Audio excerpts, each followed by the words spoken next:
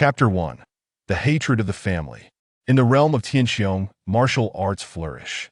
This is a world where dimensions intertwine and spiritual energy proliferates. Within this vast land, prodigious talents abound, and countless cultivators aspire to the pinnacle path, known as the way of spiritual cultivation. In the northeastern wilderness lies a small town, not particularly prosperous. At this moment, the sky is shrouded in dark, rolling clouds, casting a damp heaviness in the air that feels almost suffocating. On a dimly lit, ordinary street, a series of dull thuds echo. Ha ha, young Master Chen, are you not supposed to be formidable? Are you not the youngest spirit gatherer in your family's history? Where has your pride gone? Chen Long clutched his chest, striving to calm the tumultuous blood within him.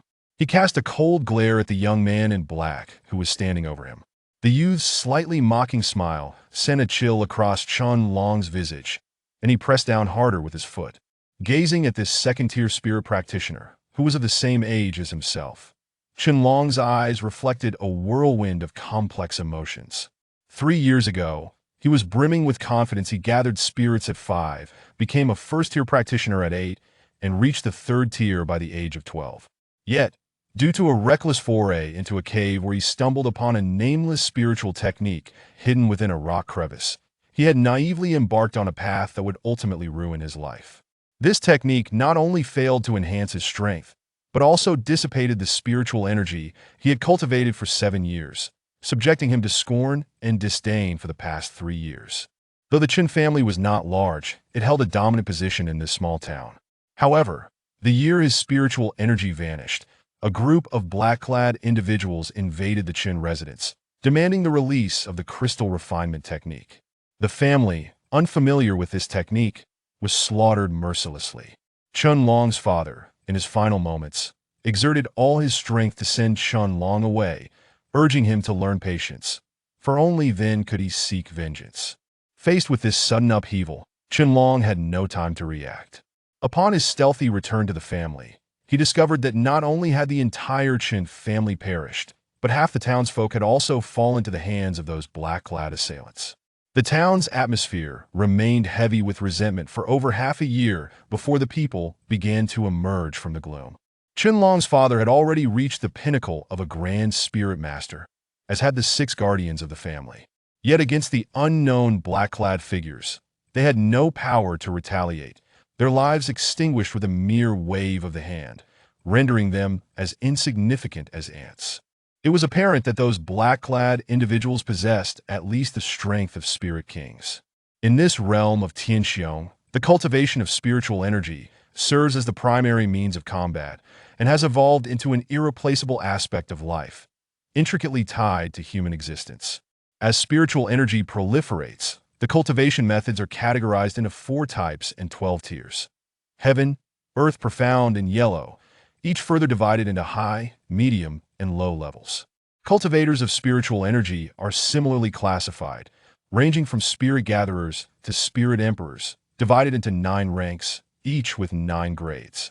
Even within each rank, the disparity in strength is vast. While many have practiced higher-level techniques, they often appear trivial in the face of true power. Recalling the spirit kings who had attacked, Chen Long's family had only a few grand spirit masters, leaving them with no recourse for resistance. In this realm, the law of the jungle prevails. The strong dominate the weak. With power, one can attain all that one desires. Without it, one is left to scurry through life like an ant. Just as Chen Long finds himself now, bereft of spiritual energy and subjected to constant bullying, he has grown accustomed to such a life. Yet, the pride ingrained within him has never allowed him to surrender. Despite his inability to harness spiritual energy, he persists in his daily training. The young man in black shows no sign of relenting, and when Chen Long attempts to dislodge the foot pressing upon him, the youth only increases the pressure. Do you think you can challenge my second-tier spirit practitioner's strength with your feeble body?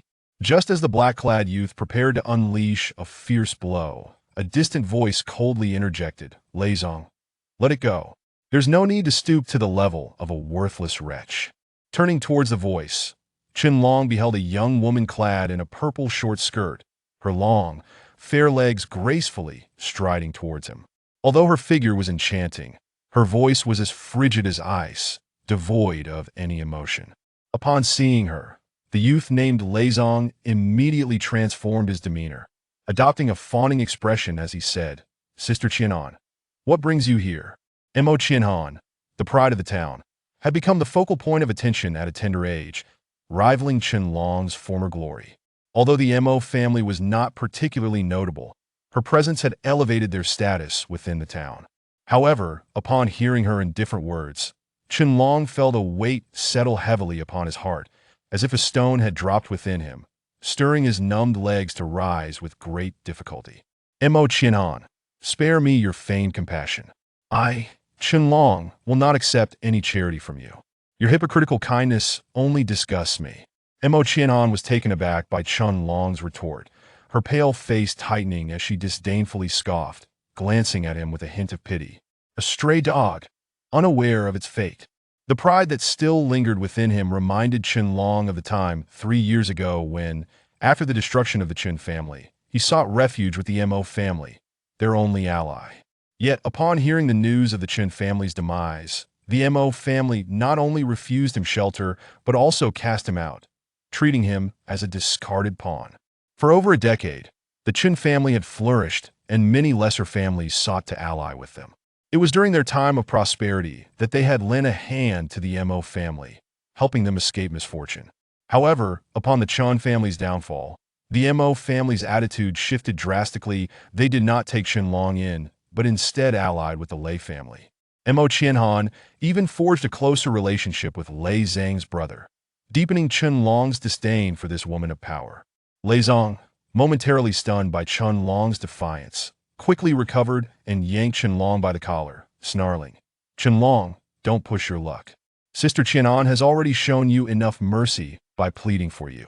Do you think the Qin family is still standing strong in this town?" The mention of the Qin family sent Qianlong's expression into a frenzy. The name was now a taboo for him. Summoning all his strength, he broke free from Li Zhang's grip. Infuriated by the rejection, Leizong sneered, "Feeling bold, are we? You dare to resist me?" Ignoring Li Zhang's taunts, Qianlong's forehead pulsed with veins, his gaze sharp as a blade. "The Mo family and the Lei family, if I, Qianlong, ever find the chance, I will repay you 100-fold for today's humiliation." Chapter 2. Linger. Upon hearing Qianlong's declaration, Leizong burst into derisive laughter, mocking, "Repay 100-fold? On what grounds? With your inability to gather spiritual energy?" Even Mo Qianhan couldn't suppress a smirk at those words, a hint of scorn evident in her demeanor. "Leizong, let's go. He's become such a pathetic sight. What's the point of letting him prattle on?"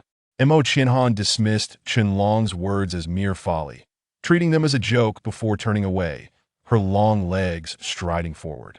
Leizong, grinning, chimed in, "Don't let me catch you on this street again, otherwise I'll beat you every time I see you." Qianlong, resolute, met Li Zhang's gaze without fear, then let out a savage laugh. Feeling unnerved under that gaze, Leizong shrugged off his cloak and turned to chase after Mo Qianhan. "By the heavens, I, Qianlong, will not submit to you. If you seek to obstruct me, I shall pierce through this veil of sky. Just watch, just watch." Standing motionless on the ground, Qianlong pointed at the overcast sky and shouted, his voice echoing in his ears.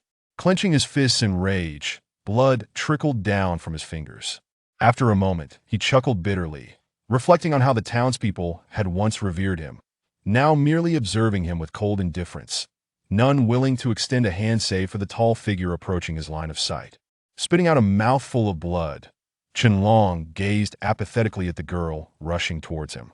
His family had been annihilated overnight, and with the fall of the town's overlord, the Lei and Yi families, the only ones left standing beside the Qin family, had risen without hesitation. It was then that the Mo family, once allied with the Qins, chose without a second thought to side with the Lei family, complicating Qianlong's plight even further. "Brother Qianlong, am I late? Did Leizong trouble you again?"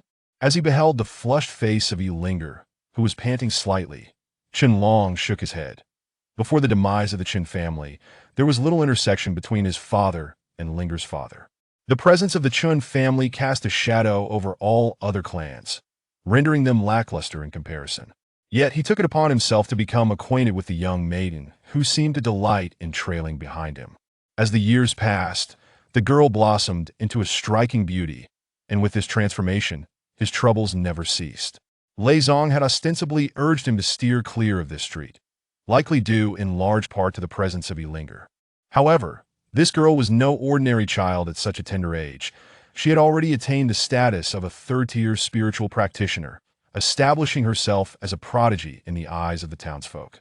Even Mo Chinhan of the Mo family could only aspire to her level, for she was, after all, a year younger than Qinlong. Qinlong Gij, if you have something to say, please tell Linger. I promise to assist you in any way I can. Gazing at Linger, who spoke with such earnest conviction, Qinlong felt a warmth in his heart. Perhaps aside from his parents, it was this young beauty who cared for him the most. Even upon learning that he had lost all his spiritual energy, she remained steadfast in her attempts to comfort him. Had it not been for her daily deliveries of meals, he might have perished on the streets by now. Is it Linger's presence that brings trouble to Qinlong Gij?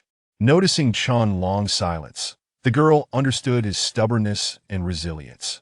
Over the past 3 years, despite living under constant ridicule, his character and forbearance had been profoundly tempered. Please return home, Linger. I wish to be alone for a while, Qinlong said, self-deprecatingly. Even though he harbored a fondness for this gentle girl, he felt he could no longer show it. Without his spiritual energy, he was no different from a useless being, and he believed he no longer deserved to harbor any affection for her. Linger pouted slightly, observing the obstinate youth before her. Qinlong Gij, you once taught me that a true man should be able to take up and let go, not allowing the opinions and words of others to sway his thoughts.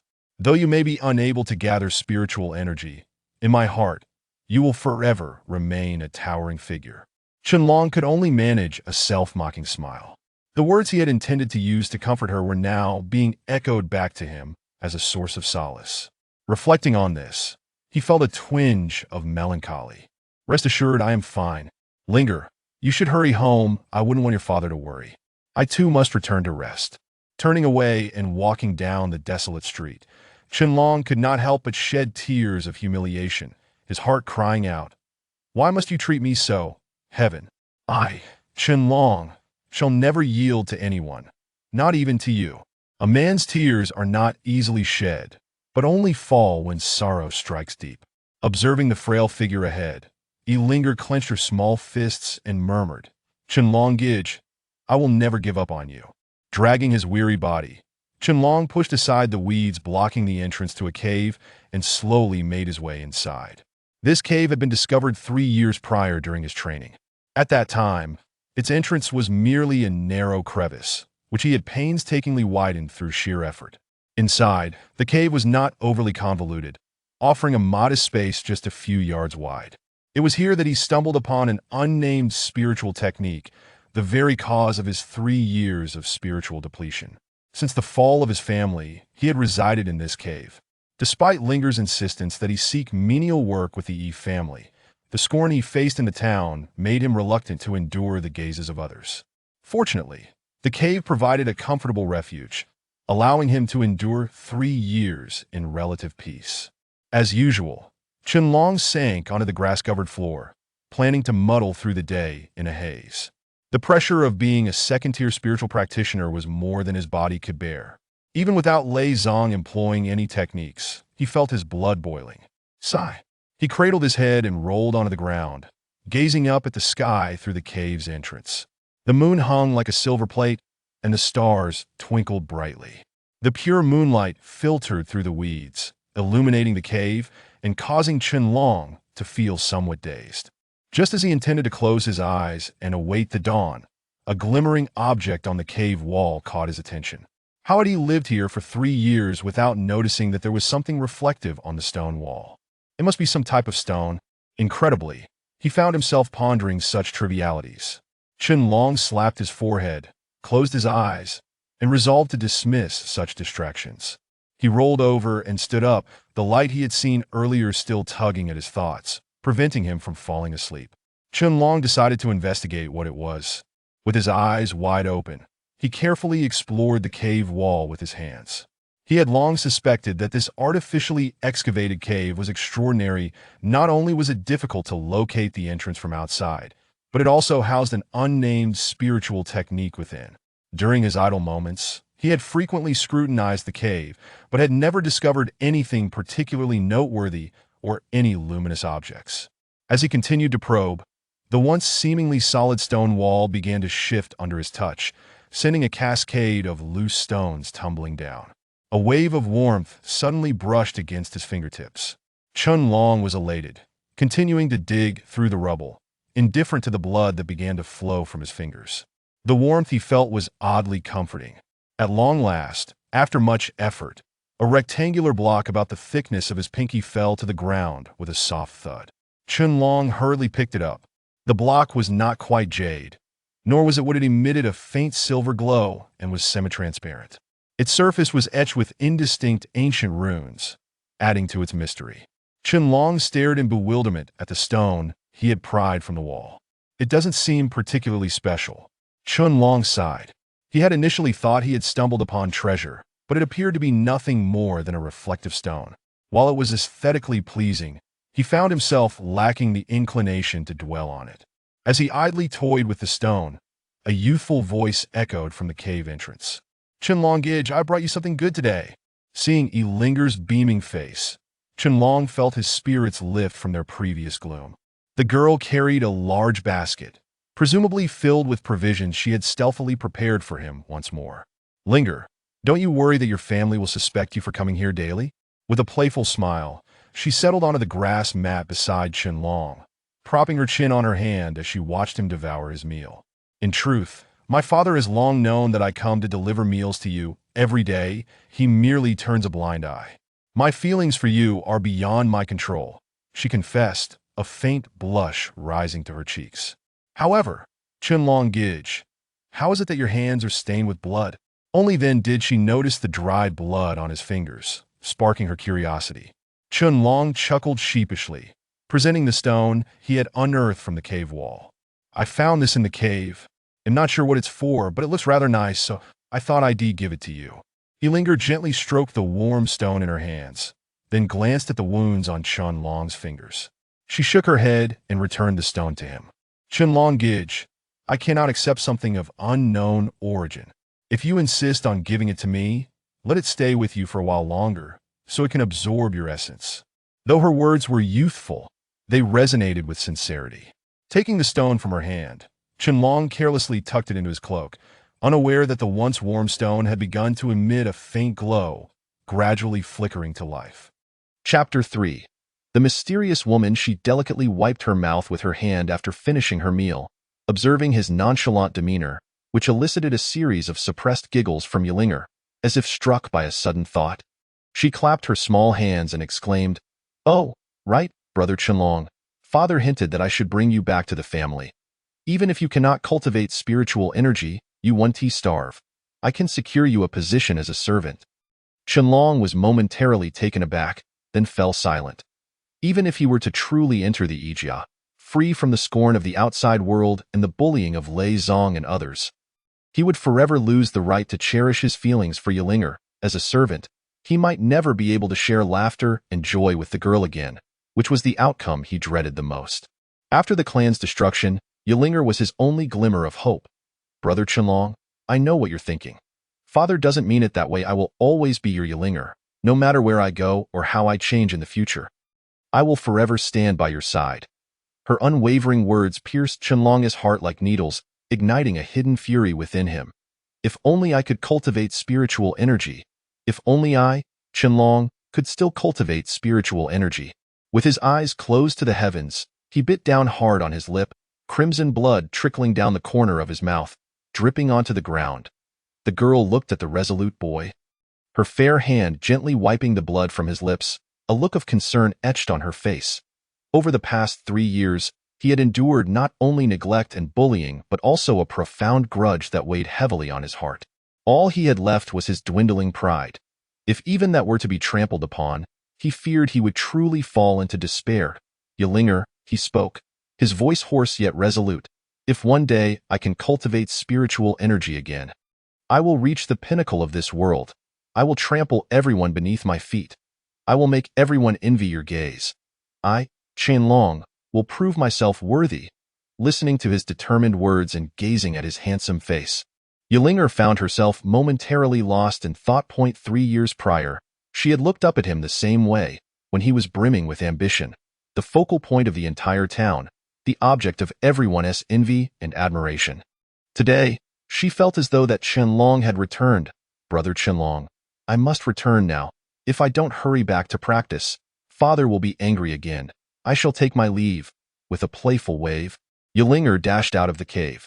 After bidding her farewell, Qianlong began his daily attempts to cultivate spiritual energy. He settled into a lotus position, his chest rising and falling rhythmically with each breath, the cycle completing itself. After an indeterminate amount of time, he lay back on the grass mat, resting his head on his hands. Alas, am I truly destined to be a useless person for the rest of my life? I once swore to seek vengeance, and I promised Yilinger that I would make her proud. A look of helplessness washed over Qianlong's face, as he felt, as usual, no trace of spiritual energy within him. Is this how easily you succumb to despair? Startled by the unfamiliar voice echoing from the void, Qianlong instinctively rolled on the ground, leaning against the cave wall and scanning the surroundings for any sign of life. Yet finding none, confusion swept over him.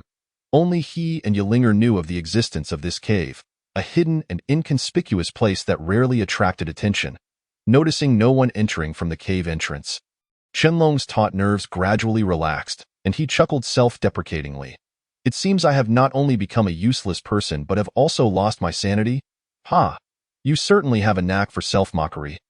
Hearing the cold voice of the mysterious woman once more, Qianlong felt a twinge of unease. Who are you? Stop playing tricks and show yourself, he demanded, though a flicker of fear ignited within him. There's no need to search. I am right within your embrace. Furrowing his brow for a moment, he instinctively pulled out a stone and hurled it toward the cave entrance. However, before he could steady his racing heart, the stone floated back in midair, stopping before him. I must say, your temper is quite impressive.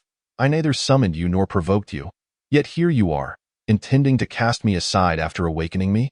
Qianlong broke into a cold sweat, utterly astonished that the stone he had unearthed could speak. The stone emanated a faint silver glow, trembling slightly in midair before a mist-like shadow drifted forth from within. Though the figure appeared exceedingly vague, its outline revealed a breathtakingly beautiful woman clad in a fiery red cloak, her elegance accentuated by the gentle breeze. Her demeanor was dignified, akin to that of a celestial being, and the 3-petaled flower upon her forehead bestowed upon her a unique aura. Yet, the chilling glint in her long, beautiful eyes was reminiscent of ice. But Qianlong had no time to ponder this. Instinctively, he took a few steps back, leaning against the cave wall, panting heavily. The shock this encounter brought him was nothing short of overwhelming. The ethereal figure continued to observe him calmly, and when she sensed that Qianlong had regained a semblance of composure, she spoke again. I never anticipated that it would be you, a mere boy, who would awaken me. Once he had steadied his nerves, Qianlong took a closer look at the shadow, confirming it to be a manifestation of spirit before he seated himself on the grass mat once more. Who are you, and how did you end up within this stone? My identity is of little consequence. What matters is who you are. I sense extraordinary mental power within you. If you were merely an ordinary person, you would never have been able to awaken me. Qianlong smirked. He had indeed heard of mental power, understanding that the greater one's mental strength, the swifter their spiritual cultivation.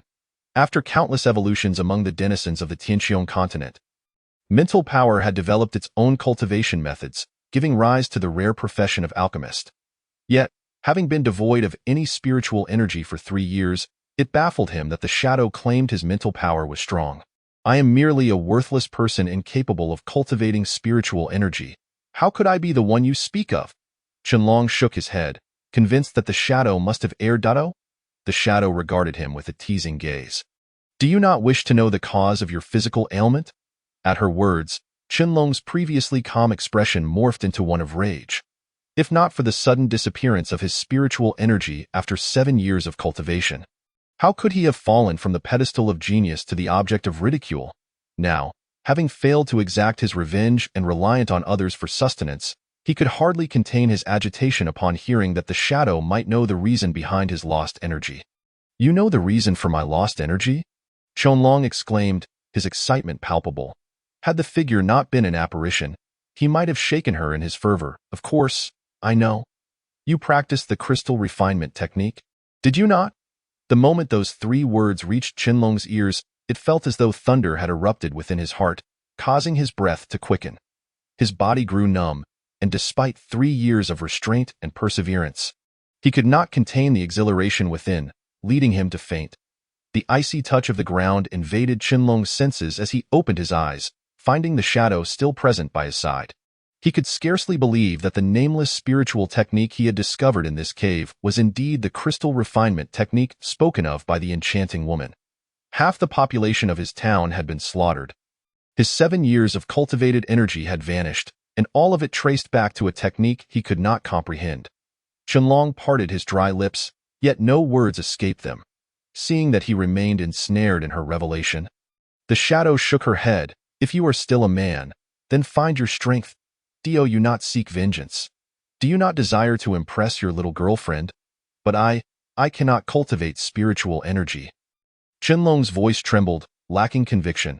He could not bring himself to believe that this sudden apparition could restore the energy he had lost for so long. The shadow sighed. "Very well.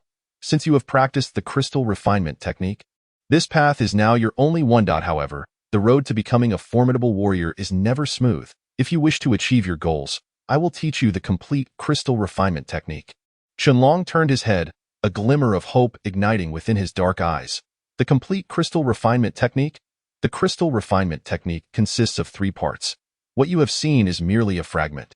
Otherwise, how could your spiritual energy have inexplicably vanished? Though the fragment contains only a few words, and you may not perceive its significance, those very words have caused your spiritual energy to hide along unique meridians, rendering your ordinary cultivation methods ineffective. In other words, you have gone astray. The shadow flickered slightly, observing Qianlong as he struggled to rise from the ground. His gaze transformed into one of unwavering determination, earning the shadow's newfound respect. If you practice the complete crystal refinement technique, the spiritual energy within you will reconnect your meridians, drawing forth the energy that lies dormant. Go regain the prowess you possessed before losing your spirit. It would merely take a few days. However, the path that lies ahead will be far more arduous than that of an ordinary person. The crystal refinement technique is not as simplistic as you envision. At this juncture, you may choose to cultivate the crystal refinement technique or opt to continue living a meager existence. How can I persist in such a meager state when I have yet to avenge my great grievances? Not only will I practice the crystal refinement technique, but I shall also aspire to become the unparalleled force of this continent, moving all to tears. Witnessing Qianlong regain his spirit, the ethereal figure smiled faintly. If he lacked even this determination, then even mastering the crystal refinement technique would render him a stagnant waste. Chapter 4. Acknowledging an older sister. If you wish for me to teach you the crystal refinement technique, it is not impossible, but I cannot simply impart it to an outsider, can I? Qianlong's deep, dark eyes widened in surprise as he regarded the ephemeral figure before him. After a moment's hesitation, he said, "Master, please allow me to pay my respects." The figure raised an eyebrow, her eyes as clear as autumn waters, holding an inexplicable charm. "Young man, I am merely in my 20s. Do you call me master because you find me old?" "In their 20s? Qianlong's mouth fell agape, his expression one of disbelief. How could one possess such strength at that age? He couldn't help but ponder this in his mind. The figure's lips curved upward slightly as she regarded the dim-witted Qianlong. Letting out a soft sigh, "We are not far apart in age, and I prefer not to be called master.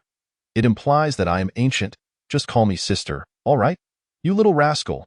Qianlong's lips twitched a few times, and seeing the figure's eager expression, he could only force a smile and nod. He awkwardly uttered, "Sister." The figure pressed her crimson lips together, nodding in satisfaction. "I have already overheard your conversation with your young lady friend. Your name is Qianlong, correct?" Qianlong's face flushed. Had this sister heard his words directed at Ling Er? If that were the case, would he have no personal privacy in her presence from now on? Seemingly reading his thoughts, the ethereal figure waved her hand and closed her eyes. "To prevent others from sensing my existence, I shall retreat into this stone you speak of and communicate with you through spiritual awareness." Relaxing his furrowed brow, Qianlong rubbed his chin thoughtfully, developing a significant interest in this so-called sister. To remain hidden in a stone for so long as a spiritual entity must be no simple feat, especially since she even possessed the complete crystal refinement technique. Most intriguingly, she claimed to be in her 20s. "Sister, how is it that you exist within a stone? Has something happened?" Upon hearing Qianlong's question, the formerly smiling visage of the figure became somewhat rigid, her eyes revealing traces of sorrow. Gradually, her gaze sharpened, as if recalling something that ignited her ire. "Some matters are better left unknown to you too soon, for they may bring you no benefit. Simply heed my guidance and cultivate diligently. In due time, all will be revealed." Qianlong pouted. He detested such cryptic remarks, however, the pressure exerted by the ethereal figure compelled him to remain silent. Changing the subject, Qianlong grinned at the figure. "Sister, when do you plan to teach me the crystal refinement technique?" Casting a sidelong glance at the excited Qianlong, the figure slowly began to speak. "At present, I can only teach you to harmonize the spiritual energy within your body. To learn the complete crystal refinement technique, we shall wait until you have recovered to the state of a spiritual practitioner." Qianlong rolled his eyes, still grinning at the figure. "Sister, you must be incredibly formidable. Then, in that case, can't you simply transfer your spiritual energy to me?" The figure's expression darkened. "Accepting external force will forever hinder your ascent as a supreme powerhouse. Even if I were to transfer all the spiritual energy remaining in my soul to you, you would never make any progress in your life." Qianlong, sensing her admonishment, felt an unexpected sense of reassurance. For 3 years, no one had scolded him out of concern for his well-being. Reflecting on this, his eyes grew moist, for he had found a semblance of familial warmth in the presence of this woman he had only just met today. The figure, seemingly attuned to Qianlong's transformation, adjusted her tone, softening her gaze. "You little rascal, to stand atop the world, sheer strength and skill alone are insufficient. A true powerhouse learns to endure and possesses unparalleled perseverance." Clenching his fists, Qianlong acknowledged the figure's words. After 3 years of enduring, he was no longer the same person who would give up at the slightest setback. Witnessing Qianlong's reaction, the figure felt a sense of satisfaction. This boy's mental fortitude was remarkable, and perhaps he could indeed inherit all that she had left unfinished, becoming the most radiant being in the world. The figure smiled gently at Qianlong. "My name is Hua Xinyun. You may simply call me sister. Remember, regardless of the circumstances, do not reveal my existence to others." Qianlong nodded solemnly. Since Huashan had said so, there must be a reason behind it, and he had no desire to engage in any form of deception. His path ahead remained long, and persistent cultivation was essential for his survival. In the face of the spirited Qianlong, Hua Xinyun was in high spirits herself. She became serious and inquired, "Do you wish to become an alchemist?" Upon hearing the term alchemist, Qianlong's body jolted with excitement. In the Tianqiong continent, surely no one would not wish to become an alchemist. This profession could scarcely be described as rare. It was regarded as exceedingly scarce. The appearance of any alchemist would draw the attention of major factions, granting them significant status. However, the requirements to become an alchemist were exceptionally stringent. One needed not only extraordinary mental acuity, but also the physical attributes of both fire and wood elements. Using wood as a foundation and fire for alchemy, one must harmonize the two with mental prowess. Even possessing these attributes, the probability of becoming an alchemist remained exceedingly low. Countless prominent families had exhausted their resources to nurture a single alchemist, while many had offended various factions to gain the favor of one. The elixirs concocted by alchemists, though precious, were not the most alluring. Rather, it was the recipes that captivated all. Crafting potions required vast amounts of rare materials. And without a recipe, no one would dare to recklessly experiment with their resources. The formation of a recipe demanded considerable time and was the result of countless individuals refining and revising it, leading to its eventual circulation. The significance of a recipe is self-evident. Now, as Qianlong heard Hua Xinyun inquire whether he wished to become an alchemist, he was utterly entranced, vigorously nodding his head. Yet, he was acutely aware that such a revered profession could not simply be wished into existence. Without someone to impart experience and recipes, one could never hope to become an alchemist in a lifetime. Qianlong gazed at Hua Xinyun, puzzled. Sister, could it be that you are also an alchemist? Noticing Qianlong's reverence for alchemists, Hua Xinyun coughed lightly. Naturally, I am an alchemist, and I possess quite a few recipes. If you can learn to craft potions yourself, you may shorten your cultivation time. Some elixirs could even propel you to great heights. Qianlong's face flushed as he bowed respectfully to Hua Xinyun, his eyes gleaming with hope. Sister, do you think I possess the qualifications to become an alchemist? Having spoken, Qianlong spun around twice in place, eager for Hua Xinyun to thoroughly assess him. Hua Xinyun chuckled. Qianlong's antics made her momentarily forget her previous displeasure as she scrutinized him closely. You pass muster, I suppose. Your physical attributes are sound, and your mental acuity is exceptionally strong. However, your focus is lacking. What do you mean by lacking focus? Qianlong asked, his face a picture of confusion. Hua Xinyun casually replied. When I say your focus is lacking, I mean you can become overly excited by trivial matters, which may lead to significant mistakes. Qianlong shook his head vigorously. Sister, rest assured. I know there are no shortcuts to success. I will strive to become the most dazzling presence in this world through my own efforts. Seeing Qianlong's earnest demeanor, she nodded slightly in approval. Now, I shall help you guide the spiritual energy within your body. However, before we proceed, you need to prepare 3 items. Your ordinary meridians have not been nourished by spiritual energy for 3 years and have become exceedingly fragile. If we directly channel the hidden spiritual energy into them, they may not withstand the impact and could rupture. Qianlong furrowed his brow, gazing blankly at Hua Xinyun. What should I do? You fool. I can help you concoct some low-grade medicinal liquids to assist in circulating your spiritual energy. As long as you absorb the medicinal properties entirely, your meridians will become several times stronger than before. Qianlong clapped his hands joyfully, smiling brightly as he realized he had forgotten that Hua Xinyun was an alchemist. Sister, just tell me what you need. I will certainly procure it. Observing Qianlong's earnest expression, Hua Xinyun smiled mysteriously. To concoct a suitable recovery elixir for you, I require Long Shi Jin, Fangu Yi, and Ling Shi Chao. Qianlong's previously smiling visage suddenly stiffened. While he had heard of the first 2 items and knew they were not particularly expensive, he wondered where one might find the Lingxi grass. Even if it were available, it would likely not come cheap. Was there anything that could serve as a substitute for Lingxi grass? At present, he was reliant on others to bring him meals, for he had no money to speak of. Hua Xinyun shook her head and remarked, since your little girlfriend comes to deliver meals to you every day, her family must be well off. Why not take a leap of faith and borrow some money? Qianlong appeared dejected. How could he muster the courage to ask Ling Er for money? If he didn't borrow it, how long would he have to wait to restore his spiritual energy and reclaim what was rightfully his? Raking his fingers through his hair in frustration, Qianlong sought to calm himself. Someone's coming. I'll hide for now. Don't lose the stone. Remember, the sooner you gather those 3 items, the better for restoring your energy. Qianlong nodded in agreement and quickly tucked the stone into his bosom. Qianlong Gij, what are you hiding? Ling Er pouted, her tone slightly irritable. Qianlong feigned ignorance and chuckled awkwardly. Oh, it's nothing. Just the stone from yesterday. Despite his words, Ling Er's expression remained skeptical. Observing her disbelief, Qianlong decided to reveal the stone. Ling Er blocked his hand as he reached into his garment, regarding him with a bright smile. All right, Qianlong Gij, I believe you. Let us eat first. Unlike the previous days when he devoured his food ravenously, Qianlong's contemplative demeanor drew a furrowed brow from Ling Er. Qianlong Gij, is the food not to your liking today?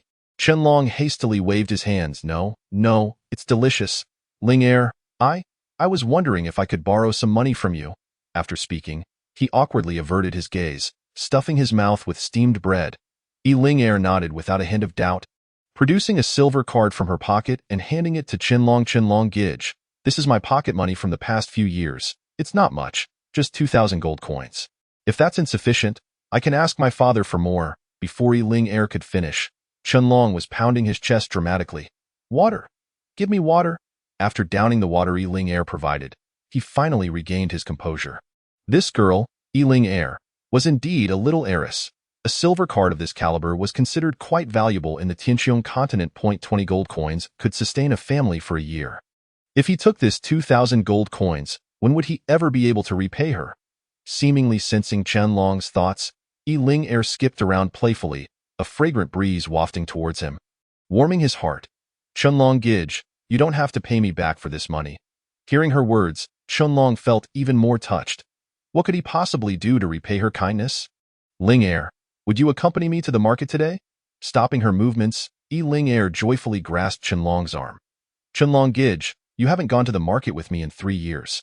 Gazing at the delighted girl, Chunlong felt a twinge of nostalgia. Ever since he had lost all his spiritual energy overnight, he had shunned the presence of others. Everyone who saw him smiled. But those smiles were laced with mockery and derision. Even so, many small vendors, under the pressure of their families, feigned friendliness towards him. However, after that incident, he found himself utterly alone, subjected to ridicule from all sides. If not for the desire to see Ling Er, he would rarely venture into the bustling market. Now, having recognized her as his sisterly mentor, and with the hope of regaining his lost spiritual energy, his spirits lifted. If he could gather the 3 herbs that Hua Xinyun had mentioned, he would no longer be seen as a worthless individual. Chunlong felt a sense of urgency and impatience. Chapter 5. The 10-day pack. Though the town was small, it boasted a variety of vendors selling all manner of goods. The sight of a shabby-dressed youth holding hands with a beautifully adorned girl drew the attention of many onlookers. Isn't that Chunlong from the Qin family? I thought he had perished after 3 years. He is holding the hand of the Yi family's young lady. It's truly a case of a toad wishing to eat swan meat. Chunlong pursed his lips and strode forward. He had grown accustomed to such jarring remarks, as long as Ling Er didn't mind. That was all that mattered. Stopping at a herb stall, Chunlong reached out to examine items like dragon snake root and reverse bone leaves, which were relatively easy to find. He intended to inquire about the prices when he noticed the stall owner, arms crossed, glaring at him with gritted teeth. Young Master Chun, if you have no money, don't go touching things haphazardly. If you break something, can you afford to pay for it? Ling Er was about to retort, but Chunlong stopped her. It's fine, Ling Er, that I'm used to it. These people are just looking down on me. The stall owner glanced at Ling Er and then rubbed his hands with a smile. Miss E, since you're here with him, let us do this. For the herbs he is interested in, I'll charge only 50 gold coins as an apology for my earlier rudeness. What do you think? 50 gold coins. Why don't you go rob someone? Chunlong erupted, shouting at the stall owner. The stall owner's lips curled into a smirk, maintaining his nonchalant demeanor. This is the lowest price I can offer, considering Miss Yi's presence. Otherwise, it would be 80 gold coins. Take it or leave it. Seeing Ling Er nod, Chunlong reluctantly extracted 50 gold coins from his silver card and tossed them to the stall owner. Hurriedly stuffing the herbs into his backpack, as they turned down another street, Hua Xinyun's voice echoed in his mind. You little rascal, head to the left to that general goods stall. I sense something good there. An inexplicable excitement surged within Chunlong as he dragged Ling Er, who was still admiring jewelry, along with him. Ling Er suddenly pulled along, pouted in discontent and rolled her eyes at Chunlong. However, he was too focused on Hua Xinyun's words to care. He quickly approached the stall. Sister Yun, what are we looking for? Chunlong scanned the area but found nothing particularly special, prompting a frown. The shard at the top, by IT has a strong soul imprint. It should be valuable. Chunlong waved his silver card at the stall owner, picking up the shard. Boss, what is this shard? It looks so worn. How can you even sell it? The stall owner's gaze fixated on the silver card in Chunlong's hand as he replied, Don't underestimate this shard. It was unearthed from a grave site just a few days ago. I have no idea what it is, which is why I'm selling it. If I knew its value, I would have sent it to the auction house instead of displaying it here. Feigning indifference, Chunlong knocked on the shard and tossed it back onto the stall. You must be desperate for money. It's just a piece of broken tile. Seeing Chunlong turn to leave, the stall owner hurriedly grabbed his arm. Wait, don't rush off. I have many good items. Please take another look. Shaking his head, Chunlong pointed at the broken tile. If you're selling such junk, it shows your stall has nothing of value. How do I know you are not trying to swindle me? The stall owner hesitated, then gritted his teeth. Fine, today, if you buy from me, everything is just 1 gold coin each. Does that work for you? Chunlong finally smiled, returning to the stall to continue selecting items, eventually purchasing a variety of jade bottles and jars, casually tossing the broken tile into his bag as well. Since I've bought so much, just give me that broken tile. You won't be able to sell it anyway. The stall owner counted the coins in his hand, lacking the energy to argue, waved dismissively. Consider it a gift. Come again. Ling Er gazed at the large bag on Qianlong's back, puzzled. Qianlong Gij, why did you buy so many bottles along with the herbs? Qianlong smiled mysteriously at her. You'll find out later. Though Ling Er seemed dissatisfied with his vague response, she refrained from pressing further. As long as Qianlong was happy, he could buy whatever he wished. After searching the stalls thoroughly and finding no lingxi grass, the two headed toward a pharmacy on the street. Ultimately, thanks to Ling Er's influence, they spent over 200 gold coins to secure the lingxi grass. Seeing Qianlong's joyful expression, Ling Er felt a sense of delight as she wrapped her arm around his. Qianlong, you worthless fool. How dare you show your face at the market? How can you have the audacity to walk so closely with Ling Er? A discordant voice shattered the previously pleasant atmosphere. Qianlong's body stiffened momentarily before his expression turned cold. Hearing this, Ling Er's face darkened with anger as she stood protectively in front of Qianlong, glaring at the speaker. Lei Cong, don't overstep your bounds. How close I walk with Qianlong Gij is none of your business. Lei Cong quickly donned a smile, trying to curry favor with Ling Er. Waving a paper fan, he attempted to attract her attention. Ling Er, I'm just worried he might deceive you. You're so innocent. Don't call me Ling Er. It truly fills me with disgust, and it is not your place to meddle in my affairs. Observing Ling Er treating so many individuals with such blatant disrespect, he directed all his ire towards Qianlong, exclaiming, Qianlong, you coward, you worthless wretch. Hiding behind women all day does not constitute manhood. If you possess any courage, step forth and face me in a duel.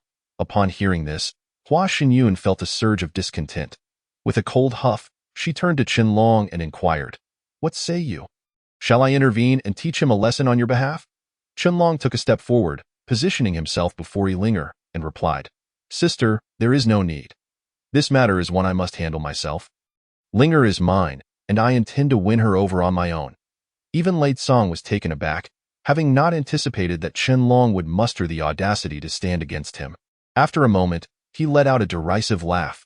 Qianlong, you seek your own demise. Do not blame me for your folly. With a slight smirk, Qianlong looked at Lei Cong, whose demeanor was as ferocious as a rabid dog, and replied with a chilling laugh, Lei Cong, we shall meet on the arena in 10 days. Do you dare? Grabbing Qianlong by the arm, Ling Er gasped in surprise, staring at him in disbelief. Seeing that Qianlong displayed no signs of fear but rather seemed remarkably composed, even his breathing steady, she found the situation increasingly perplexing. Lei Cong's expression darkened as he regarded Qianlong, his eyes brimming with malice. After a brief moment, he erupted into laughter. Qianlong, it appears you have not yet had your fill of beatings. What can you possibly achieve in 10 days, however, since you have chosen your day of reckoning? I shall wait a few days. It matters not to me. Just as tensions reached a boiling point, several individuals clad in family attire appeared, encircling Qianlong and Ling Er. One of the leading men, a burly figure, addressed Lei Cong with a respectful gesture. Young Master Lei, is it truly appropriate to suppress young Master Chun in front of so many? Although the Lei family is indeed a prominent clan, it hardly warrants fracturing relations with the Yi family over such trivial matters, does it? Lei Cong retracted his folding fan and coldly scoffed at Qianlong. This time you have assistance, but let us see if anyone will come to your aid next time. I shall await you in the arena 10 days hence. If you are frightened, there is no need for you to show up. Ha! Now, be gone! As Lei Cong and his entourage departed the bustling crowd, the leading man turned to Ling Er and Qianlong, bowing slightly. Miss, young Master Chen, are you both unscathed? Noticing Qianlong merely shaking his head in silence, Ling Er wore a grave expression. If Qianlong's earlier words to Lei Cong were merely a delaying tactic, it could be understood. Yet seeing no change in his demeanor only heightened her sense that matters were far more complicated than they appeared.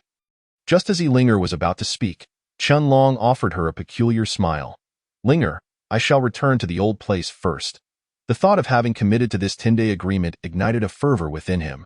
It seemed the path to restoring his strength must hasten. Chapter 6. Restoring strength. Hastily traversing the path back to the cave with a bag slung over his shoulder, he reflected, 10 days is rather rushed. Even if you manage to restore your strength, breaking through to the first-tier spirit practitioner is the best you can hope for. Coming to a halt, Qianlong clenched his fist towards the sky, his nails digging deeply into his flesh, blood trickling down into his palm. Go confront Lei Tsong. Achieving the first-tier spirit practitioner status will suffice. Calming his mind, Qianlong dashed toward the cave.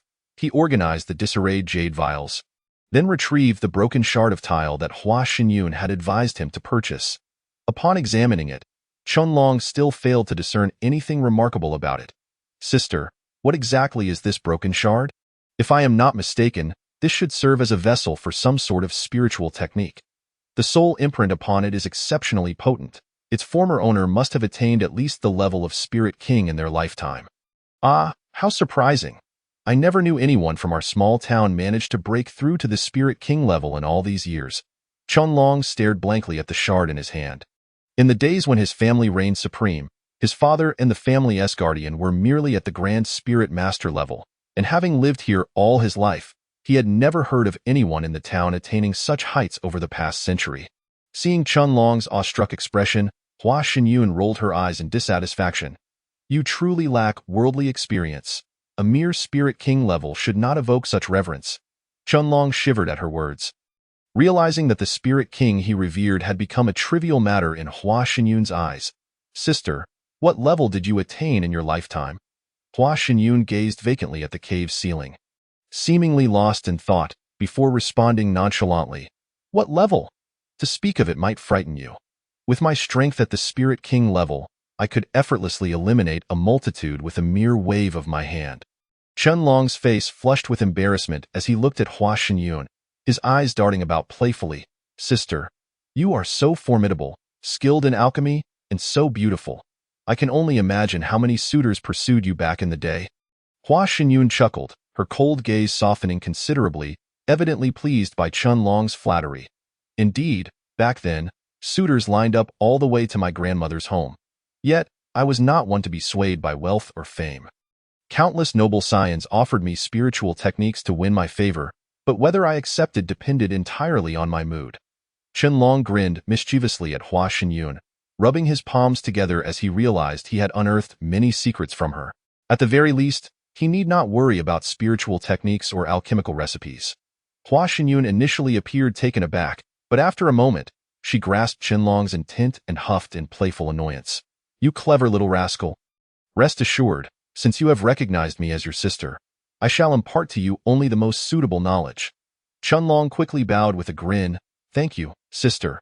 Hua Xinyun pointed at the broken shard, causing it to levitate and spin before drifting to Qianlong. A refreshing sensation surged into his mind, coalescing into flecks of information. Yellow Tier Advanced Spiritual Technique, Wind Mastery Palm. Mastering this technique allows one to manipulate air currents and can shatter stone with a breath. Lines of information flooded Qianlong's mind, filling him with exuberance. The highest level spiritual technique in his family was merely a low-tier mysterious technique. Yet this shard, casually acquired at a market, concealed a yellow-tier advanced technique. If sold at an auction, it could fetch a fortune. Hua Xinyun regarded Qianlong with an expression akin to one observing a simpleton. Is this truly remarkable? You have yet to restore your spirit energy. Once you reach a certain level, I shall have even better treasures for you.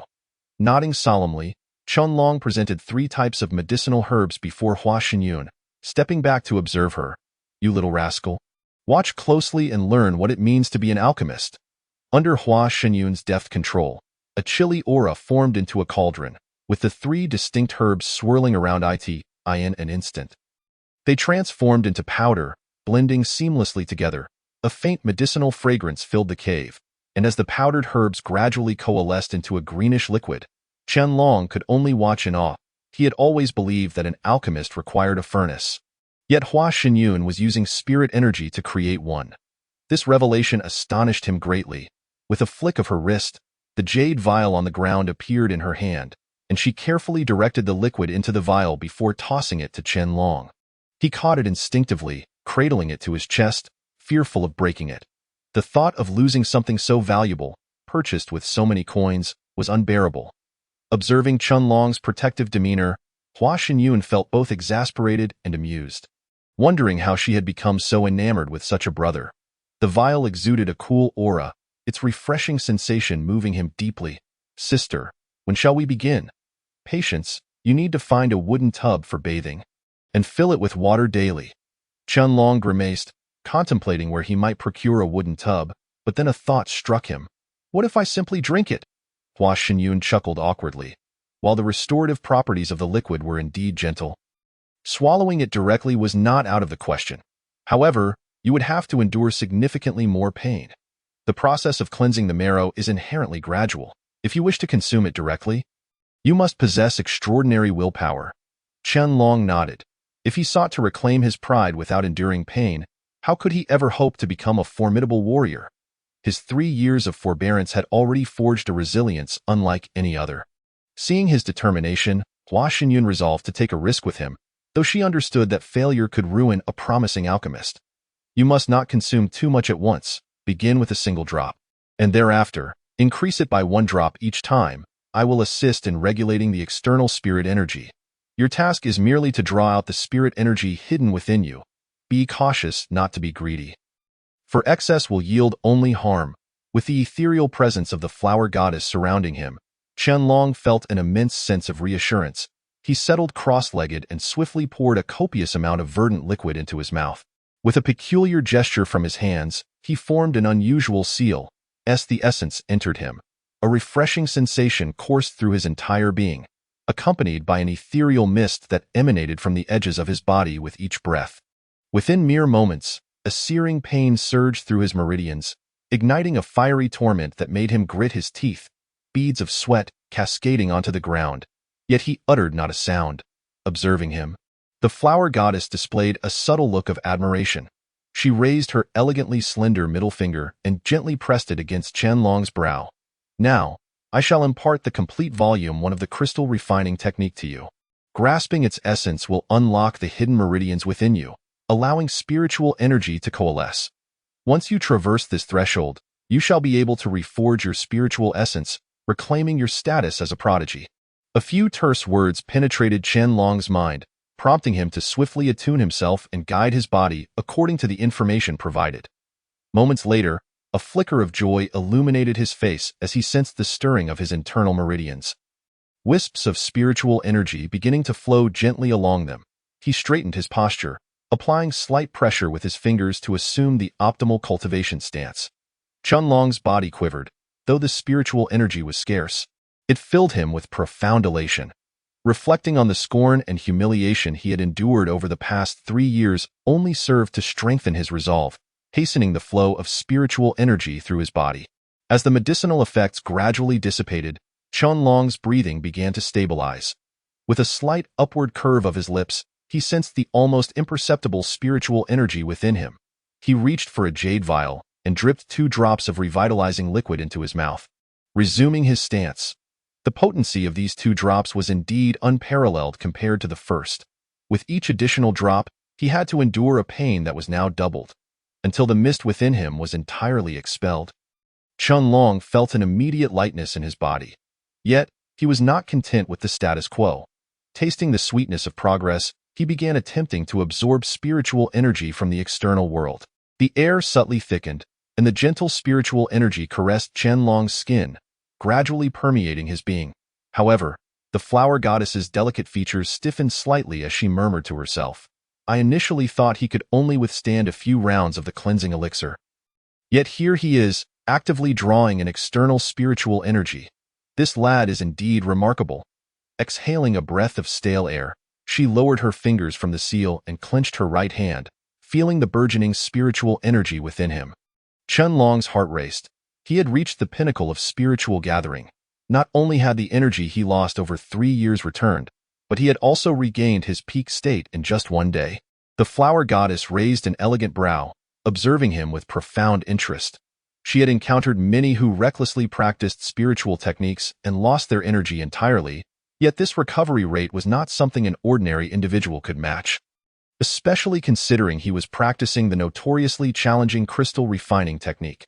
Qianlong continued to exuberantly pump his fists, the exhilarating sensation of spiritual energy lifting his spirits. The time for 3 years of humiliation was at an end. There was hope for revenge against the deep-seated enmity his family bore. And then, there was Linger, gazing at the silent flower goddess. Qianlong gradually calmed his excitement, Sister, did I practice incorrectly again? She shook her head. Though her expression was laden with disbelief, was my recovery speed too slow?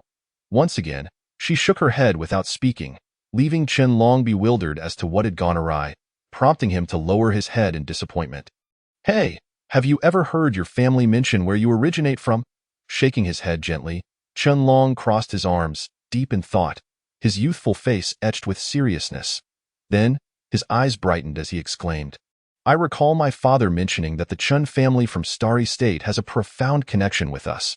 Perhaps they are our ancestral kin? What of it? The flower goddess stroked her smooth chin, staring blankly at Qianlong. Although the Chun family of Starry State is a prominent clan, it is absolutely impossible. Confounded by the flower goddess's enigmatic statement, Qianlong focused intently on her grave expression. Hesitant to utter a word. Chapter 7. The spirit crystal of heaven and earth. Puzzled by the flower goddess's words, Qianlong scratched his head, uncertain of her implication. However, he was well aware of the geographical distribution of the Sky Vault continent. The central continent encircled 9 states, each occupying a unique landmass. The place he inhabited was not part of any of the 9 states, but rather an isolated, forsaken wilderness, devoid of a specific name. Populated only by cities and towns. He had also heard his father mention that there was a formal agreement within the central continent forbidding the 9 states from launching large-scale offensives against this land, lest individuals from the central continent descend to impose punishment. The 9 states were affluent. Even without punishment, they would have no interest in this impoverished territory. Sister, are you overthinking this? The flower goddess nodded slightly, relaxing her brow as she scrutinized Qianlong for a moment. Perhaps, but your speed is not to be underestimated. Achieving this level at such a young age is indeed impressive. To be labeled a genius would not be an exaggeration. However, in the Sky Vault continent, where prodigies abound, you are merely a genius within this wilderness. If you aspire to reach the pinnacle of the world, you have a long way to go.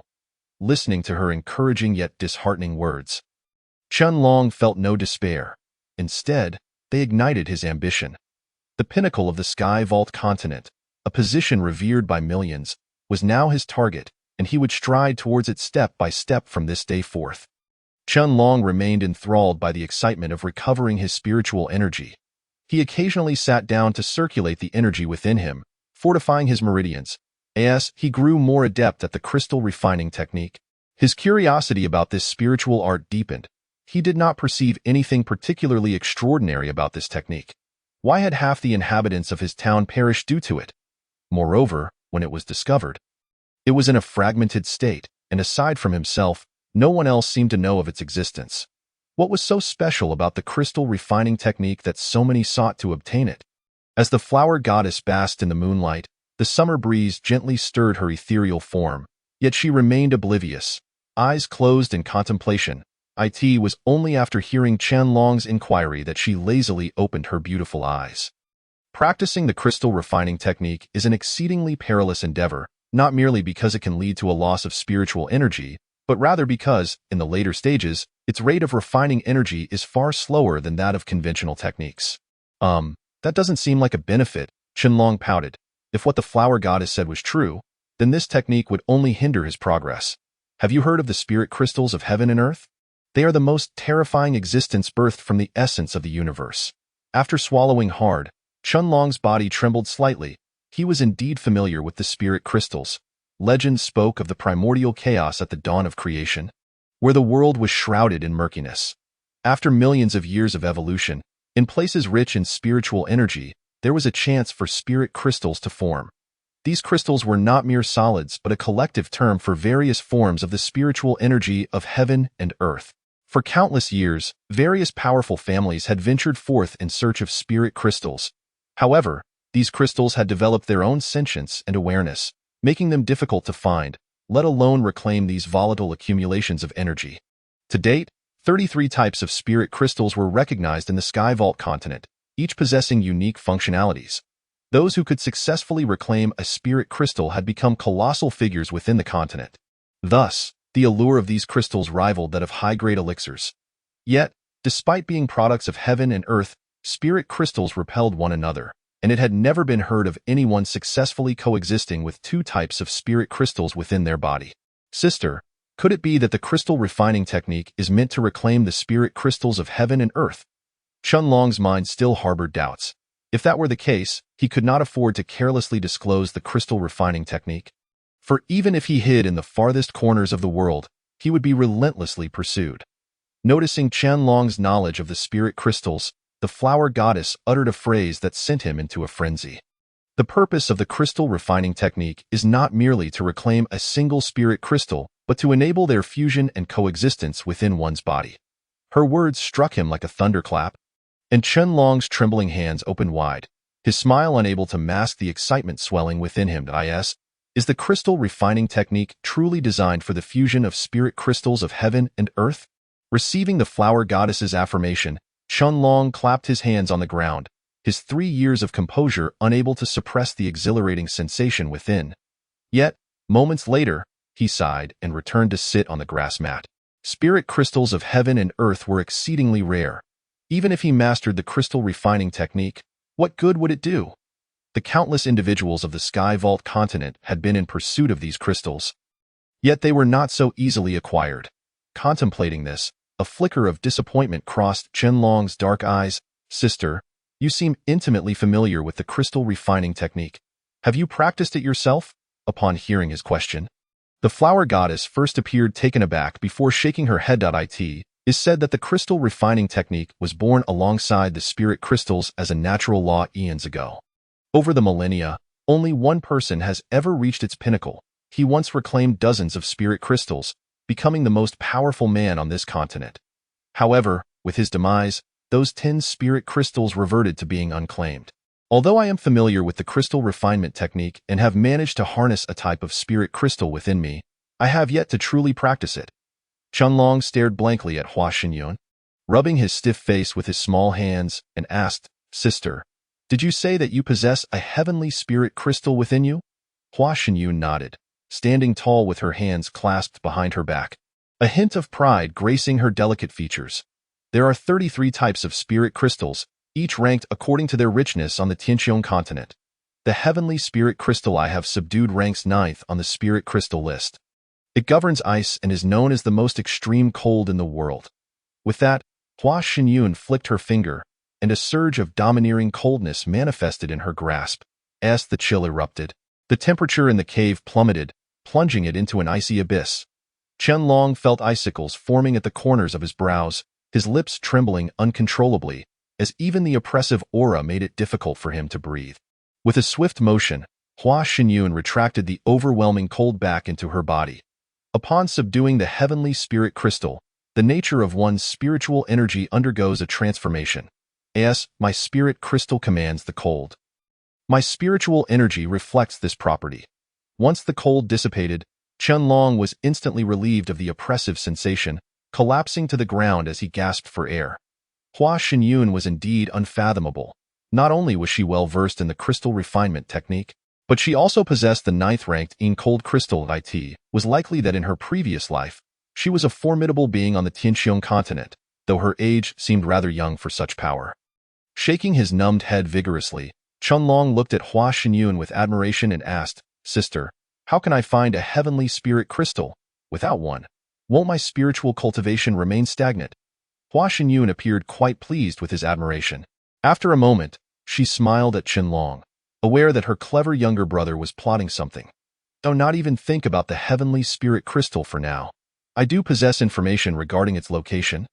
But until you break through to the Grand Spirit Master realm, venturing there would be tantamount to seeking death. Subduing the heavenly spirit crystal requires vast mental fortitude. To ensure success, you must also concoct a pill to enhance your chances. When the time is right, I will guide you to find it. Chunlong nodded. Indeed, it all came down to insufficient strength. He was eager to enhance his power. To regain his status as a 3rd-tier spirit practitioner. He resolved to intensify his training. If he could not break through to the spirit practitioner realm in the coming days, perhaps reinvigorated, Chunlong fully immersed himself in the cultivation of his spiritual energy.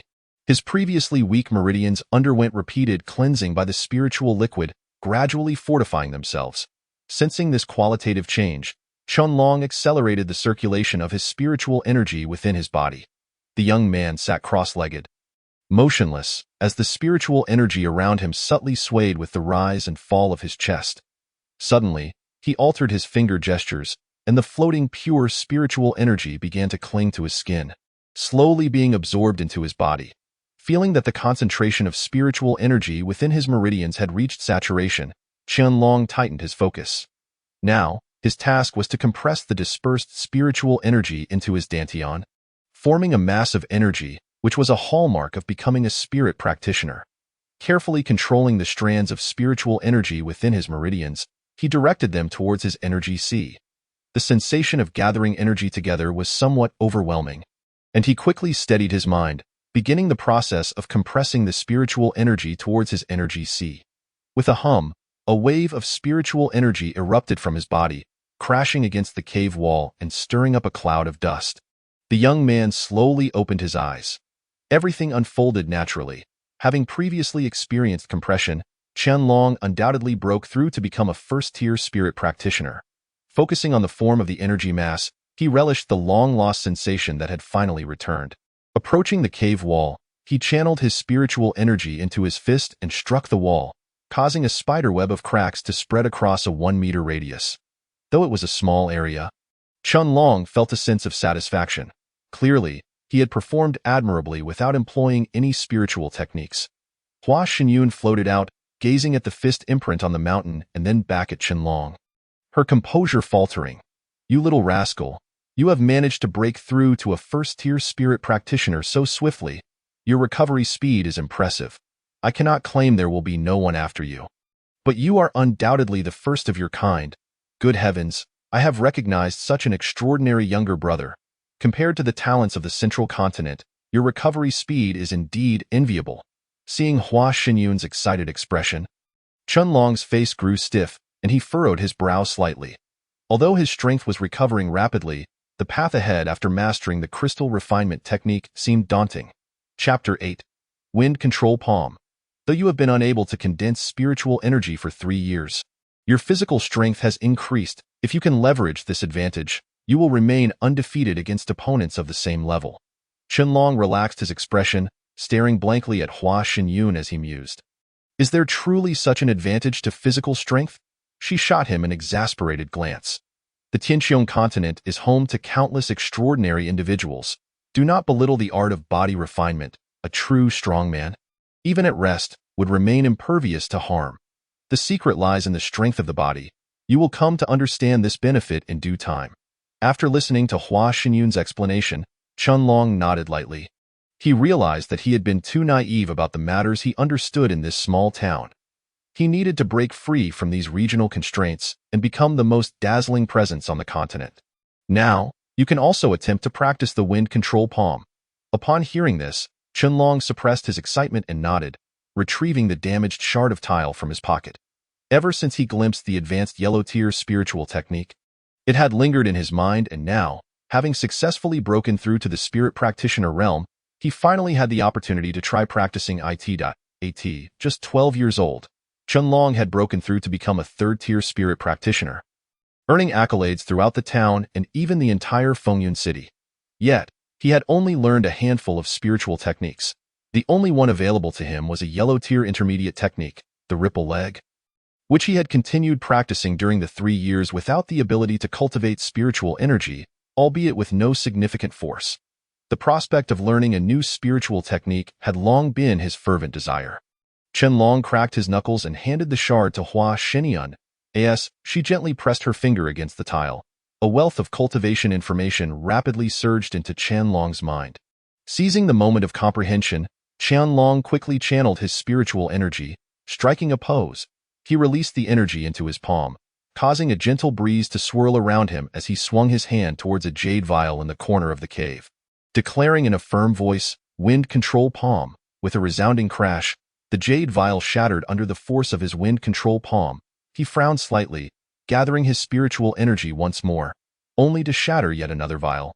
Pausing his actions, Qianlong shook his head lightly. The mastery of the wind control palm would allow him to move with the wind and utilize its power. It should not be limited to such feeble results. Hua Xinyun, noticing his dilemma, sighed with resignation.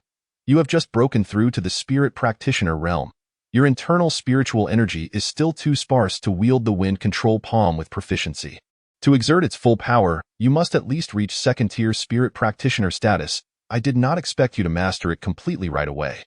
Qianlong sighed in response. He had exhausted all the recuperative spiritual liquid over the past few days, and if he did not devise a new plan, his progress would soon stagnate. As he pulled out the silver card from his pocket, he appeared somewhat lost in thought, as if the woman he longed for was vividly manifesting before him.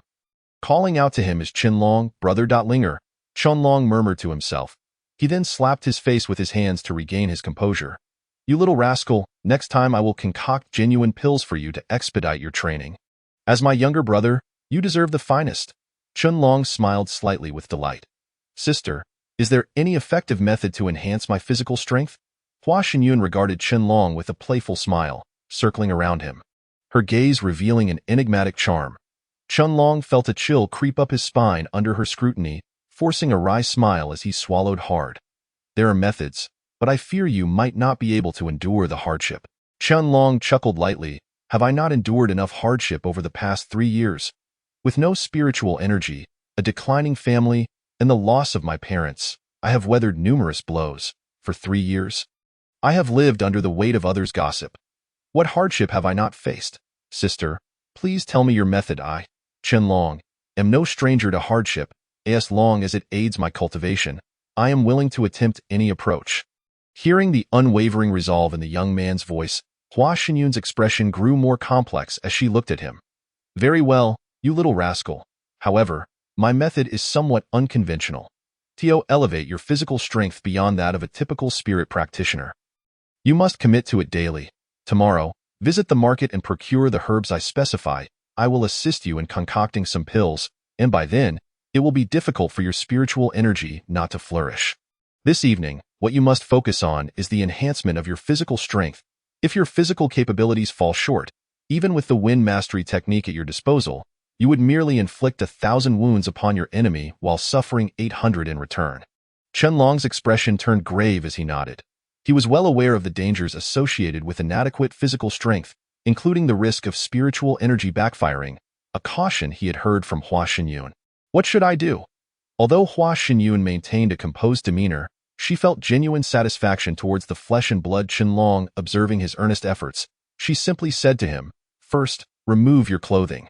Despite being merely 15 years of age and facing his own sister, Qianlong's ears flushed red upon hearing her words, leading him to shyly inquire, Sister, why must I take off my clothes? Hua Xinyun's delicate fingers coalesced, conjuring a whip made of spiritual energy that hovered a short distance from Qianlong. With a mischievous grin, she taunted, You little rascal, what else could I be doing but preparing to strike you? Noticing a hint of concern in Qianlong's expression, Hua Xinyun couldn't help but chuckle softly. Rest assured, dear brother, I will exercise restraint and not strike too hard. After nodding at Hua Xinyun, Qianlong reluctantly shed his upper garment. Gazing at her mask of indifference, he took a deep breath, gritted his teeth, and declared, Bring it on. Without the slightest hesitation, a whip of spiritual energy lashed against Qianlong's back. The excruciating pain caused him to grimace, yet he uttered no sound. After only a few strikes, his face contorted in agony, and despite the faint bloodstains that began to appear on his back, he shouted at Hua Xinyun, Keep going. Hearing his stubborn resolve, Hua Xinyun felt a flicker of admiration. The Tianqiong continent was home to many who persevered through hardship, and such individuals were undoubtedly formidable. Although Qianlong was just a 15-year-old youth, she saw hope within him. Qianlong gritted his teeth in silence, unaware that a thin layer of spiritual energy enveloped his wounds, soothing them. With each strike, this energy penetrated his skin, gradually transforming his physique, and unbeknownst to him, his physical strength had already surpassed that of an ordinary second-tier spiritual practitioner. As she watched Qianlong persist through the night, eventually falling into a deep slumber upon the grass mat, Hua Xinyun felt a pang of tenderness. This determined brother's resilience endeared him to her. Yet she also recognized the heavy burden he bore. If she did not strive to assist him, no one else could. After gazing at Qianlong for a long while, she sighed, observing the wounds on Qianlong's back beginning to heal.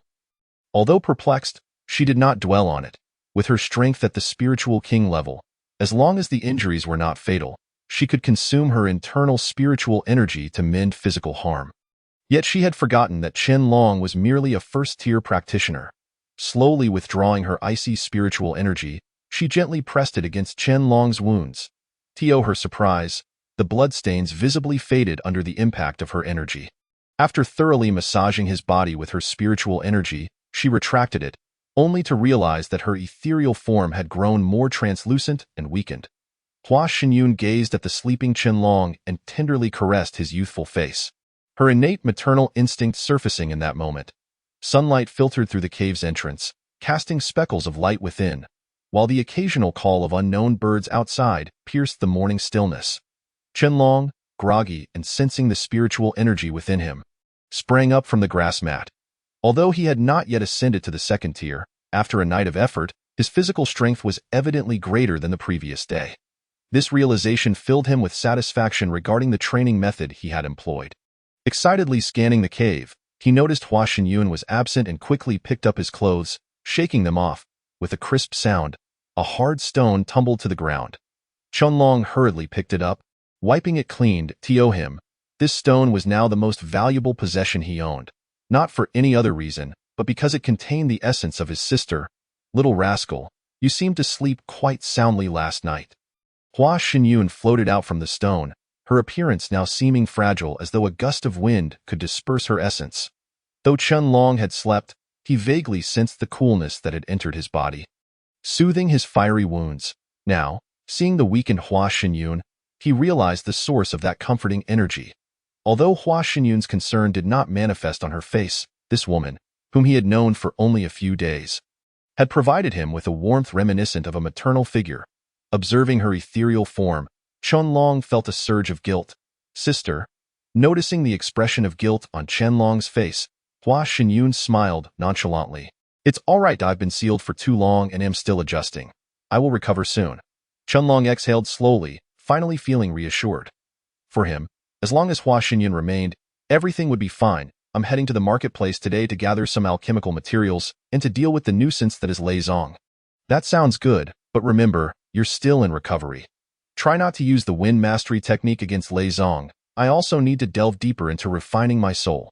With that, Hua Xinyun made no further delay and turned to return to the softly glowing stone. Qianlong hastily grabbed the stone, awkwardly donned his clothes, and carefully tucked the stone into his embrace. 3 years of patience. It was time for it to come to an end. Chapter 9. Battle against Lei Zong. The news of Qianlong's wager against Lei Zong spread throughout the small town within mere days. However, few held any hope for Qianlong, deeming him arrogant and relishing the prospect of his humiliation. This had become a favored topic of conversation after dinner in the town. Lei Zong sat by the arena, visibly impatient, as the crowd continued to swell. Moments later, he stood upon the stage, scanning the surroundings but failing to catch sight of Qianlong, prompting a disdainful smirk. In the front row, a few youthful figures, similar in age to Lei Zong, flattered him with exaggerated praise. Brother Zong, there's no way Qianlong has the guts to show up. Exactly, Brother Zong is a genius among us, while Qianlong is nothing but a waste. Listening to their remarks, Lei Zong let out several boisterous laughs. Nodding knowingly, he believed that even if Qianlong did appear, it would only result in another round of humiliation. He hardly took the matter to heart. The sole reason he had agreed to fight Qianlong in 10 days was to publicly humiliate him, to relish the sight of triumph over Qianlong before all, to crush him beneath his feet in front of everyone. This was his true desire.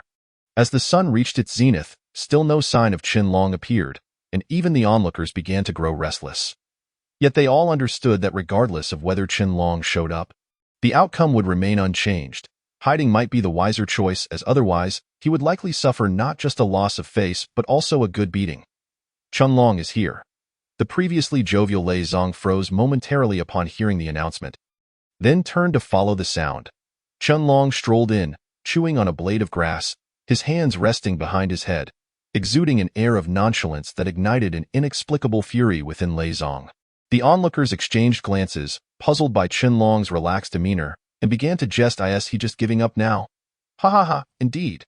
Knowing he's about to be beaten, he might as well take it easy, right? He's brave just for showing up. The murmurs reached Qianlong's ears, but he merely smiled faintly, paying little heed to their thoughts. It wasn't until he spotted Lei Zhang's cold, mocking expression on the stage that his demeanor shifted to one of seriousness. Leaping onto the stage, Qianlong spat out the grass from his mouth, ignoring the ensuing jeers from Lei Zhang.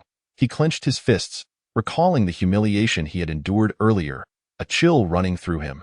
No matter what, today he would reclaim what he had lost. His path to vengeance began here. Lei Zhang glanced at Qianlong, sneering, "Ah, the great genius. I thought you wouldn't dare show up. What's this? With so many spectators today. Has your courage finally swelled?" Disregarding the provocation, Qianlong shed the carefree facade he had worn earlier, replaced instead by a palpable aura of killing intent. He replied coolly, "Too many words can lead to a slip of the tongue. A mad dog only barks aimlessly." His words held no emotion, and as they left his lips, not only did Lei Zhang's expression stiffen, but the spectators below also stared in disbelief, as if they had misheard. Standing at a distance, Imo Qianhan listened to the discussions of the crowd ahead, and with a mocking glance at the figure of Qianlong on the stage, she maintained her characteristic indifference. She dismissed the impending arena battle as insignificant. After all, just 10 days prior, Qianlong had barely lasted a single move against Lei Zhang. What could he possibly achieve in such a short span? Therefore, the outcome of this confrontation was devoid of any suspense. Incensed by Qianlong's words, Lei Zhang retracted his smile and launched a fierce assault with his legs. Qianlong's eyes glimmered with a silver light as he effortlessly evaded Lei Zhang's fierce attacks. Seizing the opportunity, he delivered a swift kick to Lei Zhang's unguarded abdomen. Wait, did I just see that correctly? Did Qianlong actually kick Lei Zhang? Breathing heavily, Lei Zhang, clearly in disbelief, pointed at Qianlong and exclaimed, "Not bad. You managed to evade my attack and even counter. But now I shall see how you withstand my spirit technique without any energy." With a low growl, Lei Zhang unleashed the power of the yellow-level intermediate technique. Mountain Splitter Fist. As he approached rapidly, his hands soon became enveloped in a layer of yellow spirit energy, accompanied by the faint sound of crumbling stone emanating from his fists. Without a hint of hesitation, Qianlong stepped forward, releasing a surge of spirit energy that enveloped his right leg, delivering a powerful kick against Lei Zhang's spirit-infused hands. Before Lei Zhang could unleash the full might of his Mountain Splitter Fist, Qianlong's kick forcefully rebounded the attack. As he landed steadily, Lei Zhang, impacted by the force, stumbled back several steps, gazing at Qianlong in disbelief, as if he had seen a ghost. A Grade 1 spirit user? The crowd erupted in astonishment, their eyes filled with confusion as they turned to Qianlong. Even Imo Qianhan, who had intended to leave, stood there with her mouth agape, her arms dropped, gazing at Qianlong with a complex expression. Imo Qianhan stood frozen, and after a moment, she murmured to herself, "This can't be possible. It's only been 10 days. How could he achieve this?" Qianlong's sudden emergence as a Grade 1 spirit user left her incredulous, and the thought of his rapid transformation in just 10 days sent a chill down her spine. Listening to the uproar from the audience, a glimmer of malice flickered in Lei Zhang's heart. He shook his numb arms and lunged at Qianlong like a ferocious dog, and no matter whether he tried to dodge or block, Lei Zhang could not land a blow on Qianlong. The previously oppressive atmosphere gradually morphed into a farcical spectacle as Lei Zhang exerted himself. "Impossible. You are nothing but a waste. How could you possibly possess spirit energy?" Lei Zhang's voice was hoarse, his eyes bloodshot. "Qianlong, you have forced my hand. Even if you have truly broken through to a Grade 1 spirit user, what of it? Today, I will show you how powerless you still are before me."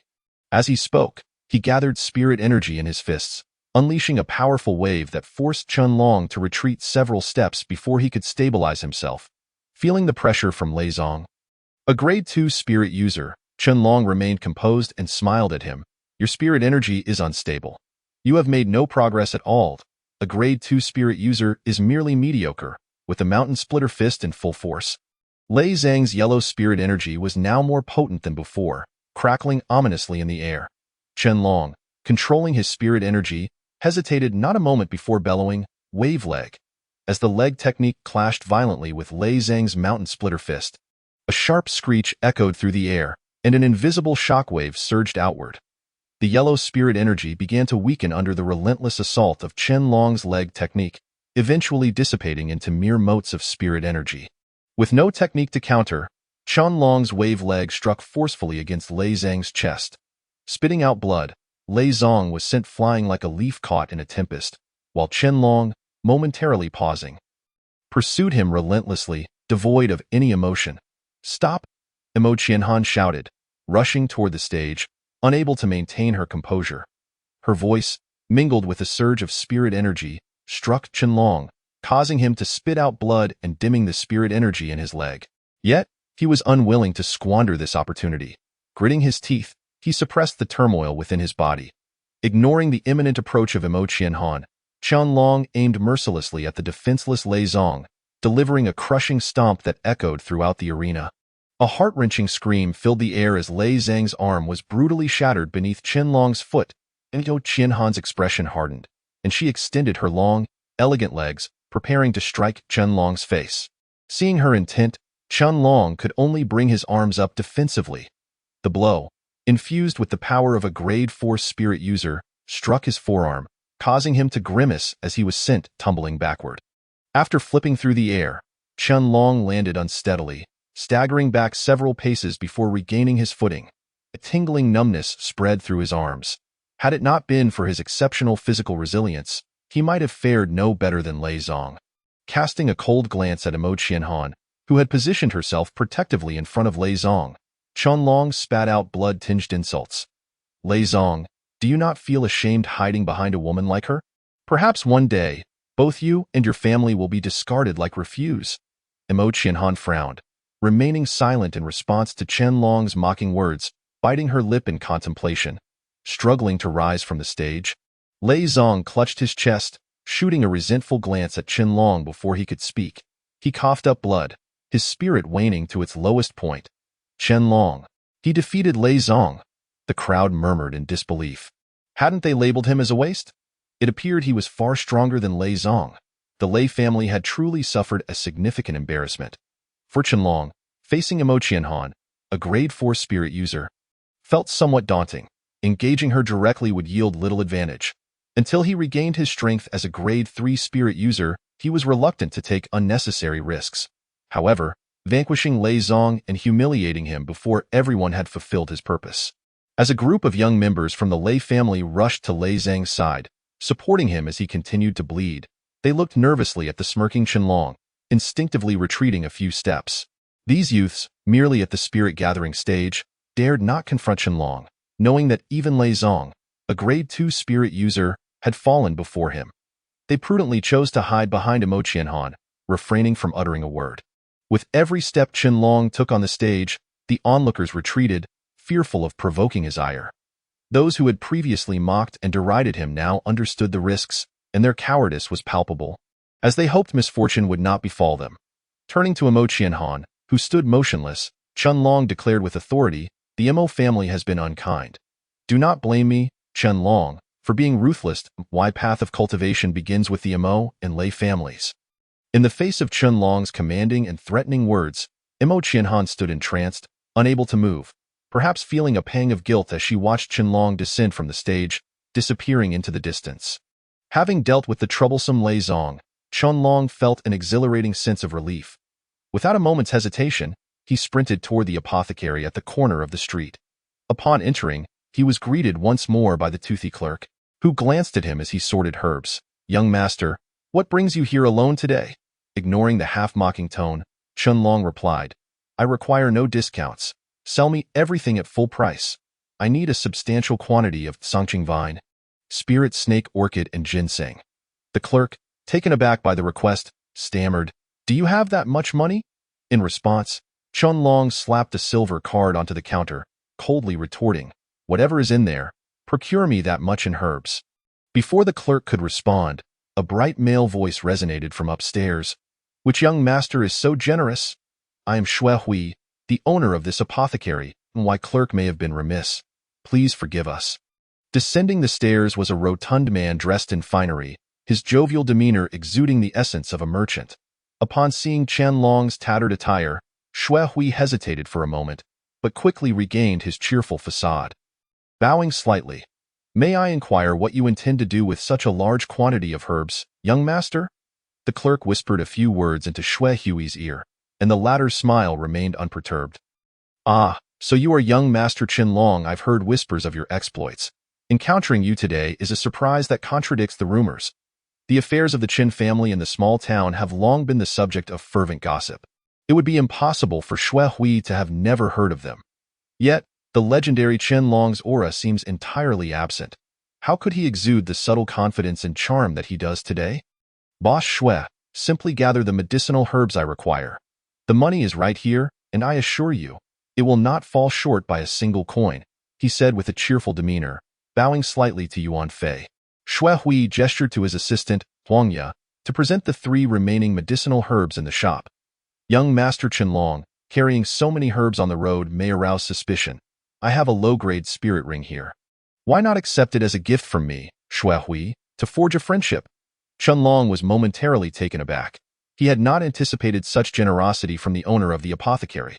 Spirit rings are storage artifacts in the Tianqiong continent, and even a low-grade one is not easily acquired, regardless of wealth. The fact that Xue Hui would offer him one after just a brief encounter left him in disbelief. Such a precious item. How could I, Qinlong, accept it so casually? Xue Hui insisted, placing the herbs into the spirit ring and pressing it into Qinlong's hands. Young Master Qinlong, do you truly wish to forego the chance to befriend me? Xue Hui? The herbs within can be had at a discounted price. Seeing Xue Hui's sincerity, Qinlong ceased his pretense, donned the spirit ring, and smiled faintly. Then I must thank you, Boss Xue. Should I require anything in the future, I shall certainly return. Do not hesitate. Young Master Qinlong is always welcome here, Xue Hui replied. After exchanging a bow, Qinlong exited the apothecary and proceeded directly towards the street where the Yi family resided. Chapter 11. Tension mounts. Once Qinlong had distanced himself, Huang Ya, puzzled, inquired, Boss, offering him a discount is one thing, but why gift him a spirit ring? Its value far exceeds the price he presented. Xue Hui squinted at the departing Qinlong and, regaining his composure, playfully tapped Huang Ya's head. My dear friend, there is much for you to learn. Every rumor claims that Qinlong is a talentless individual incapable of gathering spirit energy. Yet his demeanor and actions betray an extraordinary essence. I can sense the existence of spirit energy within him. After a brief pause, as if lost in thought, Xue Hui continued, moreover, if I am not mistaken, these 3 herbs are essential for concocting the first-grade gathering spirit pill. When did a pill master appear in our quaint little town? Could it be that he intends to consume the herbs directly? But if not, he tapped his fingers against the table and pondered for a moment. I must return to the headquarters in Fengyun City and gather more information about him. If he returns, I shall offer him the lowest price. Upon exiting the apothecary, Qinlong glanced back several times, lost in thought, before shaking his head and heading towards the Yi family residence. The absence of Yi Linger over the past days stirred an unsettling restlessness within him, prompting him to quicken his pace. The street where Qinlong stood was far more prosperous than the others, with the Yi family and the Lei family at either end, and the Amo family situated in the center, surpassing even the previously bustling Qin family street. The entrance of the Yi family had undergone significant changes. The imposing walls had been freshly painted, and 2 stone lions, twice the size of the previous ones, now guarded the entrance, exuding an air of grandeur. This sudden transformation filled Qinlong with an inexplicable sense of foreboding. The guards at the entrance whispered among themselves upon spotting Qinlong approaching. One of the guards hurried into the Yi residence. Presumably, he was reporting something. Typically, these guards were aware of Qinlong's friendship with Yi Linger and did not display any overt hostility. However, this time, their demeanor had shifted dramatically, and before Qinlong could speak, a guard stepped forward to block his path. Young Master Qinlong, I am sorry, but you cannot see our young lady today. Qinlong furrowed his brow and respectfully addressed the guard. Could you kindly inform Linger that I only wish to see her briefly before departing? The guard sighed and shook his head. Currently, the head of the Lei family is in the residence. If he sees you, you may find yourself in grave danger. Given your acquaintance with Miss Linger, I advise you to leave this town as soon as possible. The Lei family? When did the Yi family become entangled with the Lei family? Qinlong bit his lip, and as he was about to turn away, he was called back by a large man exiting the residence. Young Master Qinlong, please wait. This man, whom Qinlong recognized, had previously aided him during a confrontation with Lei Zong at the marketplace. Qianlong halted, his expression stoic as he regarded him. Young Master Qianlong, perhaps you are unaware, but the Lei family has come today to arrange the engagement between Lei Zong and our young lady. Miss Linger is currently confined by the family head, but she anticipated this and instructed me to deliver this to you. An engagement? With Lei Zong, Qianlong's face stiffened, and he was momentarily at a loss. Staring blankly at the servants bustling about inside the residence, it seemed that the news of Lei Zhang's defeat had not yet reached the Yi family or Lei Tian. Otherwise, given his temperament, he would not have remained silent. The large man produced a silver card from his pocket and handed it to Qianlong. Speaking courteously, young Master Qianlong, the Yi family is compelled to comply with the Lei family's wishes. I hope you can remain strong in these trying times. He bowed slightly before turning back towards the residence. Qianlong stared at the silver card in his hand, momentarily dazed. It contained a sum of 1,000 gold coins, and he surmised this was not solely Yi Linger's intention. The Yi family appeared to be attempting to placate him, treating him as if he were a beggar. Lei family? Qianlong gritted his teeth and muttered. His expression contorting into a grimace, breathing heavily, he took a few steps back, an invisible pressure striking him from behind, causing him to cough up blood. Ha ha, who would have thought it would be the Chen family's little waste? A voice, tinged with a sinister chill, pierced through Qianlong's fury as he shouted, Mo Xian, you old thief. Brother Mo, it seems you are not well liked, remarked a tall, dark-skinned man walking alongside Mo Xian, a sardonic smile gracing his lips as he observed the bloodied Qianlong. Mo Xian, upon hearing this, refrained from further comment, for he was merely a first-grade spirit master, a stark contrast to Lei Tian, a third-grade spirit master. Lei Tian, with a strange expression, narrowed his eyes as he regarded Qianlong. If memory serves, today is the day of your duel with Lei Zong. Are you perhaps too afraid of losing face to show up? Mo Xian shot a mocking glance at Qianlong, who appeared unharmed, silently acknowledging Lei Tian's assessment. Suppressing his anger, Qianlong fixed a cold stare on Mo Xian and Lei Tian, a glimmer of determination flashing in his eyes as he boldly remarked. Head of the Lei family, your concerns likely extend beyond this matter. It would not be surprising if the Mo family stabbed you in the back one day, usurping your position. You little waste. What nonsense are you spouting? Mo Xian, realizing Qianlong was attempting to sow discord, felt a chill of apprehension. Stealing a glance at Lei Tian, who remained unfazed, he internally sighed in relief.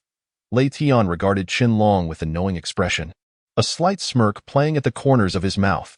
This is not a matter you should concern yourself with. Mo Xian stepped forward, bowing slightly to Lei Tian, head of the Lei family. It is of no use to keep him alive. Why not allow me to deal with him and ensure he disappears entirely? Lei Tian waved his sleeve dismissively, gazing at the increasingly impatient Mo Xian.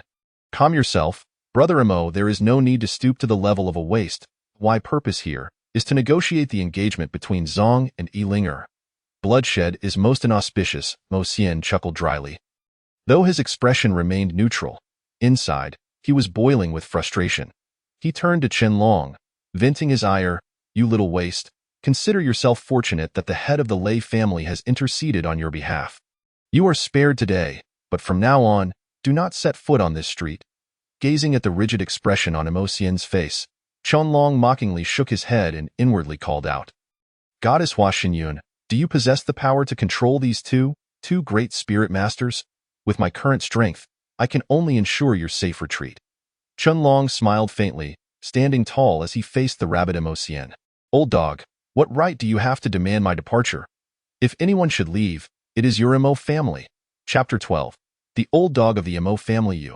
Qianlong's words incited Mo Xian's fury, causing his finger to tremble as he pointed at Qianlong. Yet, constrained by Lei Tian's earlier remarks, he struggled to suppress his rage. Otherwise, he would have relished the opportunity to strike Qianlong down. With a piercing gaze, Mo Xian scrutinized Qianlong before a knowing smile crept across his face, stroking his modest beard. Little brat, I find it hard to believe you spend all your time loitering at the Yi family gates. In the distance, a figure clad in a pale yellow robe rushed towards the trio. Noticing the figure, Lei Tian furrowed his brow and took a step forward, calling out, Do not panic. In a moment of urgency, Lei Tian swiftly grasped the servant who was on the verge of slipping, admonishing him in a hushed tone. The servant gasped for breath, words unuttered, only to realize that Qianlong behind Lei Tian was pointing at him in sheer terror. Exclaiming, Master Lei Zong has been injured by Qianlong. Gripping the servant's collar, Lei Tian's expression was one of utter disbelief. His eyes widened to an unprecedented extent. The servant's eyelids twitched momentarily, then he furtively cast glances at Qianlong. It was then that Lei Tian pushed forward, closing the distance with remarkable speed, and lunged towards Qianlong. Previously, rumors had circulated throughout the small town, claiming that Qianlong was a waste devoid of spiritual energy. While Lei Zong had been a second-tier spiritual practitioner for over a year, Lei Tian could hardly fathom that such a so-called waste could have inflicted harm upon Lei Zong Mo Xian. Sensing Lei Tian's fury, felt a surge of satisfaction. Should Qianlong perish at Lei Tian's hands, he would be spared the necessity of intervening himself. With a powerful leap, Mo Xian positioned himself atop a stone lion at the entrance. Observing Lei Tian's next move, Lei Tian moved with astonishing swiftness. Before Qianlong could react, he seized him and demanded in a low voice, "Did you injure Lei Zong?" True to his reputation as a third-tier grand spiritual master, Lei Tian's casual grip stifled Qianlong's spiritual energy, the overwhelming force causing a momentary blackout as he nearly succumbed to unconsciousness. The firm stone within Qianlong's possession emanated a chill, and Lei Tian's spiritual energy surged into the stone, prompting a frown as he sensed his own energy depleting. Realizing the gravity of the situation, he released his hold on Qianlong's neck, unleashing his energy to leap onto another stone lion, his eyes betraying an unexpected flicker of trepidation. "What did you just do?" Qianlong coughed a few times, his curiosity piqued as he observed Lei Tian retreating. Hua Xinyun, despite her efforts to conceal her excitement, could not mask her exhilaration. Her voice rang out with childlike glee, "You truly are fortunate, little rascal. Who would have thought that after all these years, you, a mere boy, would achieve what I could not?"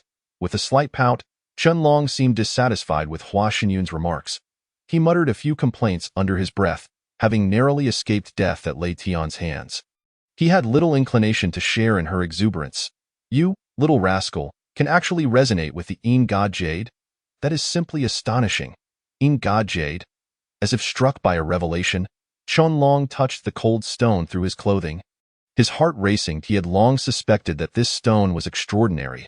Typically warm to the touch, it now felt as frigid as ice. The ancient runes etched upon its surface glimmered faintly, evoking an unsettling emptiness within him. So, it was indeed the Yin God Jade. Could it be that Lei Tian's spiritual energy was absorbed by it? Qianlong focused intently, listening for Hua Xinyun's response. Upon receiving her affirmative, he straightened, casting a cold, mocking smile at the bewildered Lei Tian. "Let us depart for now. We shall discuss the Yin God Jade later." Encouraged by Hua Xinyun's spirited words, Qianlong nodded earnestly and turned to dash around the street corner, leaving Mo Xian bewildered by the turn of events. Seeing Qianlong flee, Lei Tian remained motionless. Mo Xian's expression turned anxious as he clasped his hands together and addressed him, "Master Lei, shall we simply let him escape? If you find it inconvenient to act, allow me to handle it." Lei Tian's face remained impassive, still lost in the haze of dissipating spiritual energy. Once he regained his composure, he grasped Mo Xian's arm, cautioning, "Wait, this boy is peculiar." Mo Xian narrowed his eyes. He had never witnessed such fear in Lei Tian before. He then formed a strange hand seal, unleashing a wave of spiritual energy that enveloped half the street. This expansive energy enveloped Qianlong's form, but rather than feeling oppressed, Qianlong felt a chill wash over him, as if he were laid bare before Mo Xian. "The Mo family's secret technique?" Qianlong exclaimed, having only glimpsed the Mo family's secret arts a few times. This ancestral technique, a form of spiritual skill, was not widely shared. Though it lacked lethality, it possessed a unique capability to detect any hidden items or the concentration of one's spiritual energy. Leaving nothing unexamined, as Qianlong released his own energy, he quickened his pace. If Mo Xian were to discover the Yin God Jade on him, it would indeed pose a significant problem. Despite Hua Xinyun's formidable strength, she was currently merely a spirit and had been sealed for an extended period. Her abilities were now only on par with Lei Tian's. Thus, her assistance in helping him escape would be a considerable boon. Releasing his hand from the seal, The spiritual energy that had previously flooded the street returned entirely to his body. Casting a peculiar glance at the still wary Lei Tian, Imo Xian chuckled. Haha, Master Lei, what is so peculiar about this boy? He is merely a first-tier spiritual practitioner. If you find it inconvenient to act, allow me to handle it. Imo Xian's words stirred doubt within Lei Tian. The disappearance of his spiritual energy was no mere illusion. As a third-tier grand spiritual master, he had inexplicably lost nearly 20% of his energy. Although he found it hard to believe that Qianlong could accomplish such a feat, his instincts warned him that the truth was far more complex than Imo Xian had suggested. Yet, as Imo Xian prepared to take action, Lei Tian chose not to voice his concerns, considering it an opportunity to gauge Qianlong's capabilities. With a swift motion, he gestured, "Please proceed, Brother Imo." Seeing that Lei Tian did not oppose him, Imo Xian smiled and cupped his hands in acknowledgement. A faint aura of spiritual energy radiated from his body, transforming into a streak of light that swiftly transported him directly before Qianlong. As the path was obstructed, Qianlong spat blood, glaring at Imo Xian with fury. "Imo Xian, you old dog. Are you so eager to meet your end? How will you explain the disgrace of the Imo family in the future?" Imo Xian's lips curled in disdain as he unleashed a fierce attack. Though Qianlong posed little threat to him, now that he had regained his strength, he was determined to eliminate any chance of retaliation. "You insolent brat, I shall send you to meet your parents at once." Chapter 13.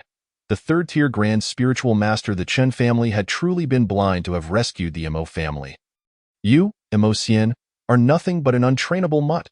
Hearing such words from Imo Xian, Qianlong retaliated without fear, having long severed ties with the Imo family.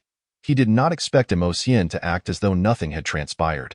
The spiritual energy coalescing in Imo Xian's palm surged forth without hesitation, striking towards Qianlong with such force that the very air crackled with the sound of his swift strike. "Fear not, little one. I shall assist you."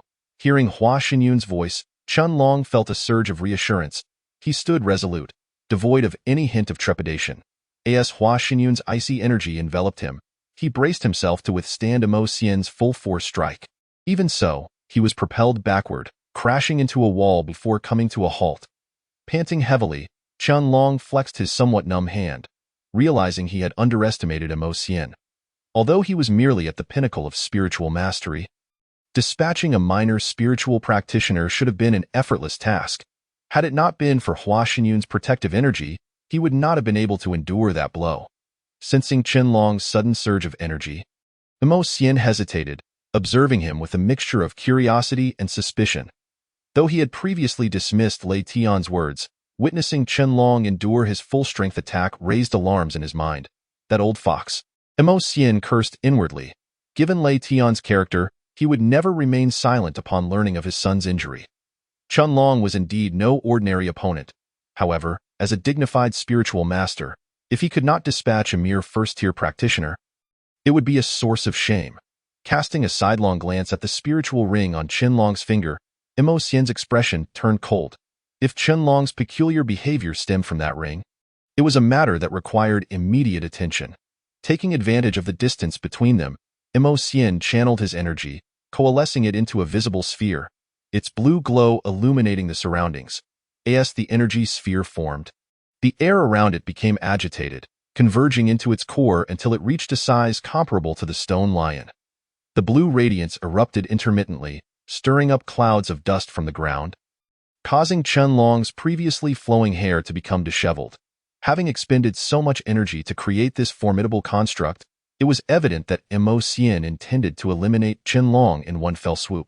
Lei Tian observed the massive energy sphere, snorting through his nose. Although Qianlong's demise would not affect him directly, the inexplicable loss of his energy suggested that something extraordinary resided within Qianlong. Was Imo Xian so eager to kill him because he had uncovered something remarkable?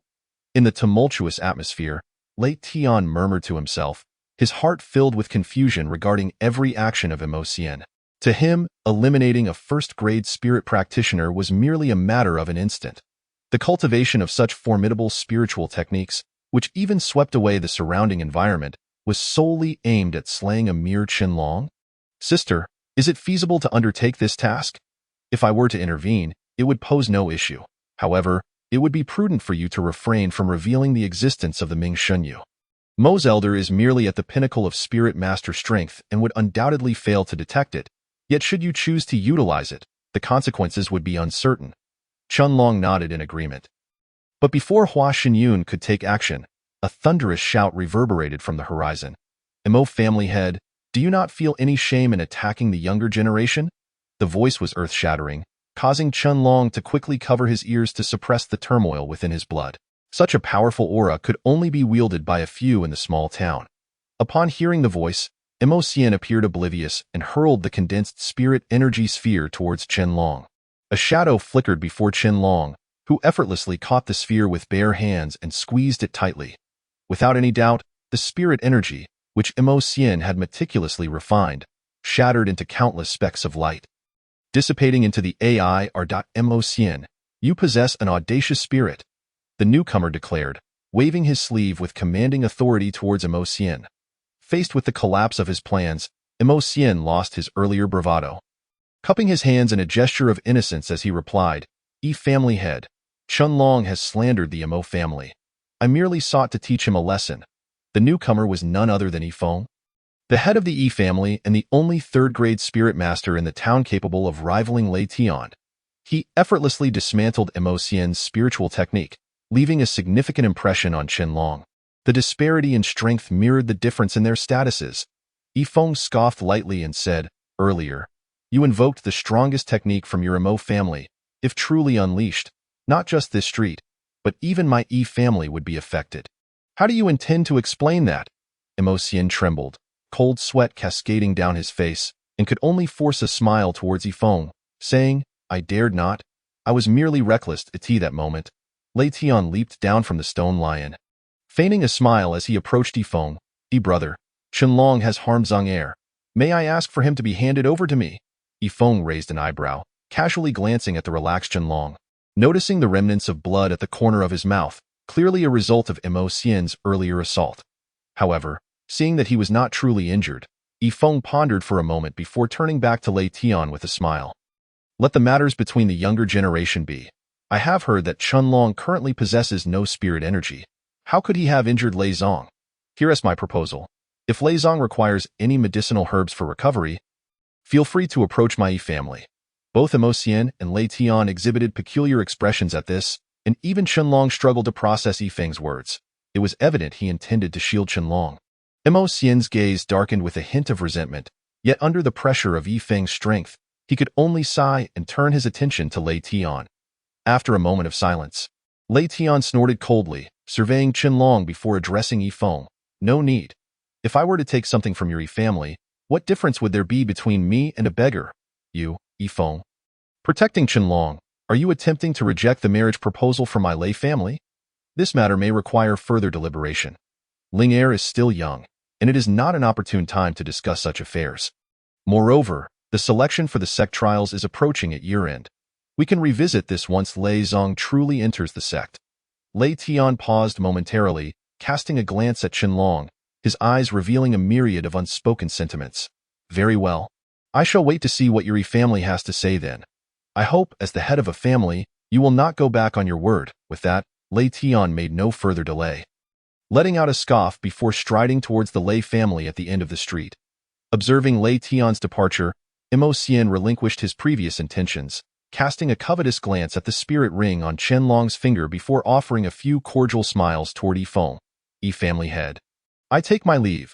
Chunlong glanced at the imposing Feng and replied nonchalantly, I, Chunlong, express my gratitude to the family head. Only after Feng turned did Chunlong truly observe the man before him. In his 40s, with a broad forehead and prominent eyes, he exuded authority, and even his black attire accentuated his extraordinary presence. Feng regarded the young man before him. He had initially intended to intervene upon sensing Lei Tian's aura, but the sudden turn of events made him reconsider. When Mo Xian gathered his spiritual technique, he noticed that Chunlong, rather than displaying fear, wore an expression of excitement, which greatly impressed him. He decided to lend a hand. Chunlong, it is said that you have possessed no spirit energy for 3 years. Yet now, you appear quite different. Nodding, Chunlong had no intention of concealing the truth, recognizing that with Feng's assistance, Any further reticence would appear disingenuous. Upon receiving Qianlong's affirmation, Yifeng laughed heartily, saying, "Indeed. Though I am uncertain as to how you regained your spirit energy, it is only in this manner that you possess the qualifications to compete with Lei Zong for Ling Heir. You also heard my earlier promise to Lei Tian. Should Lei Zong enter the sect, I can only—" A flicker of determination crossed Qianlong's dark eyes. Though the Ming Shenyu granted him guidance superior to any sect, he was nonetheless compelled to venture into the sect, for the resources available in each sect were unparalleled by solitary existence. Moreover, the ancient sects possessed exclusive spiritual techniques. These were the most alluring aspects. Seeing Qianlong's reaction, Yifeng nodded in satisfaction. "Since I know Ling Heir has no other matters at hand, I shall take my leave. Family head, farewell, with merely a few months left until year-end." Should Lei Zong prove to be so short-sighted, resolving that matter would not be a burden. And as for Mo Qianhan, with that thought, a smirk graced Qianlong's lips as he swiftly dashed towards the back mountain under Yifeng's knowing gaze. Earlier, the Ming Shenyu had absorbed a portion of Lei Tian's spirit energy, which had revealed its remarkable nature to Qianlong upon returning to the cave. He hastily retrieved it from his chest. The Ming Shenyu had reverted to its previous warm touch, and the previously indistinct runes appeared even clearer, as Hua Xinyun floated out from within, cradling Qianlong's dazed face in her hands. She exclaimed excitedly, "You little rascal! Let me see what makes you so different, to the point of even being able to activate the Ming Shenyu." Her once icy gaze softened considerably with her excitement. Though Qianlong referred to her as sister, the attention from such a beautiful girl made him somewhat flustered, causing him to divert his gaze elsewhere, unable to meet Hua Xinyun's eyes directly. "Sister, what exactly is the Ming Shenyu that it can absorb spirit energy?" Hua Xinyun did not notice Qianlong's subtle discomfort. Instead, she ran her fingers through her hair, contemplating for a prolonged moment before speaking. The Ming Shenyu is said to be an artifact possessed by the king of the underworld. Though merely a legend, many yearn for it. After expending all my efforts to obtain it, I discovered it was simply a slightly harder stone. Taking a deep breath, Hua Xinyun continued, "It has never served any purpose in my possession until today. Its only function was to be my refuge upon my demise." Qianlong nodded. He feared that continuing this line of discussion would lead them astray, so he deftly shifted the subject, inquiring, "What makes the legendary Ming Shenyu so extraordinary that everyone vies for it?" Recalling her past, Hua Xinyun displayed a hint of melancholy, her handsome face tinged with indignation. Upon seeing the boy's sunny smile, she regained her composure. Emerging from her reverie, it is said that the king's greatest ability was to absorb spirit energy. Upon his demise, he sealed his most adept spiritual technique within the Ming Shenyu. However, this technique's energy was vast, allowing it to possess a consciousness akin to a human's, yet no one has ever gained its recognition. It has passed through countless hands, yet no one has been able to harness its power.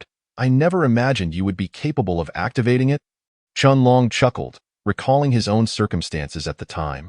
He had never considered the Ming Shenyu, yet somehow managed to activate it inexplicably. Hua Xinyun extended her slender middle finger, releasing a pure, icy spirit energy that drifted gracefully through the air. Sensing her intent, Qianlong held the Ming Shenyu towards the spirit energy, but upon contact, there was no sign of the energy being absorbed. Feeling awkward, Qianlong glanced at Hua Xinyun and sighed. Could it be that the Ming Shenyu requires a specific opportunity to activate? With a gentle caress of her fingers across her smooth chin, Hua Xinyun wore an expression of peculiar intrigue. Upon hearing Qianlong's words, she nodded in silent agreement with his thoughts, for it was indeed hard to believe that such legendary artifacts could yield their powers so easily. Although he could not unleash its potential with such simplicity, Qianlong remained exhilarated, toying with the Ming Shenyu in his hands. The notion of absorbing spiritual energy was somewhat astonishing, yet he felt no trepidation regarding Hua Xinyun's presence. He was confident that when the moment was ripe, he would seek its acknowledgement and refine it into something truly his own. Once he had secured the Ming Shenyu, an idea struck him. He lightly tapped his spirit ring, and 3 types of herbs purchased from the apothecary materialized in his grasp. Inhaling the distinct fragrances wafting from the herbs, he offered them to Hua Xinyun with a faint smile. "Little rascal, I've taken a cursory glance at your herbs. Perhaps they can yield 20 spirit-gathering pills," she remarked, her tone laced with a hint of amusement, Qianlong's eyes widened in disbelief as he excitedly questioned, 20? That's an abundance. I thought we might only create a few. Hua Xianyan delicately touched her exquisite nose and smiled faintly. A skilled alchemist can produce the finest pills using the least amount of materials. As she observed Qianlong's adoration, she playfully seized the herbs. Encased in spiritual energy, they began to float and swirl around her. With her left hand, she concentrated the spiritual energy as a foundation, while her right hand deftly manipulated the herbs. The combined materials began to expand, gradually transforming into a powder, which she then compressed with her spiritual energy. A hissing sound emanated as the compressed herb powder released wisps of white smoke, with some liquid surfacing, and the powder began to coalesce. The flower goddess divided the herbal paste into 20 portions, continuously nourishing the yet-to-form pills with spiritual energy until a faint medicinal aroma filled the air. Congeal. Under the pressure of her spiritual energy, the paste gradually transformed into smooth pills, swirling in the air. Hua Xianyan withdrew her energy and gently pushed one towards Qianlong. He grasped the spirit-gathering pill, its verdant hue emanating a delicate fragrance, with even a layer of spiritual energy floating upon its surface. Swallowing hard, he exclaimed, just this single pill possesses such potency. If it were a higher-grade pill, wouldn't it be earth-shattering? She nodded patiently and explained, first to third-grade pills manifest with varying degrees of energy waves, while fourth to sixth-grade pills invoke heavenly tribulations. As for seventh to ninth-grade pills, they can cause the earth to tremble and the seas to churn, defying the very heavens. Chapter 15. The Mastery of Wind. Qianlong gazed earnestly at Hua Xianyan, his astonishment mingling with exhilaration. Having such a knowledgeable sister instilled in him a unique sense of security. When can I attempt alchemy myself? Not yet. First, you must elevate your own spiritual energy, and I will then teach you some techniques for controlling mental power. Qianlong nodded, acknowledging that his current first-grade spiritualist strength was indeed somewhat lacking. Retrieving a spirit-gathering pill from his zero ring, he wasted no time in consuming it. A chilling sensation immediately enveloped him as the energy surged through his meridians. He focused intently, guiding the torrent of medicinal power in a continuous cycle, though waves of soreness threatened to overwhelm him. Harnessing his mental faculties to control the flowing spiritual energy, he continued until he felt the full potency of the pill absorbed into his body. Only then did he alter the imprint of his fingers. Sweat trickled down his fair face, landing on his hands, yet he remained oblivious, persistently directing the energy toward the Qi Si, compressing the energy cluster. The mist-like energy began to thicken, swirling with increasing density, as the energy cluster reached its utmost compression. Qianlong abruptly opened his tightly shut eyes, unleashing a shockwave that radiated from him, sending a jade vial crashing against the cave wall. Shattering into fragments. Second-grade spiritualist. Qianlong was astonished to discover that the potency of the spirit-gathering pill had propelled him directly from a first-grade to a second-grade realm. Although Hua Xianyan had mentioned that returning to his original strength would require little time, without the aid of the spirit-gathering pill, he would have needed several days to absorb external spiritual energy. Clenching his fists with renewed vigor, he felt an overwhelming urge to unleash his pent-up energy. As the night air turned cool, Qianlong dashed through the darkness like a wild beast, making his way toward the nearby mountains. Dust swirled around him as he came to a halt, surveying his surroundings. Aside from the distant roars of unknown beasts, silence enveloped him. Finding a rare open space, he wasted no time in summoning his spiritual energy, adopting a stance to unleash his wind mastery. Following his ascension to second-grade spiritualist, the energy within him had at least doubled, sufficient to fully execute a wind mastery technique. A vortex of energy erupted from his hands, conjuring fierce winds that battered against the mountainside, revealing intricate spiderweb patterns on the surface.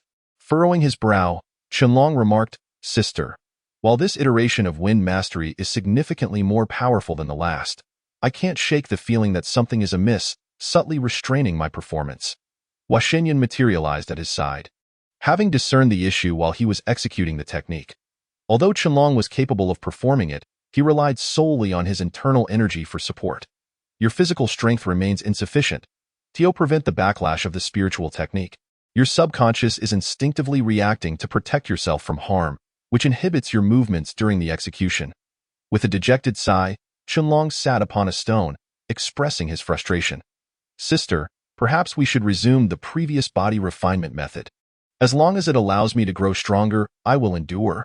Hearing Qianlong's resolute words, Hua Shenyan smiled with satisfaction. Very well, this is indeed the fastest method for you to enhance your strength. Once your physical robustness is sufficient, you can execute wind mastery without reservations. Remove your top, sit with your energy condensed. I will use more spiritual energy than before. Little rascal, brace yourself. Without a moment's hesitation, Qianlong stripped off his clothing, completely retracting his energy into the energy cluster. He intended to confront the upcoming body refinement with sheer physicality. Hua Shenyan was taken aback by Qianlong's stubbornness, but ultimately accepted his approach. Facing the challenge without relying on spiritual energy was indeed the essence of body refinement. Promising greater results. Calmly seated upon the stone, her expression neutral as she closed her eyes, Hua Shenyan unleashed her spiritual energy whip upon Qianlong's body. A smirk briefly crossed his lips, though he quickly regained his composure. The once sultry summer night was now graced by a gentle breeze, and Hua Shenyan had struck Qianlong thousands of times. Each strike caused his body to tremble, yet the young man remained steadfast, silencing his cries of pain through sheer determination. Sweat streamed down his body, seeping into the stones below. Though his form appeared diminutive against the backdrop of night, it stood resolute. Hua Shenyan gradually ceased her actions. Gazing at him with earnest admiration, she had initially believed that he would falter after merely 1,000 strikes, yet he had astonishingly endured far beyond her expectations. Qianlong's tenacity prompted her to view her younger brother in a new light. 3 years of humiliation had forged within him a remarkable resilience, a quality not easily found. Even she felt a tinge of envy. At his age, though once considered a genius, she had never endured such trials. Let us conclude for today. Continuing further may yield adverse effects. Exhaling deeply, she managed a weary smile as Qianlong slowly rose, eager to stretch his limbs. However, a wave of numbness from his legs rendered him powerless, leaving him to struggle against the sensation, which tugged at Hua Shenyan's heart. Little rascal, allow me to use my spiritual energy to assist in your recovery. This will alleviate your numbness more swiftly. Before she could finish her sentence, Qianlong waved his hand dismissively. If you continue to expend that spiritual energy, you may become weaker, and relying on external energy for healing may not be beneficial for me. I'll manage myself. Persisting, he forced a spirit-gathering pill into his mouth, the energy flooding his entire being.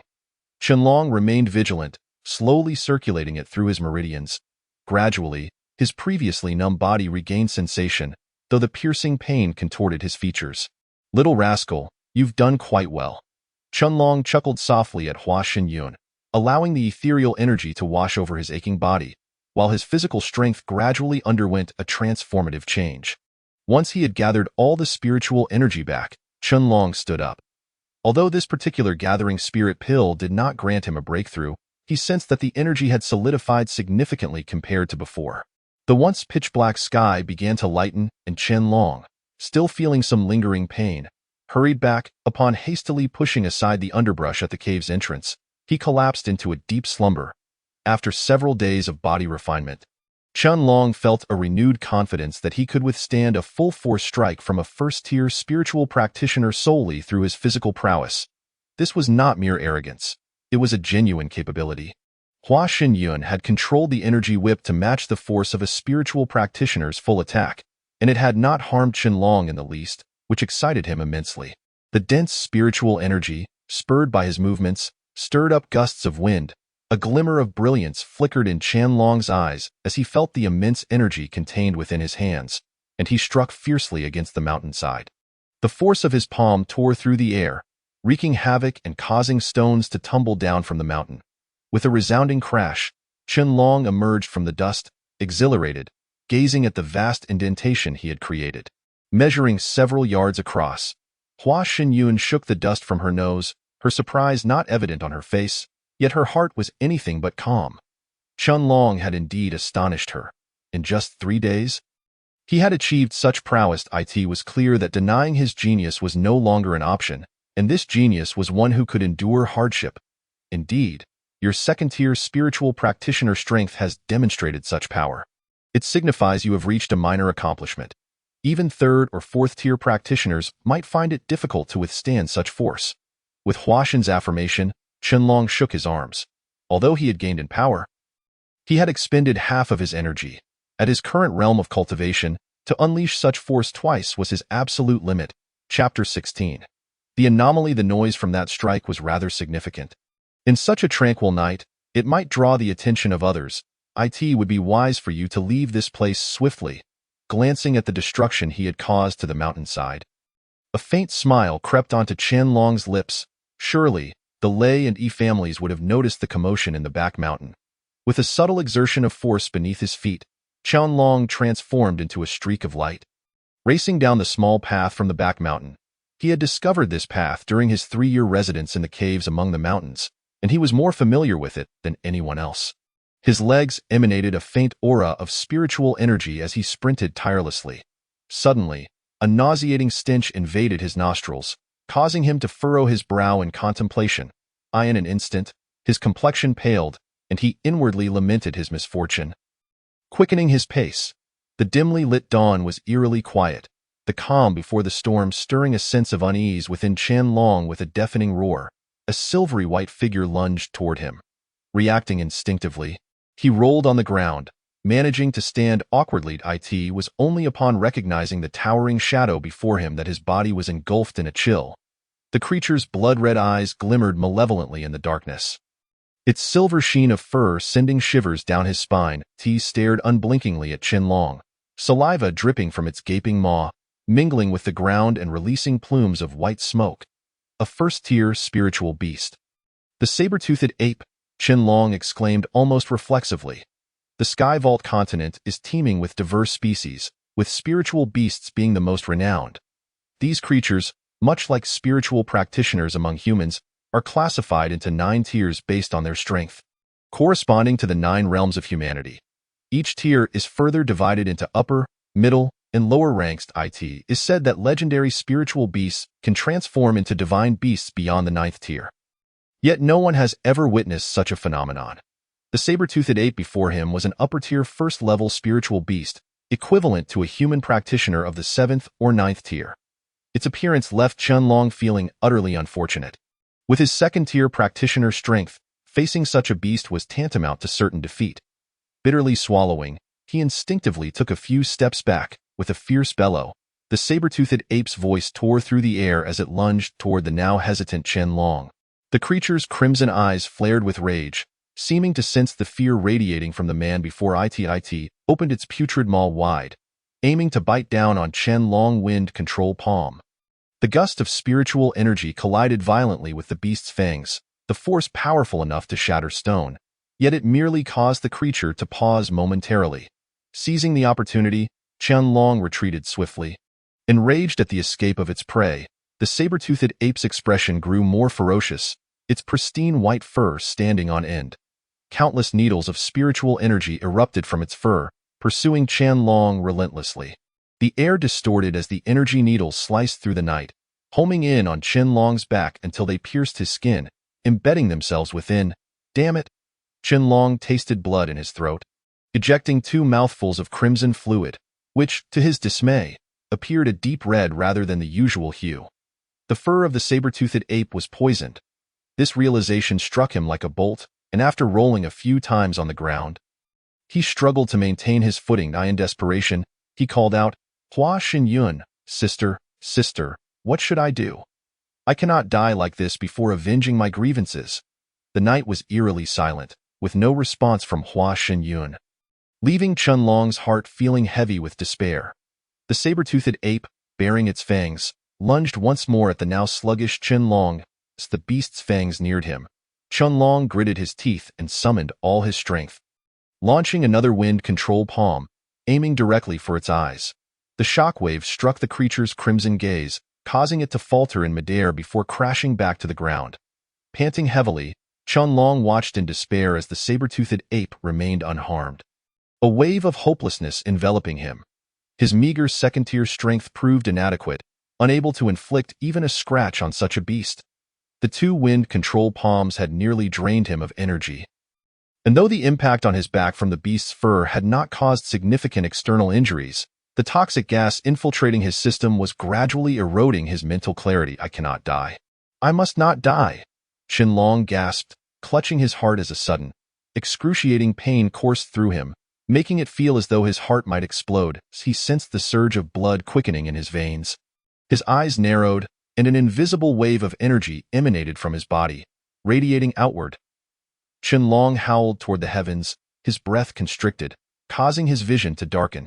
Yet, just as he was on the verge of collapse, a hint of red began to manifest within his hair in an instant. His wild black locks transformed into an eerie crimson hue, igniting the surrounding spiritual energy into a frenzy. The saber-toothed ape, momentarily unsettled by Qianlong's sudden transformation, stumbled back in trepidation, as if sensing an ominous force. It recoiled, shivering, while watching Qianlong approach with deliberate steps, its shrill cries reaching a fever pitch. Wind control palm. Qianlong's voice was hoarse, and as he moved his hands, the once white gusts began to take on a supernatural red hue, swelling to over double their original size. The whirlwind, now mixed with shards of stone, crashed into the saber-toothed ape, silencing it before it could utter a sound. As it was engulfed by the tremendous force, in this bizarre turn of events, Qianlong, whose energy had been depleted, unleashed a wind control palm far mightier than before. He cast a detached glance at the saber-toothed ape, now sprawled on the ground like a lifeless dog, before exhaling a deep breath, as his hair gradually returned to its original ebony shade. He succumbed to darkness, fainting on the spot. Qianlong, you truly are remarkable. Hua Xinyun's disembodied voice resonated in the air, her eyes filled with astonishment. From afar, several brightly colored lights approached, and sensing their presence, Hua Xinyun let out a cold snort. She focused her energy on the unconscious Qianlong, guiding his limp body swiftly back toward the cave. Chapter 17. The divine war body. Hua Xinyun hastily placed him upon the straw mat.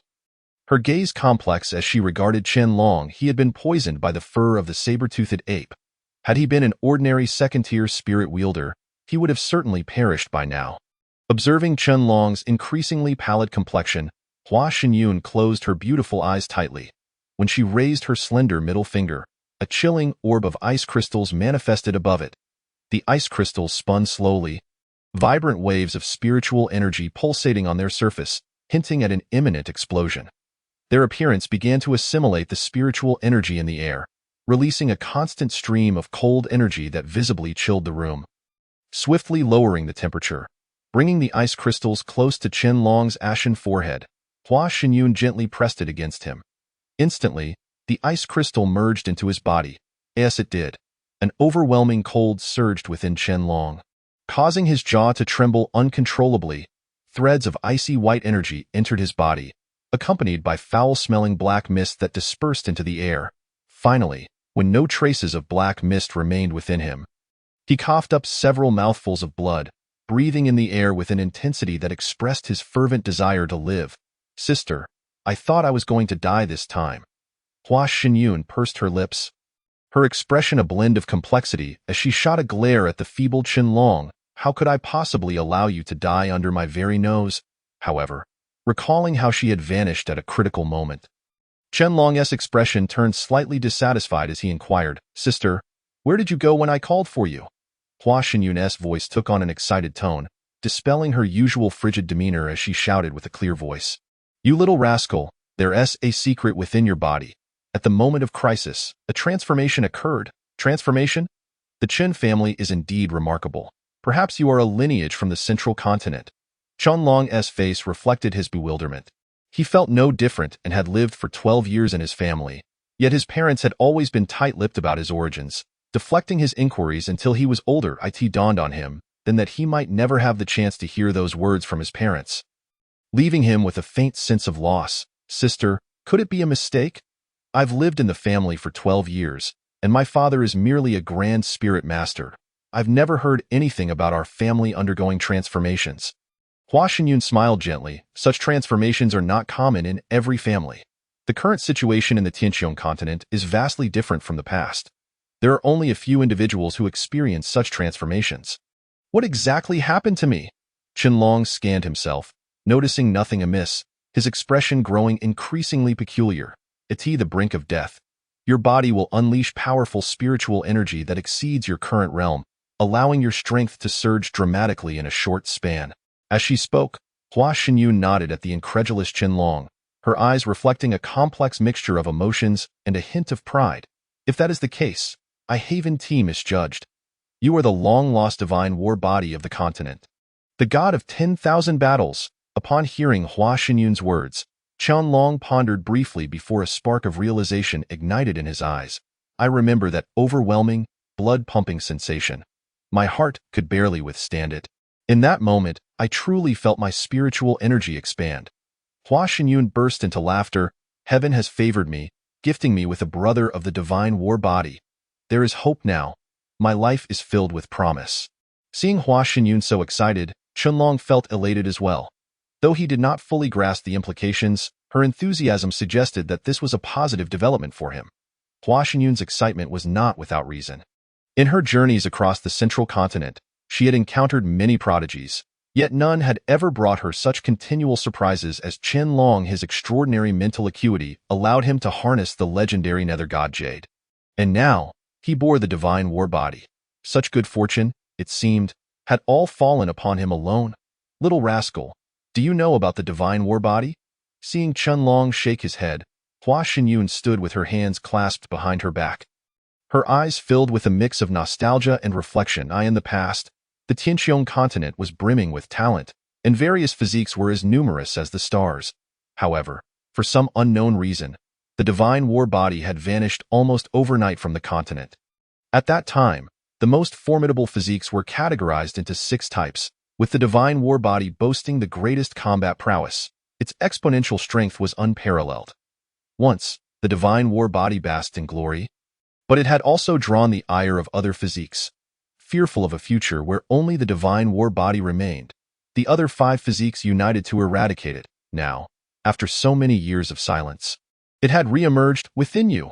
Hua Xinyun gazed at Qianlong with a mix of pride and envy. The rarity of the divine war body was not merely due to its scarcity. Revealing too much to Qianlong at this stage may have been premature. In some affluent families of the central continent, the emergence of a divine war body would elevate that individual as the family's key focus, receiving the finest medicinal resources and teachings until they became a formidable force on the continent. The divine war body is distinct from other physiques. It does not pass down through generations but appears randomly in certain families. Since it has manifested in you, the Chun family must be extraordinary. Qianlong's eyes gleamed with fervor. If what Hua Xinyun claimed was true, and he truly possessed the legendary divine war body, it would become a tremendous asset for him in the future. With it, he would have a greater chance to seek vengeance against his family's enemies.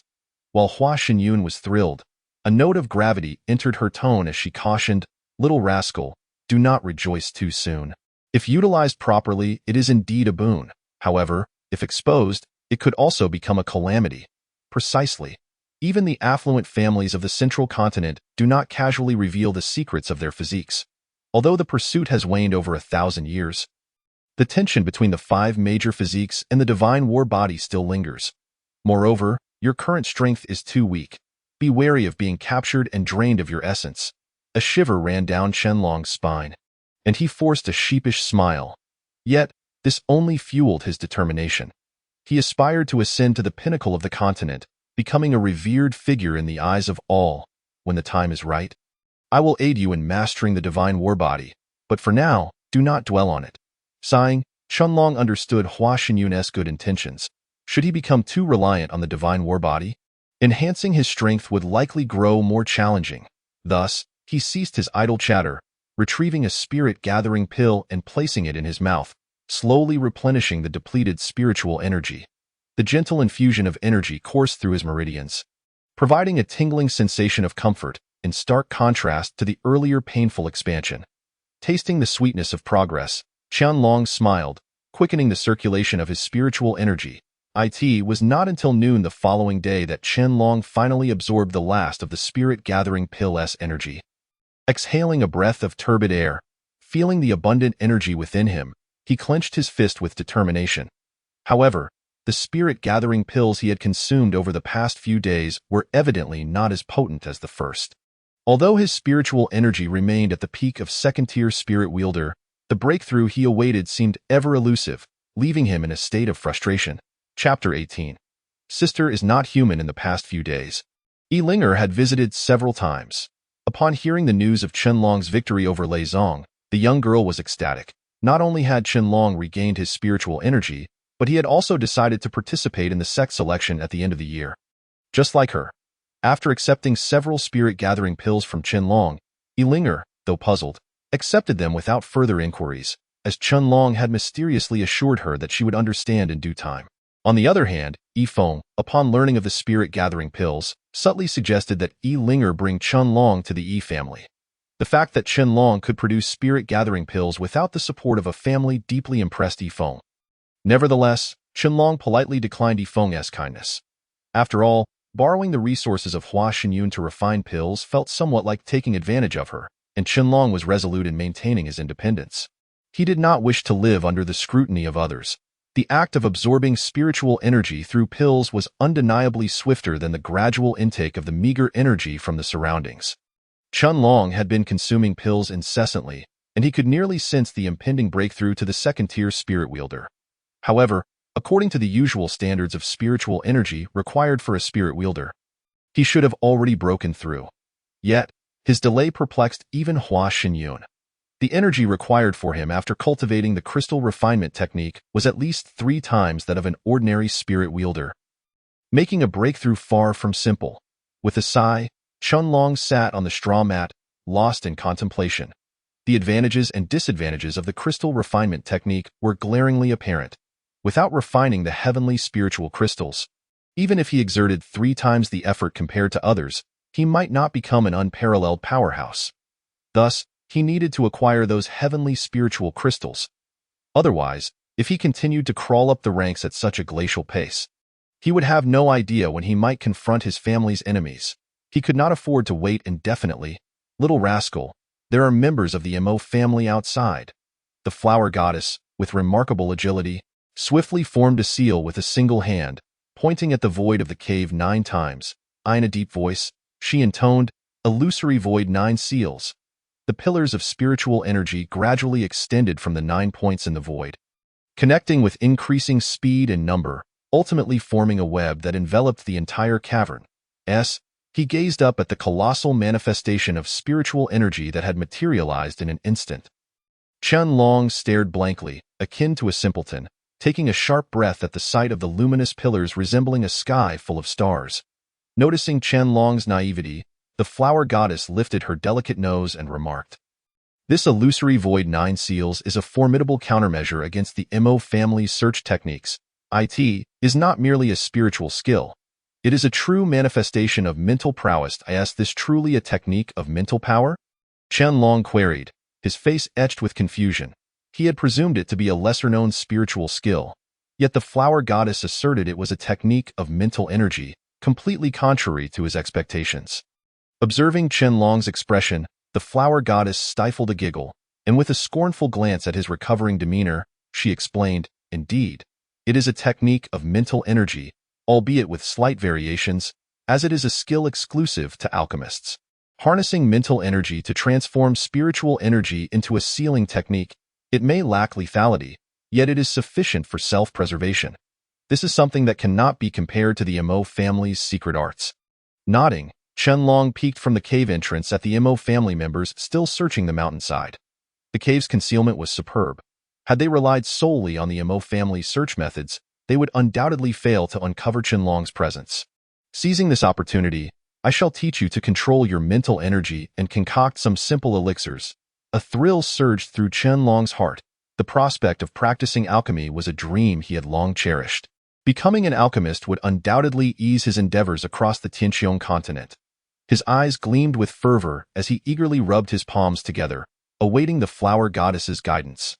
Your mental energy is significantly stronger than that of an average person.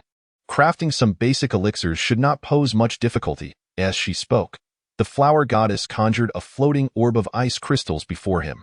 Although she did not exert any force, the ice orb moved erratically through the air, eventually hovering above Qianlong's head before shattering with a resounding crash. "Now, you little rascal, try to shatter it using your mental energy." With a dozen new ice crystals floating chaotically around them, Qianlong nodded in response, Gradually closing his eyes to calm his racing heart, he focused on sensing the erratic movements of the ice crystals. Noticing the seriousness on Qianlong's face, the flower goddess smiled faintly, advising, "It is best not to be overly ambitious.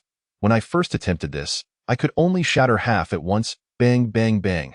Surprisingly, before she could finish her sentence, Qianlong's mental control shattered 11 ice crystals with a series of explosive sounds. Taking a deep breath, the flower goddess felt her chest rise and fall rapidly, tracing a perfect arc in the air. Her gaze fell upon Qianlong with a hint of astonishment, and after a prolonged moment, she regained her composure under his beaming smile. 11 ice crystals had shattered during his very first attempt. With a crack, the remaining ice crystal, too, was nearly on the verge of shattering, covered in fissures that seemed to narrate its impending fate. Teetering on the brink of destruction, gazing in disbelief at the ice crystal, the flower goddess silently mused. She had underestimated Qianlong. His mental energy had already reached the level of a first-tier mental conduit, significantly surpassing her own second-tier spiritual practitioner strength. Mental energy possesses its own hierarchy: heaven, earth, and humanity, each divided into 3 tiers.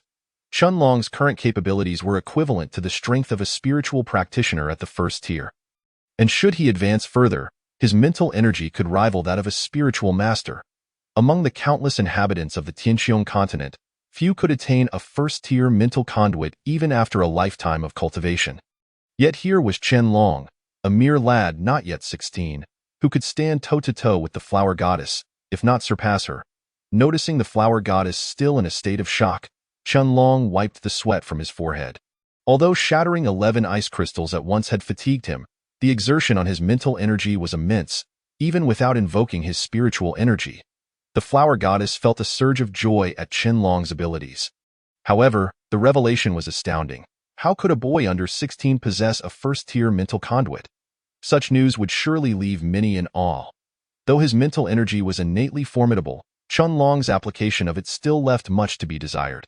Despite his best efforts to control it, he had focused predominantly on offensive capabilities, neglecting the aspect of conservation.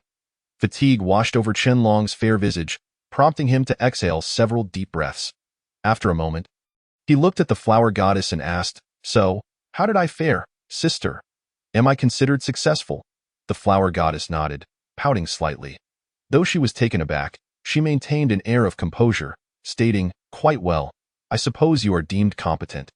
Upon hearing her words, Qianlong felt a twinge of disappointment.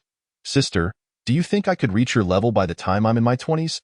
She regarded him with a playful glint. Knowing that few could achieve his current level of skill, if not clarified, it might lead to misunderstandings. "You little rascal, my current capabilities were not attained as easily as you might think, to you humans. I may appear to be in my 20s, but my lineage is rather unique. Hence, there is no need for you to measure yourself against me." Qianlong furrowed his brow in confusion. "What do you mean? You are not human?" Chapter 19. The Spirit Conjuring Pill. When the time is right, I will reveal everything to you. For now, discussing it would only burden you further. With that, she fell silent. Qianlong had often pondered this.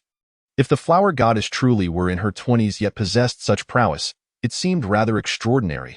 Today, her words finally illuminated his understanding.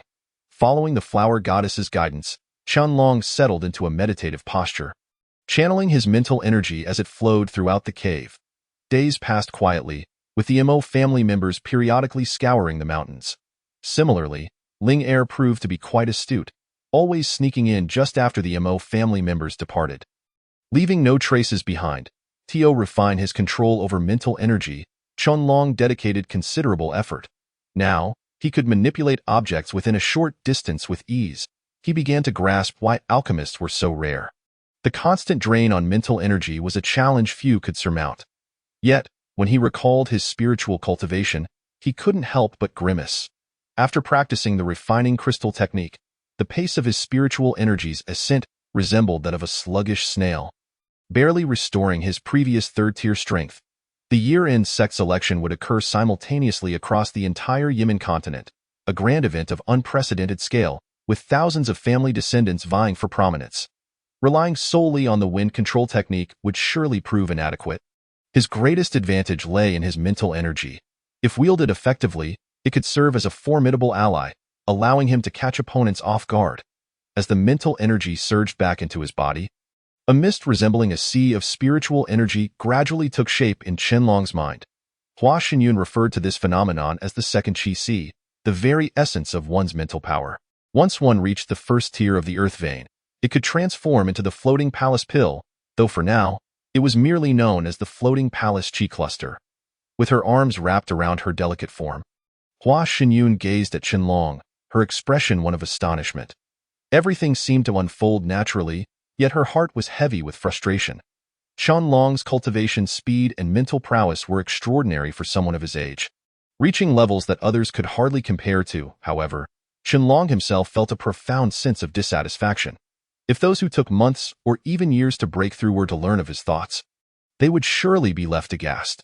Taking out the herbs he had procured a few nights ago under the cover of darkness, Qianlong felt a surge of excitement.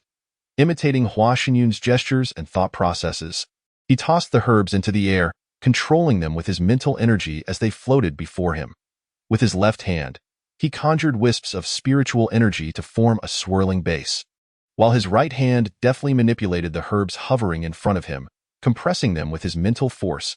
In mere moments, those herbs transformed into a fine powder, exuding a subtle fragrance. A smile crept onto Qianlong's lips. He had successfully completed the first step of alchemy.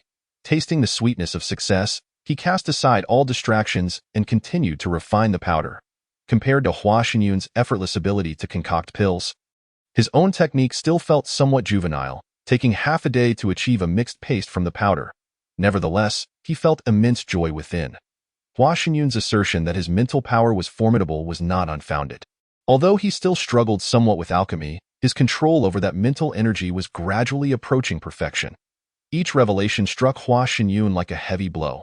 Had Qianlong been born into a prestigious family in the central continent, he would undoubtedly be a prime candidate for cultivation, for such accomplishments were not easily attained. Qianlong's first attempt at alchemy was to create the gathering spirit pill, which only added to her vexation. Yet, at present, there were no signs of failure. Though the process took longer than anticipated, he had succeeded. The paste, which Qianlong had compressed to its utmost limits, emitted a series of hissing sounds, swallowing hard. He dared not let his guard down, for this was the most crucial step in alchemy. With a stroke of luck, the pill could materialize. With ill fortune, it could be rendered useless. With what little mental energy remained, he prepared to take a leap of faith. However, should he fail, the herbs would be lost. With a resigned smile, Qianlong concentrated on compressing the nearly formed paste. The paste buzzed and hummed until a flash of light caught Qianlong's eye. A gust of wind erupted, sending waves of energy spiraling outward, stirring up clouds of dust from the ground. Once the dust settled, he grasped a vibrant green object before him and coughed a few times. The gathering spirit pill. It's done. Releasing her embrace, Hua Xinyun stared, momentarily stunned, at the verdant pill Qianlong presented to her, exclaiming, "You actually succeeded on your first attempt and crafted a first-tier pill." Qianlong chuckled, rubbing his nose with his hand. From this day forth, he could consider himself a true alchemist. Even he hadn't expected that this seemingly hopeless attempt at alchemy would yield such unanticipated success. Hua Xinyun shifted her gaze from the pill to Qianlong's face. Despite the beads of sweat clinging to his youthful visage, he looked at her with an expression brimming with joy. "Not bad, but taking so long leaves room for improvement," she remarked, her cheeks flushing slightly. Acknowledging Qianlong as an impeccable genius, she said this only to prevent him from becoming overly proud. Without a hint of disappointment, Qianlong nodded. He felt utterly exhausted after a day of labor, yet with only a few months remaining until the year-end sect selection, he feared he had little time to rest. Inserting a gathering spirit pill into his mouth, Qianlong sat cross-legged, allowing the spiritual energy to circulate rhythmically within him with each breath. Time passed in a blur until he suddenly opened his eyes, a fervent light igniting within. Exhaling a cloud of murky air, even his hands trembled slightly as he formed seals. A rush of white, spiritual energy, mingled with gusts of wind, erupted from his body, crashing against the cave walls and causing debris to rain down like flour. Qianlong moved with agility, the energy surging beneath his feet as he leaped to the cave's apex. He paused briefly to survey his surroundings before extending his right hand toward the uneven ceiling. striking it without hesitation. The cave remained unchanged, with no stones crashing down as before. However, upon closer inspection, a clear handprint was now imprinted upon the ceiling. Qianlong had mastered the manipulation of spiritual energy well.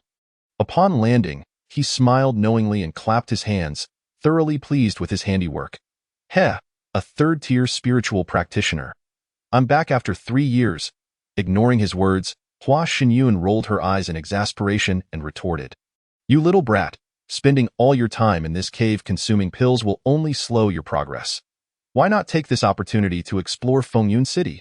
Chapter 20. Slaying a first-tier spiritual master leaving the small town to embrace the wider world had always been his dream. However, before meeting Hua Xinyun, Qianlong had possessed no spiritual energy within him, rendering any escape futile. Yet, as his spiritual energy began to recover, the desire to venture forth had long taken root in his heart. Moreover, the year-end sect selection required passage through the teleportation array in Fengyun City, as such significant events could not be solely dictated by one city. Hundreds of towns across the continent would unite for the occasion. Listening to Hua Xinyun's words, Qianlong smiled lightly. He knew he would eventually explore the outside world. Having made his choice, he would not hesitate. His experiences within this cave had been too limited.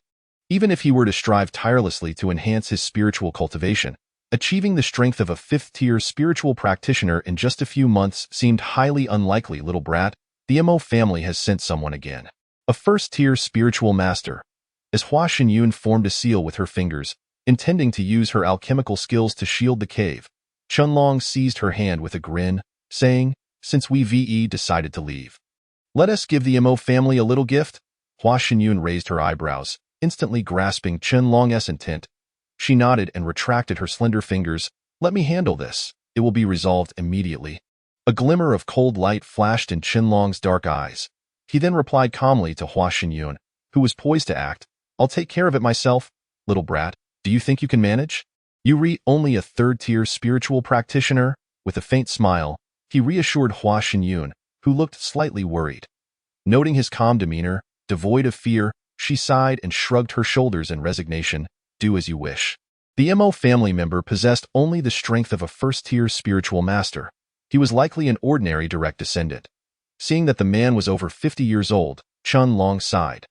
Titles without power still relegated one to the duties of a subordinate. In the Tianqiong continent, the principle of survival of the fittest remained unchanging.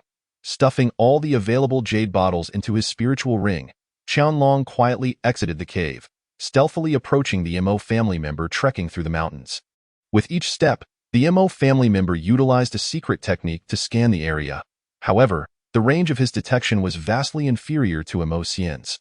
After retracting his probing technique, the man spat a few times onto the ground, muttering, what bad luck, searching aimlessly for a mere lowly practitioner. Could there be any threat?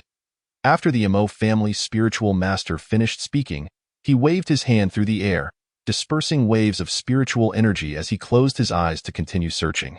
When his energy enveloped Qianlong, he suddenly opened his eyes, a flicker of joy crossing his face. However, before he could turn around to speak, a torrent of white spiritual energy, interlaced with debris, hurtled toward him. Qianlong, as the man shouted, a wave of dread washed over him. With no time to activate his spiritual technique, he could only brace himself to receive the force of Qianlong's wind control palm. The most astonishing aspect of the wind control palm lay in the dense blades of wind it conjured. However, against the old man, who boasted fifth-tier strength, relying solely on spiritual techniques would not suffice. The old man endured the wind blades, his hands marred with numerous cuts. After dissipating the force of the wind control palm, he was forced to retreat several dozen meters before finally halting. Gazing down at his bloodied hands, the old man internally cried out and charged toward Qianlong. The speed at which he moved created a distortion in the air around him. The Mo family's dog is still so mad. Qianlong scoffed, forming a seal with his right hand and pointing at the approaching elder, softly commanding, stop. No dazzling spiritual energy erupted forth, yet the old man noticeably slowed, ultimately coming to an abrupt halt before Qianlong. Unable to move an inch, terror etched across the elder's face. He quickly regained his composure, his eyes wide with disbelief. Trembling, he stammered, mental power. You actually possess such formidable mental power, I don't believe it. Ignoring the astonished elder, Chen Long, for the first time employing his mental power to bind, found himself facing a first-grade spirit master, which proved to be quite a challenge. Breathing heavily, exhaustion quickly enveloped his entire body, causing his complexion to pale. With his hands clasped together, the energy sphere at his dantian began to circulate, the spirit energy coalescing in his palms. The white spirit energy formed a swirling palm of wind, stirring the gentle breeze in the air, instantly transforming into a vortex that swept across the mountain peak. Qianlong, you little brat, the Mo family will not let you off. Despite his struggles, the elder remained immobilized by the mental prison. When Qianlong summoned the massive vortex of spirit energy, the elder scoffed. Yet he couldn't help but feel a tinge of fear as the white wind seemed to subtly harness the forces of nature. The wind in the mountains was already a whirlwind, and Qianlong had indeed taken advantage of the terrain. The gentle breeze began to swirl with the white vortex, and if this continued, not only would the flesh of the spirit master be at risk, but the very mountain itself might be leveled. You clever little rascal, so you know how to utilize the power of natural winds. However, I must admit, you surprise me, daring to take such a risk with your mental power.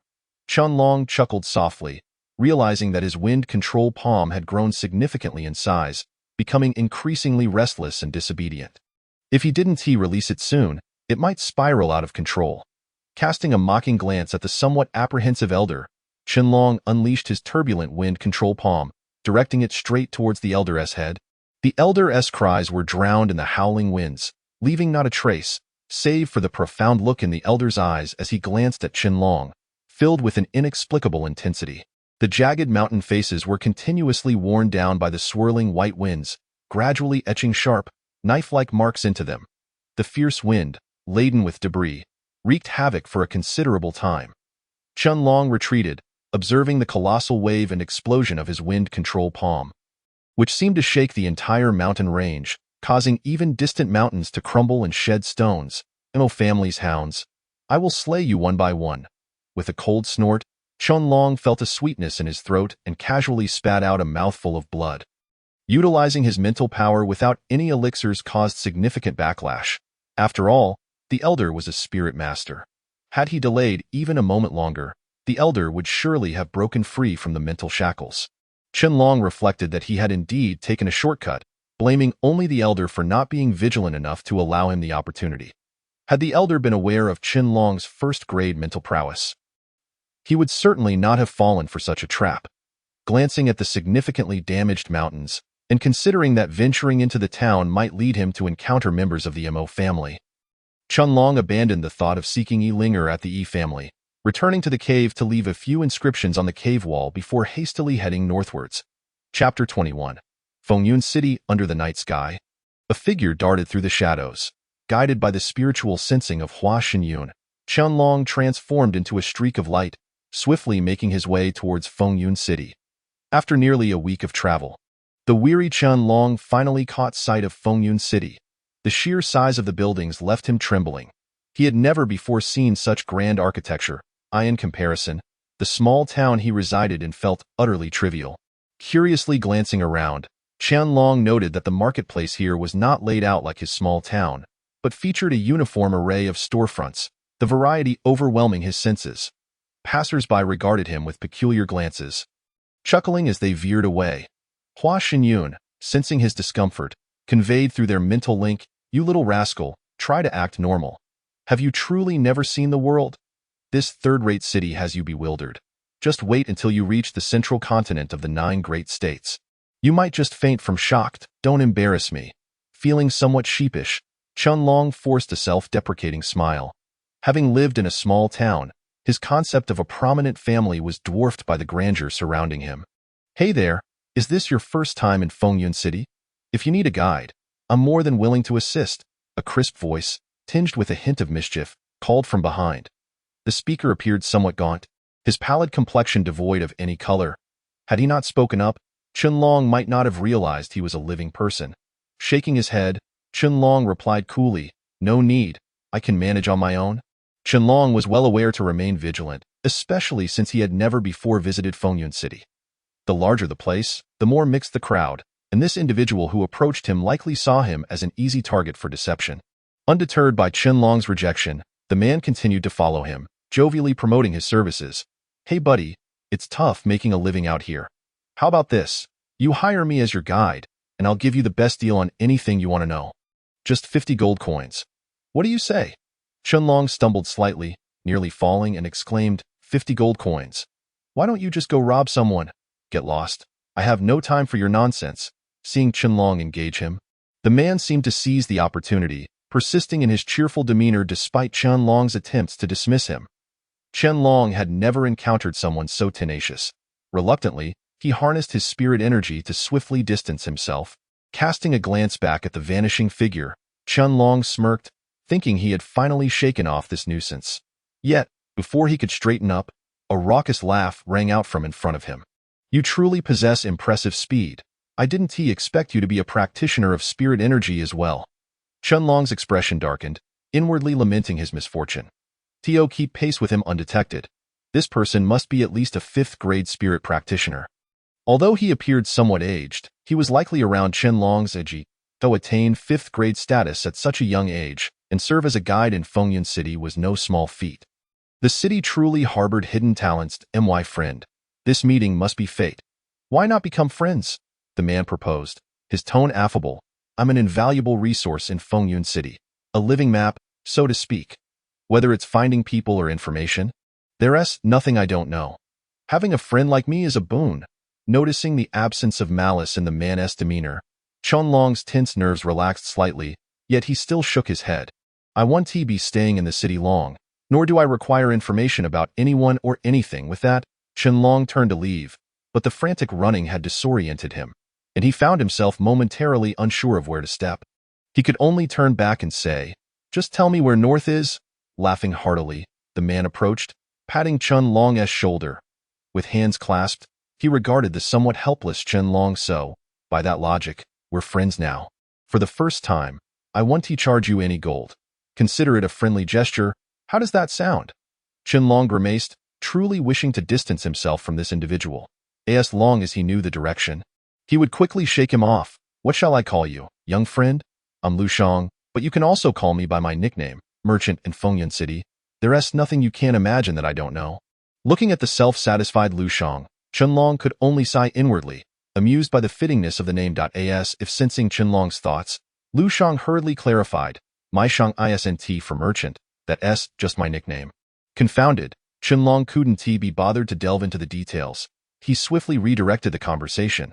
"Now, can you tell me where north is?" "Of course, but don't you want to know some other things? I can offer you a discount, friend's price." With no expression, Qianlong flatly rejected the notion, his irritation rising. He had no time to waste with Lu Shang. What should have been a simple inquiry had turned into a nuisance. Suddenly, an awkward sound disrupted the tension between them. The moment it emerged, Lu Shang's face flushed, and scratching his head, he chuckled sheepishly at Qianlong. "To be honest, I haven't eaten in several days. I was hoping to earn a little money for a meal, but it seems my friend here isn't very accommodating. Since you're not interested in being my friend, I have nothing more to say. Farewell." Lu Shang patted his uncooperative stomach and turned away, having shared his predicament, but he was not the type to cling on to someone who clearly didn't want him around. "Wait a moment. I need to eat too, if you don't mind. Let us go together." Qianlong, indeed feeling a bit hungry, had exhausted his provisions during the journey. Although Lu Shang had left a poor initial impression, Qianlong understood the discomfort of hunger. Upon hearing Qianlong's offer, Lu Shang's eyes sparkled with enthusiasm as he swiftly moved to Qianlong's side, wearing a look of obsequiousness. "My friend, I knew I was right about you. You are truly my friend, a good friend." Sensing the sudden shift in Lu Shang's demeanor, Qianlong felt slightly uneasy, his guard instinctively rising. He had not noticed Lu Shang's previous movements. Such speed was certainly beyond that of an ordinary spirit practitioner. Inwardly, he called out to Hua Xinyun, "Sister, can you discern if he is concealing his strength? Is there something particularly special about his peculiar movement technique?" Rest assured, he is merely a genuine 5th-tier spiritual practitioner. Achieving this level at such a young age is indeed quite remarkable. His recent actions were likely just a manifestation of a mobility spiritual skill. Upon hearing the nonchalant words of the flower goddess, Chunlong finally relaxed his anxious heart and said to the grinning Lu Shang, "Let us go. You lead the way, however. I must inform you that my finances are rather limited. So if you desire exquisite fare, you might want to seek someone else." "Not at all. We are friends. After all, I know a fantastic place that guarantees delicious dishes at a bargain, and oh, there are also beautiful young ladies to serve us." Observing Lu Shang's playful demeanor, Chunlong felt somewhat perplexed. It appeared that Lu Shang was more than just a chatterbox. He was genuinely intrigued by the mysterious movement technique, which might yield significant insights this time. Chapter 22. The Five Families of Wind and Cloud. Following Lu Shang's winding path, they arrived at the entrance of an impressively grand restaurant. As Chunlong gazed up at the gilded characters, an unsettling premonition washed over him. How much would a meal in such an opulent establishment cost? He regretted having momentarily softened and heeded the words of this cunning merchant. "Let South choose another place." "I don't have that much money. Come now, this is the cheapest place available. A meal here will only cost a few dozen gold coins." Chunlong's face displayed a hint of skepticism as he sought confirmation once more. "Are you serious?" Lu Shang pounded his chest in assurance. Only then did Chunlong cautiously nod, following him inside with a sense of wariness. Lu Shang appeared utterly at ease, as if he frequented this establishment regularly, even exchanging pleasantries with the reception maid. Chunlong couldn't help but roll his eyes at the extravagant tales Lu Shang spun. The dining room was located on the second floor. Chunlong trailed behind Lu Shang, who strutted confidently, feeling somewhat disgruntled. How was it that this fellow seemed more familiar with the place than he was with his own home? The somewhat innocent-looking maid approached the two as they settled in, inquiring, "What would you gentlemen like to order?" With a mischievous grin, Lu Shang beckoned the maid over and whispered something in her ear. Once the maid had exited, Chunlong, puzzled, asked, "What did you say? You're not planning to swindle me, are you?" "Of course not. We are friends, after all. I merely ordered something for you." Knowing you might not be familiar with the menu, Lu Shang replied with disarming sincerity. Chunlong thought little of it. But when the dishes arrived, he gulped at the sight of the lavish spread before them. Surely, it would be wasteful to leave any of this uneaten. Lu Shang, however, remained silent, focused solely on devouring his meal. "By the way, earlier on the street, I noticed your peculiar movements. Surely, they must be the result of an impressive mobility spiritual skill." Lu Shang paused momentarily, slowing his chewing, and replied with a hint of indifference. "I didn't expect you to notice. Yes, it is indeed a mobility spiritual skill. However, due to various reasons, I cannot disclose the details to you. My apologies.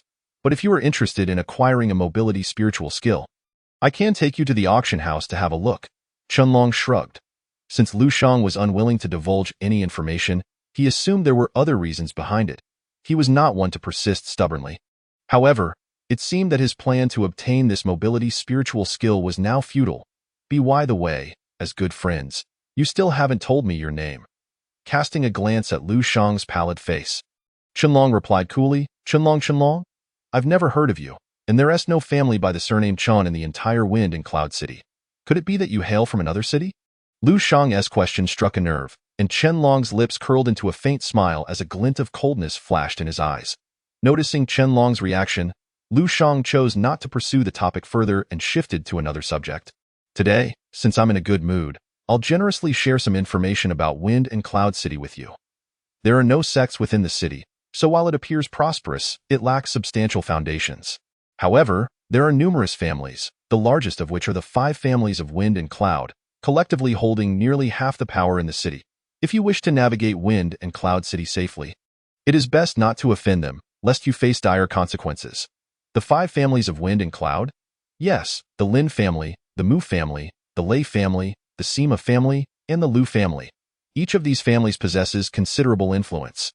If you wish to live well, refrain from engaging in any unnecessary activities beneath their noses."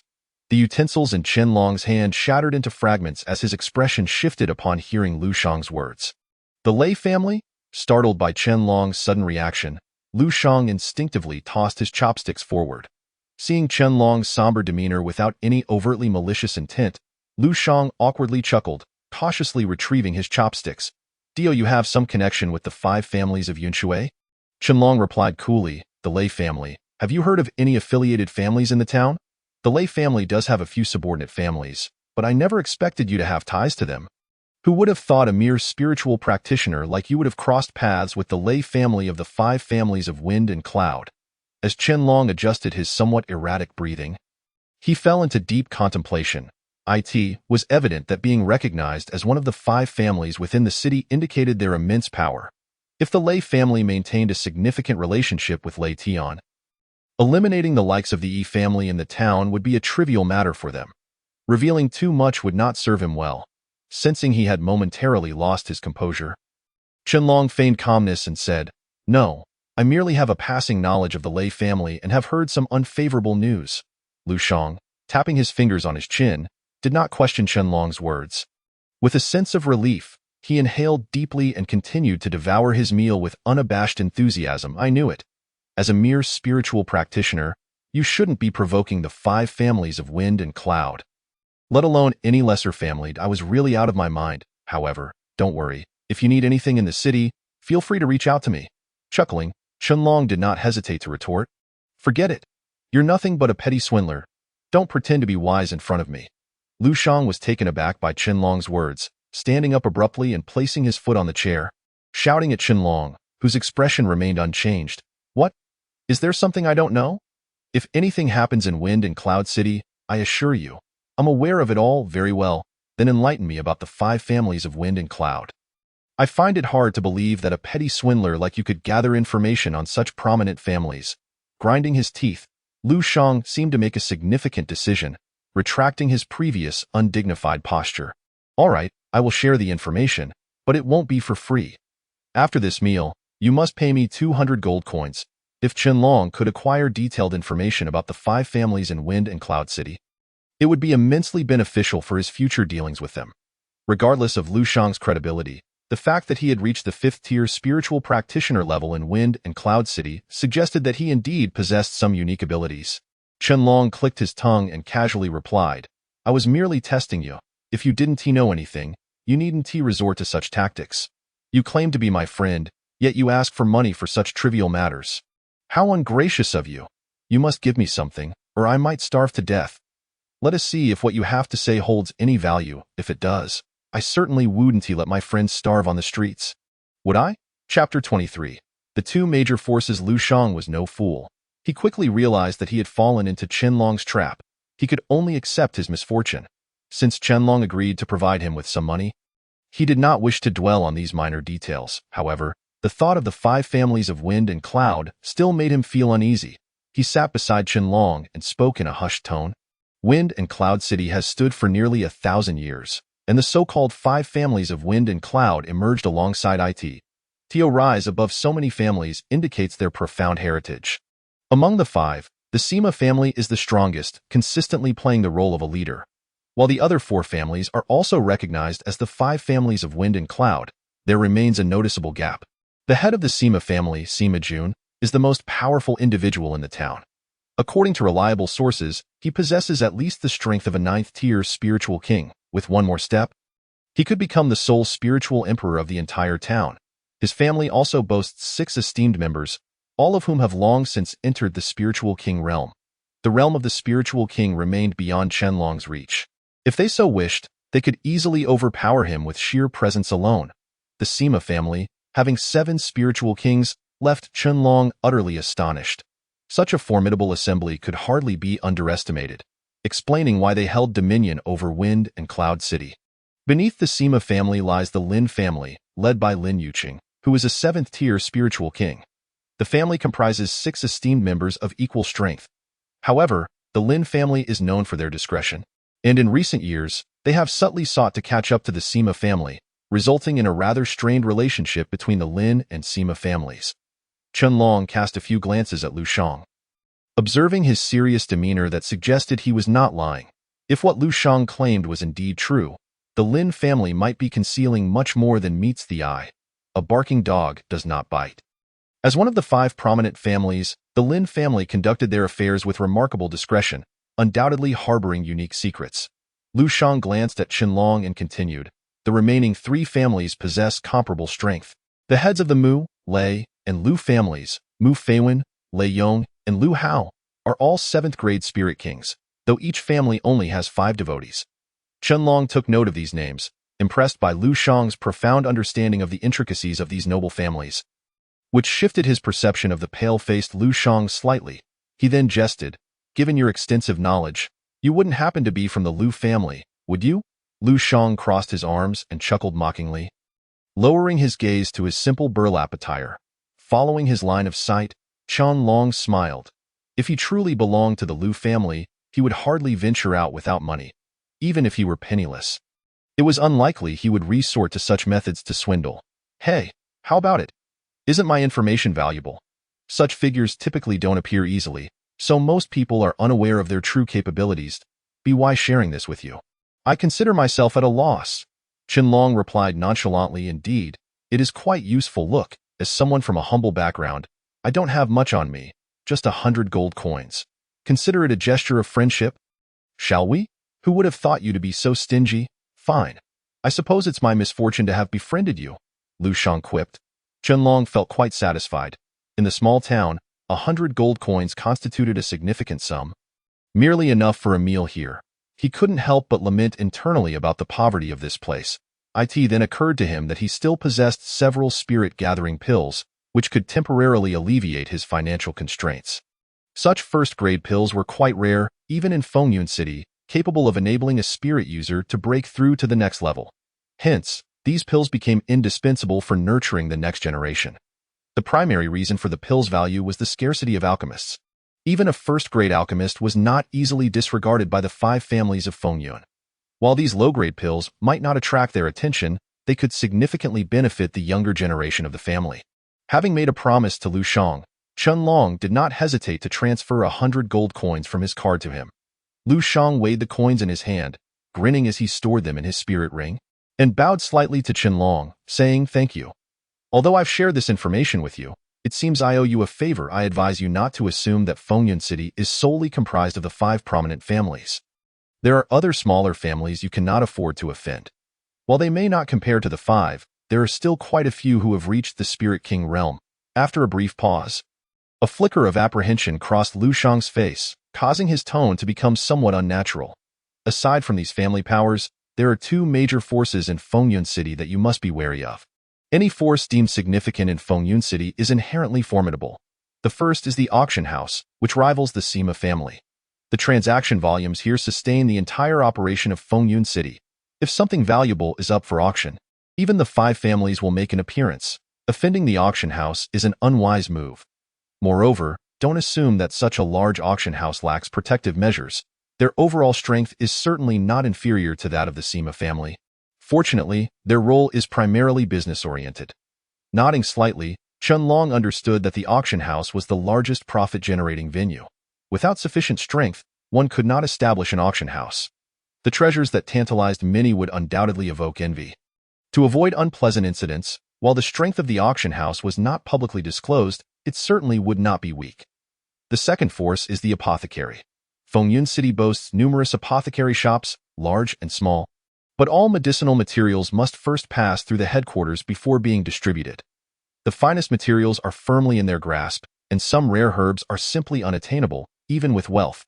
Although the overall strength of the apothecary is inferior to that of the auction house, no one dares to provoke them, as they possess alchemists. Upon hearing the term alchemist, Qianlong felt a jolt within, but quickly regained his composure. If the apothecary indeed had alchemists, it was hardly surprising that no one dared to offend them. The existence of an alchemist is exceedingly rare, and regardless of their grade, their presence is sought after by many families. Who would be foolish enough to offend an alchemist? They wouldn't even need to intervene directly. Numerous individuals would readily step forward to curry favor, as doing a favor for an alchemist might yield significant rewards. With a smile directed at Lu Shang, Qianlong casually inquired, "Do you happen to know the grade of the alchemists in Fengyun City?" "There are 5 alchemists in the apothecary, 2 first grade, 2 second grade, and 1 third grade. Although there is a 3rd-grade alchemist, I have yet to hear of him personally refining pills for anyone. This 3rd-grade alchemist has an exceedingly peculiar temperament. He rarely finds anyone to his liking, so few dare to disturb him, lest they attract trouble." Nodding thoughtfully, Qianlong found himself greatly intrigued by the eccentric 3rd-grade alchemist Lu Shang mentioned. Attaining the status of a 3rd-grade alchemist granted him the privilege of being eccentric. As such, alchemists were among the most illustrious figures in Fengyun City. Chapter 24. The auction house's enticement. Lu Shang let out a satisfied burp, reclining comfortably in his chair and patting his full belly. Well, I've said my piece. If there's nothing else, I'll be on my way. Leaving? Qianlong couldn't help but smirk at Lu Shang's abrupt change in demeanor. It was amusing how quickly his attitude shifted. Before the meal, he seemed eager to cling to Qianlong, but now, having eaten his fill, he wanted to depart. However, this suited Qianlong just fine. He had been troubled by the thought of Lu Shang shadowing him, which would hinder his ability to discreetly produce the spirit-gathering pills at the auction house. Such pills would surely incite a frenzy among the masses, and as merely a third-grade spirit user, presenting them would raise suspicion. He was well aware that possessing wealth could invite trouble. Very well, I was also planning to leave. Should fate allow, we shall meet again. Lu Shang regarded Qianlong with a nod and declared, We certainly will. Stepping out of the establishment, the warm sunlight graced Qianlong's face. He squinted slightly before turning to enter a nearby general store, purchasing a long black hooded cloak to conceal his identity as he made his way to the auction house. As the most prominent venue in Fengyun City, the auction house attracted considerable attention. Every item listed for auction was a rare and expensive treasure, drawing a diverse crowd. Upon witnessing the auction house's true visage, Qianlong couldn't help but express his admiration. Indeed, it lived up to its reputation as Fengyun City's largest auction house. The vast expanse before him left him momentarily awestruck. Such a grand establishment clearly reflected its trading prowess. Pulling the cloak closer around him to obscure his face, Qianlong strode confidently into the auction house. At the entrance stood a row of formidable guards, who heightened their vigilance upon seeing Qianlong's unusual attire. Rather than entering the auction hall directly, he veered towards a row of neatly arranged inspection windows. These windows were draped with black veils, obscuring the view inside. However, those seated at these stations were undoubtedly skilled appraisers. Every item traded here had to pass through their scrutiny to determine its value and authenticity. Approaching a distant window, Qianlong scanned the area to ensure no one else was present before retrieving 2 spirit-gathering pills from his spirit ring and handing them over. Lowering his voice to say, Please assess these for me. Can they be auctioned? After a brief silence, the person behind the window rose abruptly, excitement evident in their voice. Could this pill be a spirit-gathering pill? Qianlong chuckled softly, his voice somewhat hoarse as he replied, Whether it is a spirit-gathering pill, I trust you are the best judge of that. If such a prominent auction house cannot discern the authenticity of a spirit-gathering pill, it would be quite disappointing. Hearing Qianlong's affirmation, the appraiser, though slightly displeased, dared not voice any complaints. No, you misunderstand. Our auction house handles numerous pills daily, and first-grade pills are not overly rare. However, the potency of this pill is exceptionally pure, truly a superior quality pill. I have yet to encounter a first-grade pill of such high caliber. I apologize for my earlier rudeness. After a moment's pause, the appraiser cautiously inquired, May I ask if you are an alchemist? Feigning annoyance, Qianlong replied impatiently, Humph. I come here to auction items. Do I need to divulge my identity to you? The figure within the window finally drew back the dark veil that obstructed the view. Offering a respectful gesture towards Qianlong, this was an elderly man with a head full of white hair, whose parched visage bore a flicker of excitement, yet it was his keen, discerning eyes that incessantly scanned Qianlong's form. Noticing Qianlong's peculiar attire, the old man's expression grew increasingly strange. He exchanged glances with the 2 maidservants behind him before turning back to say, We shall arrange for your auction at our earliest convenience. In the meantime, I kindly request you to rest in one of the rooms on the 2nd floor. The maidservants approached Qianlong from the back entrance, bowing slightly, My lord, please follow us this way. Qianlong merely curled his lips in response, choosing not to say much as he trailed behind the maidservants, winding through a discreet path to the 2nd floor. It was only after Qianlong had moved out of sight that another maidservant led a figure into the inspection room. This figure was somewhat tall, adorned in resplendent robes that unmistakably signified opulence. The elderly man bowed respectfully to him, stating, Manager, if it were merely an ordinary first-grade elixir, I would not trouble you to come in person. However, the luster and quality of this elixir are exceptional. It is certainly beyond the craftsmanship of those few old codgers. The old man handed the gathering spirit pill to him, who then brought it to his nose to inhale its fragrance. The manager furrowed his brow in contemplation for a moment, his expression odd as he remarked, "Indeed, I have seen my fair share of gathering spirit pills, but I must say, I have never encountered one of such perfection." The old man nodded in agreement. "Manager, that individual is dressed in an exceedingly bizarre manner, with a robe that completely obscures his face. It is evident that he wishes to conceal his identity and appearance from others. If I am not mistaken, this person must be an alchemist." The manager inhaled sharply, fully aware of what being an alchemist entailed. An entity of considerable influence across the Sky Dome continent. Considering Chunlong's peculiar attire, the air of arrogance in his speech, and the flawless elixir he had casually produced, the old man could not help but entertain such thoughts. Even the tall figure he referred to as the manager nodded in agreement before adding, "The only one capable of concocting such an elixir in Windcloud City might be that old man Huang from the herbal store. However, given his notoriously stubborn disposition, I find it hard to believe he would deign to visit my auction house. If only I could persuade an alchemist to join us. It seems I must personally meet this alchemist." Qianlong, feeling somewhat bored as he followed the maidservant, observed the numerous independent rooms on the second floor, which were clearly far superior to the large seating arrangements on the ground floor. A faint smile crept upon his lips as he remarked, "This auction house certainly knows how to cater to its guests. It is no wonder it has become such a formidable force." Arriving at a door in the corner, the maidservant respectfully stated, "My lord, this room is free from noise and directly faces the center of the auction stage. I kindly ask you to enter and await the commencement of the auction." Nodding in acknowledgement, Chunlong pushed the door open. The interior's decor dazzled him. The spacious leather sofa felt exquisite as he sank into it. Gazing through the glass window, which offered an unobstructed view, he plucked a few grapes and popped them into his mouth, reclining comfortably on the sofa. Just as he began to relish the moment, a hearty laugh echoed from outside the door. He quickly adjusted his dark robe and sat up straight. The figure who entered bowed respectfully to Qianlong's back, introducing himself, "I am Wei Yin, the manager of this auction house. May I inquire if you wish to auction this gathering spirit pill?" Qianlong rose politely, returning the gesture while lowering his voice to respond, "Manager Wei, I am honored. I have just arrived in Windcloud City and learned that this auction house serves as the economic backbone of the city, hence my desire to auction a few elixirs to alleviate my own financial predicament." "Oh? You are not from Windcloud City?" Upon hearing Qianlong's reply, Manager Wei furrowed his brow momentarily, but soon his expression brightened as he inquired, "Is this elixir one that you personally concocted?" "Manager Wei, given my current attire, it is clear I do not wish to reveal my identity to you. However, since you have come personally, I shall not hide the truth. This elixir is indeed of my making."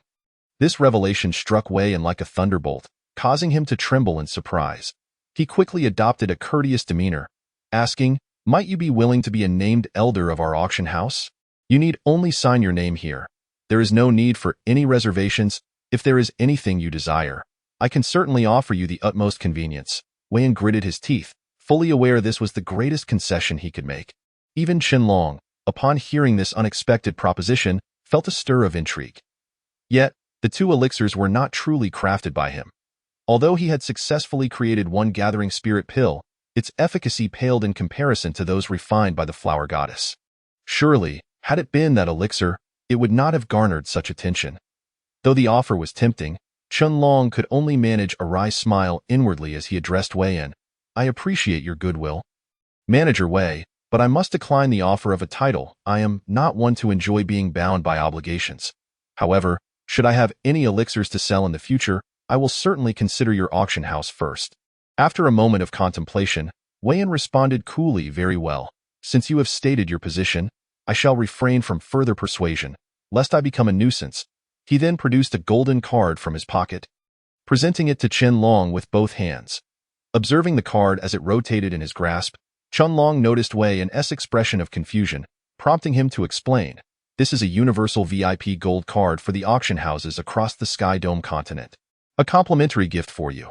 Consider it a small token of goodwill from our auction house. Should you require anything in the future, you may come directly here, and we shall ensure your satisfaction." For a manager of an auction house to lower himself and offer such a gesture, Qianlong was not so arrogant as to believe it was solely due to his merits.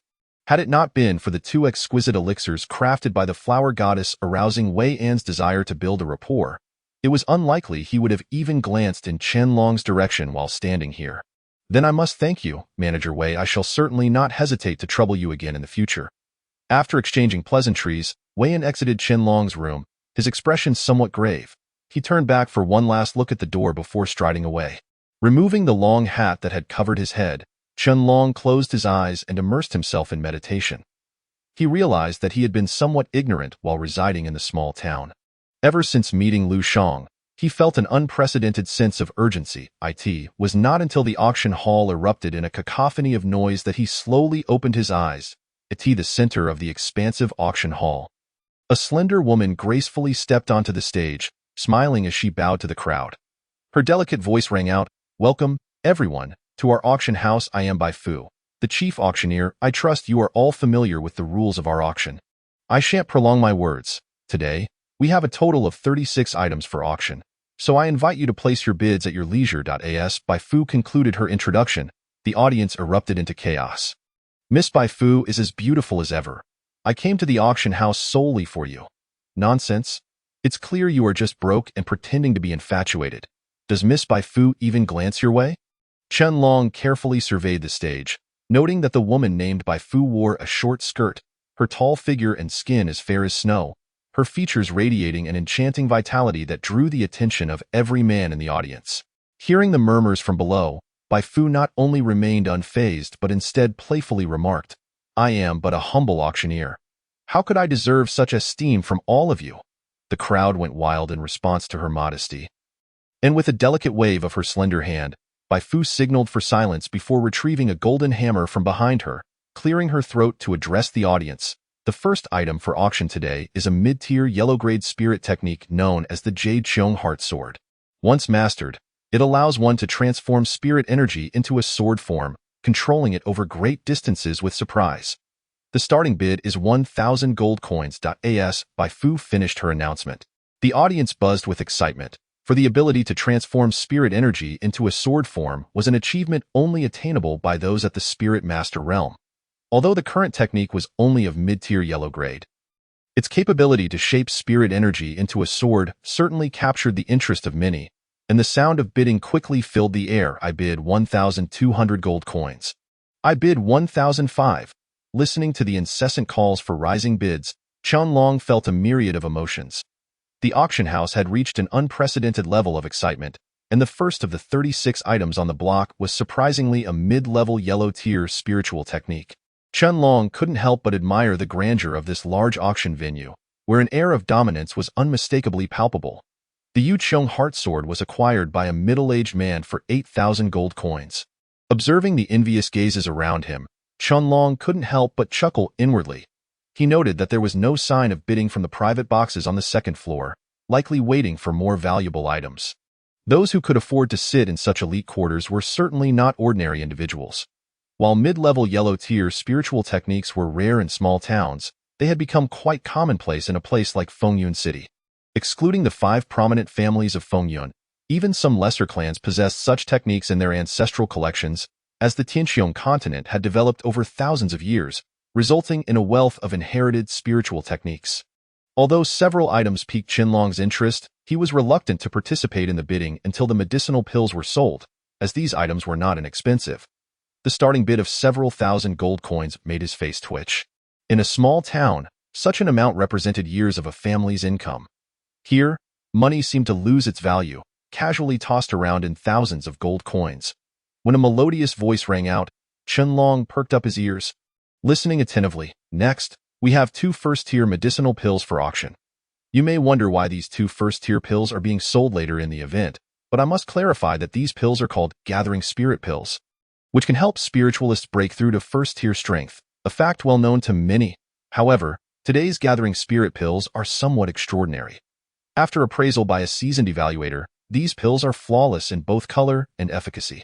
To refine a pill to this level, one must at least be a 3rd-tier alchemist.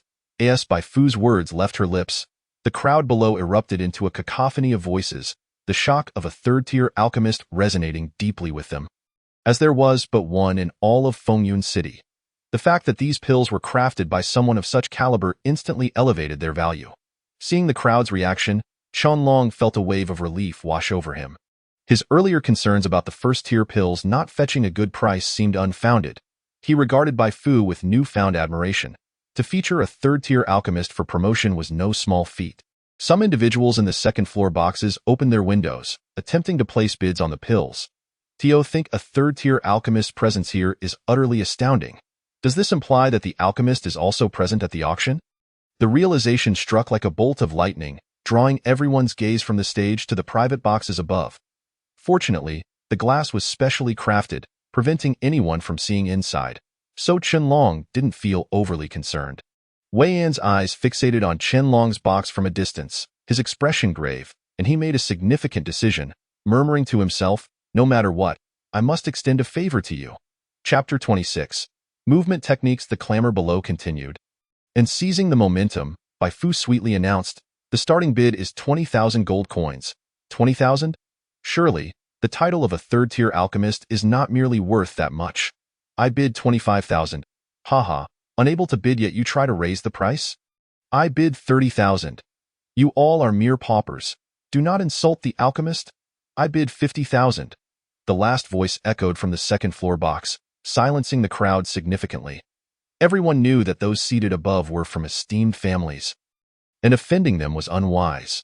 Many quickly withdrew from the bidding, begrudgingly watching the box from which the voice had emerged. One figure in the room seemed quite pleased with the turn of events. Arrogantly fanning himself, believing the pills were already in his grasp. Before he could boast, a cool voice emerged from a nearby room. "Heh, I bid 80,000. The figure's anger flared momentarily, and with reluctance, he replied, "My dear friend, I am Wang Jie of the Wang family in Fengyun City. If you could grant me this favor, my family would be willing to befriend you." The figure responded with an indifferent yet commanding tone. "The Wang family? Merely a third-rate clan. What qualification do you have to befriend me? This is an auction. The highest bidder takes the item. Do you believe your family's name carries more weight than mine?" The Mu family? Wang Jie's pupils constricted. Though unwilling, he staggered back a few steps, deflated like a punctured balloon. The Mu family? Good heavens! The Mu family has made their appearance, the dominant force among the 5 families of Fengyun. The fact that these 2 first-tier medicinal pills had drawn the Mu family's interest suggested they might seek to curry favor with the alchemist. Upon hearing the name of the Mu family, Qianlong felt a jolt. The Mu family, synonymous with power, had raised the stakes. He subtly raised an eyebrow. It appeared the price for the pills would halt here. Wang Jie remained discontent, feeling the sting of the Mu family's involvement. Conceding like this would undoubtedly tarnish his reputation at the auction, leaving him a target for ridicule in the future. After downing several gulps of strong liquor, Wang Jie glared at Bai Fu, who wore a satisfied smile, realizing the pills and the favor they represented would slip into someone else's pocket. With thoughts of the Mu family looming over him, he could only slam his hand on the table in frustration. Qianlong observed the successful bid for the pills, feeling a sense of relief. The 80,000 gold coins were sufficient for his needs. After all, none of the first 30 items were suitable for him, and the final 3 items would likely be beyond his reach. Reclining comfortably on the sofa, Qianlong had initially resigned himself to waiting for the auction's conclusion. However, upon hearing Bai Fu's next words, his eyes widened with surprise, and his complexion flushed slightly. The auction is nearing its conclusion, and the penultimate item is indeed remarkable. Many will surely be interested. Bai Fu picked up a brocade box resting on a crystal pedestal, gently opening it to reveal its contents to the audience. This is a scroll of movement techniques, known as a Mo Wen Qian Shan.it, is a low-level mysterious tier technique, and upon mastery, it can rival mid-level mysterious tier techniques. The crowd erupted in astonishment, and even Qianlong found himself nervously clenching his fists. Ever since he witnessed Liu Shang's enigmatic movement techniques, he had developed a keen interest in such skills. To claim indifference to Bai Fu's introduction was impossible. The prospect of a technique that could rival mid-level mysterious tier skills made Qianlong swallow hard. With only 80,000 gold coins to his name, the starting price was likely to exceed his budget. Given the multitude of families in Fengyun City, it was clear that many would be vying for this movement technique. "Sis, do you have any movement technique suitable for me?" Qianlong's eyes gleamed as he pulled out the Ming Shenyu, smiling as he inquired. Hua Xinyun responded with a sigh. rolling her eyes in annoyance. You little rascal, do you truly believe your sister is a repository of spiritual techniques on the Tianqiong continent? I regret to inform you that I do not possess this movement technique. I was once renowned for my alchemical skills, and mastering spiritual techniques was but a side pursuit. Chunlong chuckled softly, redirecting his gaze to the scroll of techniques. Today, he was determined to give it a try. Even if he couldn't acquire it, he wouldn't let it fall into someone else's hands easily. Bai Fu smiled gently, seemingly anticipating this outcome. Given the plethora of items circulating through the auction daily, some of which were highly sought after, she announced the starting bid for this scroll. The starting price is 50,000 gold coins. Upon hearing this base price, many eager families promptly withdrew from the bidding, as 50,000 gold coins represented a year's income for even small families in Fengyun City. Such an exorbitant price was beyond their means. Seeing no one else willing to bid, Wang Jie scoffed loudly. The Wang family bids 100,000. This sudden leap of 50,000 silenced the smaller clans, leaving them unable to respond. Amid the murmurs from the audience, Wang Jie felt a surge of arrogance. After losing face to the Mu family earlier, he was determined to regain his dignity. Inside the Mu family's box, a youthful figure caressed the acquired medicinal pills. Upon hearing Wang Jie's loud bid, he suddenly felt compelled to compete. Heh! The Mu family bids 120,000. Wang Jie, who had been smiling, now wore a mask of fury upon hearing that indifferent voice. He retorted, Mu family, do not overreach. You Fengyun 5 families do not lack for movement techniques. I wonder what grievance I have caused you that you persist in opposing me. Just as the handsome figure was about to respond, he was interrupted by an elder beside him. Young Master Mu Ling, let it go. Such small families rarely make a move, and you have already cultivated the family's secret movement technique. There is no need to waste over 100,000 here. The young man huffed in discontent, addressing Wang Jie. What the Mu family wishes to pursue is none of your business, Wang family. Today, this young master finds himself in a remarkably good mood and has no desire to quarrel with you. Otherwise, I would annihilate your Wang family with but a single word. Wang Jie shuddered involuntarily, gritting his teeth in resentment. Meanwhile, Chunlong's heart raced with anxiety, akin to an ant on a hot pan. Should this scroll of spiritual technique fall into the hands of the Mu family, it would likely be impossible for him to retrieve it in the near future. He could only fervently hope that the Mu family would abandon their intentions to bid. Hua Xinyun, observing Chunlong's distracted demeanor, smiled and subtly hinted at him, You need not hesitate, just speak up. If necessary, I shall concoct a few more pills to settle the debt. Upon hearing Hua Xinyun's words, Chunlong's spirits soared. If he had her elixirs at hand, the probability of acquiring this scroll of body technique would significantly increase. Chunlong calmed his somewhat agitated heart and lowered his voice to declare, I bid 130,000. Chapter 27.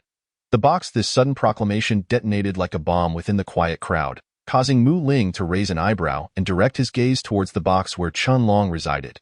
Might you be a member of the Fengyun 5 families? Wang Jie inquired, his statement eliciting laughter from many, as if there were a wound known as the Fengyun 5 families. Mu Ling, upon hearing this, chuckled heartily, clutching his aching belly as he mockingly regarded Wang Jie's box. Chunlong chuckled lightly, a bidding is merely a bidding. Why do you inquire whether I am a member of the Fengyun 5 families?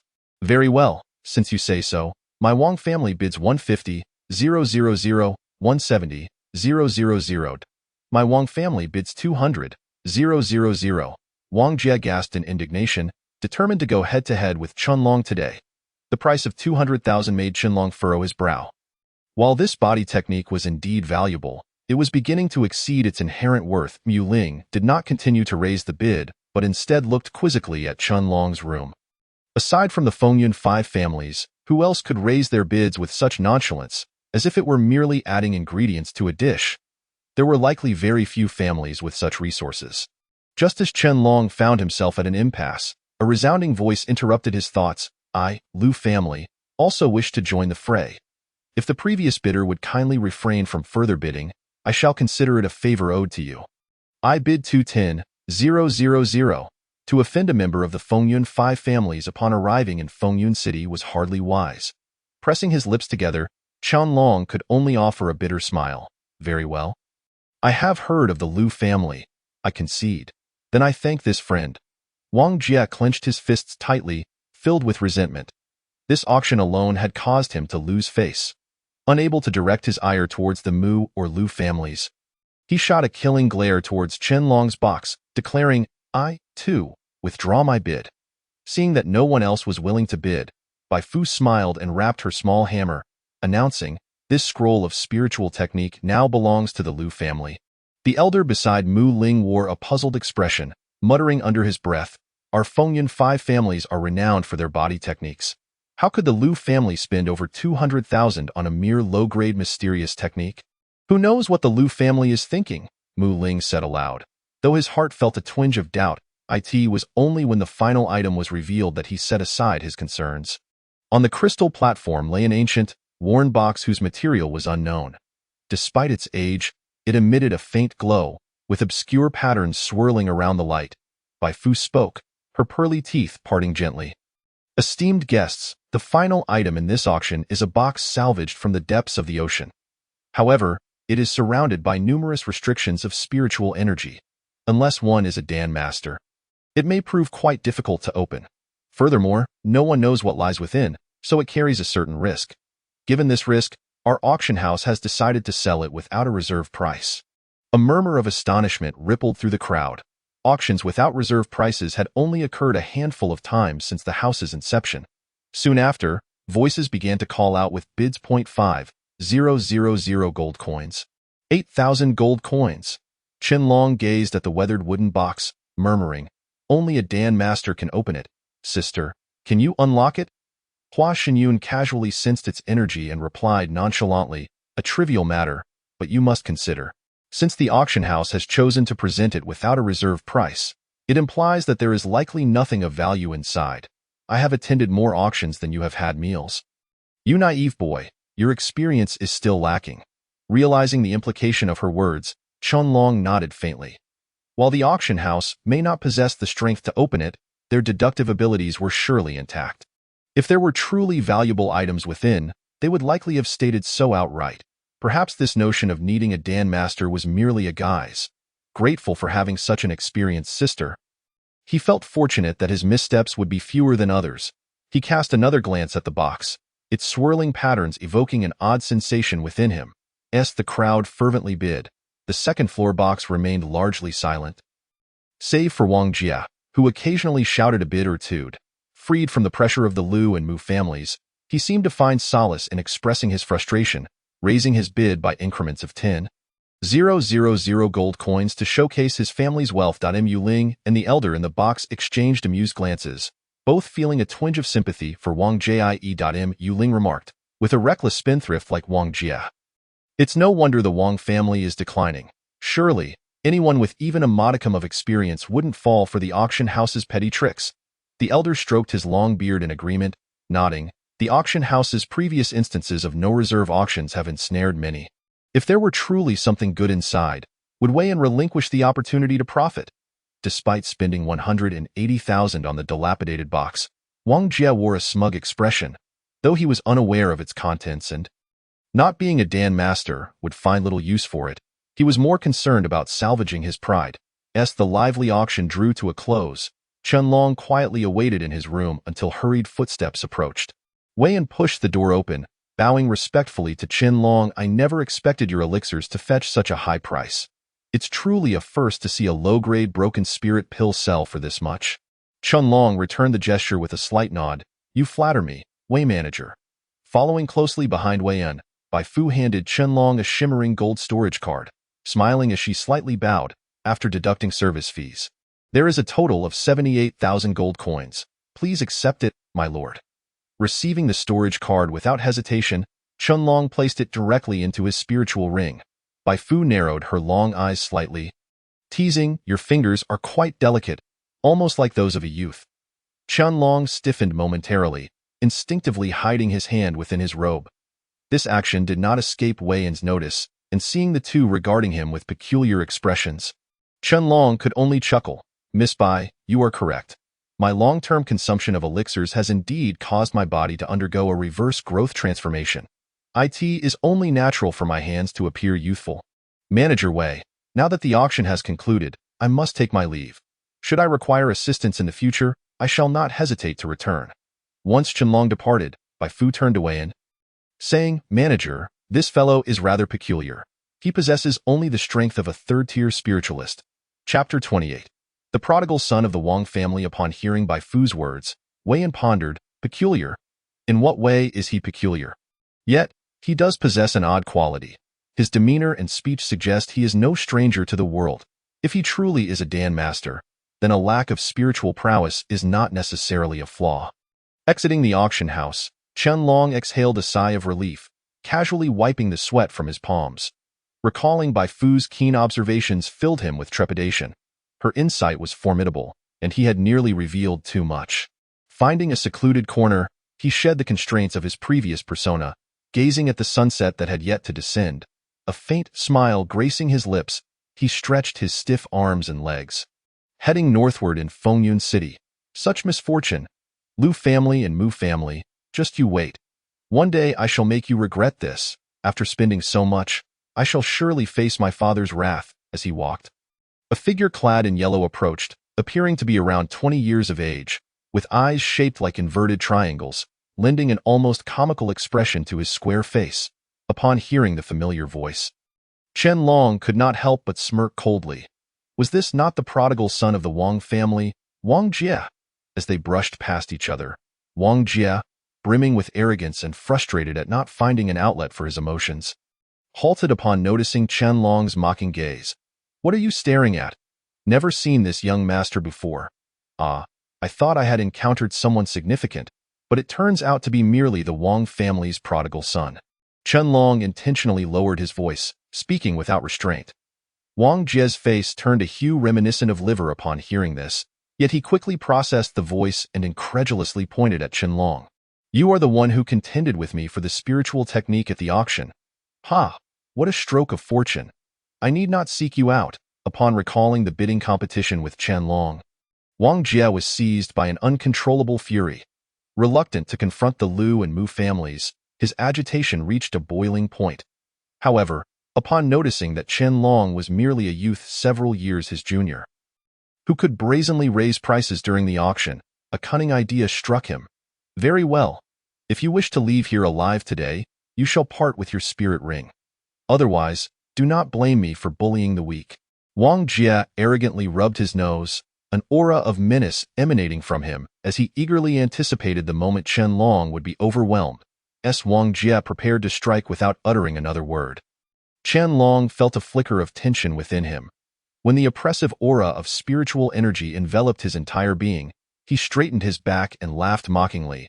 "How old are you to only possess the strength of a fifth-tier spiritualist?" Wang Jie, stung by the truth, grimaced, his countenance darkening as he assessed the richness of Qianlong's spiritual energy. With narrowed eyes, he derisively retorted, "You are but a third-tier spiritualist. What right do you have to speak to me? I, however, possess 2 tiers more than you." Qianlong shook his head, his words dripping with scorn. "Have you no shame for your age, foolishly comparing yourself to me? Instead of wasting your energy here, you ought to return and train diligently, lest you bring disgrace to your father." "What did you say?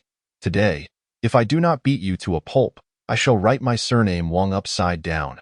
Exasperated, Qianlong furrowed his brow. He realized that Wang Jie was not only a wastrel, but also genuinely lacking in intelligence.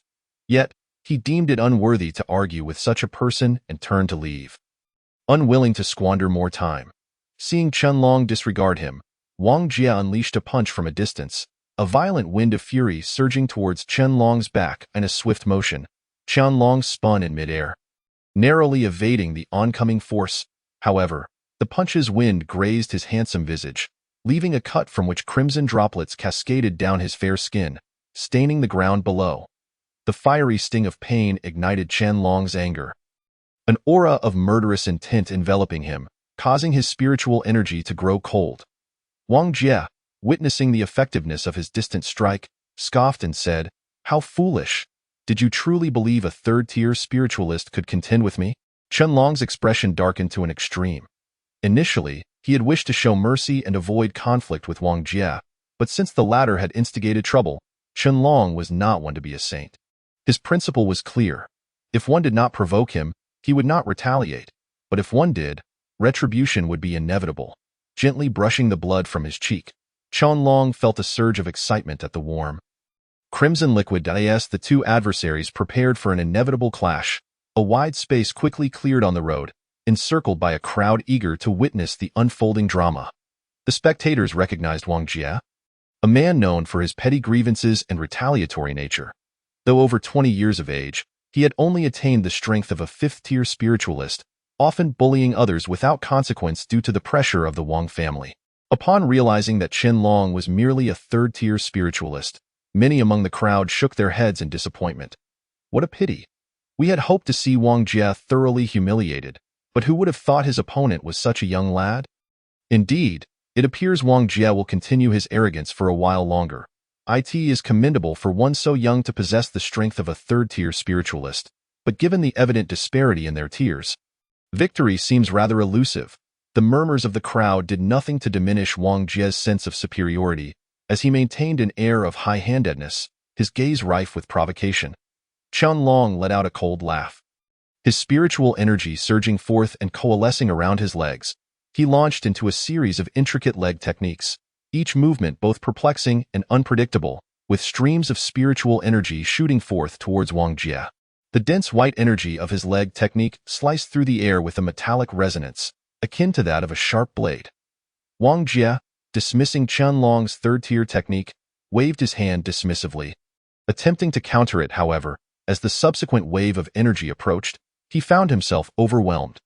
The relentless barrage of energy struck against Wang Jie's arm, forcing him to retreat several meters, disbelief etched across his face as he beheld his tattered sleeves reduced to mere ashes. Qianlong's lips curled into a satisfied smirk, proud of his leg technique, the rising wave kick, which he had honed over many years.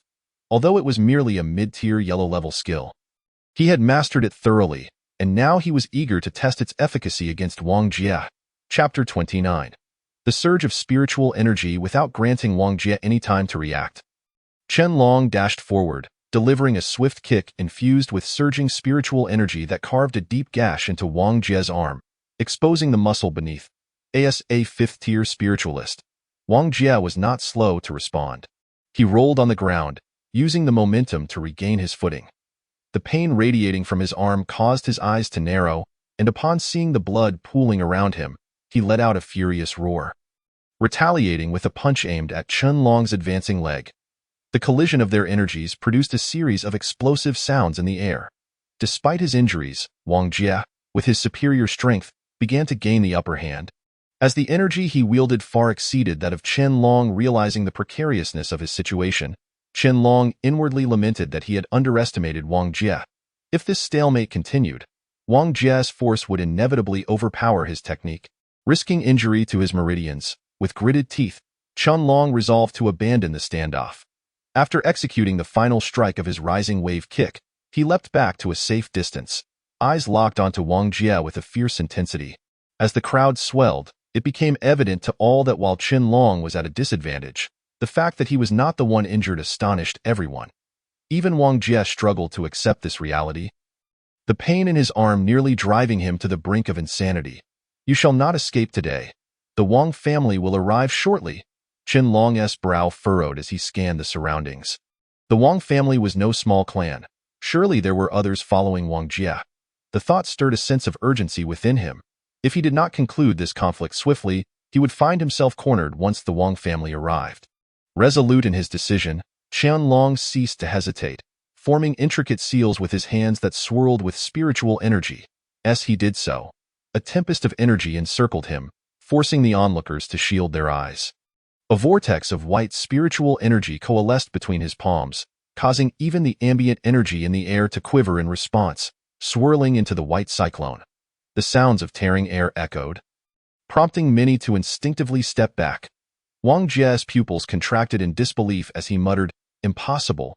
This cannot be." Though the spectacle was astounding, Qianlong felt a twinge of dissatisfaction. His mastery of the wind control technique had only reached a modest level. To truly defeat Wang Jie with a single blow, he would need to call upon his mental energy. "Get ready to strike, you little brat. I sense powerful individuals approaching." Two peak grand spiritualists, Hua Xinyun warned.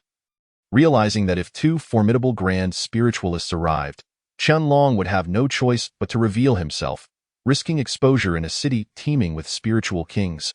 With determination, Qianlong unleashed a wave of invisible mental energy from his mind, halting Wang Jie in his tracks.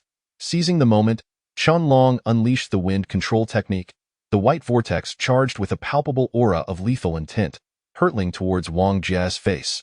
The blades of wind began to shred the skin on his face, rendering it as fragile as sand. My face! My face! Wang Jie screamed in agony, desperately raising his remaining arm to shield himself from the onslaught. Yet, the relentless storm of energy continued to ravage his body, inflicting devastating damage until his heart-wrenching cries echoed through the heavens, finally bringing a semblance of silence to the tumultuous sky. Wang Jie knelt on the ground, a picture of disarray, while Qianlong too had been pushed back several meters by the force of his own technique. He was far better off than Wang Jie, whose arm had been brutally severed, blood gushing from the stump, painting a gruesome scene.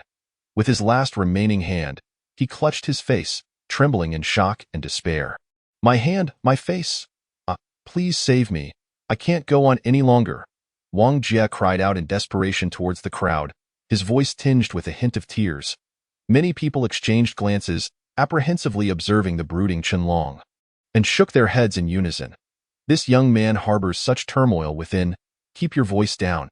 In a world governed by the law of the jungle, one cannot blame him if he does not strike first. It is likely that he would be the one in this dire situation right now. However, he truly is formidable. A mere third-tier spiritual practitioner has managed to defeat a fifth-tier expert like Wang Jie. How have I never heard of such a talented youth in Fengyun City before? Hua Xinyun silently urged Qianlong, who could only feel anxious. Although he appeared unscathed on the surface, the earlier strike had completely drained his inner spiritual energy. Despite his mental prowess having reached the first tier, without the aid of any elixirs, he could not unleash his true potential. The current situation seemed quite grim. I can't go on. Even if I wish to flee, I lack the strength. You little brat, I will impart 1/10 of my spiritual energy to you. Remember, do not stop moving. Those two are fast and will likely be upon us soon. But sister, 1T releasing spiritual energy now attract attention? Qianlong expressed his doubts. If Hua Xinyun were to be exposed, it would certainly cause a stir among the spiritual kings of Fengyu City. After all, her formidable soul entity must have had an extraordinary existence in the Tianqiong continent. And if they were to join forces, even Hua Xinyun might find herself in peril. After all, she is privy to many secrets from her past life, including the coveted high-tier cultivation methods that everyone yearns for. Do not worry. 1/10 of my spiritual energy should not be detectable to them. However, your body may struggle to withstand it. As long as you can endure, keep running north and escape this place first. With a nod, Qianlong relaxed his tense meridians, awaiting the arrival of Hua Xinyun's energy. A chilling wave of spiritual energy surged from the Ming Shan Jade directly into Qianlong's spiritual core. This sudden influx of power nearly caused him to black out from the overwhelming sensation. The icy energy coursed through him, invigorating every cell in his body and leaving him with a tingling sensation. He focused to steady his dizzying head, while his cultivation soared rapidly. Hey, do you feel the temperature dropping suddenly? It's that boy. Good heavens. How did he suddenly break through to the spiritual master realm? As chaos erupted around him, Wang Jie quivered and collapsed to the ground. Despair etched across his face as he gazed at the ascending Qianlong, his eyes filled with regret. Chapter 30. The four oddities of the Mei family surrounded by a whirlwind of energy. Qianlong's presence caused the nearby structures to tremble. Many in the crowd were swept off their feet by the fierce gusts of his burgeoning aura. A fifth-tier grand spiritual master. Qianlong was elated. Though this power was not his own, the overwhelming spiritual energy forced his body to the brink, leading to numerous injuries and bloodshed. In an instant, he became drenched in crimson. Yet he remained oblivious to his plight, feeling as though he was transcending the very heavens. Wang Jie, already drained, succumbed to the oppressive force of the grand spiritual master and fainted. Qianlong seized Wang Jie's severed arm that had fallen beside him and propelled himself northward. His momentum akin to a cannonball, he darted through the dimly lit streets, leaving behind a trail of light and causing the air to crackle under the pressure of his aura in mere moments.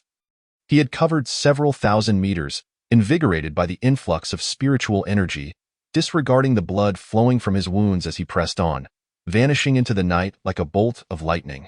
The onlookers, supporting one another, scattered in disarray. After a brief silence, two figures of contrasting heights descended rapidly from the sky. Though one was taller than the other, both were bald. They exchanged glances at the bloodied scene, their expressions shifting to one of concern. Second brother, Wang Jie is over there. The taller one pointed toward the corner where Wang Jie lay unconscious. They rushed to his side, and upon seeing Wang Jie's ravaged visage, both felt a chill run down their spines. They quickly retrieved a pill from their pockets and placed it in his mouth. Wang Jie is still alive. The assailant must not have strayed far. I sense a massive surge of spiritual energy moving to the north. I will pursue, while you return to the Wang family and inform the family head to send reinforcements immediately. The shorter bald man nodded solemnly, not out of concern for catching up to Qianlong, but because the Wang family head was fiercely protective. Upon seeing Wang Jie in such a state, he would undoubtedly erupt in fury, and if blame fell upon them, both would find themselves in dire straits. Though Wang Jie had always been arrogant, he had the Wang family backing him, and nothing had gone amiss until today when they sought a bit of amusement at the auction house and found themselves embroiled in this incident, leaving them filled with dread. Cursing Wang Jie as a fool, the taller man wasted no time in amplifying his spiritual energy to chase after Qianlong with Hua Xinyun's support. Qianlong sprinted tirelessly, his speed exponentially greater than before, allowing him to traverse the core of Fengyun City in just half a day. Turning down a narrow path, he dashed into a dense forest. Upon closer inspection, spirals of spiritual energy encircled his feet, and as he ran, a cloud of dust rose behind him, giving him a rugged, travel-worn appearance.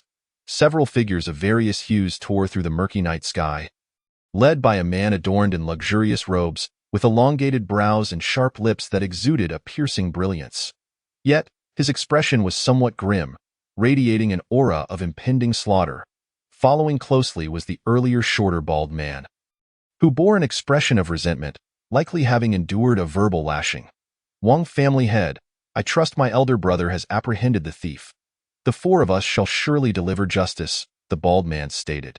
The Wang family head scoffed, transforming his palm into a claw, which he then clenched toward the void. The shorter man abruptly halted, violently expelling several mouthfuls of blood, his energy waning to its lowest ebb. Humph, your brother has been reduced to this state, and you two cannot escape culpability. If we fail to capture the perpetrator, you four from the Mei family will not be able to show your faces in Fengyun City again. Yes, though he felt unwilling, he dared not voice his discontent. The Mei family's four oddities had never endured such humiliation. The bald man gritted his teeth, cursing the Wang family silently as his spiritual energy waned. Qianlong began to breathe heavily. He glanced back at the now invisible Fengyun City and let out a sigh of relief, seeking a place to rest his weary body. You little brat. Do not stop. I sense a natural chill ahead. It is a treasure that can greatly enhance your physical training. Hurry and accelerate before others arrive. Hua Xinyun possessed in cold spirit crystals, granting her sensitivity to such frigid environments, and the vast natural chill could not escape her perception. After running for a while longer, Qianlong's body began to exhibit signs of overexertion. Every cell ached, and his bones felt as though they were falling apart. He leaned against a nearby tree, gasping for air.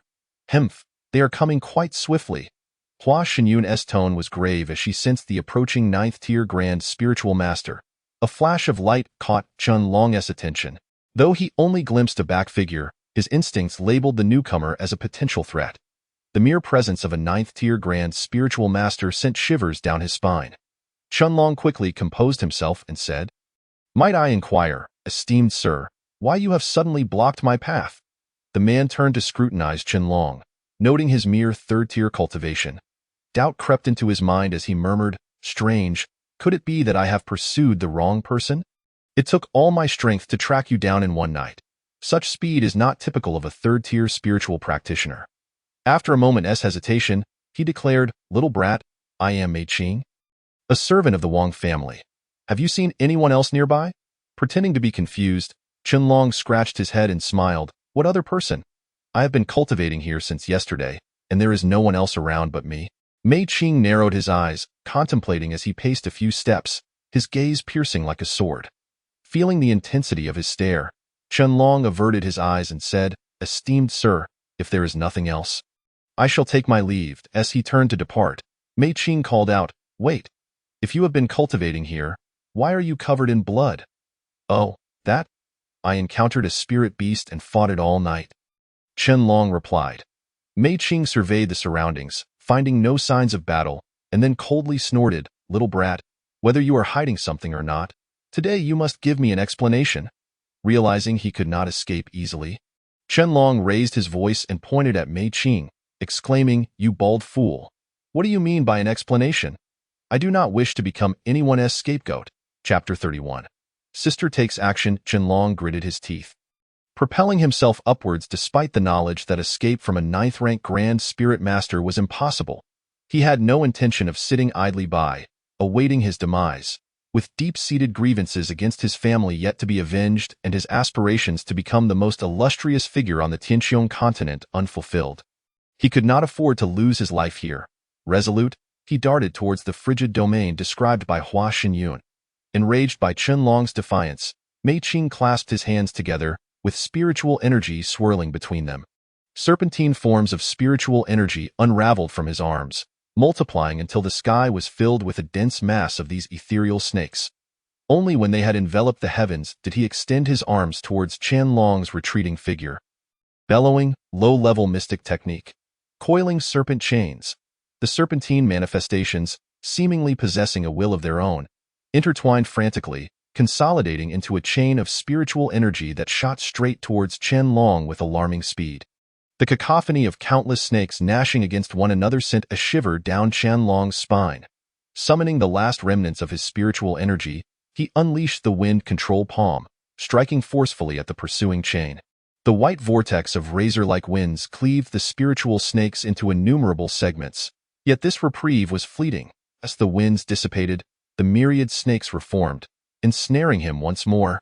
Despite exerting every ounce of strength, Qianlong found himself utterly immobilized by the coiling serpent chains, which were now voraciously gnawing at his internal spiritual energy. "Hey, bald-headed scoundrel! I don't even know you. Why are you suddenly attacking me?" Mei Qing seized one end of the chain, tugging at the struggling Qianlong, and spoke in a low, menacing tone, "Brat, if I didn't need to bring you back, I could crush you with a single hand. Why expend so much effort?" Observing Qianlong's battered and bloodied form, Mei Qing remarked with a hint of admiration, "It matters not that you don't recognize me. Others will. Who would have thought that a mere 3rd-rank spirit user could outshine the likes of young Master Wang Jie from the 5th rank? However, I am perplexed. How could someone of your humble rank possess such remarkable speed? I have shadowed you for some time, and your fluctuations in spiritual energy have been substantial, peaking at the level of a 5th-rank Grand Spirit Master, only to dwindle back to that of a 3rd-rank spirit user. What is the reason for this?" Calling out to Hua Xinyun, Qianlong pleaded, "Sister, what should I do? Could you lend me another portion of spiritual energy?" Hua Xinyun's tone turned grave, as if she had made a decisive resolution. She slowly replied, "You insolent brat, even if I were to grant you another portion of spiritual energy, it would not suffice to defeat him. Your body is not suited to receive another infusion. Otherwise, your meridians will suffer severe damage. Fear not, sister knows her limits, and there is no need for concern in this place. I shall take action." Taken aback, Qianlong understood her unspoken thoughts. The Valley of Yin Wind was a borderland between Dian City and Fengyun City, a region typically overlooked by authorities. Even if their powers were revealed, help would not arrive promptly. However, engaging in battle as a sole entity would exponentially increase the consumption of energy, and a moment's carelessness could lead to annihilation. This was precisely why Qianlong preferred to endure another infusion of energy rather than allow Hua Xinyun to fight personally. As the risks were substantial yet, despite his inner turmoil, Qianlong hesitated. Observing his concern for her well-being amidst such perilous circumstances warmed Hua Xinyun's heart, diminishing the icy aura surrounding her. "Stop being such a worrywart. Rest assured, sister will not perish. I look forward to the day you shine upon the Tianqiong continent." A glint of determination flashed in Qianlong's eyes as he regarded the nonchalant Mei Qing. Frustrated, he bit his lip, realizing that his own strength was insufficient. Each time he faced danger, it was Hua Xinyun who intervened. After a few internal roars of frustration, he ultimately quelled his anger, his yearning for power reaching a fever pitch. Gazing at Mei Qing, who awaited his response with palpable anticipation, Qianlong replied coolly, "Since you are so eager to know, I shall enlighten you." Hua Xinyun emerged from Qianlong's embrace, grasping the chains that bound him and effortlessly tugging them apart as if they were nothing more than cotton. With a flick of her fiery red sleeves, the scattered spiritual snakes dispersed like vapor into the AI art. As her technique was shattered, Mei Qing staggered back, struggling to suppress the surging energy within him. Despite this, he tasted blood in his throat, forcing himself to swallow it. The sudden turn of events left him momentarily stunned. Upon noticing the newly manifested figure, he clasped his hands in greeting, exclaiming, "I am unaware of your esteemed identity." A soul entity? Realizing Hua Xinyun was a soul entity, he gasped in shock. To manifest as a soul on the Tianqiong continent, one must have reached a realm that even Mei Qing aspired to. Moreover, this soul entity had effortlessly dismantled his technique, exuding an aura of suffocating danger, despite her beauty. "Ha! You think you can capture my brother? You are sorely mistaken." Hua Xinyun engaged not in idle chatter, her spiritual energy soaring to its zenith.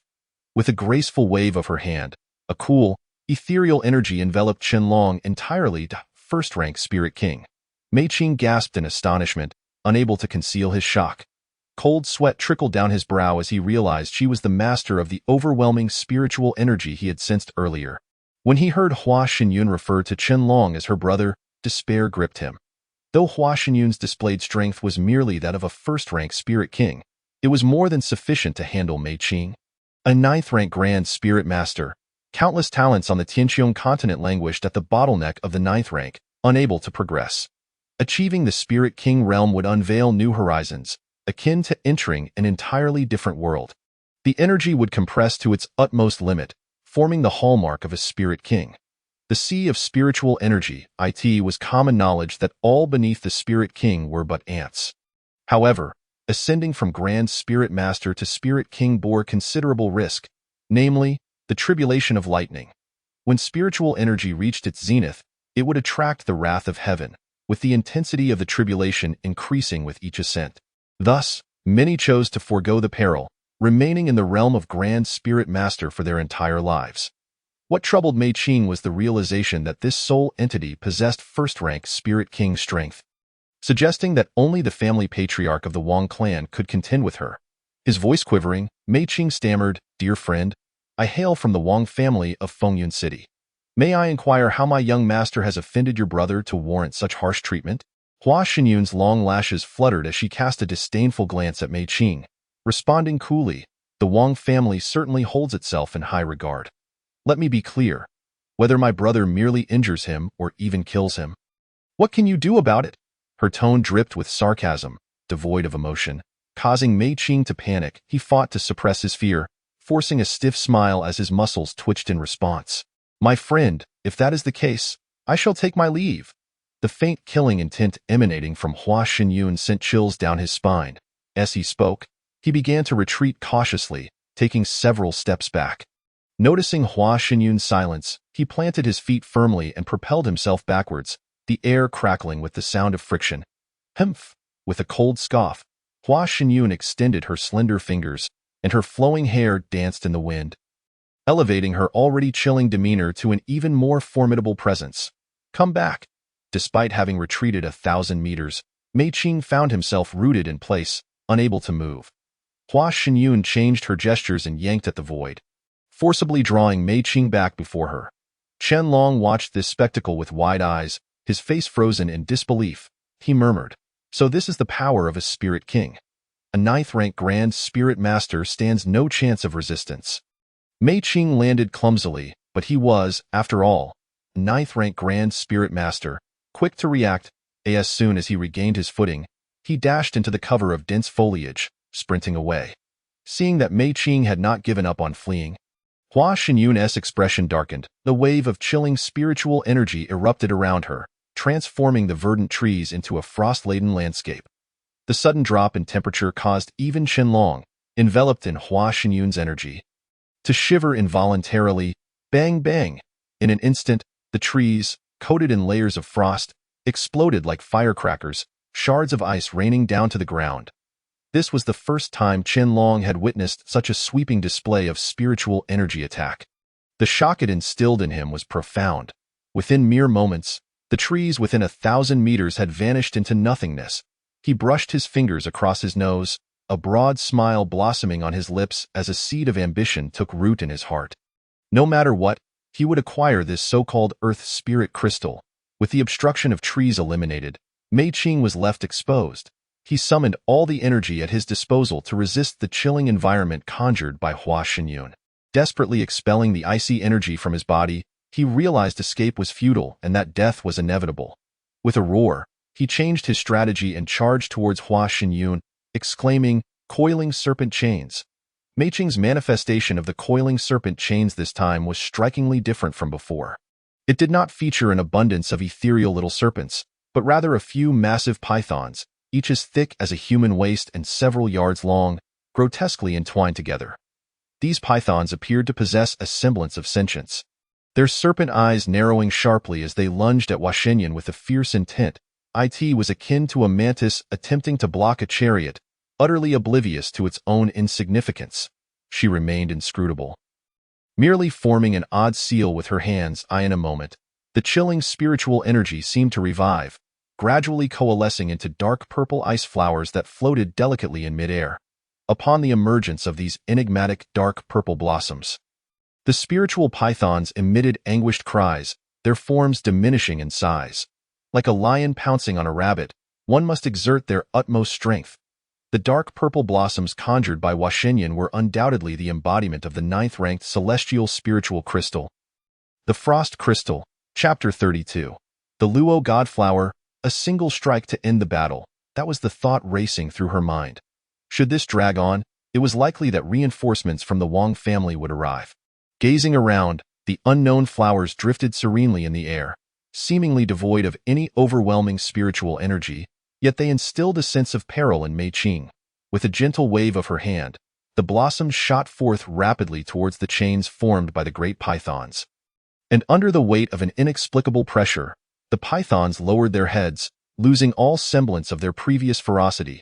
In an instant, she darted towards Mei Qing, and before he could react, her finger was severed by a blade of spiritual energy. Seizing the spiritual ring that slipped from his grasp, Hua Xinyun let out a cold chuckle, ghosting back to Qianlong's side. With her right hand forming a seal, she commanded, "Explode!" The dark purple blossoms, now under her control, detonated instantaneously, transforming several pythons into fragments of spiritual energy that began to dissipate into nothingness. No. Mei Qing, disregarding the blood flowing from his fingers, attempted to shield himself from the explosive shockwave with his spiritual energy. Yet he overestimated his own capabilities. The force of the explosion unceremoniously slammed into him, reducing him to mere ashes in the fabric of this world. A revered 9th-grade spiritual master had thus perished. The magnitude of the explosion resonated even with several high-ranking spiritual kings far away in Fengyun City, prompting them to dispatch individuals towards this direction. The patriarch of the Wang family and Mei Qing's 3 brothers felt an even more intense sensation. Their expressions grave. To create such a tumult, Mei Qing could not possibly be the one responsible, and the only plausible alternative was the person Mei Qing pursued. If that were the case, he too would likely face dire consequences. The slightly shorter bald man was taken aback, swiftly retrieving a jade tablet inscribed with the characters Mei Qing. The thumb-sized tablet emitted a faint yellow glow before shattering with a resounding crack in the air. Clenching his fist in frustration, he attempted to grasp the fragmented pieces, but found himself utterly powerless. The other 2 men, their eyes gleaming with malice and blood staining their vision, shouted, "Elder brother!" Their voices echoed mournfully in the night. The Wang family patriarch's lips trembled, his speed reaching its zenith as he distanced himself from the remaining 3 of the Mei family. Initially believing Mei Qing could intercept them, it now seemed he had lost both his wife and soldiers alike. The explosion of Hua Xinyun's unknown blossoms was astonishingly expansive. Just before the detonation, she enveloped herself in the frigid spiritual energy, clutching Qianlong, who was being tossed about by the shockwave. Centered around the blossoms, The area within 100 miles was left devoid of any trace, the ground's depression instilling fear. Held in Huaxinyan's grasp, Chunlong swallowed hard, staring blankly at the boundless desolation. Sister, those flowers must be the embodiment of the frost crystal, right? Indeed, that is the Luo god flower, ranked 9th among the frost crystals, and this spiritual technique is of my own creation. The explosion was potent enough that even a great spiritual master, let alone a first-grade spiritual king, would not survive unscathed. Creating a spiritual technique, Chunlong felt a surge of excitement, for the proliferation of spiritual energy across the continent for countless years made the ability to forge one's own techniques a dream for every practitioner. Yet, the number who could realize this dream was exceedingly rare, particularly for someone like Huaxinyan, who wielded such techniques to manipulate celestial spiritual crystals in battle. She withdrew the enveloping spiritual energy and elegantly stretched, while Chunlong, unlike her, plummeted rapidly to the ground. Sister, you're trapping me. With a gentle tap to her forehead, Huaxinyan suddenly realized that Chunlong, possessing merely the strength of a third-grade spiritual practitioner, could not hover in midair. In an instant, a flash of fiery red light surged, and Huaxinyan reached out, attempting to catch the falling Chunlong. However, her hands passed right through his form, unable to grasp him. Raising her finely arched brows, she used spiritual energy to soften his impact as he landed. Then he scrambled to his feet, rubbing his sore backside. Chunlong, slightly dissatisfied, turned to Huaxinyan, ready to voice his complaints, but the sight before him quelled his thoughts. Compared to before, Huaxinyan's body had lost all vestiges of solid form, appearing almost translucent, her complexion pallid to the extreme. Without careful scrutiny, one might not even perceive her blurred figure. Feeling a twinge of guilt, Chunlong approached her, bowing his head and calling out, "Sister." Huaxinyan smiled nonchalantly at him. "Enough of that, you little rascal, it's not as if I can't recover. I sensed correctly. Ahead lies the frosty land. We must hurry. From now on, you will rely on yourself. I will be watching you from within the divine jade."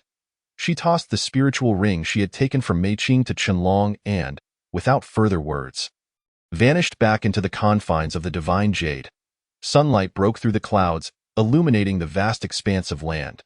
Yet, beneath this radiant glow, the sky ahead was shrouded in darkness. A closer look revealed a swirling vortex of fierce winds spiraling from the ground up into the ominous clouds. Creating an oppressive atmosphere, Chunlong set aside his feelings of guilt and hastened towards the shadowy region. The Wang family patriarch's expression darkened as he surveyed the grayish-yellow terrain within 100 miles. His breath quickening, "Whoever you are, I will find you. The Wang family shall not be trifled with." Though he spoke boldly, uncertainty gnawed at him. Such destruction could only be wrought by someone with at least the strength of a third-grade spiritual king. While he himself was merely a first-grade spiritual king, the disparity between the two was vast. The three Mei brothers, arriving shortly after, exchanged glances, astonished. The Wang family patriarch squinted at the darkened skies ahead, contemplating, who could this formidable being be? Apart from the 5 prominent families of Fengyun City, there are others hidden away. Patriarch, he may not even be from Fengyun City. His path leads towards the Valley of Dark Winds. The Valley of Dark Winds is perpetually beset by fierce winds and teeming with spiritual beasts. If he truly possesses the strength of a third-grade spiritual king, why venture into such peril? Patriarch, do not forget, beyond the Valley of Dark Winds lies the Great Flame City. Could he be from there? Indubitably, the Wang family patriarch nodded. Although Great Flame City borders Fengyun City, their foundational strengths differ significantly. Great Flame City is home to 3 major sects, dominating this barbaric continent with their might, far surpassing Fengyun City's capabilities. Entering the Valley of Dark Winds is perilous, even for one with the strength of a spiritual king. No one from Fengyun City willingly ventures there to meet their demise. The Mei brothers exchanged glances and addressed the Wang family patriarch. "Patriarch, we 3 are willing to stand guard here, regardless of whether he is from Great Flame City. This is an essential passage into Fengyun City. If this person is to return, we will fight him to the death." The Wang family patriarch took a deep breath. "Very well. If anything arises, do not act hastily. When you 3 shatter the family spirit talisman, I will sense it. Our ancestor will emerge from seclusion in half a month's time. and I believe he is nearing the third-grade spiritual king realm. If he succeeds, along with the four of us, capturing him will not be difficult." Upon hearing the mention of their ancestor, the Mei brothers visibly trembled. The Wang family's ancestor had been in seclusion for 10 years, striving for the third-grade realm, and would emerge in just half a month. This event would surely send ripples throughout Fengyun City. With this, the Wang family would possess their first third-grade spiritual king. With a nod exchanged between the three, they dispersed and darted towards the ominous Windy Valley. Gradually, a considerable number of forces began to arrive, and upon witnessing the endless expanse of yellow earth, they fell into a contemplative silence. If these were indeed the people of Dian City, they would have to deliberate carefully. Qianlong sprinted forward, and only when the cool breeze brushed against his face did he lift his gaze to the horizon, where dark whirlwinds connected heaven and earth, rampaging in a wild dance. Under the onslaught of these ominous whirlwinds, the trees and rocks below were relentlessly drawn into their vortex. The whirlwind seemed boundless and erratic. As Hua Xinyun explained, the true terror of such places did not stem from the visible whirlwinds, but from another kind of wind. One that lacked overwhelming destructive power yet could erode a person's bones and meridians. This wind, known as the Yin wind, posed a grave danger. If one were unfortunate enough to encounter it, resistance would be futile. The chilling aura that Hua Xinyun had sensed earlier emanated from this very wind. Though whirlwinds of such magnitude were rare, Qianlong was profoundly shaken by the sheer destructive force they exhibited. He could even see various spirit beasts entangled within the dark whirlwinds, emitting mournful and helpless cries that chilled him to the bone. With a long exhalation, Qianlong's eyes gleamed with determination. The path ahead was still long. If he could not overcome such minor obstacles, what right did he have to navigate the Tianqiong continent? Unlike those powerful families, Qianlong lacked a prominent background or abundant cultivation resources. All he possessed was an indomitable spirit. The area swept by the gales rivaled that of Fengyun City. Qianlong dodged and took a circuitous route to avoid the whirlwinds. Yet, even in doing so, the branches and debris lifted by the wind struck his body and face, causing blood to flow freely. He could only close his eyes and press forward with great difficulty. Suddenly, as he was engulfed by the edge of the tempest, he violently coughed up blood, clutching his still bleeding mouth. Nevertheless, Qianlong gritted his teeth and persevered. Before him loomed a massive stone, which appeared as a lifeline. Leaning against this oddly shaped rock, he struggled to sit down. After a day of frantic running and battling, he had lost considerable blood, and his consciousness began to blur. The sky was shrouded in dark, roiling clouds, and the relentless winds weighed heavily on his heart. Such weather in the realm of Yin wind occurred every few days, and the spirit beasts residing there were quite cunning, each having its own special hiding places. Daily skirmishes for these coveted sanctuaries were commonplace. Spirit beasts without refuge, when faced with such weather, could only be swept away by the gales, torn apart, and reduced to a mist of blood, if one were to listen closely. They could even detect the scent of blood carried by the wind. Chapter 33. The manifestation of the divine battle body, a faint sound, like a whisper, reached Qianlong's ears. It seemed that the stone he was leaning against had moved. Gazing at his increasingly blurred vision, he forced a bitter smile, self-deprecatingly muttering, "I never imagined not only would my consciousness fade, but my senses would betray me as well. If he could just endure here until the weather passed, he would be able to break through to the valley." Thus, he did not pay much heed to the sound and sensation, but the repeated occurrences sent a chill down his spine, prompting him to instinctively roll on the ground and focus on the peculiar stone. By the heavens, what the hell? To his astonishment, the stone truly began to stir, twisting its dark, sturdy form. It sprouted forth thick, obsidian legs and regarded Qianlong with two luminous green orbs. Realization struck him. This was no mere stone. It was a spirit beast. This beast possessed skin as rough as stone, which embarrassed Qianlong, for he had leaned against it for so long without sensing its presence. It was fortunate indeed that it had managed to survive amidst such numerous whirlwinds. And judging by its demeanor, the debris had no effect on it whatsoever. Shaking off irrelevant thoughts, with a spirit beast ahead and whirlwinds behind, Qianlong had no luxury for further contemplation. Survival was paramount. Focusing inward, he examined his somewhat damaged meridians and cursed his bad luck. The aftereffects of the spiritual energy he had received from Hua Xinyun were becoming increasingly evident. Should this unknown spirit beast turn hostile, it could spell danger for him. The whirlwind surrounding him could strike at any moment, and the spirit beast seemed to sense the precarious situation as well. The two remained locked in a tense standoff, with only the occasional debris striking Qianlong, causing him to grimace and blood to spill from his lips. The enticing scent of fresh blood finally proved too tempting for the spirit beast, which opened its foul mouth and let out a series of roars, restlessly scratching the ground, poised to pounce on Qianlong. Seeing the beast's eager stance, Qianlong cursed his misfortune countless times in his mind. Who could remain calm in such dire circumstances? His vision blurred further, and his trembling legs struggled to support him. Little brat, that spirit beast has the strength of a second-tier low rank. Let me handle this. A weak voice from Hua Xinyun echoed in his mind, but before she could finish, Qianlong vehemently rejected her, his resolute demeanor leaving her momentarily stunned into silence. Raising his gaze to the dim sky, thick black clouds churned like raging flames intent on incinerating everything in their path. Qianlong's eyes dulled, appearing as if he were conversing with Hua Xinyun or perhaps merely speaking to himself. Rest assured, how could I die in a place like this? How could I die in a place like this? At that moment, the spirit beast lunged forward, its gaping maw wide enough to swallow two people whole. Targeting Qianlong at his most vulnerable moment, seeking to devour him whole. I will not perish in this place. With a fierce shout, his face contorted in defiance and resentment, Qianlong instinctively clenched his fist and swung at the void. In a near-desperate act, his casual punch halted the second-tier spirit beast in its tracks, causing it to emit anxious low growls, caught between retreat and advance. Panting heavily, Qianlong managed a mocking chuckle. Beast, why aren't you running? Divine battle body. Hua Xinyun exclaimed in astonishment, her voice weak yet brimming with fervor. Qianlong tugged at his long hair, which danced in the wind.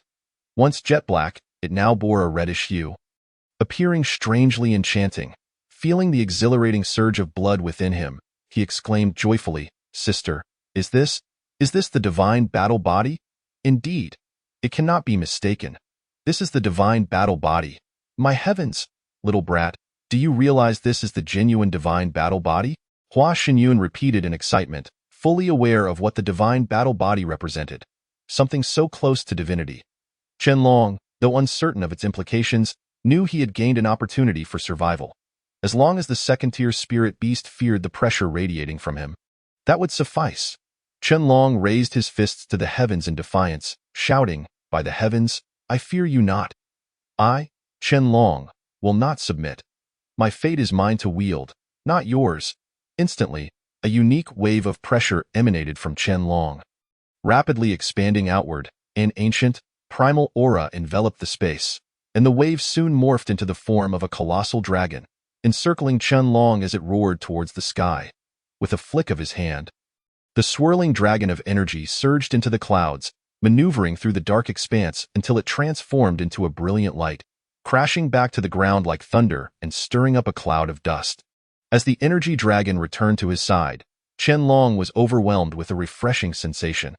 Assessing his current state, he noted that while his spiritual energy had not increased, the inexplicable pressure made him feel as though he had become the sovereign of all. Gazing down upon everything with disdain, emboldened by the surge of power, Qianlong struck a stance, cracking his knuckles, the sounds echoing like thunder. With the divine battle body manifesting, all things bowed in submission. The pressure derived from his bloodline instilled a sense of trepidation in the spirit beast, which instinctively recoiled and fled in the opposite direction.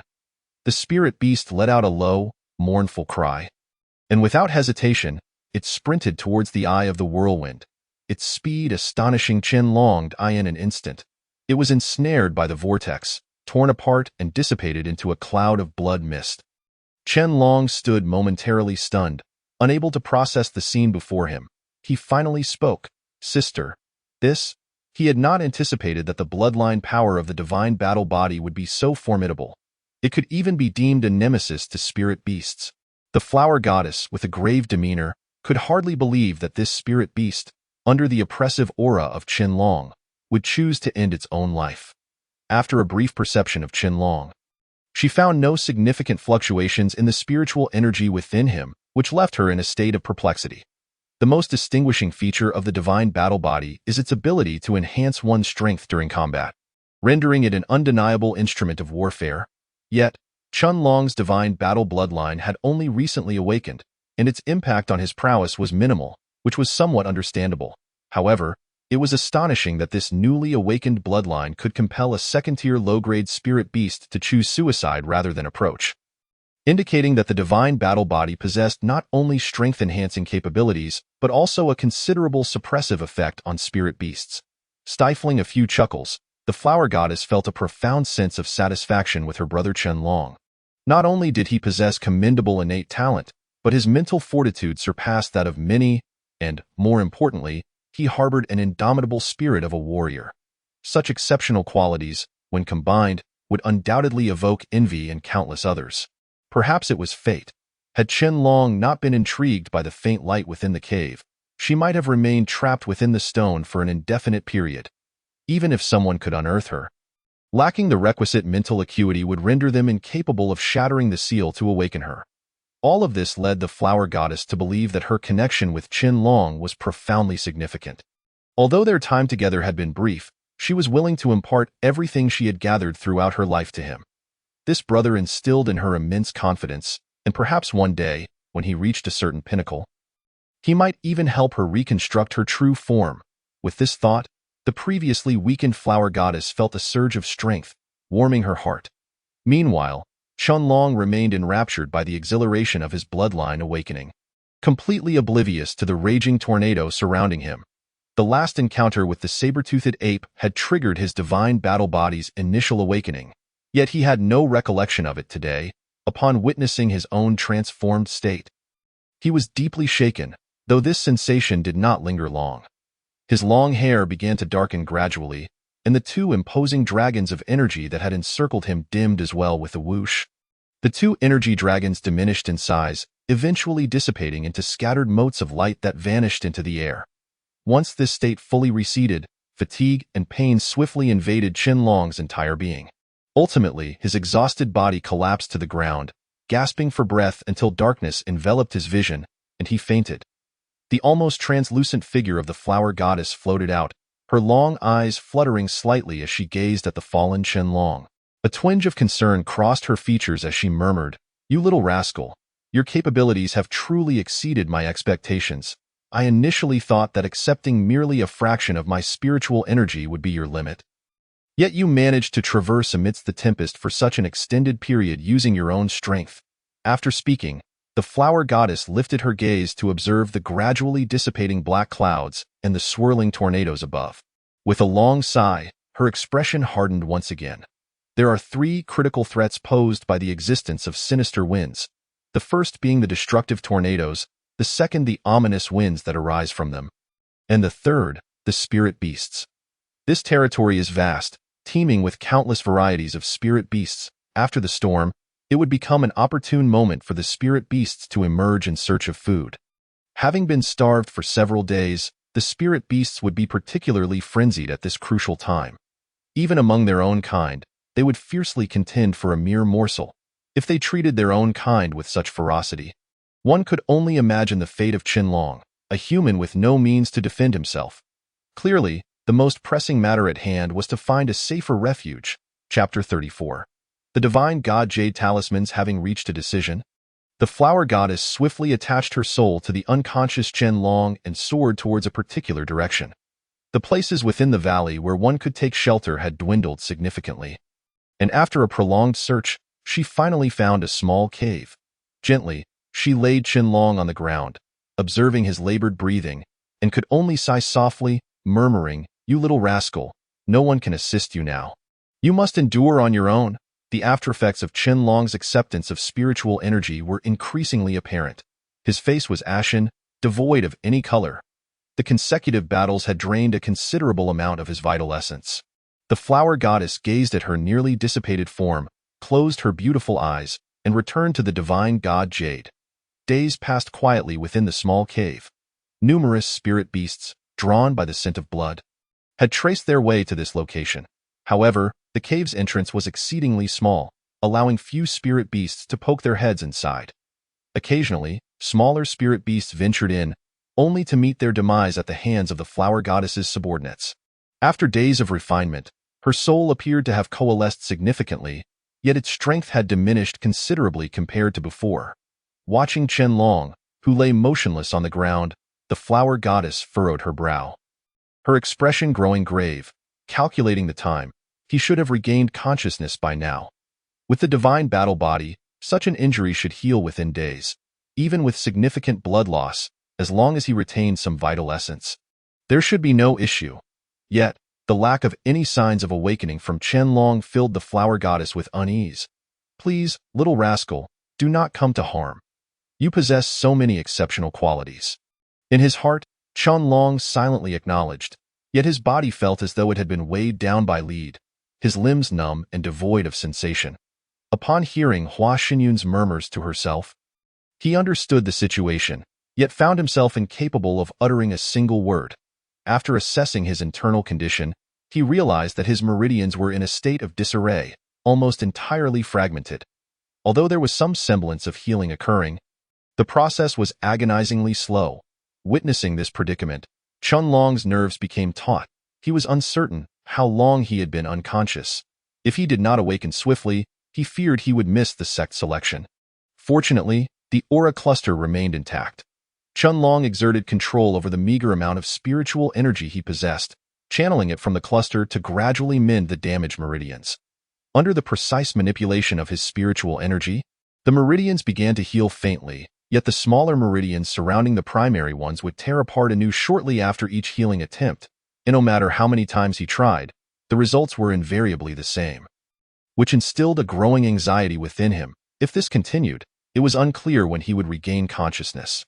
After numerous failed attempts, Qianlong internally lamented, feeling that the painstaking effort to restore his spiritual energy was proving counterproductive.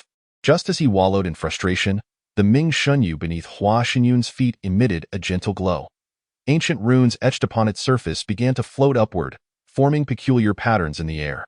Hua Xinyun was startled by this sudden change, her gaze fixated on the ancient runes that danced in midair. The runes drifted above Qianlong's head, encircling his entire body, and soon emitted a faint luminescence.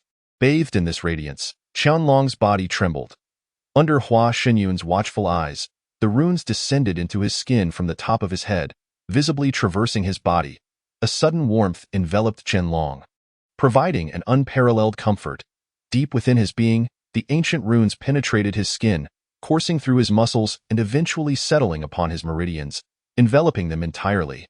The runes moved like ants, their pace accelerating as they enveloped the damaged meridians in their luminous glow, which gradually aided in their healing. Even the smaller meridians showed no signs of tearing once more. This unexpected transformation prompted Qianlong to let out a triumphant roar within his mind as he resumed the circulation of his spiritual energy throughout his body. After completing 49 cycles, he finally directed the energy back into the aura cluster.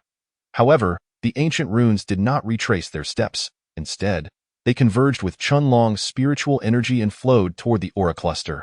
The runes altered their state, dispersing to envelop the aura cluster. Although Qianlong felt perplexed, he sensed no ill intent emanating from the cluster. It was only when the runes had completely settled around the cluster that he was taken aback by the sight before him. The previously scattered, mist-like aura had transformed into a perfectly spherical shape, with the runes visibly encasing the exterior. Hua Xinyun's expression darkened as she observed the ancient runes merge into Qianlong's body, coursing through him until they consolidated at the Qi Si, 3 inches below his navel, forming a circular array of runes that radiated outward. She barely had time to react as the runes surged into Qianlong's body. It was not that she lacked a response. Rather, the sight of the runes emerging from the Ming Shunyu left her in a daze, only to realize that their target was the unconscious Qianlong. The legendary Ming Shunyu had never shown the slightest change in the hands of countless individuals across the Tianqiong continent, making the emergence of runes from it an unprecedented phenomenon. However, seeing Qianlong's face devoid of any expression and noting that the runes bore no hostile intent, she resolved to take a gamble in hopes of awakening the slumbering Qianlong. As she sensed the gradual release of spiritual energy from within him and observed the slight furrow in his brow, Hua Xinyun's heart filled with joy. Qianlong, awakening, exhaled a breath of murky air, casting a smile at the concerned Hua Xinyun as he called out, "Sister." Hua Xinyun nodded, her icy gaze softening with a hint of warmth as she gently stroked Qianlong's somewhat stiff face, saying, "You rascal, you nearly gave me a heart attack. How do you feel now?" With a chuckle, Qianlong shifted his body, which had lain dormant for an indeterminate duration, causing discomfort to flicker across his face. Using his arm to support himself, he managed to sit up. He exhaled a deep breath and glanced at the dimming Ming Shenyu, noting that the once indistinct runes had vanished. Recalling the vision his spiritual sense had encountered, he lifted his shirt to examine the Qi Si, where ancient runes formed a circle, perpetually rotating beneath his skin. Qianlong and Hua Xinyun exchanged glances, both wearing solemn expressions. The Ming Shenyu was said to be the possession of the king of the underworld, and those runes were likely intended to seal spiritual techniques. Yet now, inexplicably, they had found their way into Qianlong's being. Despite the Ming Shenyu having developed its own consciousness, he had never attempted to communicate with it. For conversing with a stone felt far too surreal. "Sister, perhaps these runes pose no threat to me," he suggested. Hua Xinyun nodded, extending her slender finger which coalesced a frigid spiritual energy that danced upon her fingertip. With a brief smile directed at the perplexed Qianlong, she then aimed the icy energy at the runes located in his Qi Si. The runes remained tranquil beneath the skin, rotating slowly until Hua Xinyun's finger made contact, causing them to emit flecks of black light as they absorbed the domineering spiritual energy. The absorbed energy bypassed the meridians and directly entered the runic-encased aura cluster, merging seamlessly as if it were Qianlong's own. Rather than discomfort, he felt a delightful expansion of spiritual energy. Casting a peculiar glance at Qianlong, Hua Xinyun's expression grew serious.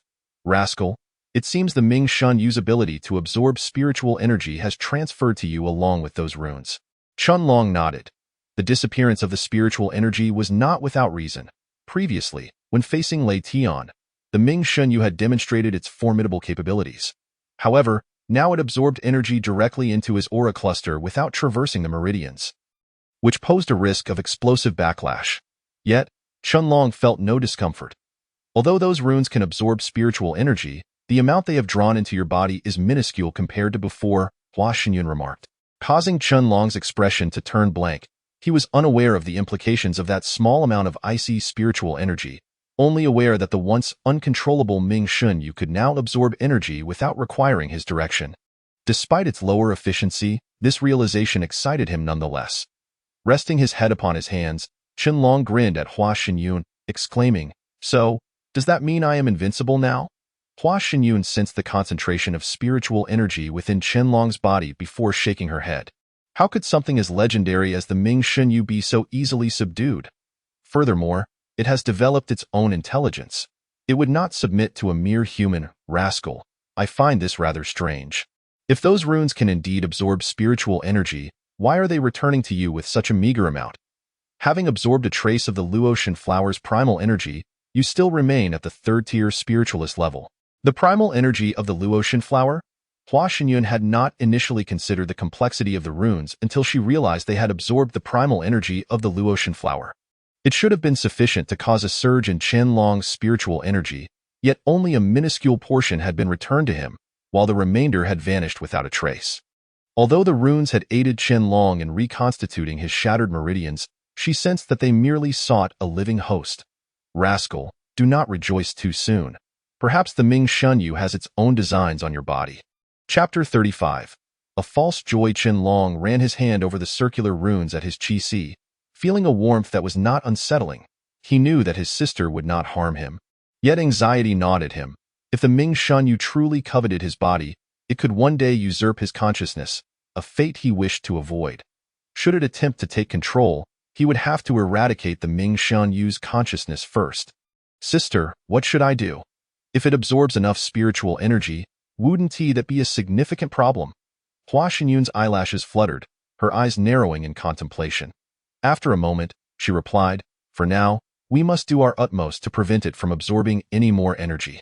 When I am able to reconstruct my golden body, I can concoct a high-grade elixir for you, allowing you to refine it and make it your own. Transforming the Nether God Jade into my possession? Indeed, the Nether God Jade has circulated for countless years, yet it remains an unclaimed artifact. Since it shows an affinity for your body, you might harness the essence of your divine combat physique to completely refine it. Perhaps in due course, you could absorb the spiritual energy of others for your own benefit. The notion of siphoning the spiritual energy of others, if it were to be disclosed, would surely incite widespread panic. When it comes to battling opponents of equal rank, victory would be inevitable, for in the realm of Tianqiong continent, none have managed to achieve such feats directly. Cultivation itself is a process of drawing upon the spiritual energy of heaven and earth to break through. Those who can refine using medicinal pills are exceedingly rare. Tio absorb the innate spiritual energy from others directly. Even reaching the realm of Spirit Emperor remains unattainable, as without passing through one's own meridians. The influx of another's spiritual energy poses a risk of explosion. At present, the runes of the Nether God Jade are entwined around my Sea of Qi. While they may facilitate the absorption of spiritual energy, I fear that beyond a certain threshold, they may reverse the control over my consciousness, seizing my divine combat body. Chunlong sighed, realizing that fortune does not simply fall from the heavens. He initially believed that these ancient runes would assist in mending his meridians, merging with him as a hidden asset for the future. However, listening to Hua Xinyun's analysis, it seems matters are far more complex than he had anticipated. Shaking his slightly aching head, Chunlong dismissed the thoughts and inquired of Hua Xinyun. "Sister, how long have I been unconscious?" "Approximately a month," she replied. "Had you not consumed so many gathering spirit pills earlier, the effects of which had yet to be fully absorbed, you might have starved to death during this month." Nodding thoughtfully, Chunlong murmured, "A month, is it? Fortunately, there are still 3 months until the end-of-year sect selection. I must strive to reach the 5th grade spiritual practitioner level." Rising to stretch his somewhat stiff body, Chunlong circled the small cave, realizing it was merely a narrow crevice in the mountain, more cramped than his previous dwelling. The entrance was so small that only he could pass through. While outside, the accumulated corpses formed a small mountain. A smirk crept onto his lips as he turned to see Hua Xinyun's indifferent expression, eliciting a few awkward chuckles from him. His sister appeared cold and relentless in her actions. Feeling uncomfortable with Chunlong's chuckles, Hua Xinyun pouted and remarked, "If it weren't for the fact that I still need to guard you, I wouldn't have gone to such lengths to slay so many spirit beasts."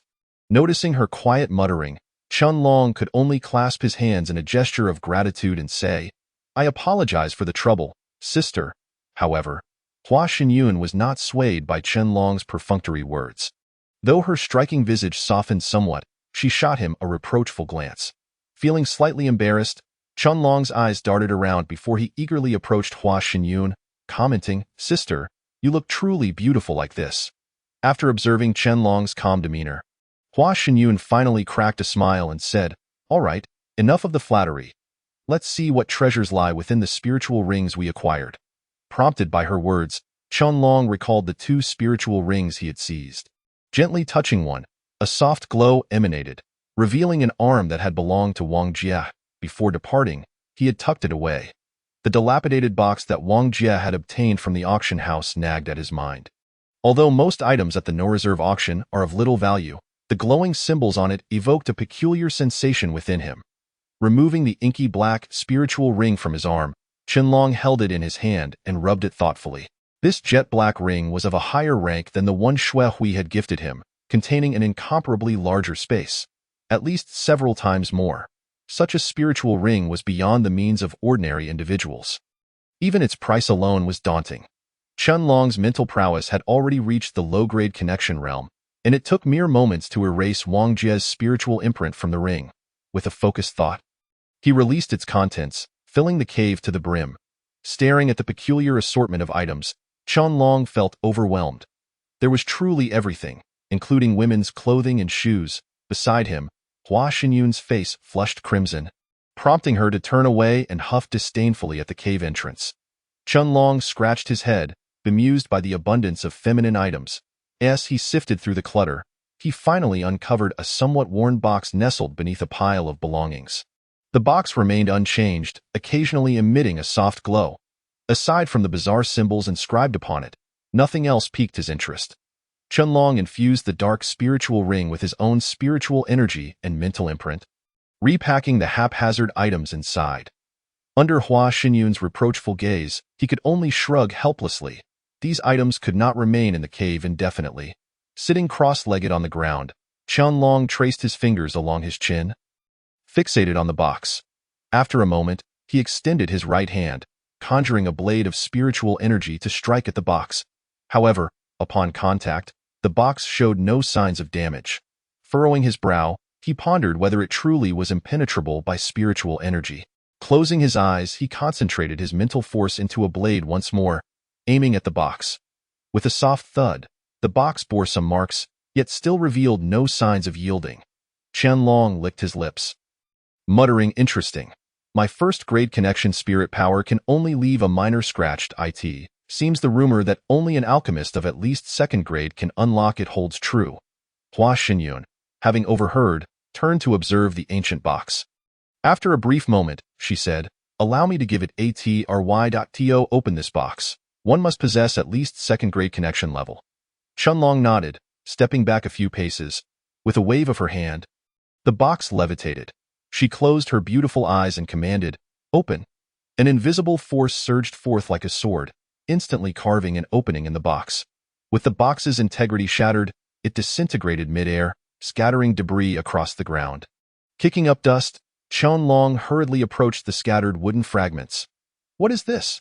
Picking up a piece of cowhide paper from the corner, Qianlong felt puzzled. This box, bought for over 100,000, contained only this single sheet of cowhide. Clang! From the curled cowhide paper fell an oddly shaped ring. The ring was made of a sturdy material, unlike the commonly used storage spiritual rings. Its antiquated exterior bore no trace of a spiritual imprint. As Qianlong gently tapped it, a sound akin to popping beans echoed, and round objects cascaded to the ground. Upon witnessing the sudden deluge of items from the ring, Qianlong stood dumbfounded. The ground was not filled with anything else but pills. Hua Xinyun was equally astonished, waving her hand to lift a handful of pills from the ground into her grasp. These are all second-grade pills? Broken spirit pills. The words second-grade pills echoed in Qianlong's ears, and after a brief moment of shock, he excitedly scooped up the pills strewn across the ground, tossing them joyfully like a child indulging in a playful roll amidst the scattered treasures. Second-grade pills, a veritable bounty of them. If word got out, it would surely send shockwaves across the entire land. Qianlong beamed at the sea of round pills, shouting to the heavens, while Hua Xinyun, equally astounded, never anticipated that this seemingly worthless, hastily acquired box would contain tens of thousands of second-grade pills.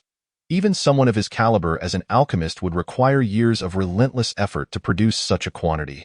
Yet, judging by the box's restrictions, its previous owner could not have surpassed the realm of a third-grade alchemist. To concoct this multitude of second-grade pills would require a lifetime of dedication. How ardently must this alchemist have cherished the art of pill-making to have crafted such an immense quantity?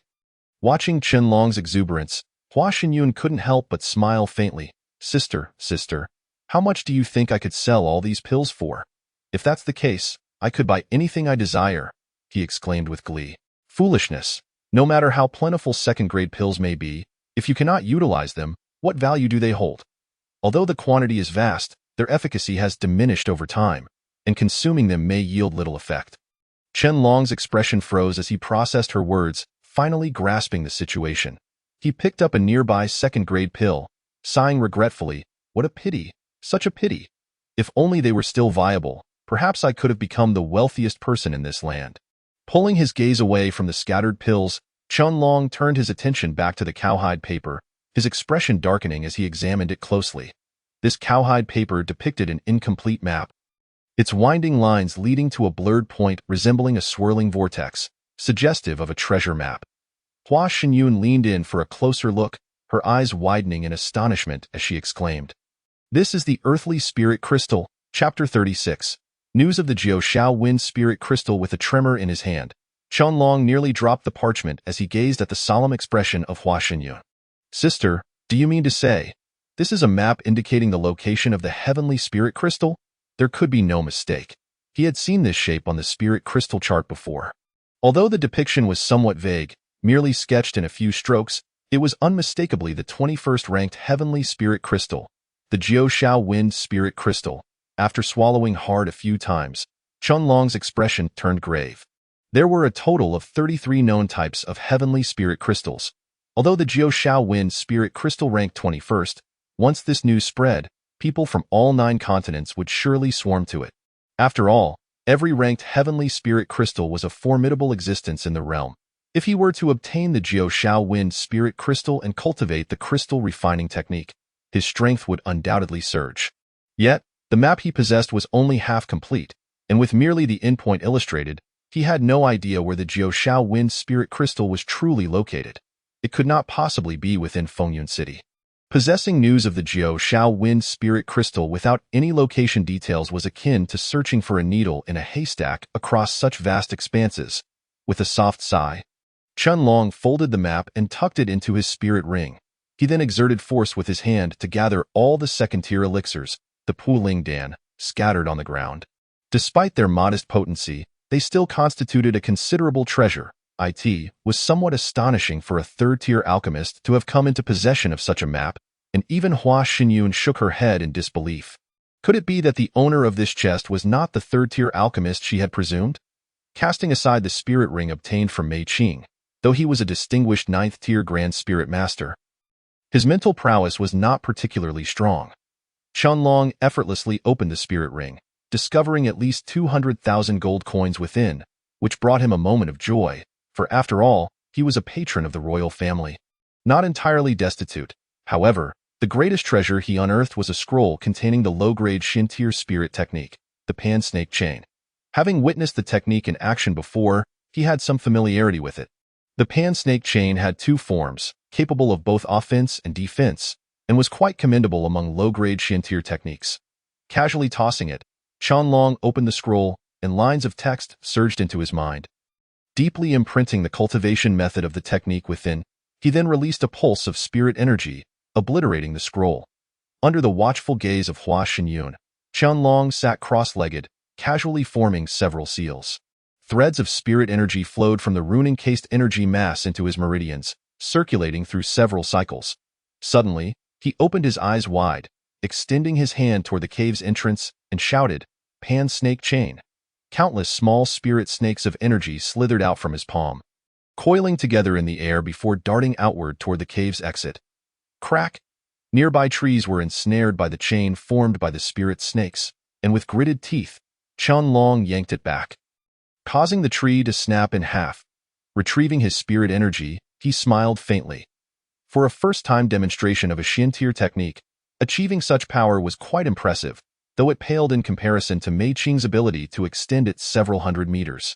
Nevertheless, this technique provided him with ample time to prepare his killing move. "Hey, you little rascal, come here.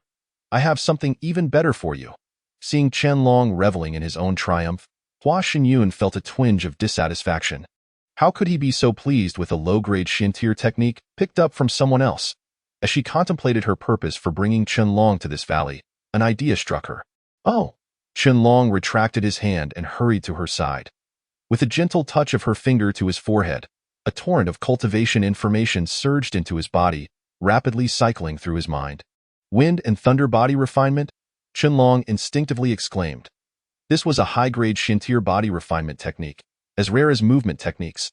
Such techniques, which deviated from combat applications, were exceedingly scarce, especially considering that Hua Xinyun was bestowing upon him a high-grade Shin-tier skill.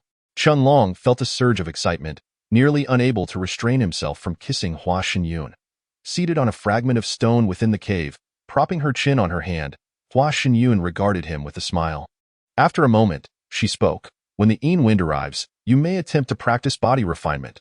The Wind and Thunder body refinement consists of 3 stages: Wind body, Thunder body, and Wind Thunder body. If you can master it under the Yin Wind, you shall attain the Wind body." Chunlong nodded, clenching his fist. Each stage of the Wind and Thunder body refinement would induce a qualitative transformation within him. Wind was the most destructive element in nature, while thunder possessed unparalleled penetrating power. The body refined under these 2 conditions could be deemed the most formidable existence.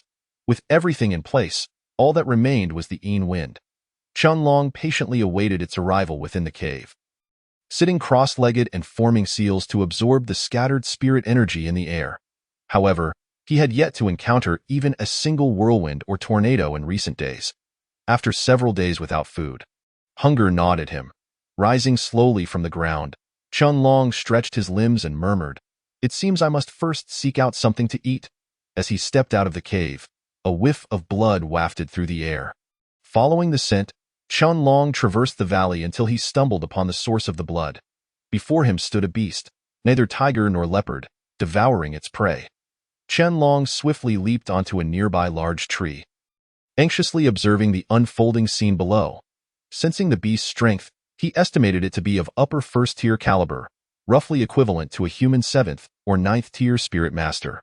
Without invoking the divine battle body, he would indeed encounter some troubles. Nevertheless, he had a few hidden strengths, and a confrontation was not entirely out of the question. Licking his dry lips, he displayed an expression of ravenous desire. "Today's meal will be you." Resolute, Qianlong hesitated no longer. Releasing his spirit energy, he charged toward the beast. Startled by the sudden appearance of this figure, the beast let out a roar, wary of the shimmering shadow that was Qianlong. Wind Control Palm. Under Qianlong's focus, spirit energy coalesced into a white vortex, tearing through the air and hurtling toward the beast. The beast staggered back a few steps under the impact of the Wind Control Palm, revealing its sharp, white teeth and emitting a series of low growls. Seeing that his first strike had failed, Qianlong halted in his tracks. The two adversaries faced each other, the beast's eyes flashing with ferocity. Without a hint of hesitation, it opened its gaping maw and let out a series of piercing cries. Its claws slashing toward Qianlong. The beast's speed was astonishing, and Qianlong endured a heavy claw strike, spitting out a mouthful of blood. With his right hand releasing the seal, he unleashed a torrent of mental energy from the floating energy mass within his mind, bellowing at the approaching beast. "Stop!" As if ensnared by an unseen force, the beast froze mid-attack, its claws outstretched. After several futile struggles, it emitted a low whimper. Qianlong's sudden mental force had previously felled a first-tier spirit master from the Mo family. Facing this beast was no different. Seeing that the creature had lost its fighting spirit, Qianlong chuckled. However, his mental energy, derived from his first-tier connections, had a notably brief duration without the aid of elixir techniques. To prevent the beast from thrashing in its final moments, Qianlong swiftly formed several hand seals. Upon completing the seals, his palm's spirit energy transformed into a flurry of small, flying snakes, surrounding him entirely. These energy snakes hissed in the air as if imbued with their own intelligence, darting toward the beast. Although this was Qianlong's first formal use of the technique, and he had yet to reach even a minor success, employing it to assist his mental energy in binding the creature was more than sufficient. The spirit energy snakes constricted around the beast's neck, silencing it completely. Only when the creature's body convulsed and it appeared on the brink of death did he grit his teeth and once more unleash the Wind Control Palm. Deprived of resistance, the beast shed its entire pelt under the force of the Wind Control Palm, blood pooling on the ground. Confirming that it showed no signs of life, Qianlong released his mental grip, returning the energy to the floating mass within his mind. As his mental energy returned, Qianlong crouched on the ground, panting heavily. This time was different from his previous experience in the valley, where the mountain winds had aided him. Controlling the fleeing beast with sheer mental force had taken a toll on him, but thankfully, this beast was now his prize. He anticipated that he would not need to venture out again for several days. Feeling relieved, he reflected that had he encountered a more formidable beast, fortune might not have favored him so readily. At that point, defeating the beast would be a question, let alone escaping on his way back. Qianlong gathered some branches to block the cave entrance. Afterward, he rubbed his palms together and set about roasting the entire beast. To his dismay, this upper first-tier spirit beast lacked a beast core within its body. Hua Xinyun floated out from the divine jade in his embrace, drawn in by the tantalizing aroma. She began to swallow in anticipation, but as a spirit entity, she could not partake in food. Merely gazing at Qianlong with a helpless expression, Qianlong chuckled awkwardly and said, "Sister, when will I be able to reconstruct your corporeal form?" With a soft sigh, the flower goddess, resembling a child, remained transfixed, her beautiful eyes locked onto the roasted spirit beast, and upon hearing Qianlong's words, she could only dryly laugh in her heart. "To reshape my golden body, you must at least attain the strength of the spiritual sovereign." That goal remains far too distant, so there is no need for haste. Achieving the status of a spiritual sovereign was essential for her to reconstruct her golden form in her previous life. The flower goddess had undoubtedly reached at least that level of power. Contemplating this, Chunlong swallowed hard. The notion of a 20-something spiritual sovereign would surely astonish many. Although the flower goddess claimed she was not human, her age appeared to be merely around 20, and according to Chunlong's observations, while his sister could sometimes be quite reliable, at other times, she behaved like a child, relying on conjecture to navigate situations, much like her current demeanor. Gone was any semblance of coldness. She was simply a strikingly beautiful young woman. Chapter 37. The onslaught of the cold wind. Impudent brat, what are you staring at? The flower goddess finally diverted her gaze from the spirit beast. Looking at Chunlong, who was staring at her in a daze, and couldn't help but question him. Chunlong shook his head, choosing silence as he vigorously twisted the branch he had skewered into the meat. Dismissing other thoughts, he then grinned at the spirit beast's flesh, tearing off a piece and gulping it down heartily. Is it delicious? The flower goddess inquired, her long, beautiful eyes wide with curiosity. Casting a glance at her, Chunlong recalled that she seemed disinterested in his meals. Could it be that she had a particular fondness for spirit beast meat? The meat was tough and lacked any flavor, akin to chewing wax. Observing her reaction, Chunlong resorted to a fib, casually remarking while feigning a difficult chewing expression. With her left hand supporting her chin, she played with the long hair framing her face and looked at Chunlong, who was pretending, and said, "Impudent brat, you still possess a trace of conscience."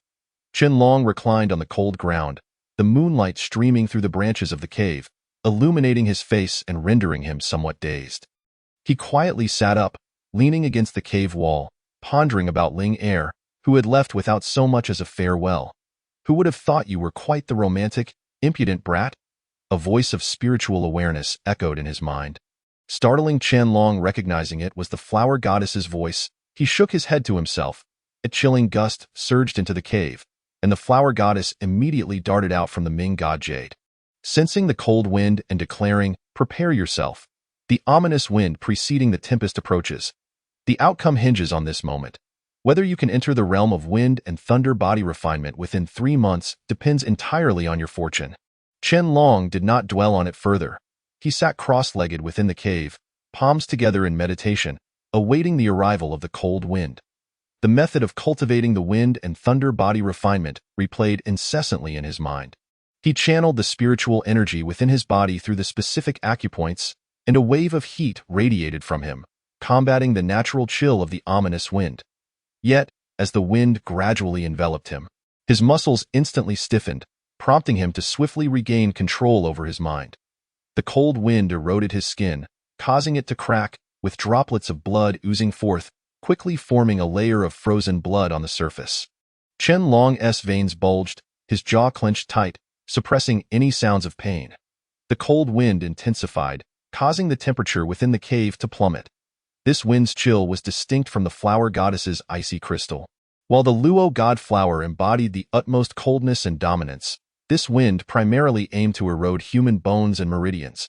As his skin ruptured, it began to heal only when Chunlong circulated his spiritual energy. Yet whenever a wound nearly closed, it would split open with a sharp sound, blood continually seeping out. Although this ordeal lasted merely a day, it felt to Chunlong as though he had endured for decades. With each cycle of healing and fracturing, a shiny protective membrane gradually formed over his fragile, newly healed skin. The bloodstains on his skin lessened, and the bleeding began to subside, yet his body remained rigid, rendering him incapable of any motion or expression. Just as he hoped for respite, the cold wind began to penetrate his skin, targeting his bones. The cold wind wormed its way through him like a maggot, progressively spreading throughout his body and infiltrating his skeletal structure. Chunlong felt as though his bones were being scraped with a knife, leaving him numb with pain, as the cracking sounds of his bones filled the air. Panic surged within him. His entire skeletal structure was gradually fracturing. The agony gnawed at his very sanity. Should he surrender here, his bones would shatter, and even if they could heal, he would be rendered useless. His spiritual energy would never progress again. He was not yet strong enough to confront his enemies, nor had he achieved the status of a revered figure. How could he possibly give up here? Resolving himself, Qianlong gritted his teeth and followed the cultivation method of wind and thunder body refinement, directing his spiritual energy into the specialized meridians. Under the nurturing influence of this energy, his bones began to reconnect. Yet these newly joined bones were markedly different from before. Upon closer inspection, he noticed faint traces of wind patterns adorning his bones. With this realization, he finally exhaled a long breath of relief. What followed was the most critical challenge. The cold wind would now erode his meridians. If he could survive this onslaught, the wind and thunder body refinement would mark its first successful step. His entire body, meridians, bones, and skin, would undergo further fortification, rendering him nearly impervious to harm from adversaries of equal rank. Holding his breath and concentrating, Qianlong observed his surroundings, focusing on the ancient symbols outside the sphere of spiritual energy. These symbols, originating from the Ming god Jade, had entered his body. If they truly intended to absorb sufficient spiritual energy before beginning their invasion, they would not act prematurely while Qianlong was still a mere novice. He realized that as long as he could not master the divine battle body, these symbols would have to wait patiently. Moreover, these symbols were not without merit. They could assist in healing his damaged meridians. A cold smile crept upon Qianlong's face as he thought, "If you wish to seize my body, you might as well assist me in mending a few things first." The ominous wind, as anticipated, circled around the bones and swept across the meridians of Qianlong's entire body. The meridians were the most vulnerable parts of his being. As soon as the chilling breeze made contact, signs of fragmentation began to manifest. Although Qianlong had foreseen the adverse effects of this sinister wind on his meridians, he had not anticipated just how rapid the deterioration would be. Before he could circulate his spiritual energy through the meridians, those variously sized channels shattered into countless segments, drifting around him like lost souls. Hua Xinyun, with her hands tightly clasped, surveyed the changes occurring within him. With the complete severance of the meridians, the spiritual energy within the energy mass began to disperse gradually. Without the meridians to channel the energy, even the mightiest of warriors would be rendered powerless. Hua Xinyun's expression grew complex. If the energy could enter his body, she could exert control. However, with the meridians now ruptured, Qianlong had to find a way to manage the situation himself. "You rascal." Though their time together had not been extensive, she felt a deep satisfaction with Qianlong. His prodigious comprehension, an array of favorable conditions unattainable by others. If he were to perish here, Qianlong lamented inwardly. Considering that while there might be ways to remedy meridian injuries, complete severance was akin to a thunderbolt striking his heart, ushering in a wave of helplessness and desolation. The energy mass, now devoid of connected meridians, unleashed a frenzied torrent of spiritual energy that rampaged throughout Qianlong's body. Observing this chaos, Hua Xinyun gestured toward Qianlong, and only then did the errant energies begin to settle, although they still wandered aimlessly within him. Qianlong had underestimated the severity of this sinister wind. Even with the wind and thunder body refining technique, he found himself at a disadvantage. If he could not surmount this crucial hurdle, not only would he fail to cultivate the wind body, but the integrity of the energy mass itself would also be in jeopardy. As the energy within the energy mass neared depletion, the runes slowly began to act, forming a cage-like structure that gradually constricted, enveloping the remaining wisps of spiritual energy to preserve the energy mass.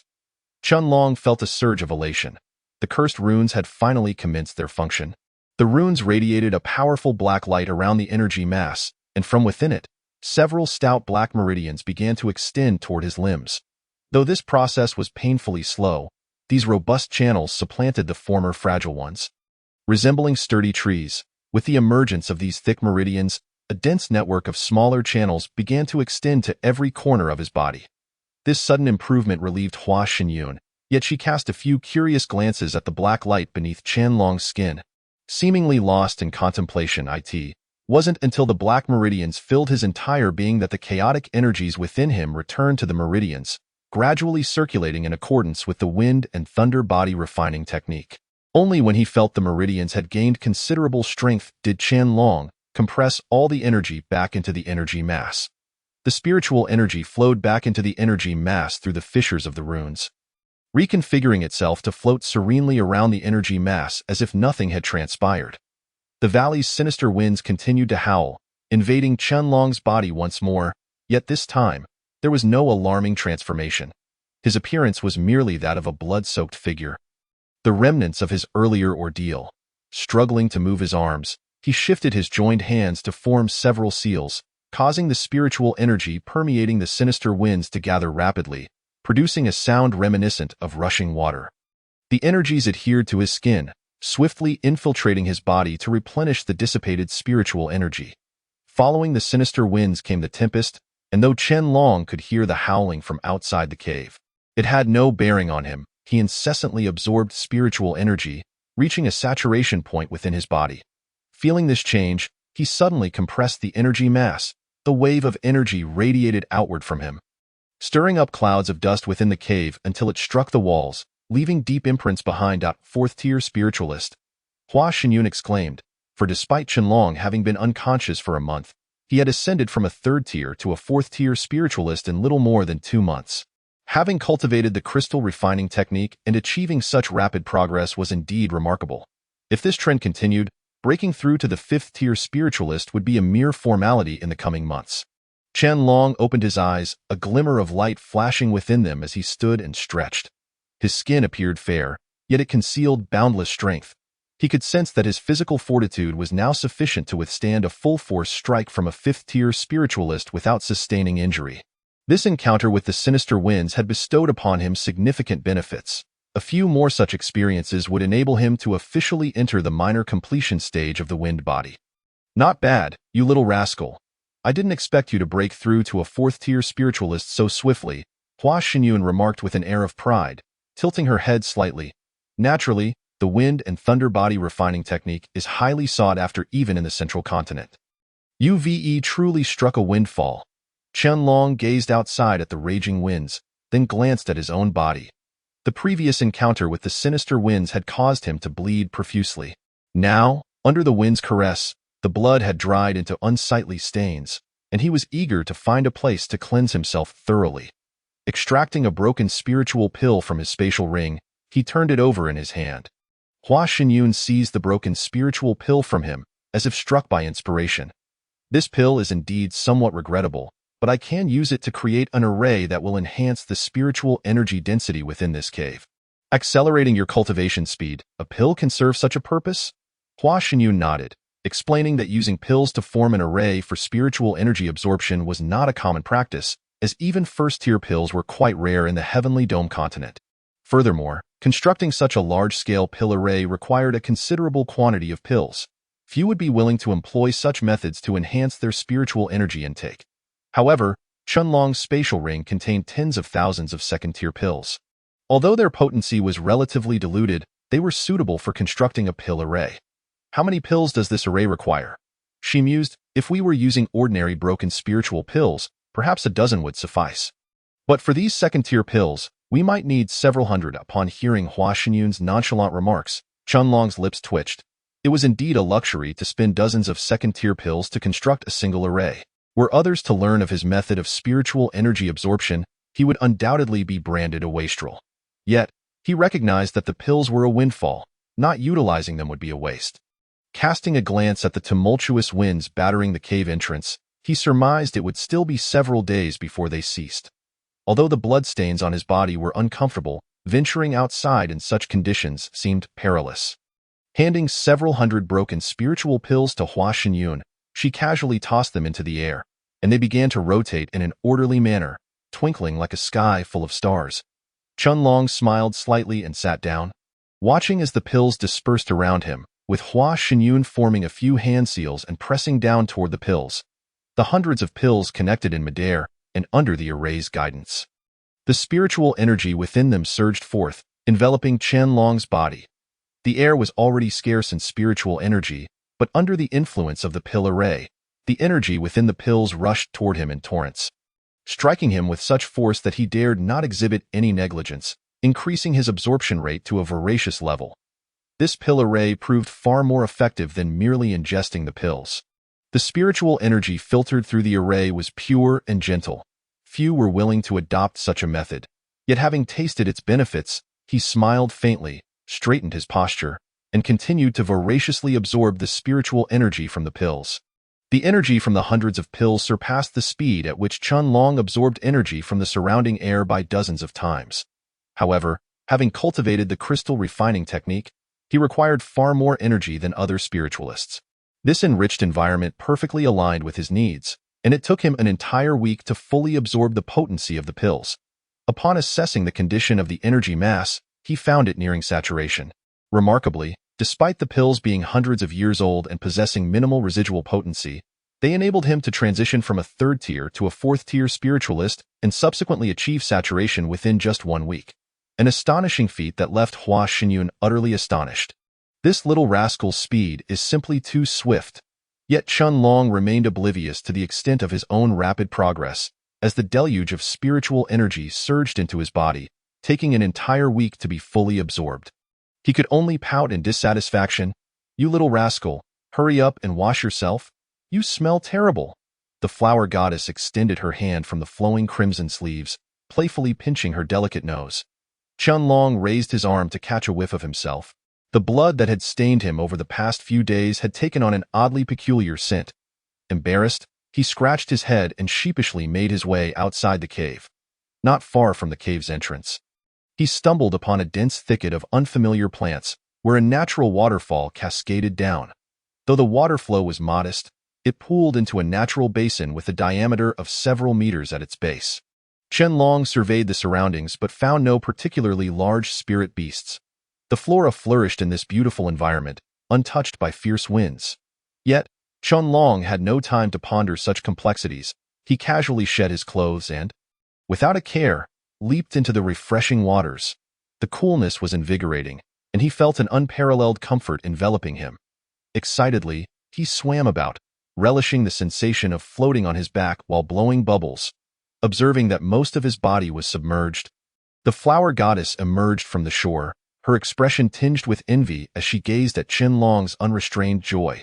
She glided into the water, creating ripples without any tangible presence. With a soft sigh, she returned to the shore, sitting on a rock and staring blankly at the basin. "Sister, what are you thinking?" Chun Long asked, noticing her troubled expression. The flower goddess shook her head, casting a helpless glance at the starry sky. "You little rascal, in my prime, I had many attendants to assist me with bathing. Now, even bathing myself has become a luxury." After a moment of silence, Chun Long replied with a charming smile, "Sister, how about we make a bet?" Raising an elegant eyebrow, the flower goddess glanced at Chun Long, who was barely poking his head above the water, her interest piqued. "You wish to wager with me?" "Indeed. If I can reach the spirit realm before I turn 25. "Will you help me bathe?" The flower goddess pouted, a flicker of annoyance crossing her striking features as she shot a sidelong glance at the playful Chun Long. "You audacious little brat. You dare to tease your sister like this." With a graceful gesture toward the basin, she unleashed a surge of spiritual energy that sent waves crashing. Submerging Chun Long, he resurfaced, shaking the water from his hair and exclaimed, "No need to resort to violence if I'm not betting. After all, I am your brother." As the flower goddess extended a finger again, he quickly inhaled deeply and submerged himself once more. Though she wished to discourage him, the flower goddess internally dismissed the notion. Achieving the spirit realm before 25 was undoubtedly a remarkable feat, perhaps even unprecedented. She had never heard of anyone on the Tianqiong continent accomplishing such a thing, even as she recognized that Chun Long was merely trying to comfort her.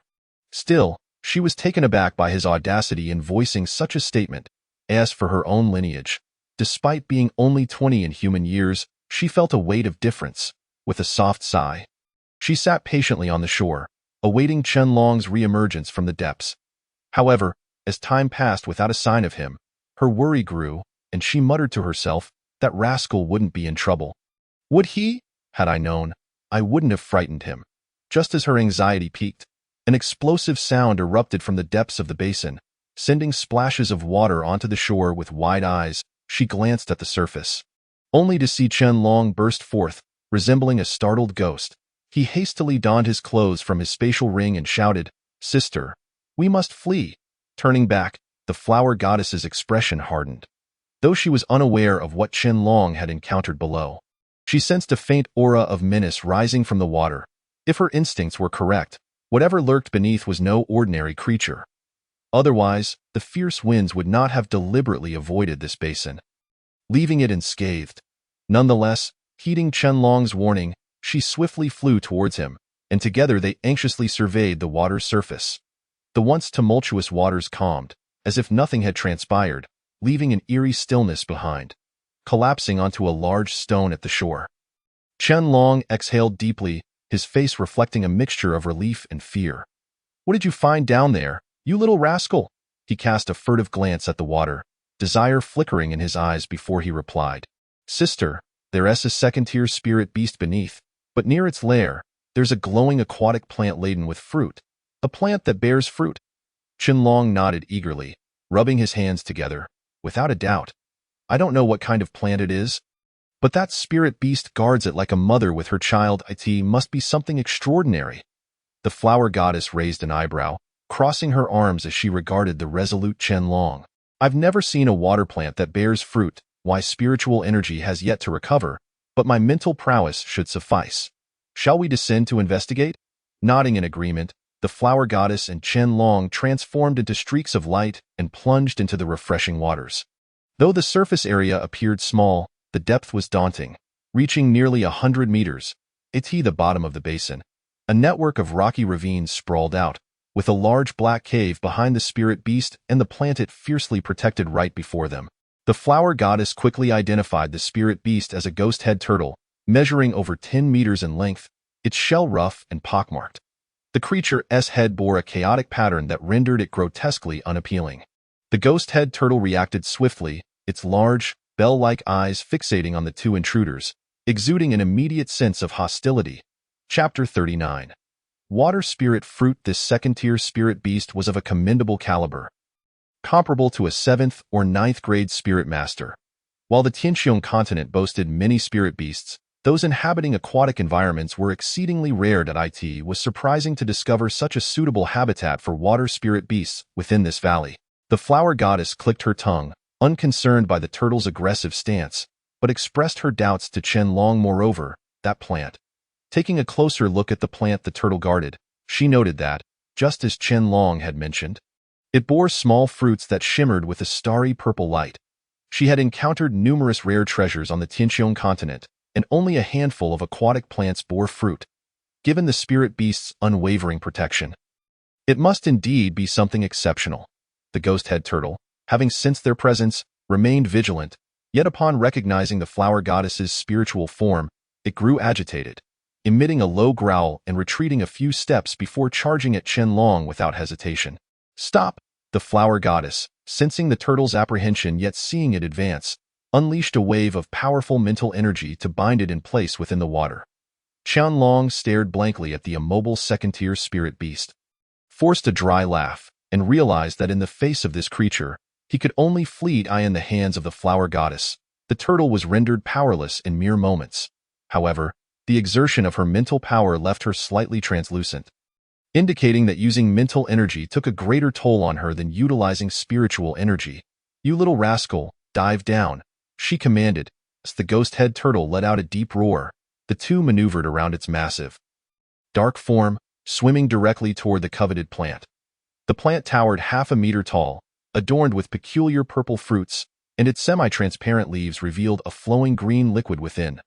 Qianlong reached out to pluck one of the glowing fruits. But as his hand neared, a shocking sensation coursed through him, causing him to withdraw in surprise while casting an incredulous look at the flower goddess. Her expression grave, the flower goddess recalled, typically, extraordinary treasures are not easily obtained. However, this peculiar aquatic plant has me puzzled. "You little rascal, this is improbable." The flower goddess seemed to have an epiphany, glancing back at the ghost-head turtle before aimlessly swimming around the basin's depths. "I haven't encountered this unique plant before, but it must be the reason this basin has evaded the wrath of fierce winds. The spiritual energy here is clearly denser than outside, and there's no sign of damage." Qianlong began to observe the area more keenly, his expression growing serious as he nodded. "If this plant truly possesses such properties, sister, we must do whatever it takes to take it with us." The floral deity, Hua Xinyun, channeled the ethereal energy coursing through her body, manifesting a chilling aura in her hand. As this breath of coldness emerged, the entire pond began to turn frigid. The ghost-headed turtle, having never experienced such a transformation, erupted into a panicked shriek, while Qianlong shuddered involuntarily. Under his watchful gaze, Hua Xinyun transformed her ethereal energy into a slender thread, gradually ensnaring a fruit. With a firm tug, the pale purple fruit detached from its branch and floated gently into her hand. As she grasped the fruit, Hua Xinyun's face was instantly painted with profound astonishment. This fruit was still unripe. Clutching the pale purple orb, Hua Xinyun's soul essence noticeably flickered. After a brief moment, she discerned the fruit's singular qualities. Although she remained oblivious to the identity of this plant and the purpose of its diminutive fruits, she sensed it was anything but ordinary. Taking the fruit from Hua Xinyun's hand, Qianlong swallowed hard, turning it over in his palm. If even Hua Xinyun could not identify this plant, it surely was remarkable. After stowing the fruit into his spatial ring, Qianlong eagerly prepared to take action against the entire plant. Observing the fruit he was tasked with protecting being plucked, the ghost-headed turtle emitted a series of low, rumbling sounds. The inky markings upon its head transformed into a toxic liquid, which dripped into the water, turning the pond into a pitch-black abyss in mere moments. The ghost-headed turtle's most distinctive feature was its ghostly markings. A natural poison that, regardless of dilution in water, would remain effective as long as it did not retract its markings. Realizing the gravity of the situation, Hua Xinyun exchanged a worried glance with Qianlong and swiftly ascended towards the pond's surface. Though reluctant, Qianlong understood that his life took precedence over his desires. The two soared upwards, creating splashes of water as the pond transformed into a dark, ink-like substance, losing its earlier clarity as the water gradually settled. The darkness lingered.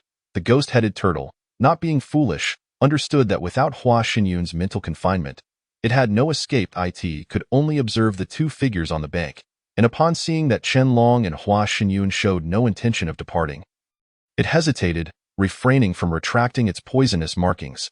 A chill breeze brushed against Qianlong's face, prompting him to glance around, furrowing his brow as he said, "Sister, what should we do?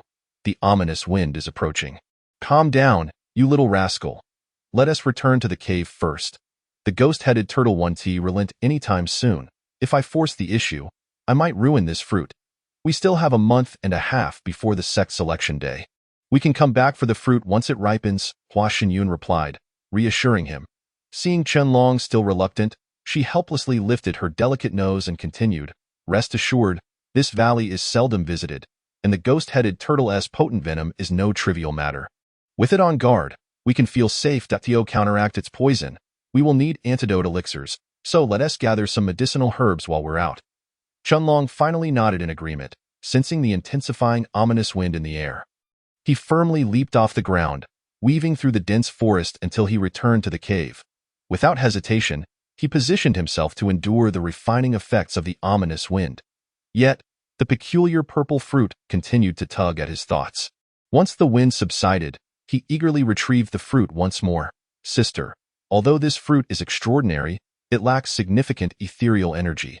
Hua Xinyun smiled gently and replied, "Indeed, it possesses little ethereal energy, but if my intuition serves me correctly, it has the potential to condense one's spirit. When I first touched it, I felt a surge of power within me. The Sky Vault continent is home to a multitude of species, many of which remain unknown to us. This might very well be an unprecedented discovery." Hua Xinyun had never encountered anything like it, but she was certain of the fruit's spirit-consolidating properties. Qianlong, taken aback, stared at the fruit that intermittently radiated a purplish glow. After a moment, he broke into a grin, feeling fortunate to have stumbled upon such a treasure.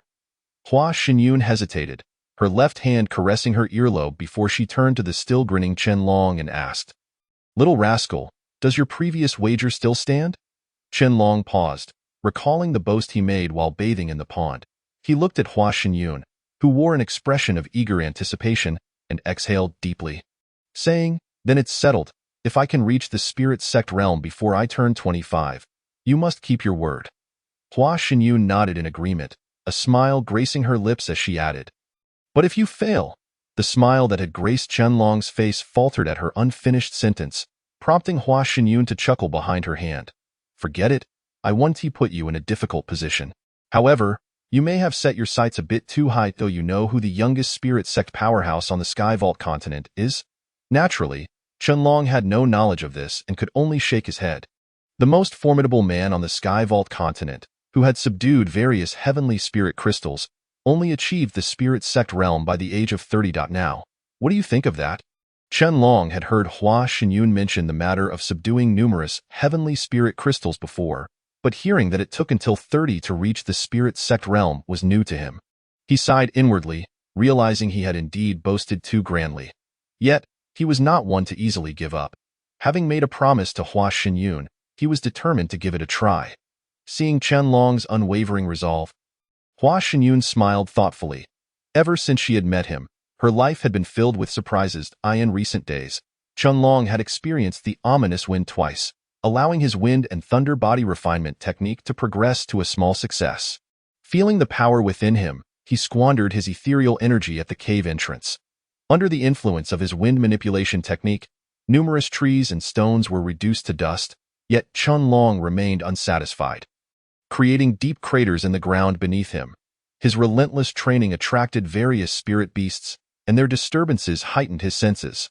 The slightest rustling set his heart racing, and the past month had passed in this heightened state of vigilance. How unfortunate! Those spirit beasts are at least of the 3rd tier. If I hadn't fled quickly, I might have ended up as their meal. Qianlong grumbled to himself, feeling exceptionally unlucky that day.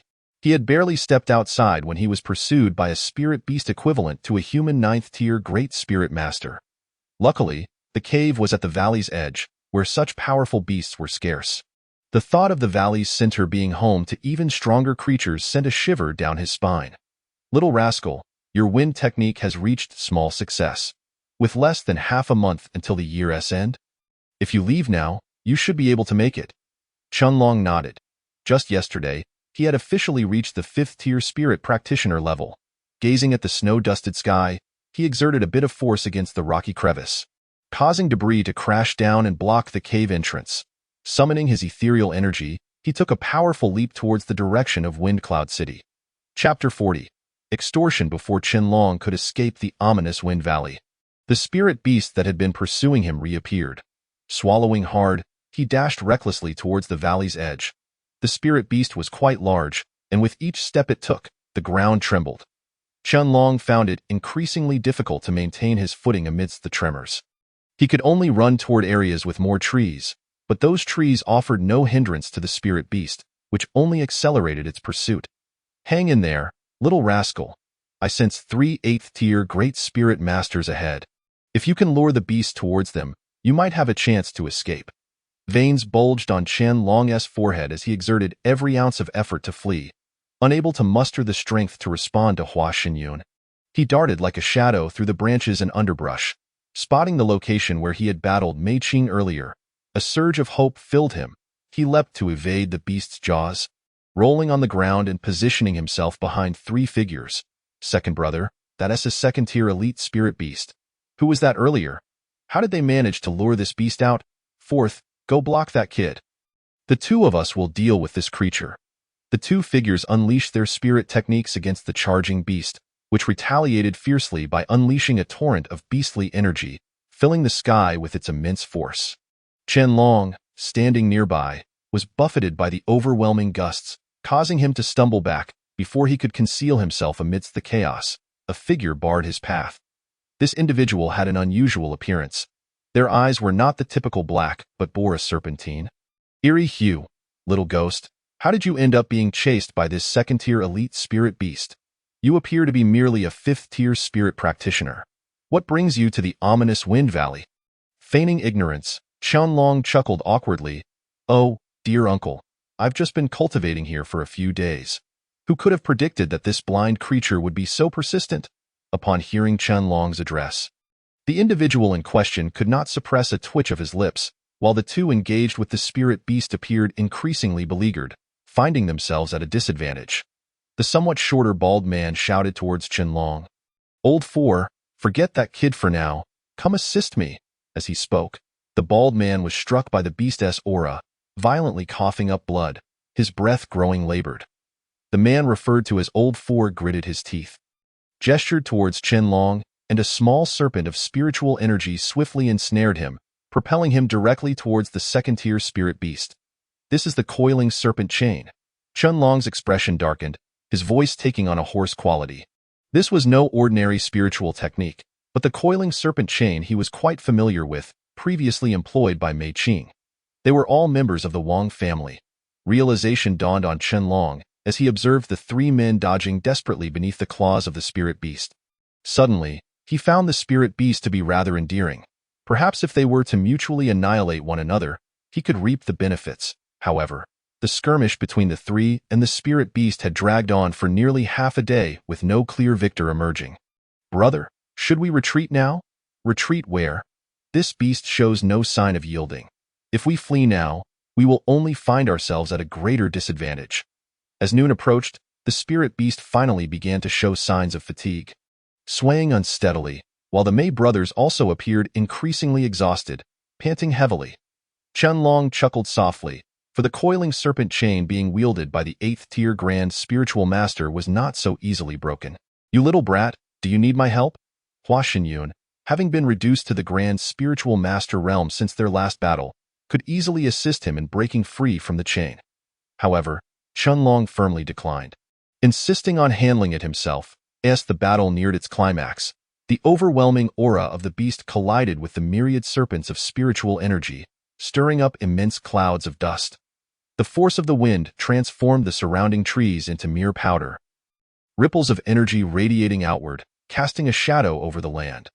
The Mei brothers spat out several mouthfuls of blood, and the second-tier spirit beast was also visibly harmed, both parties now wary of one another.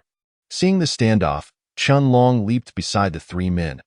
After a sinister smile, he slowly closed his eyes, and the serpent of spiritual energy binding him began to dissipate at a visible rate.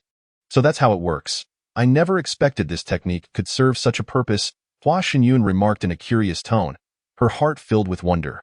Naturally, Chunlong, having trained with this technique, possessed a deeper understanding than she. The three men, seated on the ground, exchanged stunned glances, their astonishment palpable. How could someone merely a 5th-tier spiritualist possibly undo the coiling serpent chain? The shorter bald man quickly connected the dots, his arm trembling as he pointed at Chunlong. You little brat, could it be that you have trained in this technique?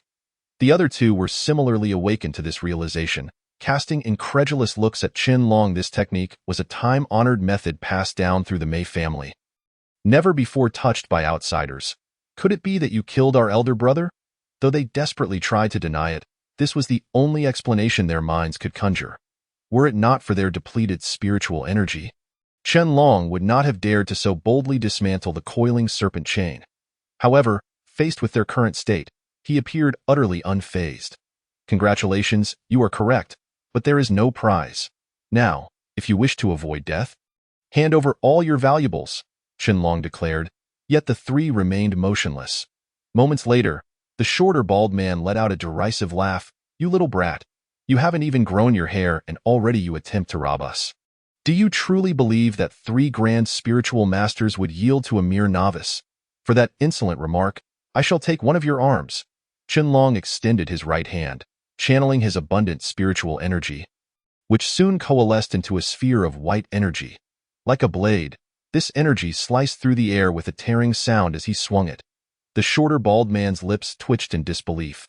He had not anticipated that a mere 5th-tier spiritualist would confront him so defiantly.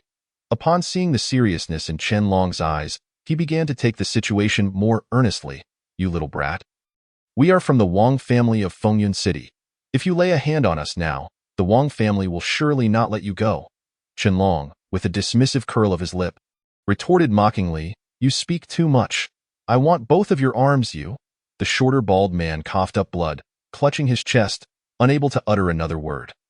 The remaining two exchanged glances, then sat cross-legged, gathering the residual spiritual energy in the air into their bodies. Observing this, Chunlong formed several seals with his hands, and to his astonishment, their arms were forcefully bent away. I asked this mental power? The two trembled as Chunlong's mental energy contorted their arms.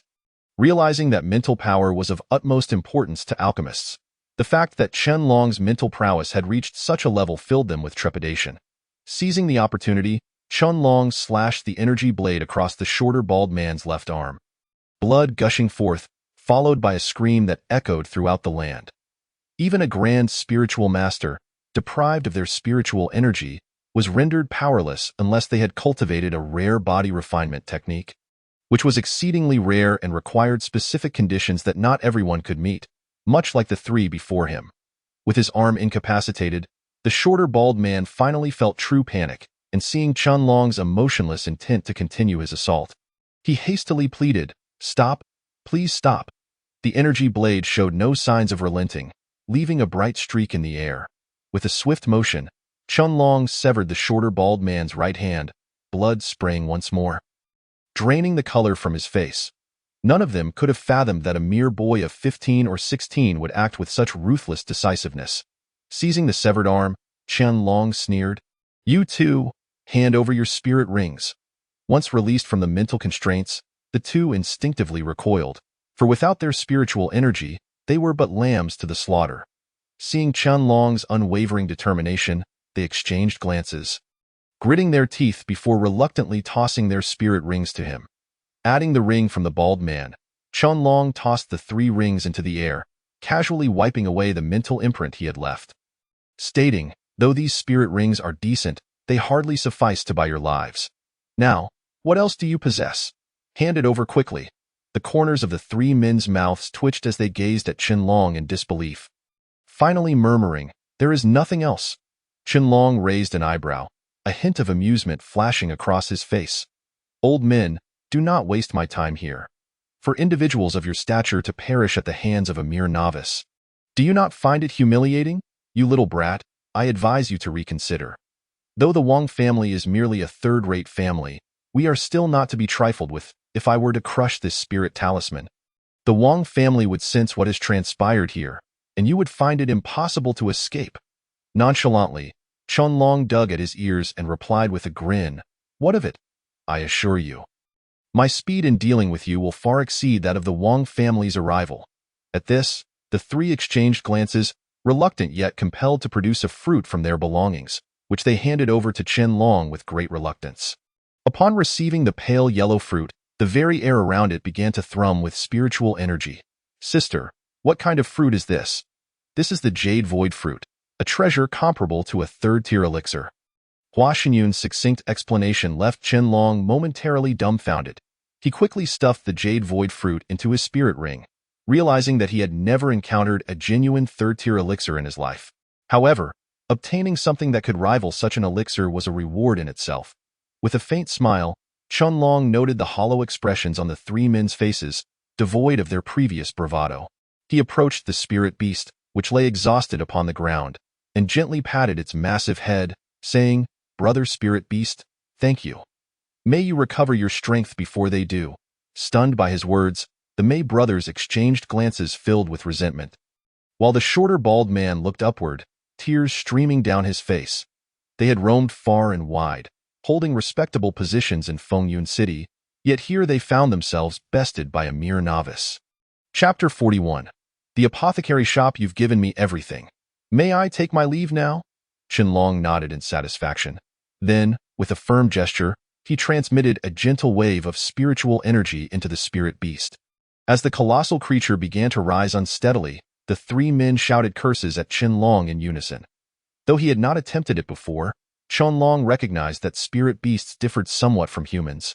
Observing the spirit energy enter without any notable reaction, he turned back to the 3, flashing a wide grin. "Whether you survive now depends on your own fortune. Farewell, haha." With a swift motion, Chunlong flung his arm and began to sprint, leaving the 3 onlookers in a state of astonishment. It was not until the saliva of the colossal spirit beast dripped onto them that they finally lifted their gazes to behold the magnificent creature. Swallowing hard with a bitter taste in their mouths, ignoring the cacophony of cries that filled the air behind him, Chunlong smiled as he caressed the spirit ring on his finger. Hastening his pace once more, Chunlong had indeed exercised restraint. He refrained from taking direct action, thus sparing the trio from further humiliation. Without the backing of Hua Xinyun's spiritual energy, his own speed was considerably diminished. Taking him half a month to return to Wind and Rain City, he gazed upon the bustling architecture, He absent-mindedly touched his nose and settled into a random lodging. After resting in bed for half a day, Chunlong retrieved the 3 spirit rings he had acquired. The total sum of gold coins within amounted to over 600,000. Combined with his existing wealth, he found himself possessing more than 1 million. This venture had proven remarkably profitable. He mused that his personal fortune now rivaled that of a small family.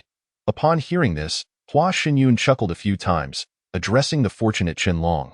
You were merely lucky on both occasions. 3 8th-grade spirit masters are significant figures anywhere. Had that spirit beast not consumed their energy, you would have been no match for them.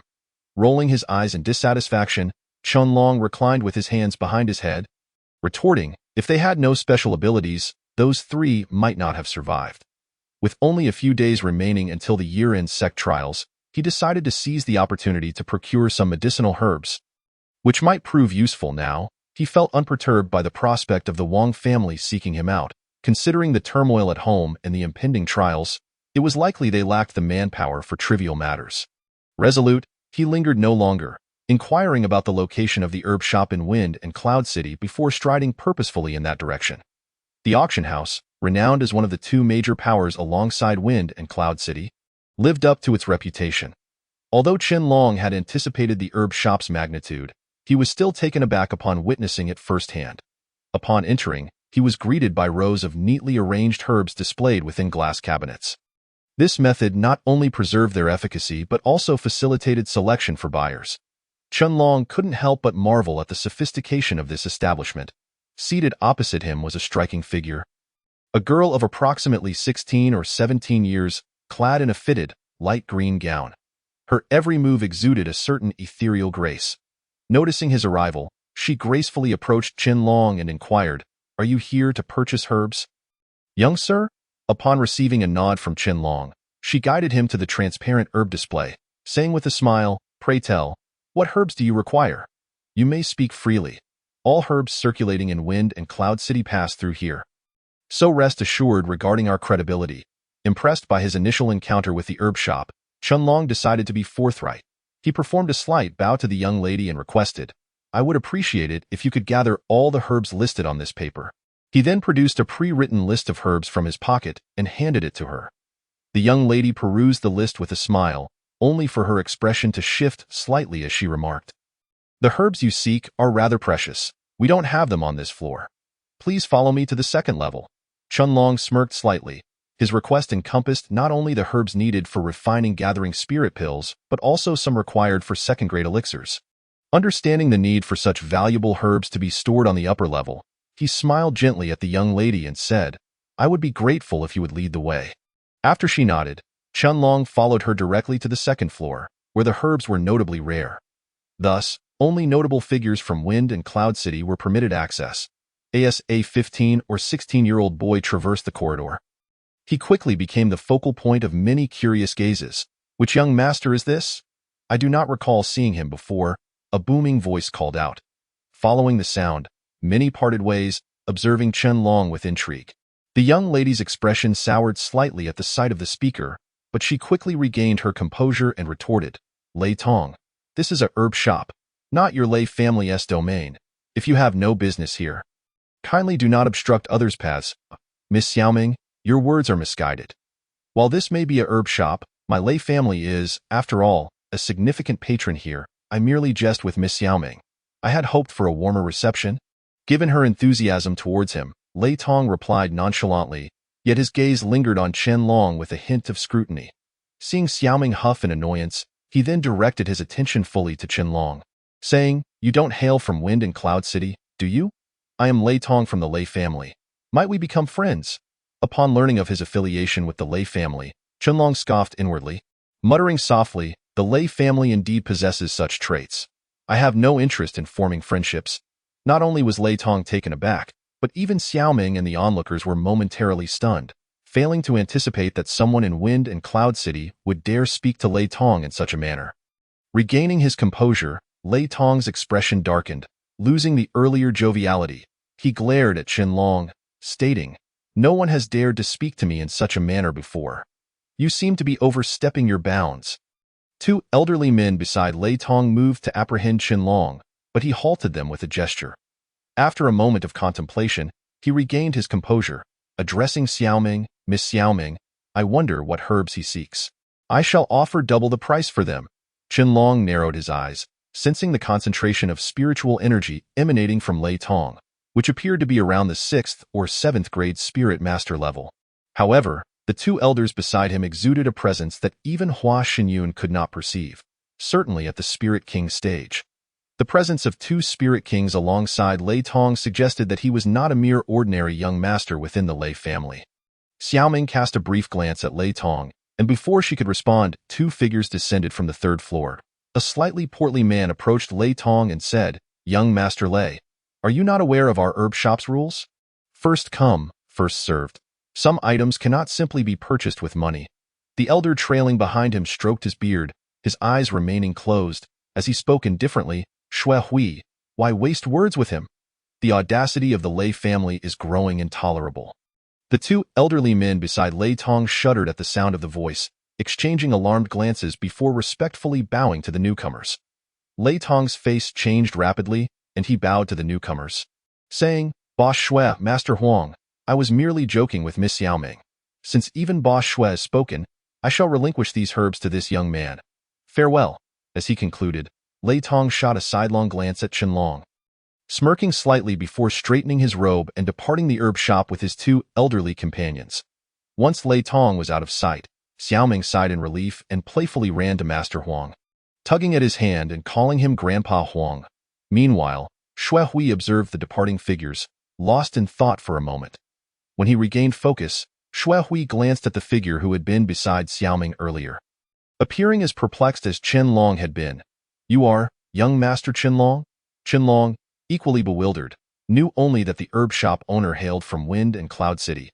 He had not anticipated that Xue Hui would be the proprietor of the main store. Realizing the turn of events, he politely clasped his hands together, saying, "Boss Xue, it is a pleasure to see you again." Xiaoming, who had been teasing Master Huang, finally released her grip on his beard, walking over to Xue Hui and asking, "Daddy, do you know him?" Xue Hui nodded, gesturing for Qianlong to enter a luxurious room. Qianlong smiled at Master Huang, having heard of the presence of alchemists within the herb shop. The only 3rd-grade alchemist was surnamed Huang. Furthermore, to command such respect from the two Spirit Kings accompanying Lei Tong, he must indeed be formidable. Master Huang returned the nod before closing his eyes once more, while Xiaoming abandoned her previous demeanor, playfully tugging at Master Huang's long beard. Master Huang, lacking the earlier authority, could only chuckle helplessly in response to Xiaoming's antics. "Xiaoming, do not be disrespectful."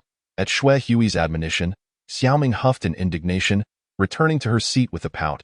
Qianlong chuckled inwardly and addressed Xue Hui, saying, "Boss Xue, I must thank you once again for that spirit ring. You are too polite, young Master Qianlong. It appears that I underestimated you before. I never expected that in just half a year, you would advance from a 1st-grade spirit master to a 5th-grade spirit master. At this rate, you may surpass even the young masters of the 5 prominent families in Wind and Cloud." Though Qianlong displayed no outward signs, he felt a heightened sense of vigilance towards Xue Hui. The clarity with which Xue Hui articulated the changes surrounding him indicated that he had indeed given considerable thought to Qianlong. Xiaoming picked up an apple from the table and took a delicate bite, only to be momentarily distracted by Xue Hui's somewhat agitated remarks, rendering her momentarily speechless. After a brief pause, she muttered softly, "This foolish lad, can it be that he is not perceptive at all?" Chapter 42. Counter-insult. Xue Hui covered his mouth and coughed a few times, prompting Xiaoming to close her mouth and smile at Qianlong. It was Master Huang, however, who, upon hearing Xue Hui's words, stroked his beard and opened his eyes to regard Qianlong with renewed interest. "Tio break, through to the 5th rank in just 6 months. Xue Hui, could it be that you are mistaken?" Upon hearing this, Xue Hui clasped his hands in a gesture of respect. "Master Huang, do you doubt my word as well?" Receiving Xue Hui's affirmation, Master Huang nodded in acknowledgement. Such speed is indeed quite astonishing. Master Huang's observation was accurate. The young man had not progressed as swiftly as Xue Boss suggested. It was merely a stroke of luck. Shaking his head in a bitter smile, Xue Hui understood clearly what others did not. The tale of Qianlong, the 3-year void of spiritual energy, defeating Lei Zong with a single punch had spread like wildfire through the town. Luck alone could not account for such an achievement. Pushing the parchment filled with names of medicinal herbs back towards Xue Hui, Qianlong smiled and said, I have come here to procure some medicinal herbs. As the end of the year marks the sect trials, I, being somewhat unremarkable, wish to take part in the testing, hence the extensive list of herbs. Xue Hui glanced at the densely packed names on the paper, then furrowed his brow in contemplation. Young Master Qianlong, the quantity and variety of these herbs suggest you intend to concoct elixirs yourself? Xiaoming, who had been munching on her apple, burst into laughter. Father, have you lost your senses? Most of the herbs listed here are for crafting second-tier elixirs. Just look at him. He is no more than my size. Do you truly believe he can concoct elixirs on his own? Qianlong chuckled awkwardly, offering Xiaoming a slight smile. Miss Xiaoming speaks the truth. I merely intend to consume these herbs directly. I would never dare to aspire to the art of alchemy. Xiaoming smirked, pressing her lips together, seemingly satisfied with Qianlong's response. Whispering a few words to a maid by his side, Xue Hui soon saw her return with the herbs Qianlong had requested, neatly arranged in intricately carved wooden boxes. Qianlong picked one up, bringing it to his nose for a whiff before nodding in approval. These herbs were exceptionally well preserved and retained their full potency. By all accounts, it was a fortunate acquisition for Qianlong. Xue Hui, displaying no reluctance, waved his hand lightly. Young Master Qianlong is too courteous. I shall still charge you the discounted price. Qianlong, not wishing to appear overly modest, accepted the offer, recognizing that Xue Hui had his own rationale for such generosity. Then I extend my gratitude to you, Xue boss. After paying and exiting the apothecary, Qianlong clapped his hands and cautiously made his way down a narrow path. Inside, Xue Hui drummed his fingers on the armrest of his chair. And noticing Xue Hui's demeanor, Master Huang inquired, Xue Hui, did this young man truly achieve 5th rank in merely 6 months? Xue Hui's expression turned serious as he pondered for a moment before sighing. Indeed, moreover, I have heard that he could defeat a 2nd-rank spiritualist with a single punch even while still at 1st rank. Master Huang gasped in astonishment. While he had encountered many prodigies, each was typically backed by a powerful family. To find one who had accomplished so much solely through personal effort, without the aid of elixirs, was difficult to fathom. Could it be that he buys herbs merely for alchemy?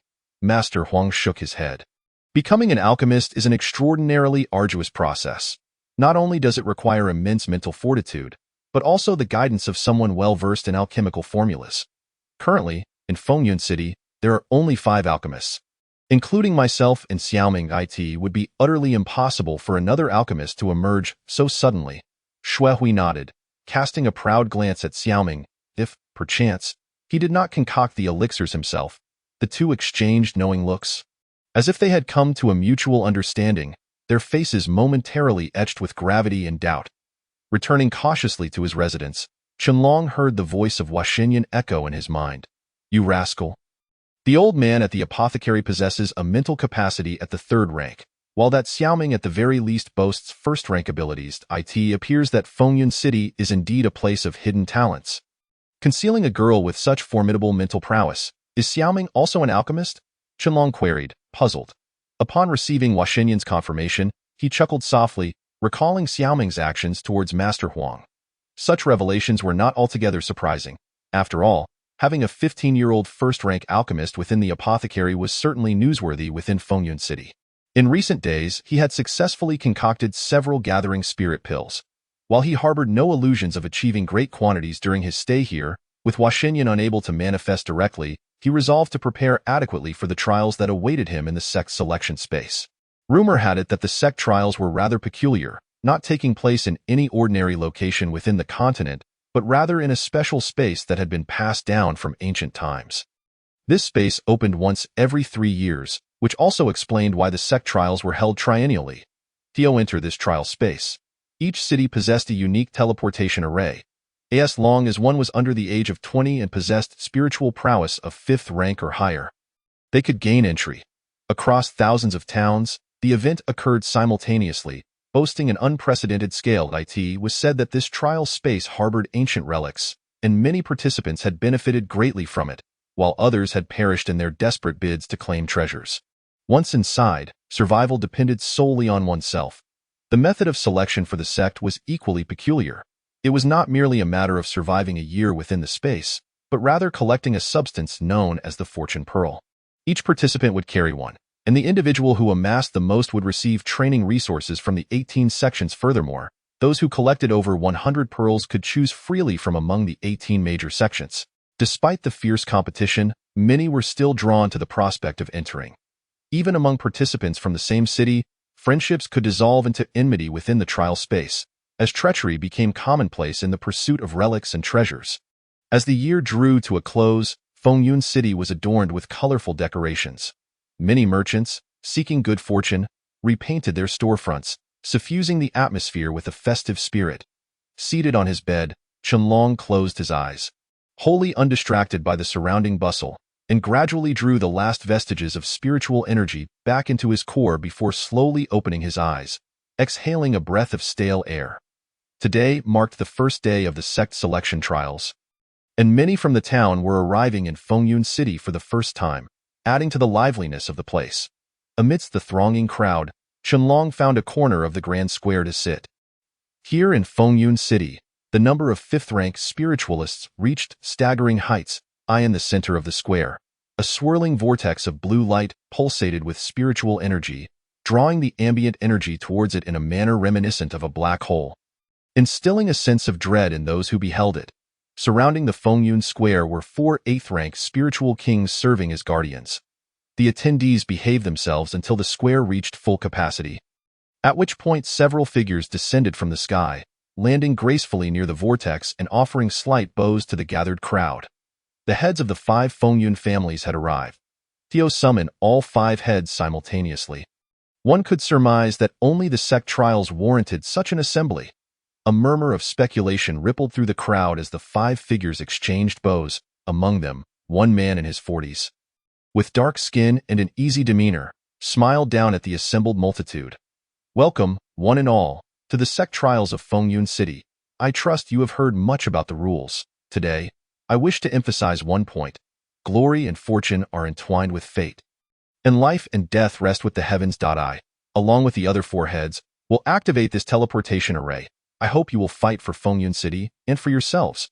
The other 4 nodded in agreement and took their seats, their formidable presence saturating the air, causing the very atmosphere to shift, obscuring even the sun's rays above.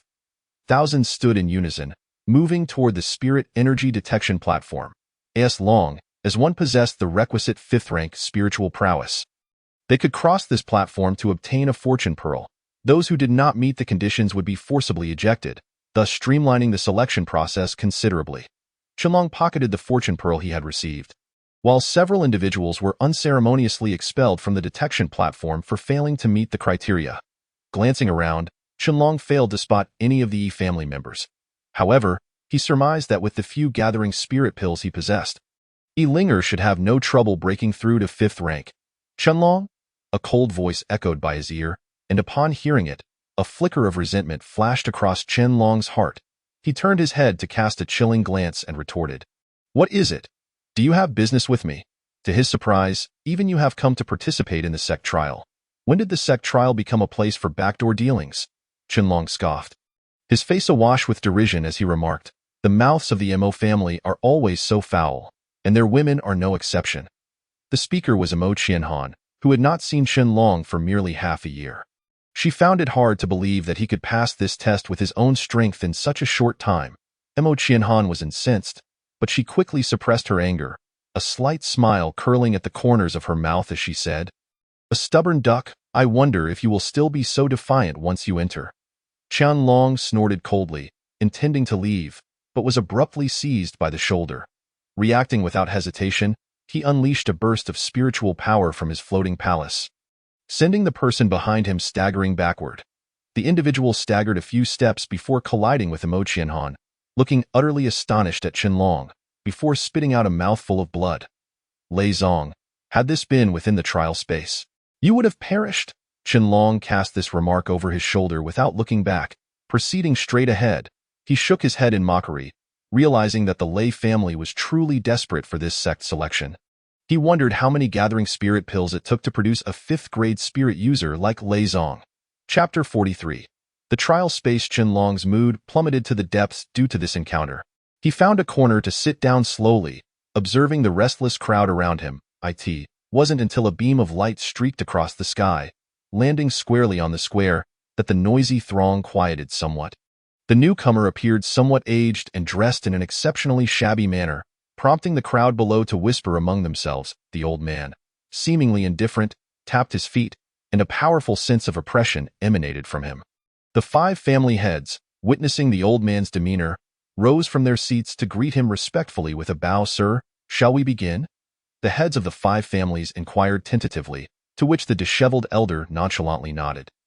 Staggering a few steps as he announced, "Let us start," with his weak words, the square erupted into commotion.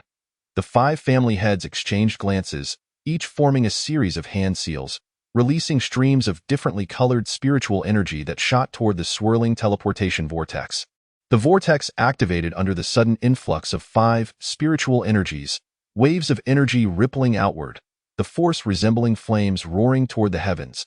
As the brilliant light faded, the teleportation vortex settled down. Yet the expressions of the 5 family heads grew solemn as they slumped back into their seats, panting heavily. Once the vortex calmed, several bold individuals began to leap into it, their forms flickering before vanishing from sight. Witnessing others successfully teleport, a large number of people began to follow suit, and Qianlong stepped firmly on the ground before leaping toward the pale blue vortex. Instantly, the vortex's azure light filled Qianlong's vision, and he felt a wave of dizziness wash over his mind due to the teleportation. Fortunately, this sensation was short-lived, and as the vortex's fluctuations gradually stabilized, the radiance slowly dissipated. This space was extraordinarily remarkable.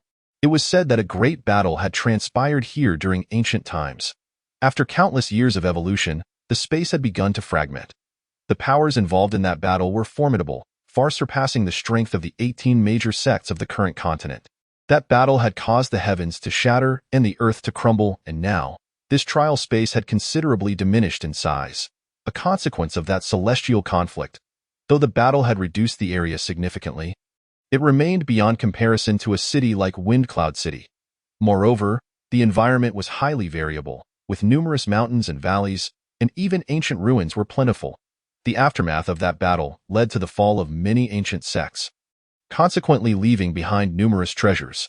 Countless powerful individuals had left their legacies within the trial space, and since this location was chosen for the sect selection, innumerable individuals had reaped various benefits here, rising to prominence amidst the brutal competition and earning renown across the continent. Yet, this fierce competition had also seen countless talents fall, becoming stepping stones for others. This desolate region stretched endlessly, and upon teleporting, Qianlong found himself amidst towering peaks, with bottomless ravines crisscrossing between them, all suffused with thick, spiritual energy. The concentration of spiritual energy here was greater than outside, explaining why spirit users advanced more rapidly in this trial space. The ravines were not naturally formed but were remnants of the Great Battle, lending the area an atmosphere steeped in antiquity and primal essence. Qianlong's gaze swept across the landscape, only to retract moments later. He was not alone atop this mountain peak. As beams of light dissipated, many others appeared on the same peak, each person shaking their heads to regain their composure, warily surveying the unfamiliar crowd around them. Qianlong was no exception. In this strange environment, aside from some ancient relics and treasures, collecting fortune beads was paramount. He fervently channeled his spiritual energy, feeling the swirling spiritual power in the air rush into his body, revitalizing him considerably. Not only Qianlong, but many others also displayed excitement on their faces, momentarily forgetting their purpose for entering the trial space, some even sitting cross-legged to absorb the spiritual energy. Others seized the opportunity, as the air erupted with explosions and shouts. Qianlong cautiously glanced around, feeling the flood of spiritual energy surge around him. With a firm push of his feet, he retreated quickly. This trial space housed over 100,000 people, making the collection of fortune beads a cumbersome task. In this predatory environment, Qianlong aimed to be the big fish. Like a shadow, he darted between the peaks. Leaving behind a trail of debris, he leaped onto a massive tree that nearly obscured the sun. Intently observing the chaos below, he had no desire to provoke trouble, but if something foolish approached him, Qianlong would not hesitate to respond with force. Just then, several figures leaped beside him, surrounding him atop the sun-blocking branches. My friend, we hail from Flame City. Entering this trial space is no easy feat, and we have no intention of taking your fortune bead. Why not join us instead? A taller individual jested, exchanging laughter with his companions, and offered a slight bow to Qianlong, sensing their presence. Qianlong discerned they were merely fifth-grade spirit users, unlikely to pose any significant threat in this trial space. His expression remained unchanged as he continued to scan the surroundings. The speaker, feeling dismissed by Qianlong's indifference, grew frustrated and signaled his companions, saying, "Do you think our brother looks down on us? I have no time to play games with you. Brothers, let us seize him." Upon the man's command, he and his companions unleashed their spiritual energy. Each striking toward Qianlong, he sighed inwardly, recognizing that one must seize the opportunity when it presents itself. With a swift motion, Qianlong seized one of their outstretched arms and hurled the individual toward his companions. Amidst their confusion, he executed a brutal leg technique, infused with potent spiritual energy, striking their bodies and causing their chests to cave in. When the leg wind penetrated through, the Flame City individuals fell silent, plummeting to the ground like lifeless dogs. Qianlong smirked slightly as he stuffed their fortune beads into his pocket. "Brother, you are indeed decisive." Startled by the sudden voice, Qianlong squinted slightly before swiftly launching himself into the air. As he landed securely atop a massive boulder, he slowly raised his head to regard the three figures perched on the tree. The speaker stood on the left, while the middle figure was a woman. Upon seeing her, Qianlong maintained his vigilance but allowed a slight smile to grace his lips. "Miss Xiaoming, are you planning to make a move against me?" This woman was none other than Xiaoming, whom Qianlong had encountered in the herbal shop. Although her face was partially veiled, he recognized her without hesitation. She, too, did not feign ignorance and gracefully descended to the ground alongside her two male companions. Her movements were elegant, reminiscent of a pure lotus, exuding an otherworldly aura. "Qianlong, I never expected to encounter you so soon upon entering this trial space." Xiaoming smiled faintly, her gaze sweeping over the individuals from Liehua City for a moment before she nonchalantly remarked, "To remain so composed in the presence of so many fifth-tier spirit practitioners, I must admit I underestimated my own abilities. However, I do acknowledge that I lack the prowess to take action against you." As she slightly inclined her body, the two gentlemen accompanying her exchanged glances and, with a respectful gesture towards Qianlong, introduced themselves. "Since this brother is acquainted with Miss Xiaoming, he is surely from Fengyun City. I am Suda, and this is my younger brother, Su Zhang." Qianlong nodded, offering a faint smile. Observing that Qianlong did not exhibit any overtly aggressive demeanor, the two brothers relaxed their vigilance. Xiaoming closed her eyes for a brief moment before casually inquiring, "Qianlong, would you care to accompany us? I possess a map left by an ancient predecessor. Following me will undoubtedly save you considerable time." Qianlong furrowed his brow. He was reluctant to entangle himself with others, as that would only constrain his development within this trial space. Yet, possessing a map could facilitate the search for hidden sanctuaries and even ancient relics, ultimately saving him significant time. After a moment's contemplation, he replied, "Very well, I shall rely on you, Miss Xiaoming, and these two brothers." The Su brothers chuckled amiably, displaying a commendable friendliness. Xiaoming cast a few glances at the map, and the four of them then set off in the opposite direction. This trial space was exceedingly peculiar. Every night, the spiritual energy would vanish without a trace, and even those of us imbued with spiritual energy would find our movements constrained. Thus, the night posed the greatest danger. Listening to Xiaoming's explanation, Qianlong could only nod in acknowledgement, his unfamiliarity with this trial space evident. However, Xiaoming, being from a prominent family, had access to such intelligence, which was not particularly difficult for her to acquire. As they traversed the landscape, although they encountered numerous individuals poised to act, under Xiaoming's guidance, they adeptly evaded all potential confrontations. Observing the sky darkening, Xiaoming finally halted, unfurling the map for a closer inspection. She pointed towards a dilapidated structure ahead, stating, "We must reach there before nightfall. Otherwise, when darkness descends, we shall become easy prey for the spirit beasts." The dim sunlight cast a desolate glow upon the darkened earth, and the expressions of the four grew solemn as they quickened their pace. The sounds of their swift movements echoed through the air. And upon closer inspection, one could discern traces of spiritual energy emanating from their feet, dissipating into the boundless desolation. As they hurried along, individuals occasionally brushed past them, similarly forming small groups, their eyes aflame with eagerness. Yet none dared to act impulsively. They likely understood that any delay in this treacherous environment could render them utterly defenseless once night fell. In their rapid journey, the previously diminutive structure gradually revealed itself. Although somewhat ruined, it exuded an air of ancient majesty. Upon sighting the building, Qianlong finally breathed a sigh of relief. Within this trial space, lacking such shelters to shield against the cold and the onslaught of beasts could lead to a swift demise. Even those fiercely competing could not afford to cling to their grudges, as they were compelled to seek refuge together. Upon entering the structure, Qianlong cautioned the trio, "Be careful here. It would be unwise to merely keep a low profile. Should any unwitting entities approach, hesitation is not an option." Xiaoming nodded in agreement, her gaze towards Qianlong now tinged with intrigue, as she remarked with a smile, "I did not expect you to be so cautious." Disregarding her comment, Qianlong continued surveying the area, his expression growing grave. Under the ancient edifice, he observed that many had already gathered, their gazes fixated on the city walls, seemingly indifferent to the weary four. Qianlong glanced upwards, where 3 figures stood atop the sturdy walls. Noticing one of them wielding a lit torch, he furrowed his brow and remarked, "This place has already been claimed." Upon hearing this, Xiaoming also scrutinized the figures, murmuring, "They claimed this structure rather swiftly. Their speed is indeed remarkable. To find such a refuge in this trial space speaks to the caliber of individuals involved." Among the numerous talents from various cities, those capable of asserting dominance in this manner must possess significant abilities. One of the figures atop the wall, a rugged man with a hint of stubble, surveyed the growing crowd below with indifference, declaring, "We are from Wanshou City, and this structure is under our control.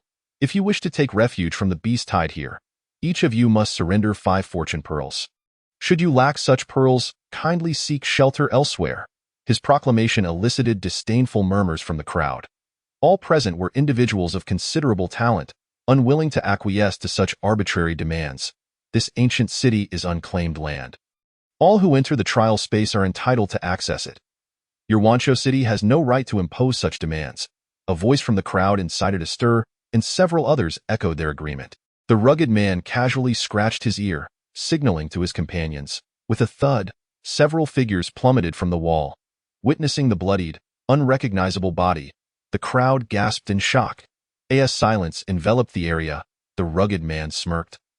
"That was one of those from Liehua City who dared to defy our Wanshou City's terms. I had no choice but to send him to meet the King of Hell," with a fierce glint in his eye. He continued, "If you do not wish to part with your 5 fortune pearls, you may attempt to force your way in. However, whether your fate mirrors his is uncertain." His threatening words caused many to waver. While those with sufficient fortune pearls began to reach into their pockets, prepared to relinquish their hard-earned possessions. As darkness deepened, they feared that further delay would result in even graver consequences. Thus, they reluctantly parted with their treasures. For in the grand scheme of survival, these objects paled in comparison to their lives. Noticing the fear creeping into the faces of those around him, the rugged man's ferocity diminished considerably. "Wanshou City does not wish to make things difficult for you. While these fortune pearls are valuable, they are of no comparison to your lives. We shall remain in this trial space for an entire year. The 5 pearls are but a trifle, and I trust you will easily recover them within a few days. Do any of you require additional deliberation?" His voice resonated like thunder, infused with potent spiritual energy, piercing the stillness of the night. The intensity of the spiritual energy shifted the expressions of many, even causing Qianlong to furrow his brow slightly. 9th-tier spirit practitioner. Upon the revelation of this strength, those who had previously considered defiance lowered their arms, their gazes turning vacant. It was no wonder Wanshou City's forces had so easily seized control of the ancient city walls. They clearly possessed formidable resources. Finally, someone gritted their teeth and hurled 5 fortune pearls over, leaping onto the ancient wall. The rugged man narrowed his eyes as he weighed the pearls in his hand before nodding in approval. As that individual safely crossed into the wall's interior, several others began to extract their own pearls, tossing them forth. Qianlong pondered for a moment before muttering, It would be unwise to sever ties with Wanshou City at this juncture. I possess 6 fortune pearls. I wonder if the 3 of you have enough. Xiao Ming and her companions exchanged glances before nodding, stating, 5 pearls each. We have just enough. Chunlong took a deep breath, cast a few glances at the darkening horizon, and then, under the watchful eyes of the 3, leaped onto the city wall, tossing the fortune pearl to the bearded man. He walked towards the ancient building, slightly glancing at the room emanating waves of spiritual energy, then furrowed his brow, his heart growing more cautious. There were at least 5 rooms here, and the concentration of spiritual energy from the individuals within reached the level of 9th-tier spiritual practitioners. The 4 casually found a corner to settle in. The city walls housed numerous stone caves, each ample enough for 1 person. Chunlong aimlessly chose a dilapidated stone chamber to enter. The beast city was indeed quite extraordinary. And with at least 6 9th-tier grand spiritual masters among the bearded man's ranks, he understood the need for careful deliberation. Setting aside these trivial matters, although the night was nearly upon them and the spiritual energy was significantly thinner than during the day, it still could not be compared to the places within Wind Cloud City. Chunlong adjusted his posture, forming several peculiar seals with his hands, absorbing the rich spiritual energy from the surroundings. While the spiritual energy in this trial space differed greatly from the outside world, there were still areas within this ancient building that possessed concentrated spiritual energy. The truly rich sources were located in the rooms occupied by the residents of Beast City. His worn-out chamber was merely a remnant left behind by others. Chunlong opened his eyes and glanced out the stone window, noticing a number of people below lacking fortune pearls, leading to a continuous stream of conflicts. After all, battling against the 9th-tier spiritual practitioners of Beast City was far more challenging than contending with those of similar strength. Looking down from the base of the wall, he saw several figures from Beast City gnawing on meat and laughing as they watched the clashes below. Withdrawing his gaze indifferently, although Chunlong wished to avoid trouble, he was prepared to let the Beast City individuals know the meaning of true resolve should they seek to provoke him. Outside, a thin layer of mist had begun to envelop the area, gradually obscuring the reddish moon, and with the moonlight's disappearance, several beastly roars echoed from the desolate land, creating an ominous atmosphere. The mist crept towards Chunlong, prompting him to form several seals again. The spiritual energy in the air clung tightly to his body, gradually seeping into his meridians. With each breath, the energy coursed through his veins, eventually condensing into a sphere of spiritual energy. As the deep night fell, the spiritual energy in this space began to dwindle, and sensing this change, Chunlong retrieved several spirit-gathering pills from his spiritual ring, tossing them into the air before catching them in his mouth. Upon consuming the pills, Chunlong straightened his posture slightly, continuing to absorb the spiritual energy contained within. However, as his strength grew, the energy required for his refining technique increased, rendering the effectiveness of these pills less pronounced. In just half an hour, he had completely absorbed their contents. I didn't expect you to finish absorbing the energy from those spirit-gathering pills so quickly. A.S. Hua Xinyun's voice echoed. Chunlong shook his head, his expression grave. These spirit-gathering pills can no longer meet my demands. If I run out of spiritual energy, it would be quite perilous.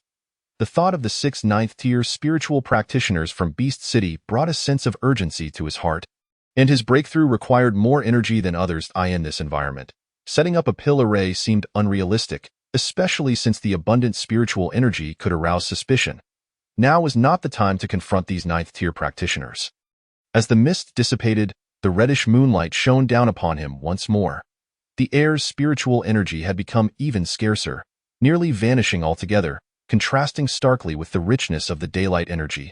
Chunlong, with a solemn expression, emerged from his chamber, gazing blankly at the moon in the pitch-black sky. This trial space is indeed peculiar. The difference between day and night is extraordinary. I didn't expect you to possess such a refined taste. Do you particularly enjoy moon-gazing? Just as Chunlong murmured to himself, a clear voice rang from behind him. He turned with a slight smile, replying, Miss Xiaoming, is it not you who also exhibit such elegance? At Chunlong's response, Xiaoming paused for a moment before gracefully taking a seat at the edge of the city wall. Gesturing for Chunlong to join her, he followed suit, sitting on the stone wall beside her. Xiaoming continued to gaze up at the reddish moon, eventually breaking the silence. What is it about you that earns such high praise from my father? Chunlong raised an eyebrow, chuckling lightly. Miss Xiaoming, you flatter me. Boss Shui only hears rumors. I, Qianlong, am merely an ordinary person without any extraordinary traits. Xiaoming pouted in dissatisfaction, her gaze towards Qianlong taking on an odd quality. Father never misjudges character. If he says so, you must indeed possess something unique. Here, for you. Xiaoming mysteriously smiled at Qianlong, producing several spirit-gathering pills from her spiritual ring and placing them into his somewhat dazed hands.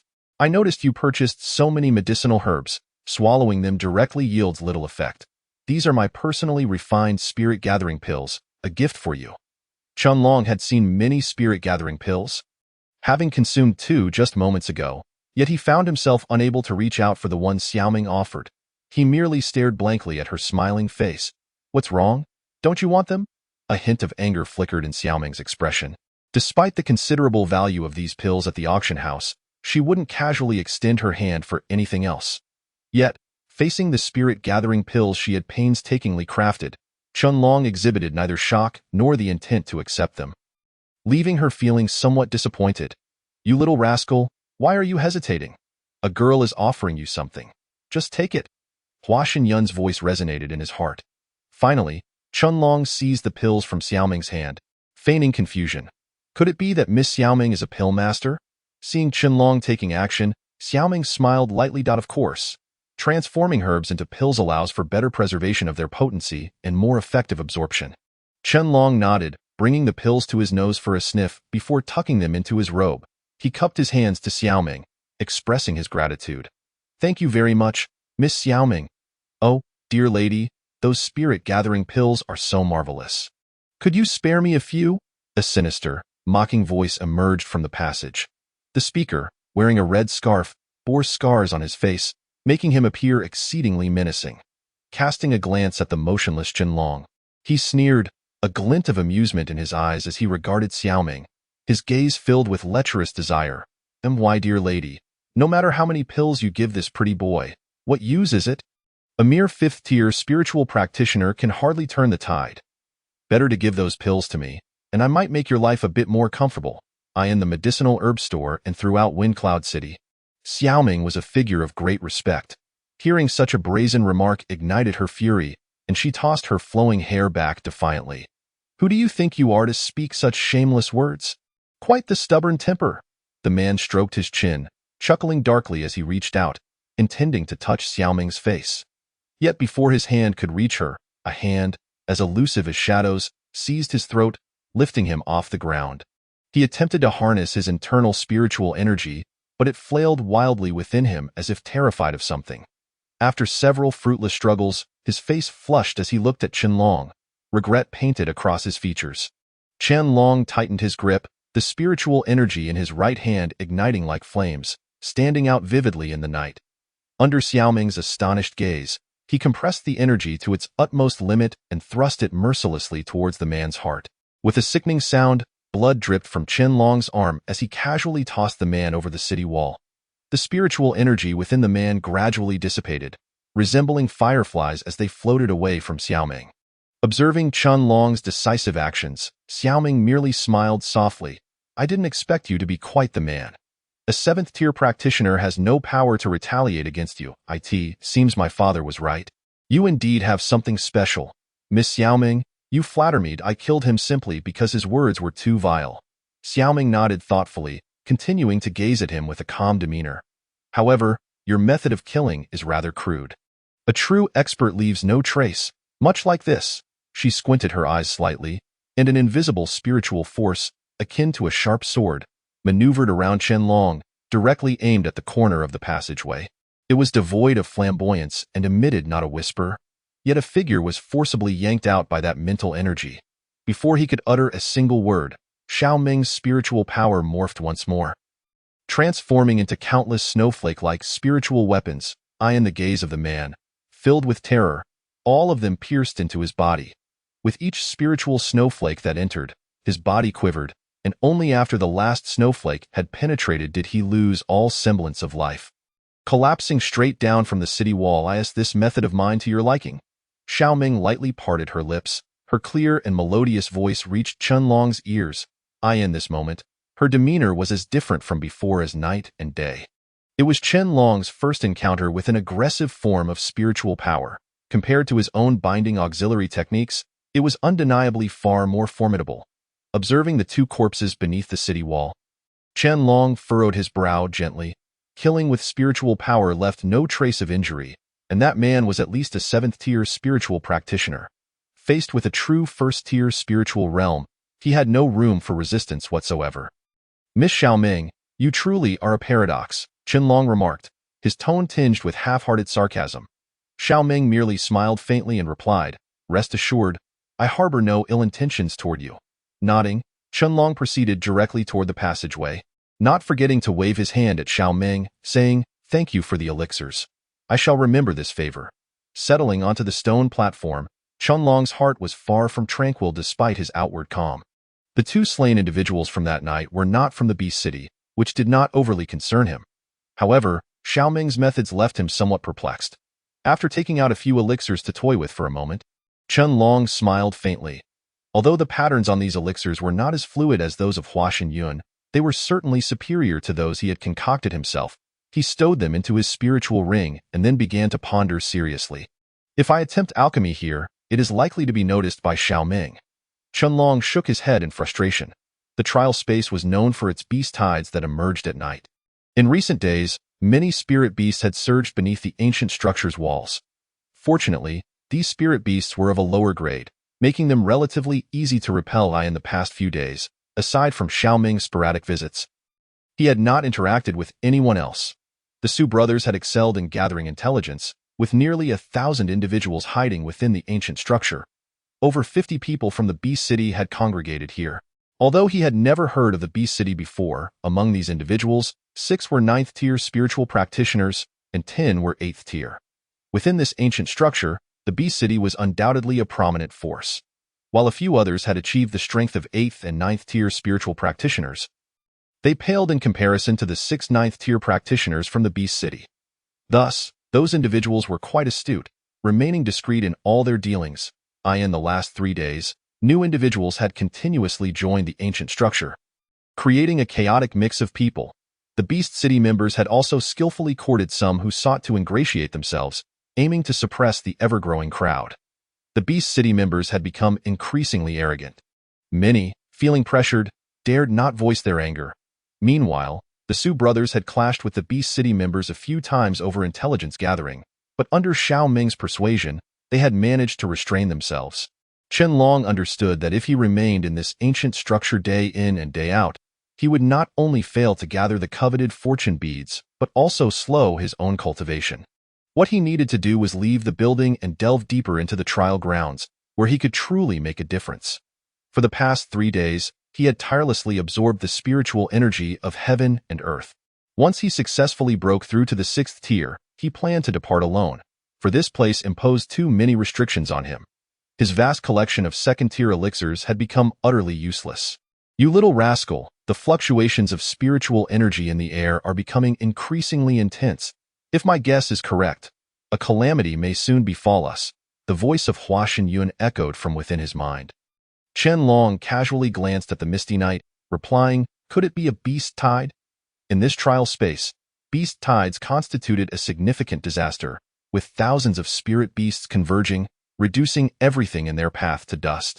If a large-scale beast tide were to occur, even this ancient structure might not withstand the onslaught. Moments later, a sinister sound shattered the night's tranquility, as if the very earth began to tremble. Gazing out, he saw crimson lights rapidly approaching from the distance, a scale far beyond the minor beast tides of previous days. Chen Long's expression grew grave. Moments later, the city wall became a cacophony of noise. No one had witnessed such a vast beast tide before, and given that it was the dead of night, the air was exceptionally thin in spiritual energy.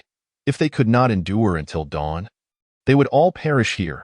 He pushed the door open, exchanged a glance with Xiaoming and the others, then leaped onto the city wall, where many figures had already gathered. More individuals continued to join, all gazing ahead, witnessing the beast tide with their own eyes. Their expressions were taut, and the ancient structure began to sway with the tremors of the earth. Taking a deep breath, Chen Long suppressed the swirling spiritual energy within him. The first significant trouble had truly arrived in the trial space. The crimson-eyed spirit beasts, varying in size, began to infiltrate the land, their darting figures resembling rulers of the night. Upon spotting the crowd atop the city wall, the spirit beasts did not hesitate but instead accelerated, as if they had found fresh prey. Amidst the herd of beasts, several robust figures emerged, possessing strength comparable to 7th and 9th tier human spiritual practitioners. They let out a series of roars, and the other beasts reacted as if they had received orders, baring their teeth in a savage display, their howls echoing through the blood-red light of the moonlit night. The individuals within the ancient structure had never witnessed such a large-scale beast tide, leaving them particularly stunned. However, being seasoned individuals, they did not exhibit excessive panic. "Qianlong, what should we do now?" Xiaoming asked. Her expression graved, "Do not panic. Though the spirit beasts are numerous, there are also many 8th and 9th tier spiritual practitioners on this city wall. With proper coordination, we can withstand until dawn," as Qianlong's words concluded. A resounding voice emerged from the shadowy passageway. "There is no need for panic. As long as you follow the commands of the Beast City, we will surely survive this wave of beasts." A figure from the Beast City, presumably of 9th tier strength, stepped forth, and upon his roaring proclamation, many began to flatter him.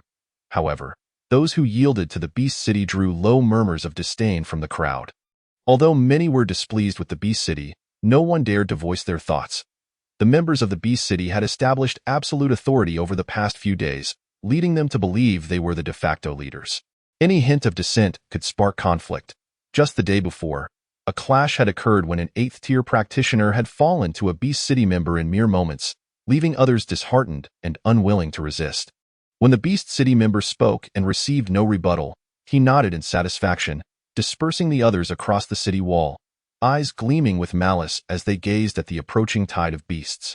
One of the assigned figures leaped beside Qianlong and the others, inciting anger in the Su brothers. The individual who had approached them was none other than Li Hu, an 8th tier practitioner who had clashed with the Su brothers over information gathering days prior. Had it not been for Xiaoming intervening, the matter might have escalated further.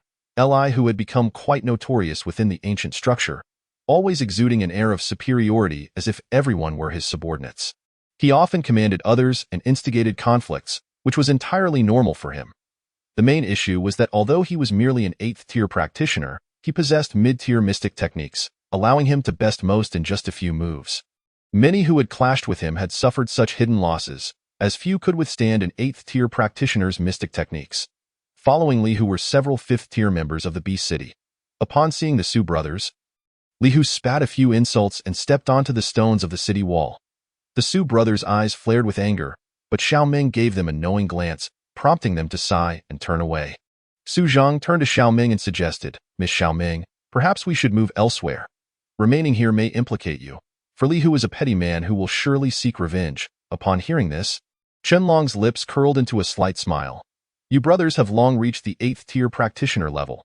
Although I am unaware of how you became acquainted with Xiaoming, it must not have been a simple matter. If a fight were to ensue, you may well hold your own against Li Hu, no?"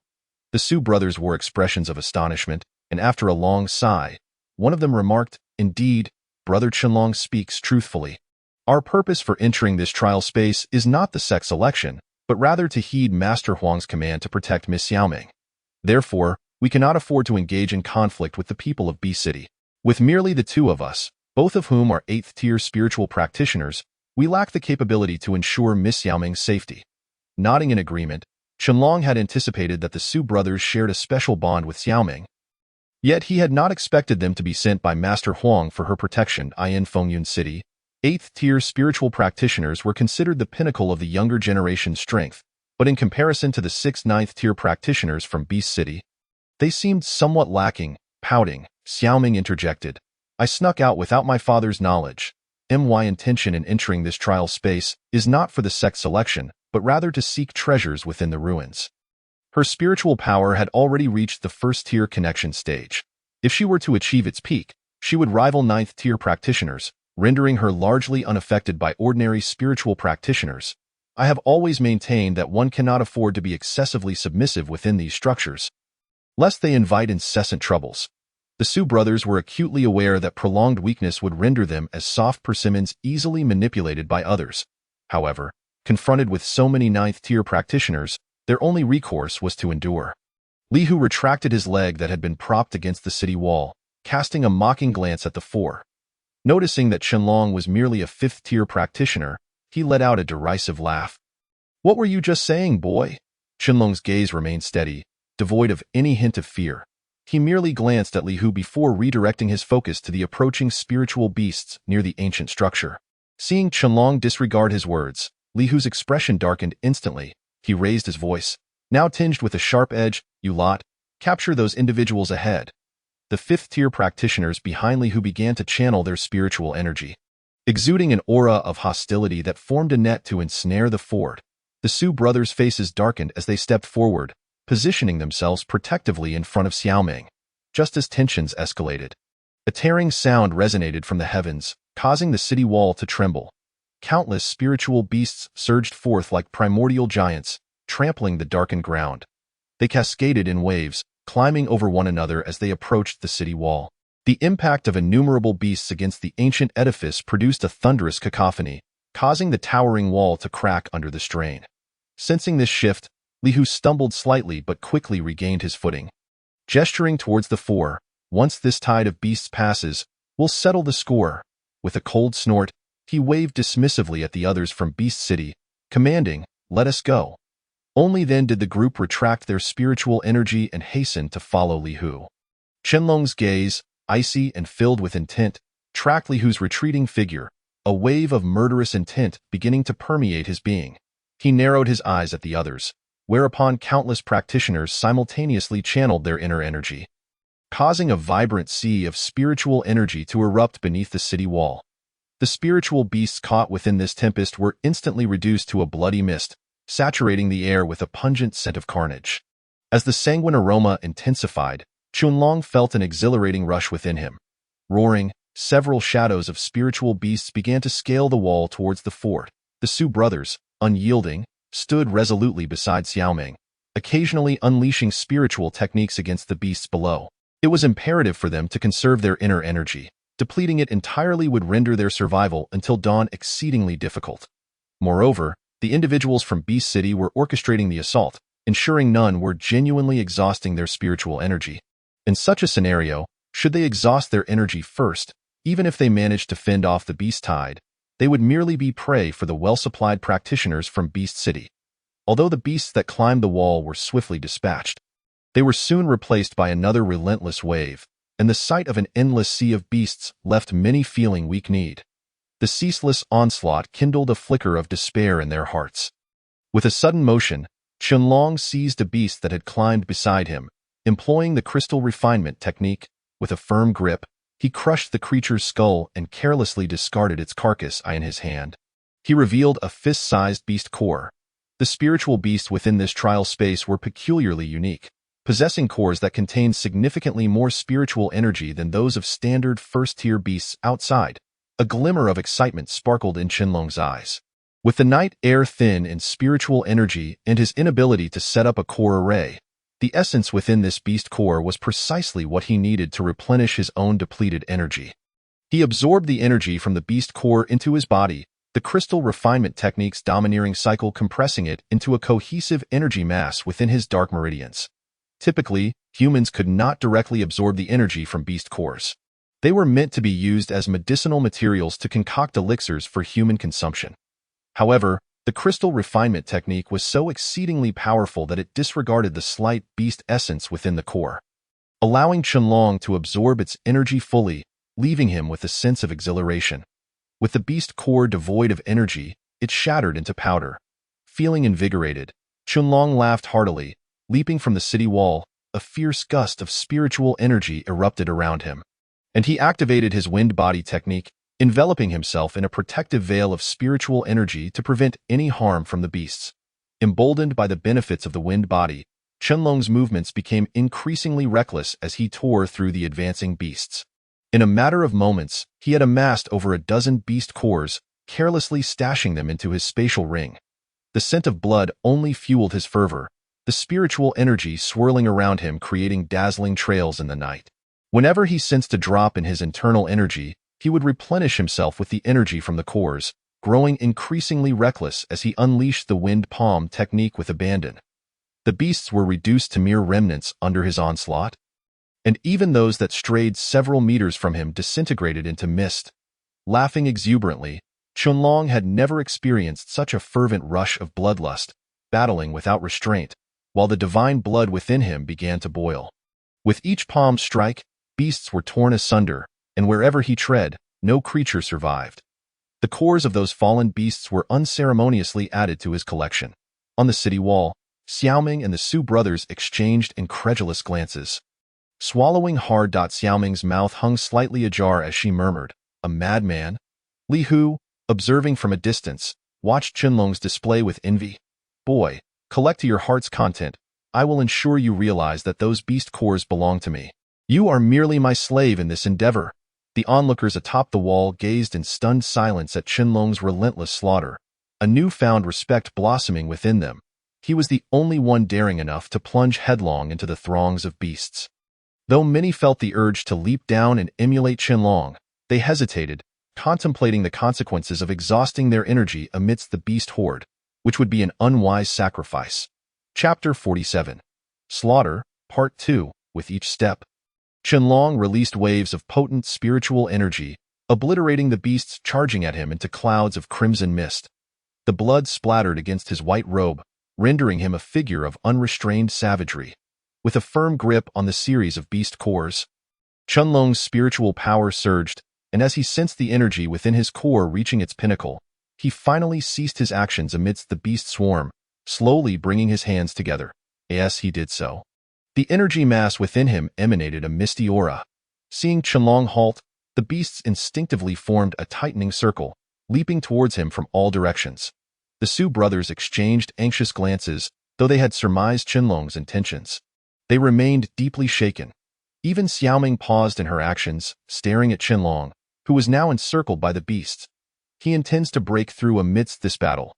Soon, the others atop the city wall discerned Chunlong's intentions. Many gasping in astonishment, in this night devoid of spiritual energy, to achieve a breakthrough was indeed quite alarming. Chunlong's actions were fraught with considerable risk. Breaking through during battle would undoubtedly heighten the chances of failure. A fact he was not oblivious to. Amidst the exhilarating combat, the spiritual energy within the energy sphere not only remained but continued to swell. Should he delay his breakthrough now, the absorption rate of spiritual energy within him would likely diminish. The several ninth-tier spiritualists from the Beast City had previously underestimated Chunlong, but it was becoming evident that his strength as a fifth-tier spiritualist surpassed that of the average, and his audacity was significantly greater. Should he persist in this manner, his status within the ancient structure would surely be jeopardized. Li Hu's eyes twitched. He halted his commands, his gaze towards Chunlong now laced with fierce malice. He had indeed underestimated Chunlong, for just the notion of attempting a breakthrough in battle was something he lacked the courage to entertain. Countless spirit beasts roared into the night, and other spirit beasts hastened their pace as well. The air was thick with fog, mingling with the blood of the spirit beasts below the city wall, saturating the land with a pungent metallic smell. Chunlong exuded a rich wave of spiritual energy. As he abruptly separated his clasped hands, streams of spiraling energy surged forth, forcefully propelling several spirit beasts that were nearing him far away. The gentle breeze in the sky intensified under the influence of this energy wave. Sixth-tier spiritualist, he had successfully broken through. The individuals atop the wall were utterly astonished. As the tempest of Chunlong's breakthrough unfolded, the spiritual energy within him surged significantly. It did not take long for others to realize that his breakthrough had, without a doubt, succeeded. With the escalation of Chunlong's spiritual energy, many began to muster the courage to leap from the city wall, casually collecting the beast cores of the spirit beasts. Yet, they merely lingered at the base of the wall, none daring to traverse amongst the throng of beasts as Chunlong did. Wherever Chunlong ventured, blood splattered. He swept through the area with a fluid grace, leaving a gruesome scene of dismembered flesh surrounding him for hundreds of meters. Facing these mid-tier first-level spirit beasts posed no threat to him. He felt a lingering sense of exhilaration. With a powerful leap, he landed atop the bodies of these beasts and soared towards a few superior spirit beasts. Upon witnessing Qianlong's bizarre leap, the several superior spirit beasts shrieked in alarm, their fur bristling in response. That fool is far too overconfident. Having just broken through to the 6th tier, he seeks his own demise. Those superior spirit beasts could rival 7th or 9th tier spiritualists. A few voices from atop the wall expressed pity. To any observer, Qianlong's actions were akin to courting death. Earlier, some had admired his bravery and decisiveness. But seeing his recklessness now, many shook their heads, dispelling their earlier thoughts. Superior spirit beasts were not to be trifled with. Even the 9th tier spiritualists of Beast City would not dare engage them lightly. Let alone a mere 6th tier like Qianlong, however. Qianlong felt no sense of oppression. Even as a 5th tier spiritualist, he could render 7th tier spiritualists powerless. Now, having ascended to the 6th tier, facing these superior spirit beasts was no different. The Coil Serpent Chain, this technique, passed down through the Mei family's 4 brothers, had been in Qianlong's possession for months and had now reached a small level of mastery, perfectly adequate for dealing with these spirit beasts. The Coil Serpent Chain, among the lower-tier spiritual techniques, was remarkable, allowing for both offensive and defensive maneuvers, making it an ideal choice against these superior spirit beasts. A faint smile graced Qianlong's face, his eyes sparkling with excitement. Waves of spiritual energy radiated from him, forming massive golden-scaled serpents that coiled around him, their tails intertwining while their bodies spread outward. Encircling Qianlong, the spiritual serpents flicked their tongues in the cold night, lunging fiercely at the superior spirit beasts. The emergence of Qianlong's Coil Serpent Chain instantly captured everyone's attention. In the darkness, golden light surged forth, swiftly coalescing into a dragon-like formation. As the golden serpent soared, the surrounding lesser spirit beasts were brutally torn apart, their speed undiminished, and their assault growing ever more ferocious. Witnessing this spectacle, many found it difficult to swallow. Although Qianlong's technique was merely at the small completion stage, its momentum was not inferior to that of the superior spirit beasts. Furthermore, the golden serpent seemed to possess a will of its own, acting independently of Qianlong, a secluded corner atop the city wall. Xiao Ming's long, beautiful eyes widened, shimmering with glimmering light. She recognized the technique she had witnessed more than once. Qianlong, just how many secrets do you hold? Her voice was low, yet it did not escape the ears of the Su brothers, who exchanged incredulous glances and remarked, Miss Xiao Ming, that is the Mei family's ancestral technique. Moreover, the Mei brothers were under the patronage of the Wang family, and recently their name had been the talk of the town in the Wind and Cloud City. The Wang family had suffered a devastating blow. 6 months prior, the eldest Mei brother had died under mysterious circumstances, and the 3 brothers had since vanished without a trace. Even the recently emerged patriarch was bedridden with fury. The fact that Qianlong was utilizing the Mei family's technique implied. Xiao Ming nodded, her breath quickening, her well-developed figure becoming even more pronounced with each anxious inhalation. Steeling herself, she gravely remarked, "It seems that someone from the Wang family has also entered this trial space. Qianlong is far too reckless. If this news reaches Wind and Cloud City, at the highest point of the city wall, a figure clad in a gray robe stood, radiating a steady wave of spiritual energy. Having long attained the 9th tier spiritualist realm, he gazed darkly at Qianlong, his eyes brimming with murderous intent. Behind him stood 5 figures, all of whom were also 9th tier spiritualists, albeit with slightly lower spiritual energy concentrations. Even the arrogantly who stood obediently beside him, nodding his head, as the spirit beasts finally began to dwindle. And the tide of beasts was nearing its end. The inhabitants of Beast City relinquished their commands and gathered here. Moments later, the gray-robed figure spoke in a calm tone. After the tide of beasts passes, summon that lad to see me. He must surrender the beast cores and the spiritual technique. Should he dare to resist, execute him immediately. Li Hu shuddered, hurriedly assenting, then turned his gaze back to Qianlong's display of spiritual techniques. Qianlong's technique had caused the lesser spirit beasts to retreat in the face of its power, unwilling to advance. The golden serpent targeted several superior spirit beasts, and the air resonated with the explosive sounds of their collisions. The golden serpent grew ever larger, its jaws devouring the spirit beasts whole. Before the serpent dissipated, Qianlong formed a few hand seals, conjuring whirlwinds that swirled around him. Dense white spiritual energy manifested. altering the colors of the world around him. As Qianlong positioned himself, the surrounding spirit beasts were blown away. It was only when the few superior spirit beasts fell from the disintegrating golden serpent that he gritted his teeth and unleashed the nearly uncontrollable spiritual energy from his palm. The wind control palm unleashed from Qianlong's hand caused the earth to tremble violently, the ground beneath him sinking rapidly. Boom, boom. The spirit beasts, drained of their energy by the coil serpent chain, were struck solidly by this palm, instantly transforming into a shower of flesh in midair. The vortex of palm wind showed no signs of abating, continuing to shred numerous lesser spirit beasts before gradually dissipating into the air. Qianlong swiftly collected the fallen beast cores into his spatial ring, rapidly channeling the spiritual energy enveloping his body back into his meridians. He then surveyed the few remaining spirit beasts and approached the city wall once more. Though Qianlong displayed an air of dominance, the gray-robed figure still failed to regard him seriously, attributing the achievement solely to Qianlong's technique.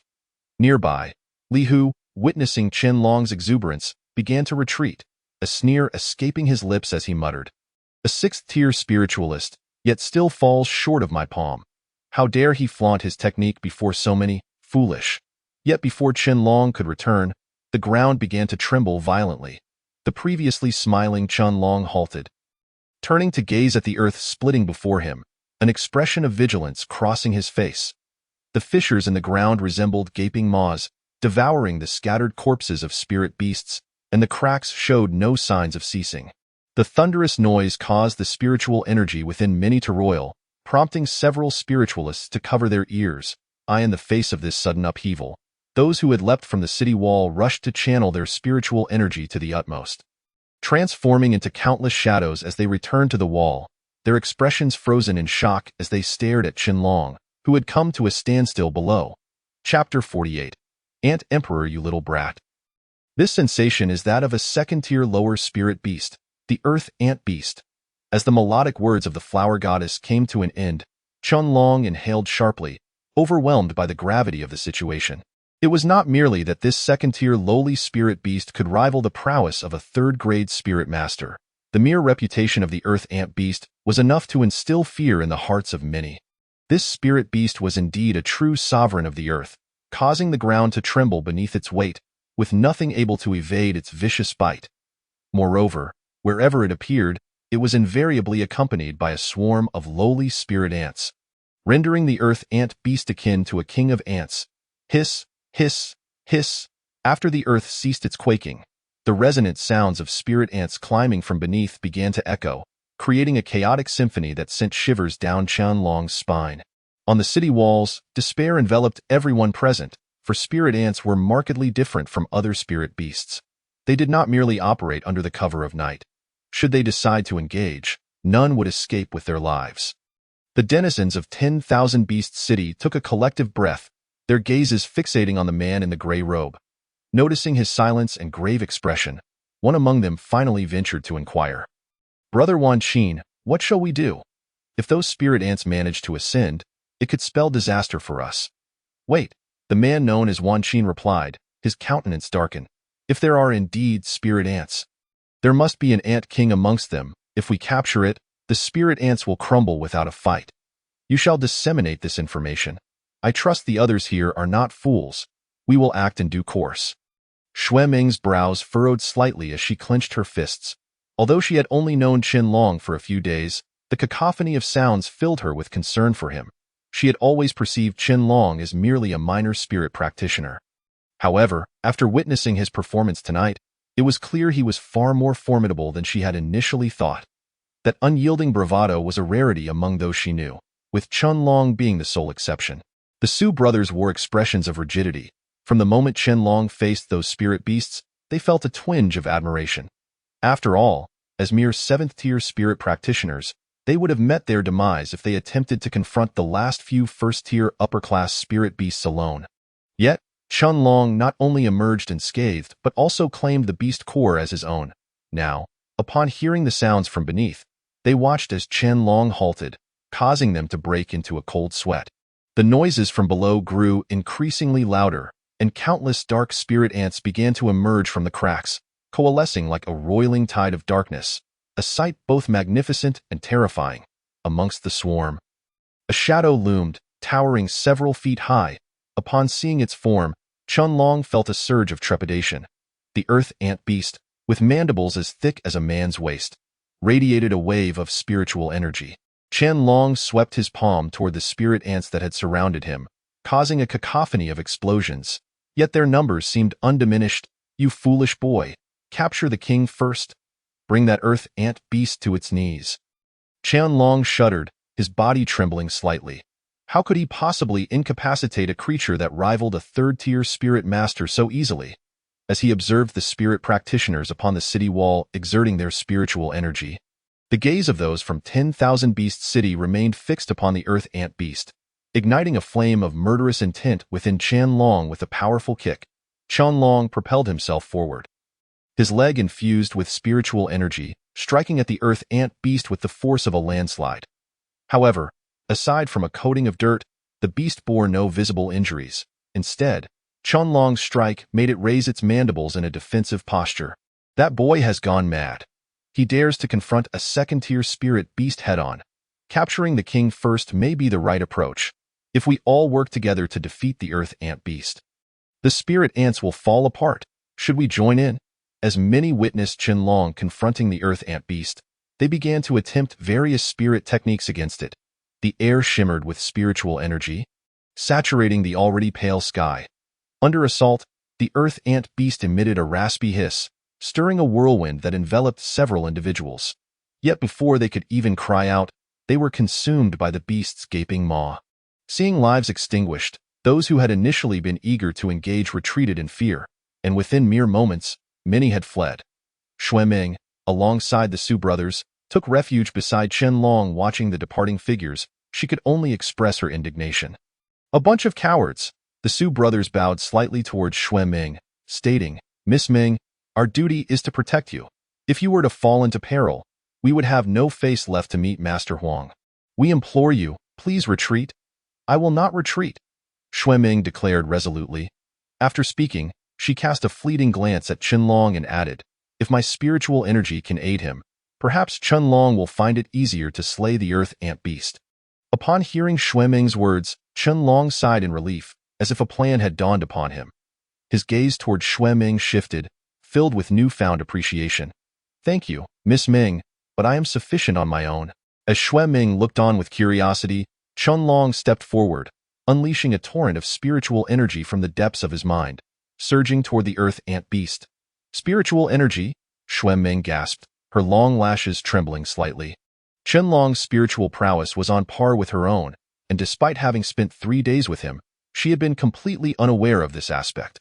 However, observing the manner in which Chunlong wielded his spiritual energy, she noted that it lacked the finesse of her own, suggesting he had yet to refine his techniques. A wave of melancholy washed over her. Having consumed spiritual energy herbs from a young age and subsequently trained under Master Huang in alchemy, she had reached the first-grade realm of spiritual prowess at a tender age, effortlessly concocting first-grade elixirs in Fengyun City. She had already reached a status comparable to that of the 5 prominent families' heirs. Until just now, she had believed her spiritual energy to be her greatest asset. Even if it could not completely obliterate a second-tier lowly spirit beast, it would surely assist Chunlong. Yet, witnessing Chunlong's formidable abilities, including his spiritual prowess reaching the first-grade realm, made her feel like the so-called prodigy she was thought to be was merely an ordinary person in comparison to him. Xueming bit her lip, and alongside the Su brothers, they leapt onto the city wall, watching Chunlong's fervent movements, a wave of dizziness washing over her. The residents of 10,000 Beast City, lacking such overwhelming spiritual energy, were puzzled but remained oblivious to any peculiarities. Wan Qin, however, narrowed his eyes and scrutinized Xueming, licking his lips in anticipation, as Chunlong's spiritual energy surged beneath the mandibles of the earth ant beast. Its massive form halted momentarily. Seizing this fleeting opportunity, the golden serpent coiled around the beast with great swiftness. "Foolish boy, now is your chance. Strike at its eyes, and the moment you touch it, I will assist you in breaking through its defenses. You need only extract the beast core." Chunlong acknowledged, propelling himself like a cannonball towards the earth ant beast's eyes. Following the plan devised by the flower goddess, the two layers of restrictions would cause the spirit beast to pause briefly. Once Qianlong made contact with its skin, she could leverage her own spiritual energy to disrupt it, exposing the beast core. Once the core was dislodged, the earth ant beast would surely perish. The moment the flower goddess's energy pierced the skin, it would not be enough for the lesser spirit practitioners to perceive. Qianlong felt a sense of reassurance, however, as his palm struck the earth ant beast. It produced a resounding thud, akin to striking iron. A small, white shadow darted from the beast's body and vanished into the depths of the dark spirit ant swarm. A chilling aura erupted from Qianlong's palm as the beast's hardened shell crumbled like tofu. Seizing the moment, he plunged his hand deep into its head, feeling the warmth of the fist-sized beast core. With a swift motion, he tore it free, but his sleeve was corroded to ashes by the beast's fluids. Fortunately, Qianlong had maximized the wind element, sustaining no injuries. The earth ant beast collapsed, causing the ground to quiver momentarily, yet Qianlong's gaze remained fixed upon the undeterred spirit ants, his brow furrowing in confusion.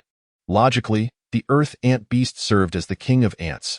Its demise should have led the spirit ants to scatter without a leader. Yet, in this moment, they appeared to be clustering together. Sister, this, Qianlong, who had once felt assured of victory, now hesitated, his voice tinged with gravity. You foolish boy, that white shadow from before must have concealed something. Although it was only a fleeting moment, I sensed an aura of malevolence emanating from it. If I am not mistaken, that is the Ant Emperor, a creature long thought extinct in the celestial sky continent. In contrast to the flower goddess's insight, Qianlong remained a mere novice. He struggled to comprehend what the Ant Emperor truly was. While the flower goddess's voice rang with excitement, "Oh dear, you foolish boy, hurry up and capture it. It's a species from ancient times, a being that has vanished from the celestial sky continent. Seize this opportunity while those country bumpkins remain ignorant.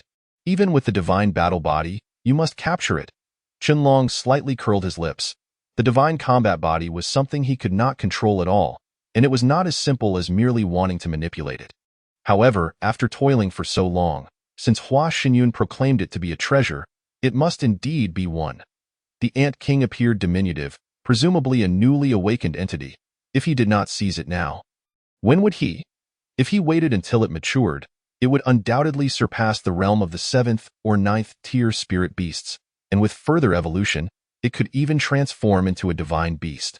Divine beast! The mere mention of these words struck Qianlong like thunder, flushing his face with excitement. 7th to 9th tier spirit beasts could take on human form, while those that surpassed this threshold could be deemed divine beasts. Possessing extraordinary abilities, the legends of the Celestial Dome continent spoke of merely 6 divine beasts, and this inconspicuous white shadow seemed to harbor the potential to become one. It was no wonder that Hua Xinyun was so exhilarated by it. Chapter 49. Successful capture. Hey, I say, you little rascal, can you actually do this? If not, I shall step in myself. Watching Qianlong merely strike down the gathered spirit ants one by one, Hua Xinyun grew increasingly anxious. Sister, please don't. If you appear, it will surely alert the 18 major sects, and who knows, I might even be forcibly expelled. Hua Xinyun let out a dissatisfied huff, saying, as long as you can capture it. What does it matter if you're expelled? With me by your side, do you still need those pathetic sects? But this creature absolutely cannot be let go. If you do, I swear I'll bite you to death. Provided it is nurtured properly, it has the potential to evolve into a divine beast. Do you understand what a divine beast represents? It would be your greatest ally. Qianlong's face flushed with fervor. While atop the city walls, many watched him slay the earth ant beast with great effort, secretly relieved. That kid is indeed impressive. He managed to defeat a second-tier spirit beast. Perhaps here, besides those from the beast city, no one could rival him, but look at him now. Has he gone mad? Who knows? Yet, the swarm of spirit ants hasn't dispersed. There must be some trickery involved.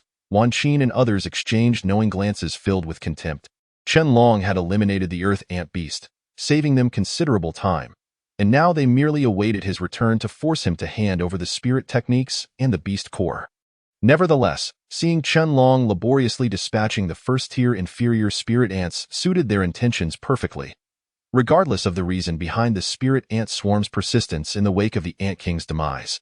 Everything he possessed would ultimately belong to them. His reckless expenditure of spirit energy had conveniently spared them the effort of engaging in battle. Xue Ming gazed at Chen Long with a puzzled expression. She had yet to recover from the shock of his first-tier mental prowess. Recalling the night she had flaunted her mental strength before him, her cheeks flushed slightly. "Chen Long, you rascal!" Amidst the battlefield. Chen Long had no time to consider others.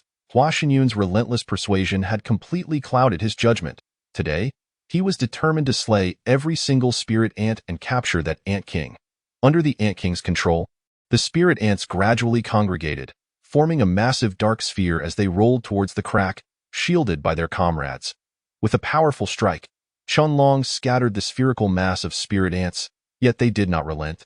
Desperately regrouping and emitting piercing cries into the air, "Little rascal, do not let it escape. Who would have thought we'd encounter the long-lost Ant King in this trial space?" Chen Long nodded.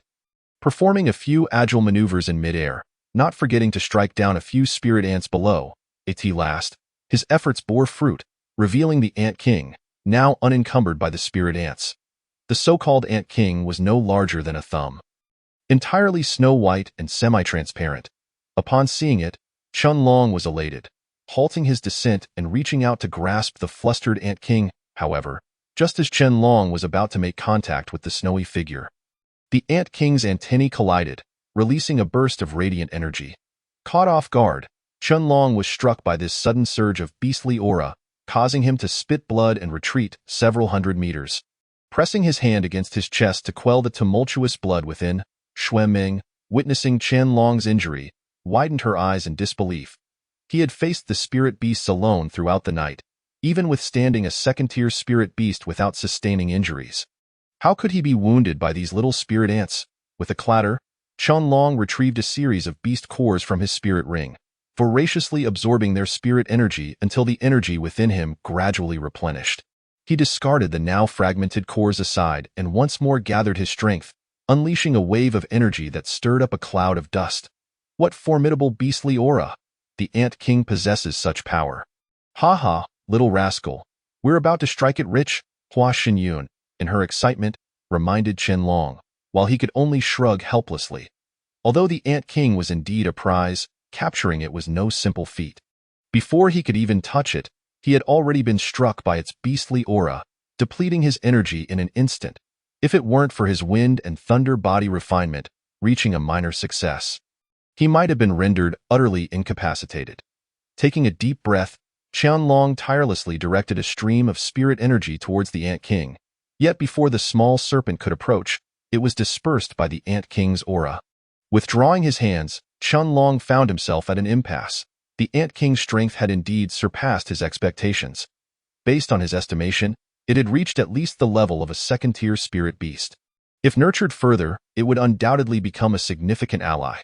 However, capturing this diminutive Ant King was proving to be quite the challenge. Chen Long had exhausted every method at his disposal, and each time he nearly made contact, the Ant King would repel him with its aura. Several times, Hua Xinyun attempted to intervene, but Chen Long stopped her. After pondering for a moment, he sighed, as if having made a momentous decision. "I will utilize the runes of the Nether God Jade. If I can control it, I shall not concern myself with the rest. If this continues, it may draw the attention of those from Beast City." Hua Xinyun then suppressed her playful tone, saying, "Little rascal, you must think this through. While the Nether God Jade runes can absorb spirit energy, they may not necessarily seal it and could even harm you." Chen Long acknowledged her in his heart and began to attempt unleashing the black runes encircling the spirit energy sphere. Under his command, the runes began to writhe. Chen Long smiled faintly.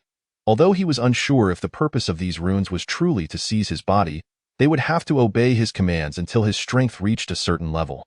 Though it was his first time activating the runes with his mind, there was some progress, as the black light surrounding the runes intensified. The circular runes beneath his skin began to stir, climbing towards his heart. Once they densely covered his hands, Chen Long cast a cold smile at the Ant King, which was perilously close to tumbling into the crack, with his body slightly bent. A powerful wave of spirit energy radiated from him as he lunged toward the rolling spirit ant mass. grinning as he extended his hands toward the Ant King's encircling spirit ants. Boom! Spirit energy erupted from his hands, instantly scattering the tumbling spirit ant mass and revealing the somewhat terrified white Ant King. The Ant King's antennae clashed. Another fierce wave of beastly aura surged forth. Qianlong spread his rune-covered hands wide, bracing himself to absorb the aggressive energy. The runes emitted a myriad of twinkling black lights, swiftly absorbing the beastly aura. Observing this, the Ant King rapidly retreated. Yet, Qianlong, prepared for this, would not allow it to escape as it withdrew. The Nether God Jade runes clung to his hands, relentlessly pursuing it. The Ant King emitted a series of terrified screeches, while the runes continued their unremarkable but steady encirclement. Forming a small cage, the Ant King scrambled frantically but found no escape, and its erratic beastly aura could not inflict any harm upon the ancient runes. After several futile struggles, it finally ceased its movements. Settling down within the confines of the rune-formed prison, T.S. done.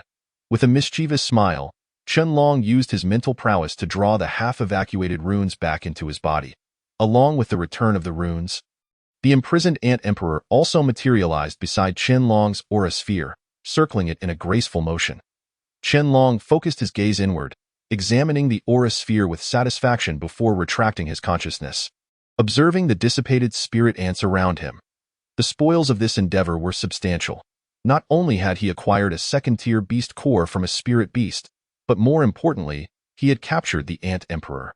Unlike many other spiritual practitioners with limited experiences, such as Hua Xinyun, who recognized ancient spirit beasts, Qianlong's triumph in capturing the Ant Emperor elicited unrestrained excitement from Hua Xinyun. Qianlong sighed, noting that his sister was once again displaying her childish temperament. However, it was imperative to nurture the Ant Emperor properly. With adequate training, it could potentially transcend the realm of spirit beasts.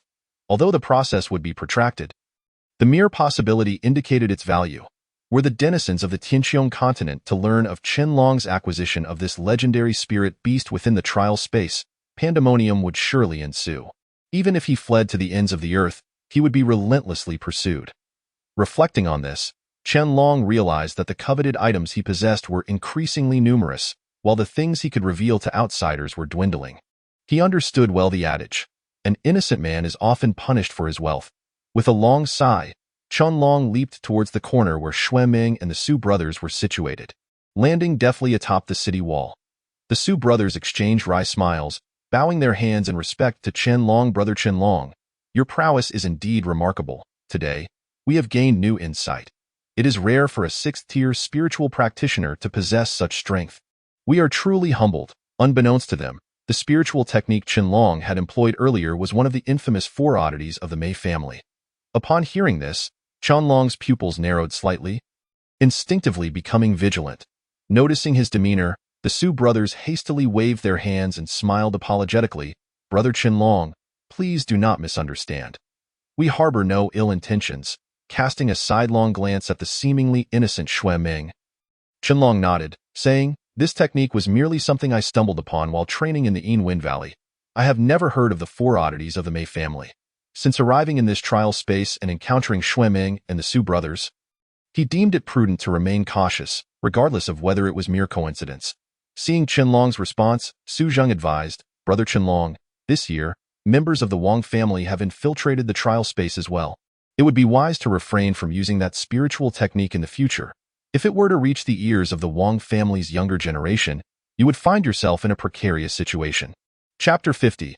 Battle with Wan Qin. Thank you, Brother Su Zheng. Qianlong was not a malevolent person. When others showed him respect, he reciprocated in kind. He then turned his gaze toward the reticent Xue Ming.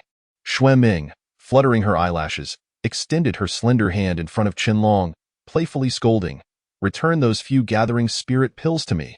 The Su brothers coughed awkwardly, diverting their gazes elsewhere.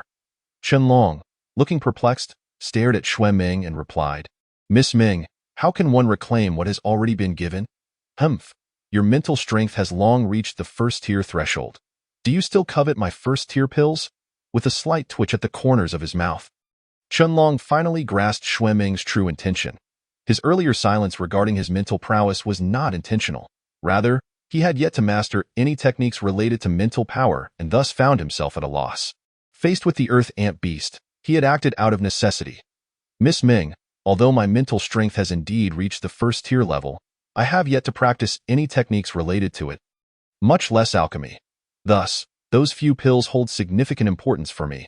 Asking for their return may be a tall order. Upon hearing Qianlong's words, Hua Xinyun silently scoffed. This insufferable brat, his words are quite sweet. Responding to Hua Xinyun's peculiar tone, Qianlong could only offer a wry smile in his mind. He held a favorable impression of Xue Ming and did not wish to directly undermine her. Moreover, the fact remained that he truly had not mastered any mental techniques. Even if he had concocted a few pills, it would be imprudent to state so bluntly. Xue Ming's lips curved into a subtle smile, conveying a sense of understanding toward Qianlong. Really? Qianlong nodded slightly, but his expression shifted as he cast a fierce gaze at Li Hu, who was striding toward them from a distance, flanked by several fifth-tier spiritual practitioners. The intensity of Li Hu's gaze upon Qianlong was unmistakably eager. You are Qianlong, correct? You performed admirably earlier. Now, hand over the beast cores you obtained, as well as that spiritual technique. A gentle breeze brushed against Qianlong's face, causing him to squint. Hearing Li Hu's demand, he merely shot a mocking glance before smiling contemplatively. Meanwhile, Xue Ming and the Su brothers felt a surge of indignation. Xue Ming began pacing in front of the group, declaring, "The people of Wanshou City are truly shameless. While others are down below fighting valiantly, you contribute nothing and yet dare to demand that we hand over all our beast cores." Wan Qin appeared beside Qianlong from the highest point of the city wall, his gaze unwaveringly fixed on Xue Ming. He chuckled at her unfiltered remarks, replying, "You must be Miss Ming. Your statement is somewhat misguided. Surely you have seen that without the command of Wanshou City, how could you have so effortlessly repelled the beast tide? This brother has acquired so many beast cores. It is only reasonable for him to surrender a few. How about this? In light of your presence, I will settle for his spiritual technique and that second-tier beast core. How does that sound?" As more individuals began to gather on the city wall, witnessing the encirclement of Qianlong by the people of Wanshou City, and with Wan Qin taking the lead, murmurs of concern rippled through the crowd. That lad is in peril. Although Wan Qin is merely a ninth-tier spiritual practitioner, he can still dominate over a first-tier spiritual master. Even if he has defeated a second-tier low-grade beast, the intelligence of spirit beasts pales in comparison to that of humans. If he were to clash with Wan Qin, he might very well suffer the consequences. The people of Wanshou City are truly shameless, expecting others to hand over their hard-earned treasures without lifting a finger. Keep your voice down. This is a dire situation. Have you forgotten the fate of those who resisted just days ago? Golden rays of sunlight streamed from the ground, illuminating the city wall and easing the tension among the anxious spiritual practitioners.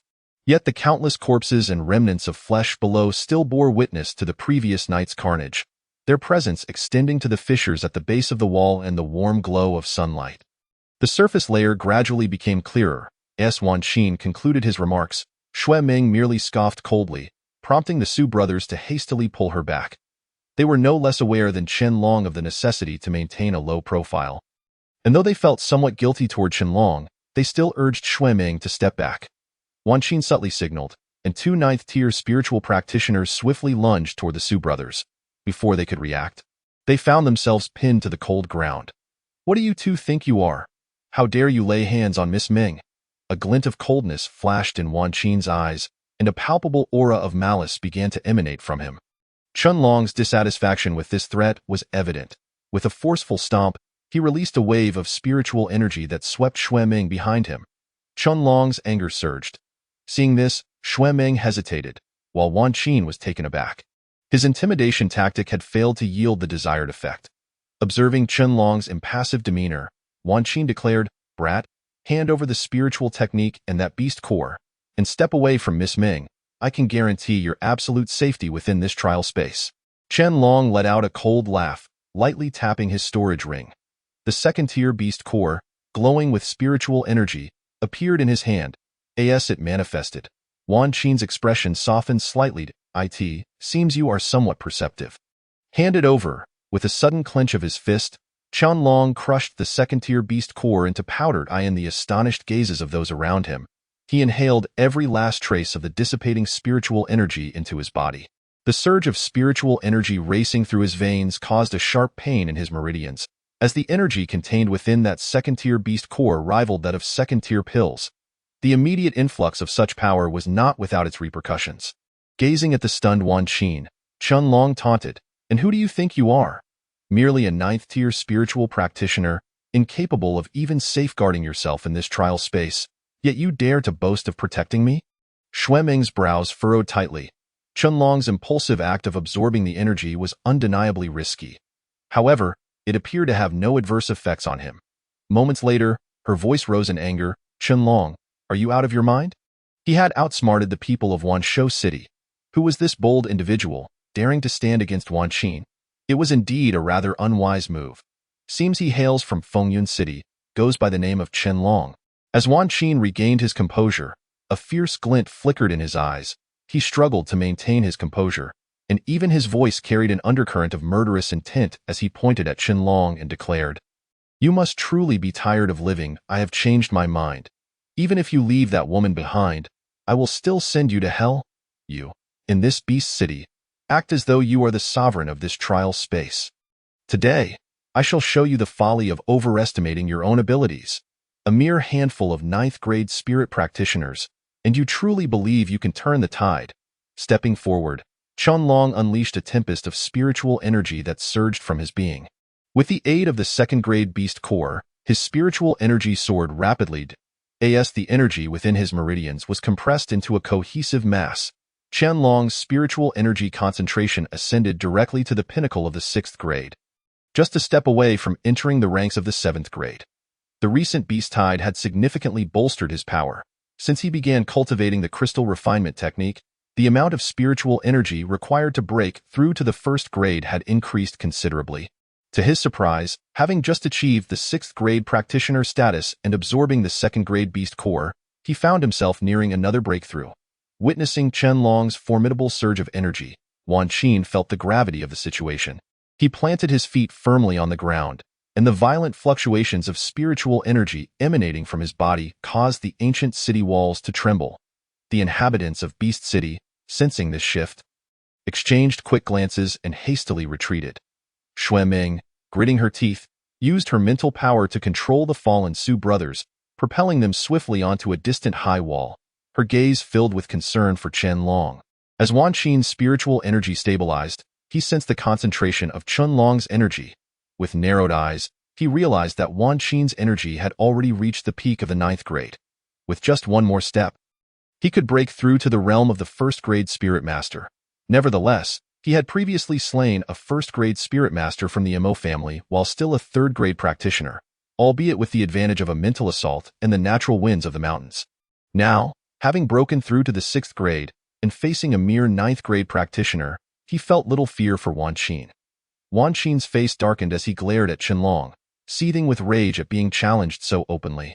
If not for the desire to maintain a semblance of dignity, he would have lunged at Chen Long like a rabid dog. Despite harboring intense murderous intent, he managed to retain a sliver of composure. "It seems that the methods of my beast city have been somewhat lacking lately, allowing even a mere 6th grade practitioner like you to speak to me in such a manner," Chen Long scoffed. "Do you truly believe I regard 9th grade practitioners with any measure of respect? To kill you would take but a moment." As he activated his wind body technique, tendrils of spiritual energy began to swirl around him, compressing the energy beneath his hands and generating waves of force. The city walls surrounding him instantly cracked, and protruding stones shattered into debris, scattering into the air. With a mighty strike, he launched himself at Wan Qin, who retaliated without hesitation, unleashing a punch against Chen Long's gusting palm. Beast Fist. Wan Qin's spiritual energy erupted, coalescing in the air into the forms of wolves, tigers, and leopards, emitting a chorus of roars as they collided with the gust of wind. The impact sent spiritual energy surging chaotically, instantly reducing the towering city walls to rubble. Wan Qin demonstrated impressive skill, effortlessly countering Chen Long's wind palm. As the walls crumbled, Chen Long leaped onto the massive corpse of the ground ant beast. Eyes blazing with killing intent, poised for their next clash. Chapter 51. Violent Sky Leopard, Serpent Chain. With a series of hand seals, Chen Long summoned a golden python that roared forth, sweeping across the expanse of spirit beast corpses. Its eyes gleamed with a chilling light, and upon locking onto the diminutive figure of Wan Qin on the ground, it tore through the air, charging with great momentum. Wan Qin's gaze sharpened. He had been envious of Qianlong's earlier display of this spiritual technique against the spirit beasts. Now, witnessing Qianlong's invocation once more, his desire to acquire this technique solidified. Kid, such meager abilities are hardly impressive. With hands pressed together, Wan Qin summoned a surge of spiritual energy that formed countless scales of energy in front of him, glimmering with points of silver light. The golden python writhed, opening its massive jaws to tear at the scattered scales. Soon, some fragments of spiritual energy began to fall from the protective shield of scales. Excellent technique. It shall be mine. Perceiving the offensive might of the serpent chain, Wan Qin's own fish scale light shield began to show signs of breaking. With a thunderous roar, he stomped the ground, intensifying the release of his spiritual energy. Despite his efforts, the light shield could not withstand the onslaught of the serpent chain, shattering in midair. Wan Qin, undeterred, coughed up blood as the technique was breached, quickly following up with a renewed invocation of the beast technique. "Break for me!" Qianlong's voice was low as he realized that after unleashing the serpent chain, Wan Qin had only suffered minor injuries and was now able to summon the beast technique with remarkable speed. This ninth-grade practitioner truly possessed exceptional prowess. The golden python collided with the beast forms of spiritual energy, causing fissures in the ground to widen, and numerous spirit beast corpses tumbled into the crevices. The force of their clash intensified, and many were caught in the resulting shockwave, invoking their own techniques for defense. Xue Ming sheltered behind the Su brothers, anxiously watching Qianlong through their protective barrier. As the turbulent spiritual energy finally subsided, all corpses on the ground were blown away, revealing the dull yellow earth beneath. Qianlong skidded several hundred meters, while Wan Qin was not faring much better, spitting blood in midair before barely managing to stabilize himself. Though the encounter did not yield a clear victor, astute observers noted that despite Wan Qin only retreating a dozen meters, he had bled twice during the battle, indicating that he had sustained greater damage than Qianlong. Many exchanged glances, astonished that a 6th-grade practitioner like Qianlong could hold his own against a 9th-grade practitioner Li who, observing Wan Qin's bloodied state, turned his gaze to Qianlong, snorting disdainfully. "Qianlong, you do possess some strength, but your time to hop about is limited." Wan Qin's face flushed red as he listened to the disparaging remarks, forcing himself to suppress the turmoil within as he formed several seals, stifling the blood rising in his throat. "Kid, your time is up." Taking a deep breath, Wan Qin bellowed at the heavens, his voice resonating like thunder, causing Qianlong's eyes to narrow. Following a surge in his spiritual energy, an invisible pressure radiated from him, and a brilliant light enveloped his form. A colossal wave of spiritual energy erupted, causing the earth to sink beneath it. Behind Wan Qin, the energy gradually coalesced into a towering spiritual leopard, its arrival seemingly blocking out the very sunlight. As Qianlong beheld the towering spiritual leopard, cold sweat began to bead on his brow. Although Wan Qin was merely a 9th-grade practitioner, his combat prowess was formidable. It was no wonder that, among 9th-grade practitioners, he stood as a leader. Clearly, he possessed considerable skill. Qianlong inhaled sharply, recognizing that the disparity between his own spiritual energy and Wan Qin's was not trivial. The energy reservoir of a 9th-grade practitioner far exceeded his own, and after 2 significant outbursts, his own energy had begun to dwindle. Faced with Wan Qin's powerful technique, Qianlong felt a creeping sense of crisis. Brother Wan has begun to get serious. That kid's luck has run out. There's no need to watch any longer.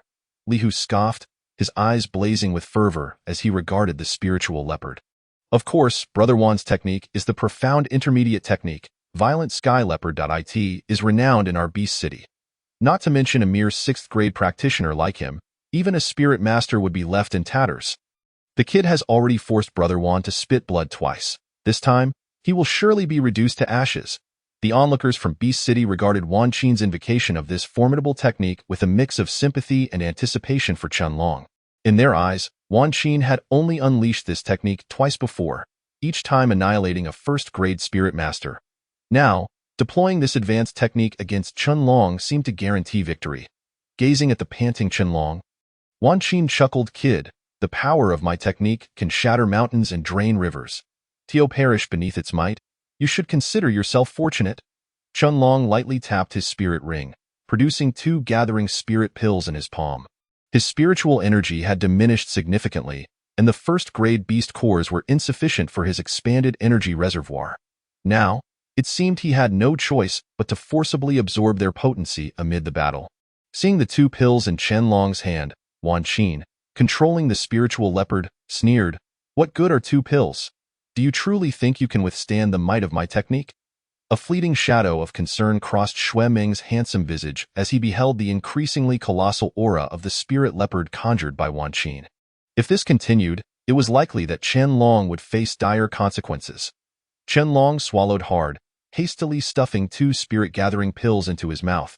Instantly, a refreshing sensation washed over him, enabling him to harness the surging spiritual energy unleashed by the pills. As the chaotic energy coursed through his body, the nearly extinguished spiritual orb within him began to swell once more.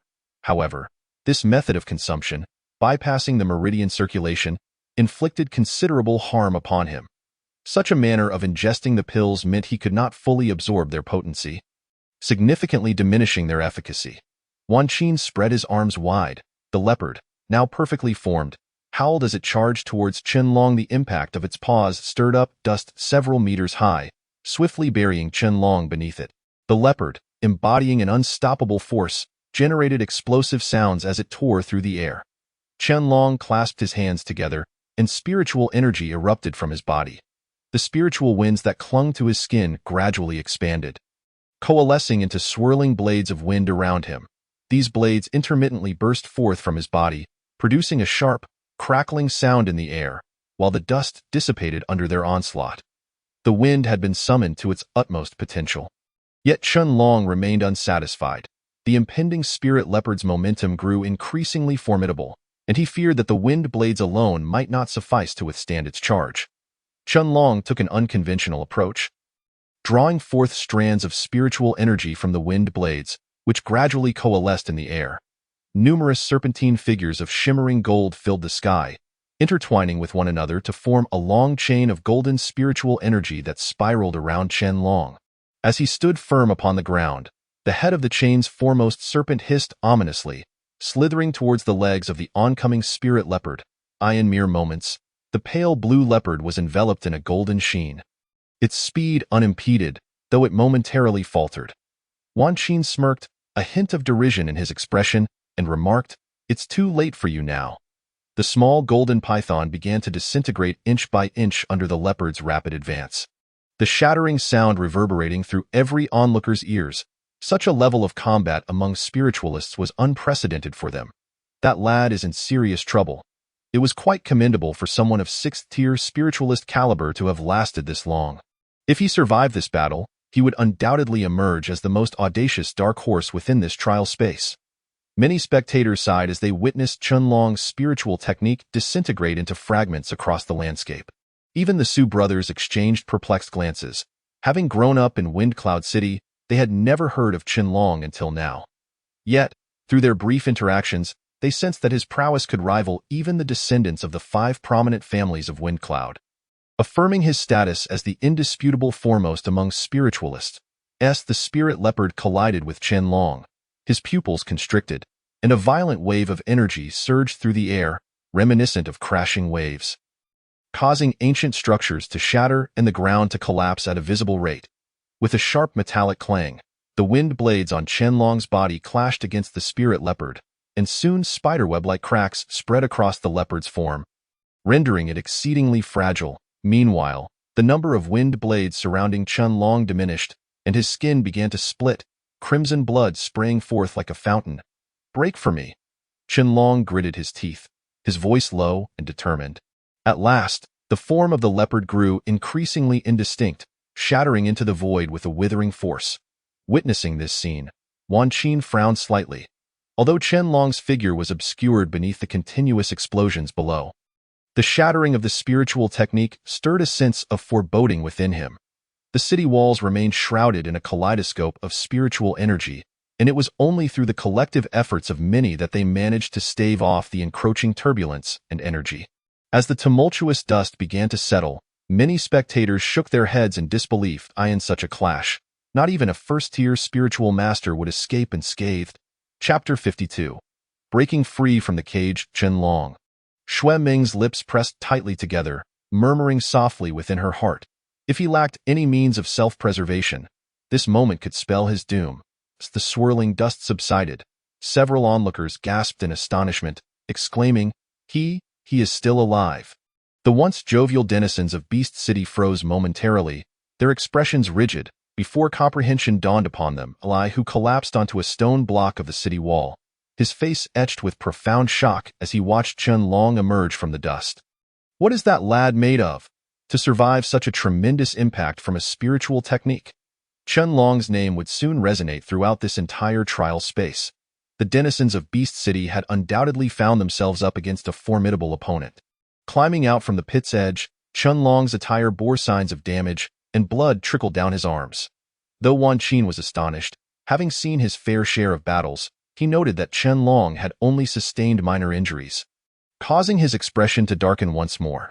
To survive beneath my spiritual technique is no small feat. However, I am eager to witness how you fare next.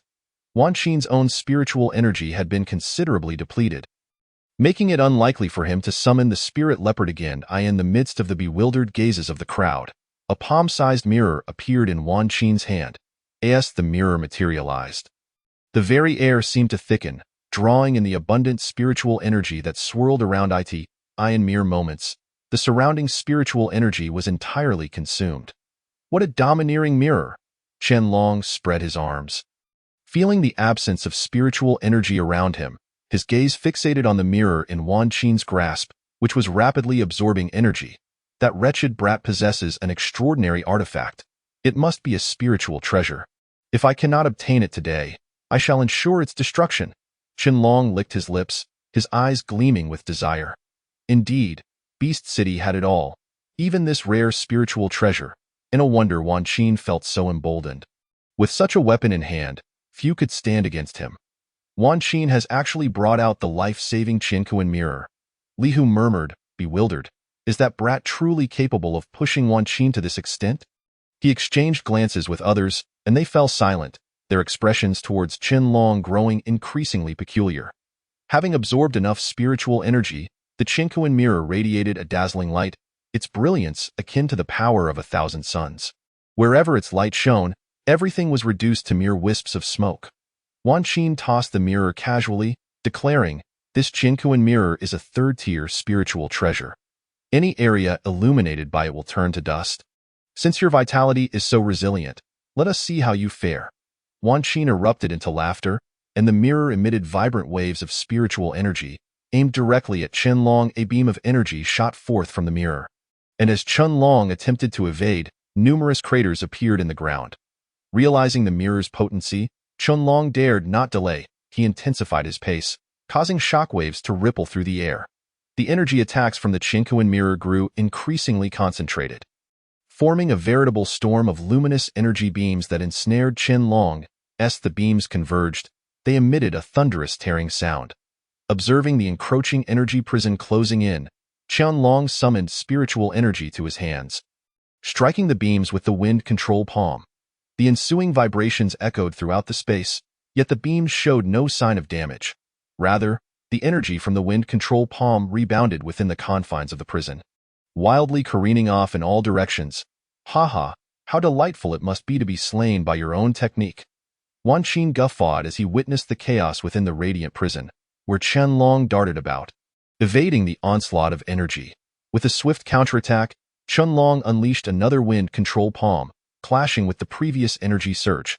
The space within the encased beams was soon filled with his spiritual energy. Qianlong retrieved a spirit-gathering pill, consuming it to gradually replenish his energy reserves. Brat, this is a third-tier spiritual treasure. If you have not attained the grand spiritual master realm, you will find it impossible to shatter.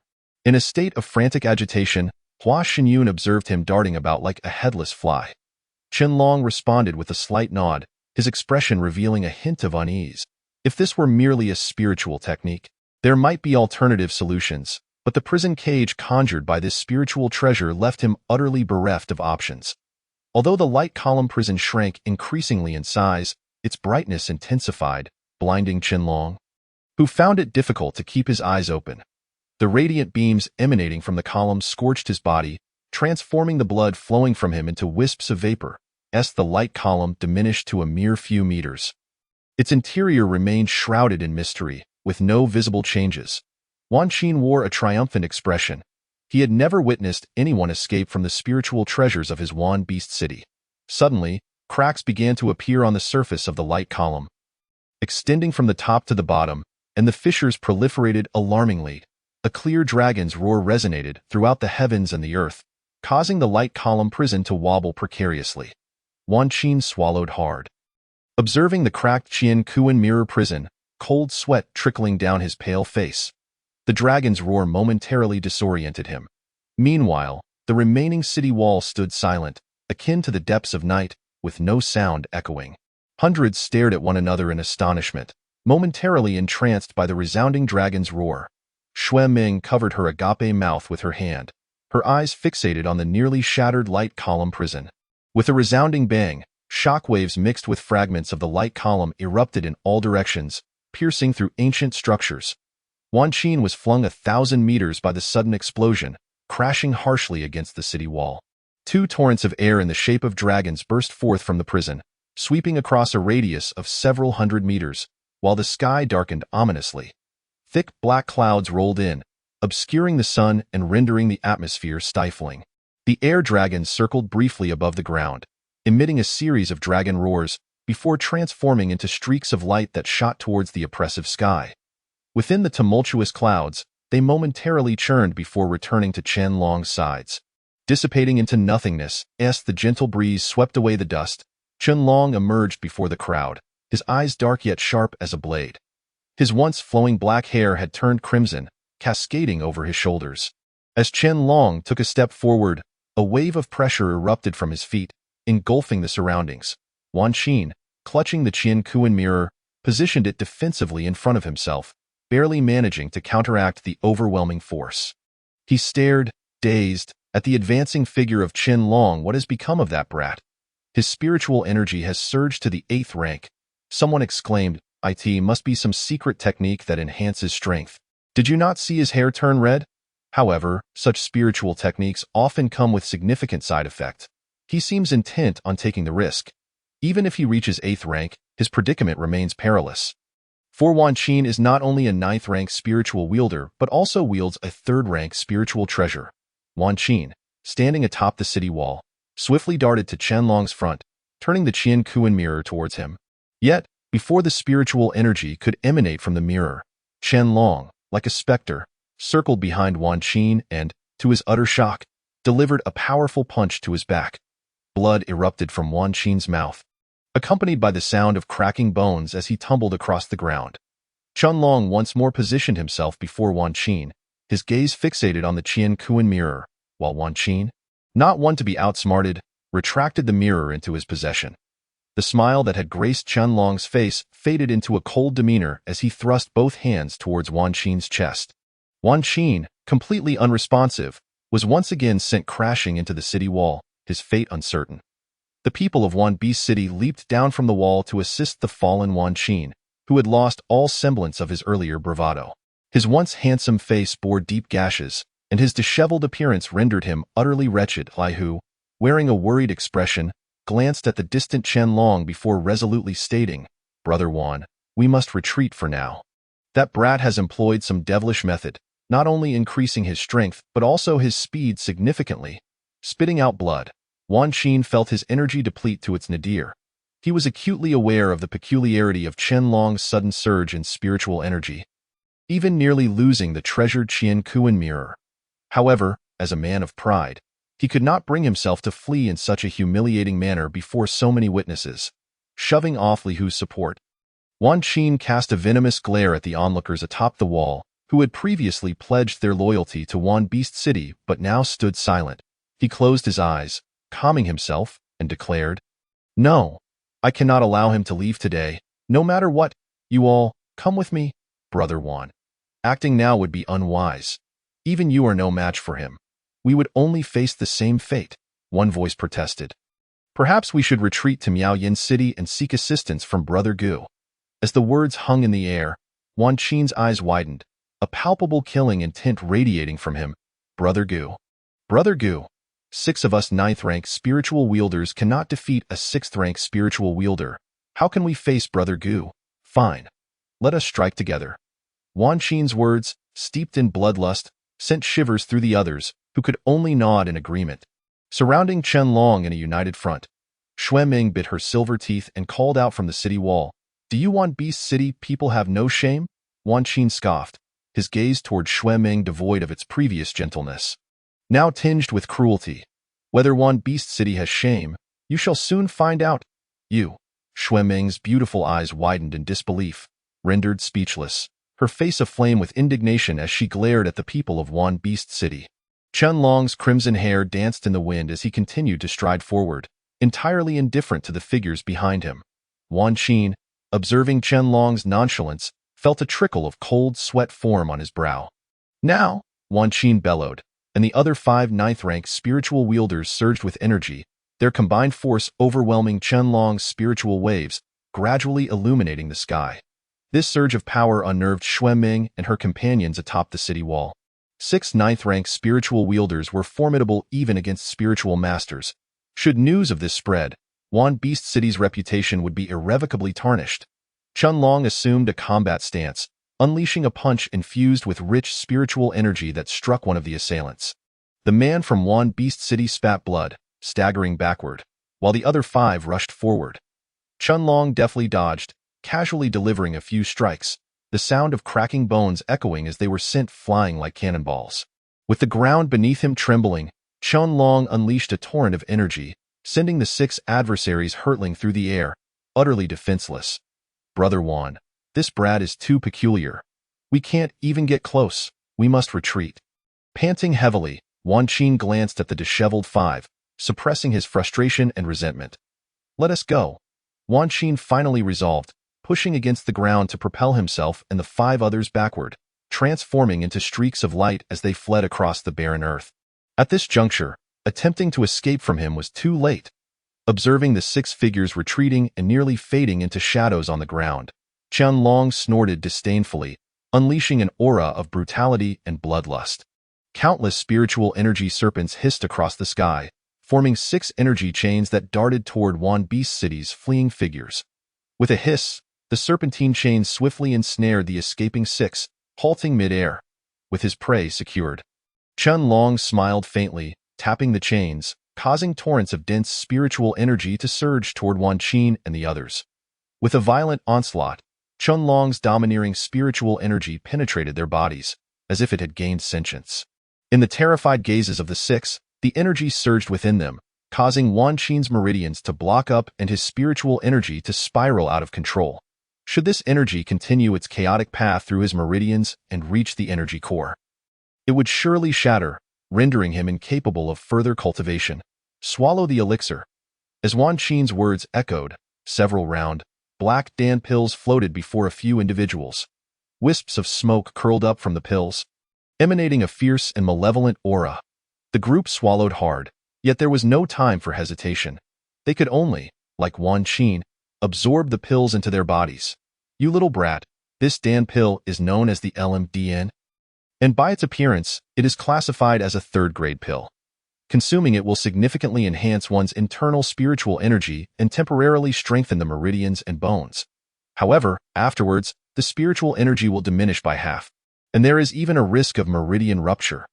I never anticipated that this Dan pill, which even alchemists dare not concoct lightly, could be produced in such quantity by the Beast City.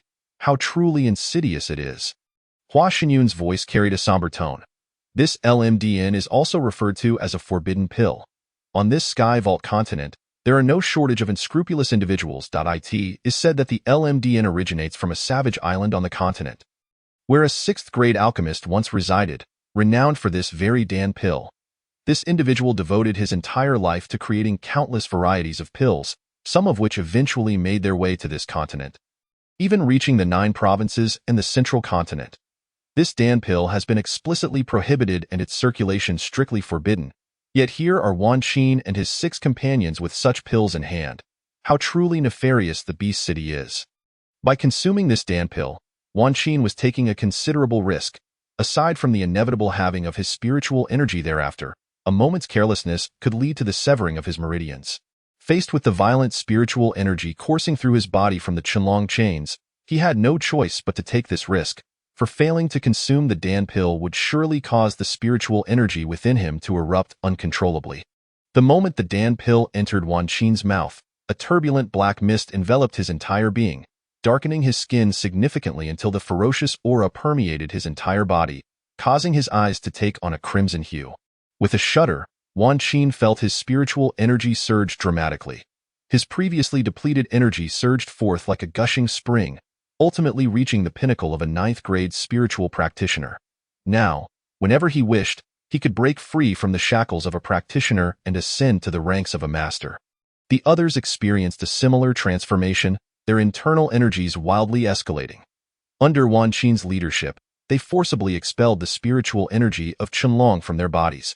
Qianlong furrowed his brow, swiftly darting towards the six with the grace of a startled swan. Wan Qin yanked at the yellow chains biting into him, and with a sound of snapping, the 6 chains disintegrated into specks of spiritual energy, dissipating into the air. "You brat, I will kill you."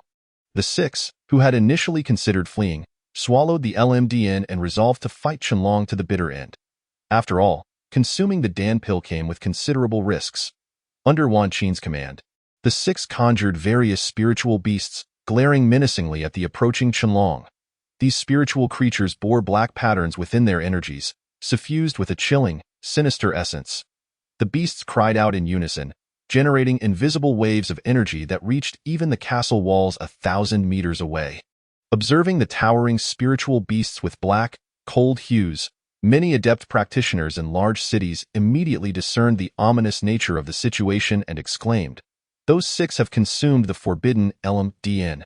The mere mention of the LMDN sent a jolt through Xue Ming's heart, and she leapt before the remaining individuals of the Beast City, addressing those atop the walls.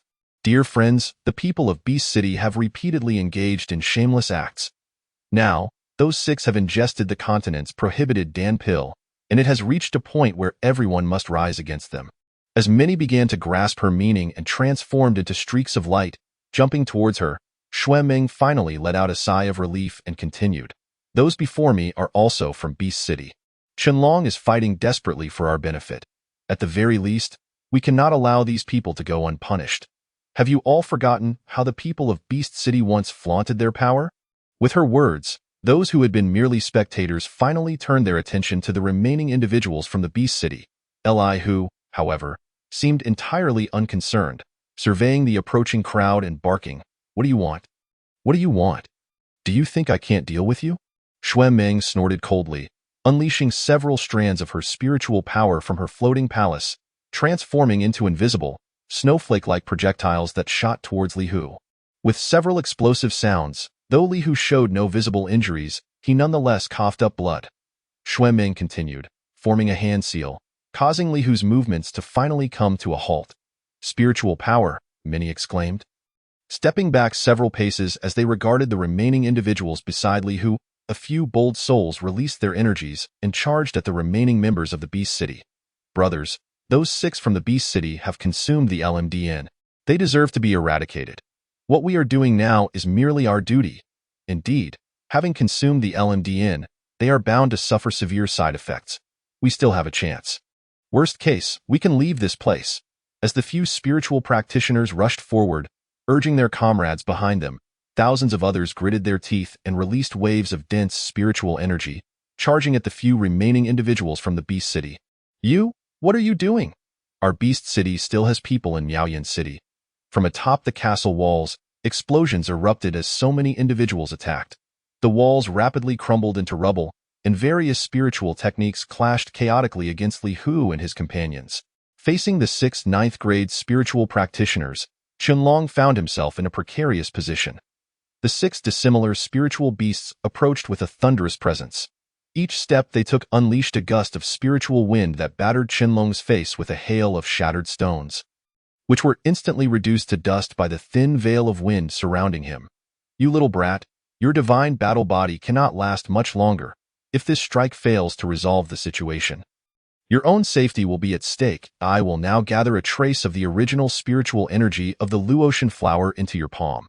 Use the Gale Palm to unleash it. Qianlong nodded, observing the 6 approaching spiritual beasts, exhaling a breath of murky air.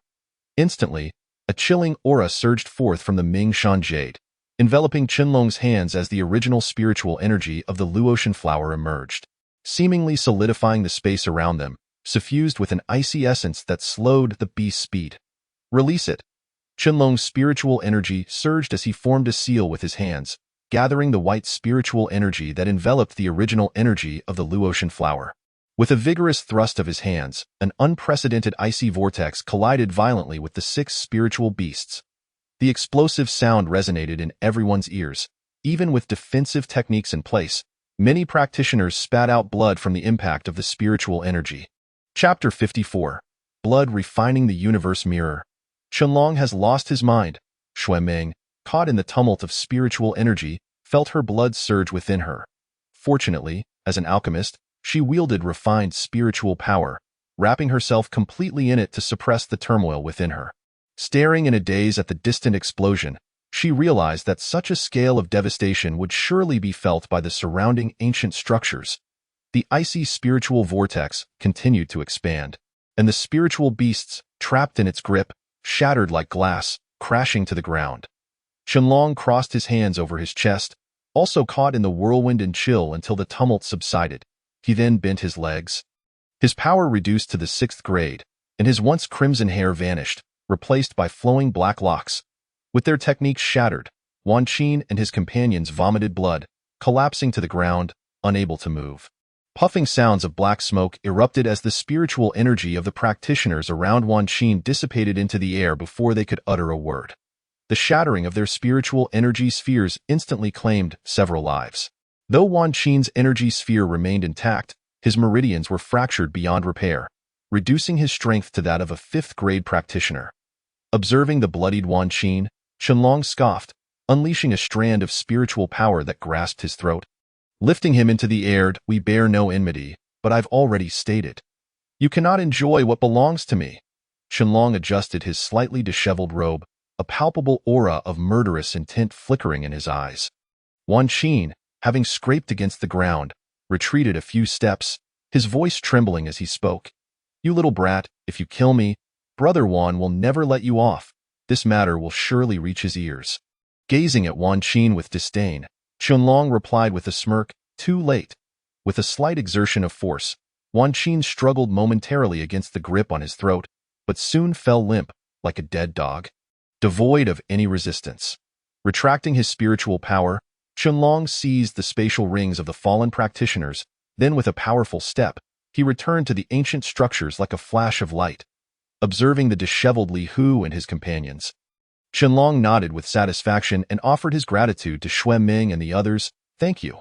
The Su brothers exchanged an awkward smile, feeling a pang of guilt for not having contributed at all. Despite Qianlong's gratitude, however, observing Qianlong's series of battles, though his body bore traces of blood, his eyes shone with an extraordinary brightness, brimming with vitality, which involuntarily led them to silently exclaim a few times. What a freak! Xueming crossed her arms and circled around Qianlong before patting him on the shoulder, saying, I never would have guessed you were this extraordinary. Qianlong smiled faintly, surveying the crowd that had gathered around him. The glances they cast his way were predominantly filled with fear, and his gaze alone caused some to retreat a few steps. Qianlong, it appears that the Wan Qin still has an elder brother within this trial space. It is likely that this person has at least reached the strength of a spirit master. Today, the news of our assault on the people of Wan Beast City will undoubtedly spread. As the Su brothers finished speaking, Qianlong nodded solemnly. Originally, after breaking through to the 6th-rank spirit master, he had planned to venture out alone for training, regardless of last night's events. However, he now reconsidered. If he left, Xueming, who had consistently aided him, would undoubtedly encounter significant trouble. It seemed that he could not depart until he had annihilated all the individuals from Wan Beast City. Noticing Qianlong's serious demeanor, the Su brothers clasped their hands in respect and suggested, Qianlong, why not stay here for the time being? Let us investigate the situation regarding the other individuals from Wan Beast City before making a decision. Qianlong took a deep breath and nodded. He had acquired a considerable amount of resources this time and needed to find a moment to digest them. Although this ancient structure was modest, it was likely that no one here possessed the audacity to trouble him further. This ancient building should be capable of withstanding minor beast tides, whether you wish to leave or stay. I shall not impede you, Qianlong declared, before leaping directly from the city wall into the ancient structure, making his way towards the passage. Upon pushing open a stone door, he entered a room that he had been eyeing since his arrival. Previously occupied by Wan Qin of Wan Beast City, now, it rightfully belonged to him, and the spiritual energy within this room was significantly denser than that of his previous quarters, allowing for a much more efficient cultivation experience. Seated cross-legged, Qianlong performed a series of hand seals, feeling the abundant spiritual energy enveloping his skin and gradually merging into his body. Had it not been for the awakening of his divine battle blood, breaking through the confines of the Qinkuan mirror would have proven quite troublesome. However, this sudden change had left some of his meridians showing signs of damage. Thankfully, with the assistance of the runes, those thick black meridians began to heal, becoming exponentially stronger compared to their previous state. The streams of spiritual energy flowed slowly through his meridians until he sensed that the black meridians were free of cracks. Only then did he accelerate the circulation, compressing the energy into a sphere. During the battle, he had directly consumed 2 gathering spirit pills, and the residual effects that he had not fully absorbed were now nearly completely reclaimed. With a renewed vitality coursing through his body, Qianlong finally opened his eyes with satisfaction and nodded. Looking out the window, the remnants of the battle still lingered on the ground, yet there were no traces of corpses, rendering the area relatively clean. Returning to the stone couch, he lightly tapped, causing 6 spirit rings to materialize in his hand, spilling the contents of the other 5 rings onto the floor. The fortune pearls alone numbered 5,000. Half of the fortune pearls collected by Wan Beast City were in the hands of these 5 individuals, and with Wan Qin's ring included, the total might reach 10,000. To have amassed such a quantity of fortune pearls within just a few days of entering this trial space would undoubtedly create a sensation throughout the entire realm. Casually tossing the 5 low-grade spirit energy scrolls in his hand, Qianlong chuckled, envisioning the good price they would fetch at the auction house. After organizing his belongings, he finally turned his attention to Wan Qin's spirit ring. Inside, he indeed found the expected 5,000 fortune pearls. Amidst the pile of glowing pearls, a luminous bamboo slip caught his eye. Upon grasping it, he felt a faint energy emanating from the slip. Violent Sky Leopard, Intermediate Spirit Technique? Qianlong's eyes narrowed, and he gasped in astonishment. Such an intermediate spirit technique was a rare find even in Fengyun City, likely held only by the 5 prominent families. The fact that Wan Qin possessed such a technique indicated that Wan Beast City was indeed significantly stronger than Fengyun City. Recollecting his thoughts from the slip, Qianlong rummaged through the fortune pearls until a beam of light reflected off an object he had long coveted, the Qinkuan mirror. As he drew the Qinkuan mirror into his hands, a surge of dense spiritual energy flowed back into his body, causing him to shiver with excitement as a fervent light filled his gaze. What a treasure! Qianlong marveled at the Qinkuan mirror, playing with it for a moment before attempting to emulate Wan Qin's gesture, pointing it toward the heavens. However, the expected scene of the Qinkuan mirror absorbing the world's spiritual energy did not materialize, leading him to awkwardly retract his hand, much to the amusement of Hua Xinyun, who chuckled softly. I say, you little rascal, if a spiritual treasure could be used by anyone who possesses it, would it not mean that whoever snatched it first would claim it as their own? This treasure has a potent blood recognition bond. Currently, aside from Wan Qin, none could wield it. Qianlong frowned in confusion, letting out a sigh of disappointment as he tossed the Qinkuan mirror aside. Observing his reaction, Hua Xinyun couldn't help but laugh again. What do you mean by that? Even a 3rd-grade spiritual treasure bears a mark if you do not erase it, no matter where you run. The people of Wan Beast City will track you down using that mark. Pouting slightly, Qianlong retorted, then does that mean the Qinkuan mirror is worthless in my possession? Hua Xinyun was highly displeased with his manner of speaking and coldly snorted before solemnly advising. You simply need to conduct a blood refinement. Your body contains divine battle blood, which is vastly superior to ordinary blood. Once you perform the blood refinement, even if others acquire it, they will be unable to use it. After all, there is no blood on Tianqiong continent more dominant than divine battle blood. Only then did Qianlong smile as he picked up the Qinkuan mirror, turning it in his hands and asking, My blood has such an effect? Humph. Not just the spiritual treasures. Even the Ant Emperor fears your blood. Hearing Hua Xinyun's unwavering words, Qianlong focused his mind on the palm-sized Qinkuan mirror.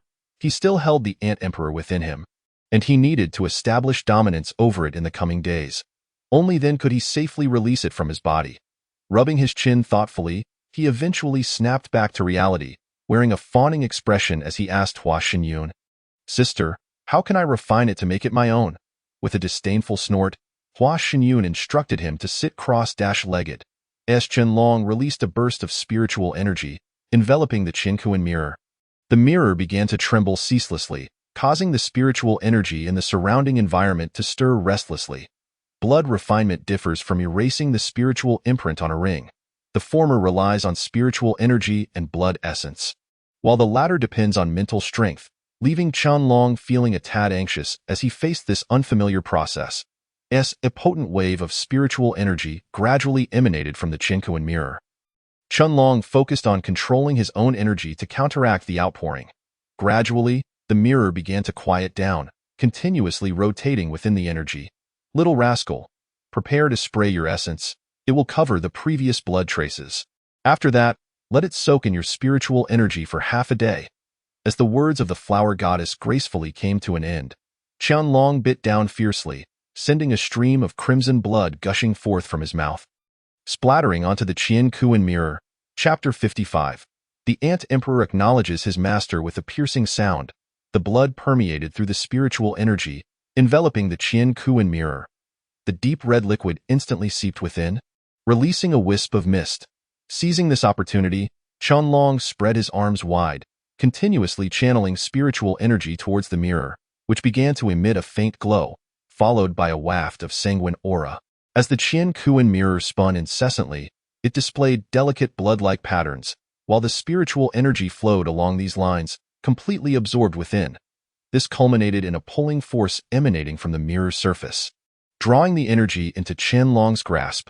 Feeling as though the Qinkuan mirror had been resurrected, Qianlong let out a hearty laugh, channeling a surge of spiritual energy into the mirror. Immediately, the mirror radiated with intense waves of spiritual energy, causing the dense energy in the room to gradually converge towards its surface. Recalling the method of manipulation employed by Wan Qin, Qianlong felt a certain clarity. Although the energy beam could be used for independent attacks, it could also serve to create a prison that rebounded spiritual techniques. However, this was merely a third-grade spiritual treasure. Under Qianlong's guidance, it could at most unleash a fraction of its potential. He surmised that without invoking the divine battle body, he might be able to ensnare a first-grade spiritual practitioner, as he could not freely control his divine battle body at present. Despite this, Qianlong held an immense fondness for the mirror. After a few chuckles, he stowed it back into his spiritual ring. The Su brothers entered, slightly bowing in respect to Qianlong, who was seated upon a stone platform. "Brother Qianlong, we have gathered intelligence. The opportunists who previously sided with the Bee City have divulged significant secrets regarding it." Qianlong smiled with delight, returning their gesture of courtesy. The number of individuals from the Bee City entering the trial space was approximately 1,000, significantly fewer than the 10,000 from our Wind and Cloud City. Yet, each of these 1,000 had been meticulously selected, boasting 6 ninth-grade spiritual practitioners among them. The individual they referred to as Elder Gu was named Gu Rong, having already attained the status of a first-grade spiritual master, making him the foremost among the younger generation of the Bee City. He is currently in the trial space of Miao Yin City. Qianlong furrowed his brow. To achieve the status of a first-grade spiritual master before participating in the sect selection was indeed worthy of the title of foremost among the youth. However, with 6 ninth-grade spiritual practitioners, he had not taken a single one from Miao Yin City, suggesting some hidden intricacies.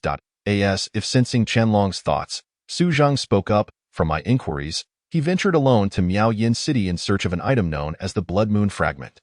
It is said to be a key to an ancient ruin, which has been confirmed by numerous investigations to contain at least 5 pieces of middle-grade spiritual treasures." Qianlong was no stranger to spiritual treasures. They were categorized into 9 grades and 3 tiers. First and third grade treasures were considered lower grade, 4th and 6th grade as middle grade, while 7th to 9th grade treasures were classified as upper grade. The trial space was once a place of flourishing sects in ancient times, and it was not uncommon for intact ruins to exist, even with the presence of middle-grade treasures. The Qian Kuan mirror, which Qianlong had seized from Wan Qin, was a lower-grade treasure. Even such treasures were exceedingly rare in the current barbaric continent. Even the 5 families of Wind and Cloud City could not boast a single lower-grade treasure within their ranks. Thus, this acquisition could be deemed a significant stroke of fortune. Hearing Su Zheng's words, Qianlong felt a surge of excitement. If he could acquire a middle-grade spiritual treasure, navigating the trial space would become considerably easier. After all, he possessed an abundance of coveted items, and he did not particularly need to covet just one more. Licking his lips, Qianlong's face was adorned with an expression of longing. Observing his demeanor, Su Zheng seemed to intuit his thoughts and cautiously inquired, "Brother Qianlong, are you perhaps considering? Indeed, the ancient structure we inhabit is merely the outermost layer of the trial space. To truly showcase one's prowess here, one must seek fortune amid peril. Therefore, I must journey to Miaoyan City." No sooner had Qianlong finished speaking than a striking figure entered through the door. Xueming, resembling a sacred blue lotus, appeared ethereal and otherworldly. Noticing Qianlong's brief moment of distraction, she shot him an exasperated glance and declared, "I want to go too." Upon hearing Xueming's declaration, the Su brothers immediately grew anxious. "Miss Ming, what is the reason for this?" Qianlong had just stated that fortune could only be pursued through danger. Given that there were middle-grade spiritual treasures within the ruins, there might also be items suitable for me. Xueming's words were resolute, prompting the Su brothers to sigh and shake their heads in resignation. "Miss Ming, Miaoyan City is not like here. It is the largest ancient city within 100 miles, gathering numerous powerful spiritual masters. Qianlong, I wish to accompany you. Will you allow me to?" Ignoring the admonitions from the Su brothers, Qianlong could only manage a wry smile. "Miss Ming, it is quite dangerous to follow me." Upon sensing a flicker of indignation rising within Xueming, Qianlong quickly added, "If you insist on accompanying me, I cannot guarantee your safety." Xueming then fluttered her eyelashes and raised her delicate nose. Responding with a smile, "Humph, you underestimate me. I am, after all, a first-grade alchemist. If it comes to a battle of mental prowess, I can certainly rival a 9th-grade spiritual practitioner."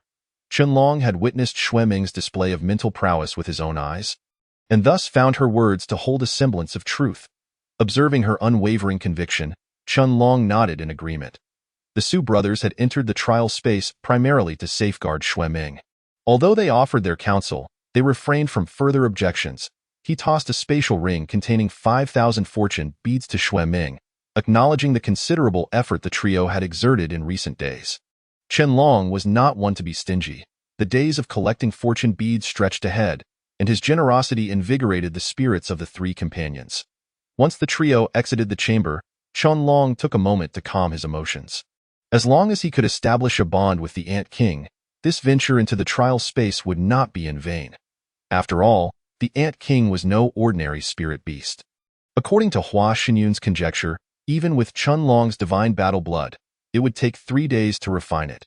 Sitting cross-legged, Qianlong directed his focus inward, examining the runic cage that encircled the swirling energy sphere. He withdrew his mind and slowly closed his eyes, beginning his attempt to control the black runes that enveloped the Ant King. Under the influence of his will, the runes began to writhe, emanating waves of black radiance. Beneath the surface of his physical body, runes spread forth, climbing up to form a circular pattern around his heart, from which 2 black runes extended down his arms. Resting in the palms of his hands, the next step was crucial, to release the Ant King from within the runes. Any miscalculation could allow it to escape. Before proceeding, Qianlong needed to create an energy cage to transfer it into. Gurgling sounds escaped as energy detached from Qianlong's body. With his hands, he shaped the energy into a hollow cage, then took a deep breath, channeling the Ant King through his meridians and releasing it from his palms. Hiss! The Ant King, which had been dormant inside him, stirred at the sight of the outside world, its translucent white form becoming restless as it scurried around the energy cage. Wisps of mist began to seep from the cage. Prompting a frown from Qianlong, he realized he had underestimated this ancient spirit beast. The Ant King was excreting a liquid that began to corrode his carefully constructed energy cage. With a sharp bite to his tongue, Qianlong spat a stream of blood into the energy cage, instantly turning the white energy crimson. As his blood mingled with the energy, the Ant King trembled in agitation, seemingly sensing the pressure exerted by the man's blood. Emitting a loud noise in response, the energy that had been previously eroded by the Ant King's liquid gradually became obstructed by Qianlong's blood. The latter exerted substantial suppression over spirit beasts, rendering even the Ant King's movements sluggish.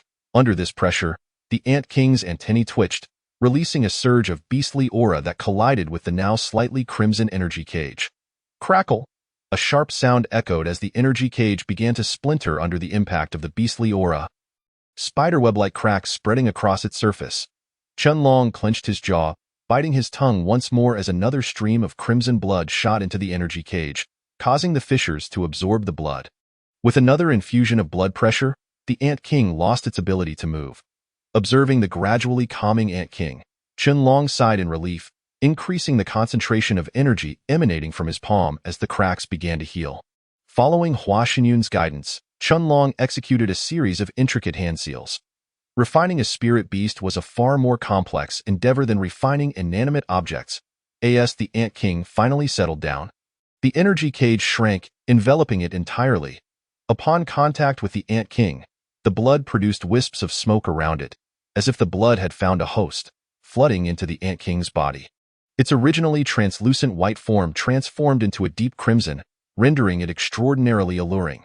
Seeing that the Ant King showed no signs of movement, Qianlong seized the opportunity to further amplify the release of his energy. Fortunately, the chamber was rich in energy, allowing him to replenish his own reserves even as he expended them. For 3 days, he remained in this state of fatigue till last, as he sensed the violent aura emanating from the Ant King. The handsome features that had remained rigid for 3 days finally stirred, a subtle smile gracing his lips. Now, he could even feel a mental connection with the Ant King, as the blood fully permeated its body. It returned to its snowy hue, albeit larger than before. The antennae swayed gently towards Qianlong, exhibiting a demeanor of appeasement. Chapter 56. The celestial leopard Qianlong was thoroughly pleased with the successfully refined Ant King. He stood and stretched his limbs, while the Ant King gracefully descended to the ground, quietly following in his wake. Observing the Ant King's sentient demeanor, Qianlong smiled faintly. Although small, the Ant King possessed the strength of a second-tier low-level spirit beast. As a trump card for his survival, it would undoubtedly yield unexpected advantages, though he knew he must not deploy it recklessly lest it attract unwanted attention. As he prepared to exit, a somewhat hoarse voice resonated from deep within his heart. Momentarily taken aback, Qianlong stood frozen, his expression momentarily blank. "Master." Noticing Qianlong's lack of response, the voice echoed again within him. Qianlong finally shifted his gaze to the Ant King that trailed behind him. Attempting to inquire, "Are you the Ant King?" "Yes, I am here." Qianlong extended his hand, and the Ant King promptly leapt onto his arm. Staring at its crystalline form, Qianlong felt perplexed.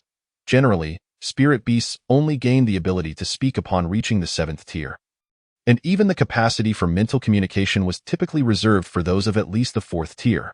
Yet here was the Ant King, a mere 2nd-tier spirit beast, capable of conversing with him, a revelation that would undoubtedly astonish many. Qianlong swallowed hard and attempted to communicate again. "You are merely of 2nd-tier strength. How is it that you can converse with me mentally?" "Little brat, the Ant King is the sovereign of spirit ants. It should not be regarded as an ordinary spirit beast. Moreover, it carries your divine battle blood within it, which has induced some mutations during the refining process. I believe its path to advancement will be swifter than that of other spirit beasts." Hua Xinyun's voice resounded in Qianlong's mind like a thunderclap. Still reeling from the shock of the Ant King's communicative ability, he now pondered the implications of her words. "Sister, can you hear my conversation with the Ant King too?" Hua Xinyun chuckled at Qianlong's astonished expression. "I say, little brat, you truly lack worldly experience. This is the Ant King. While you refined it, I infused a touch of my mental energy." Qianlong, momentarily speechless, gazed at the small figure in his palm and shook his head incredulously.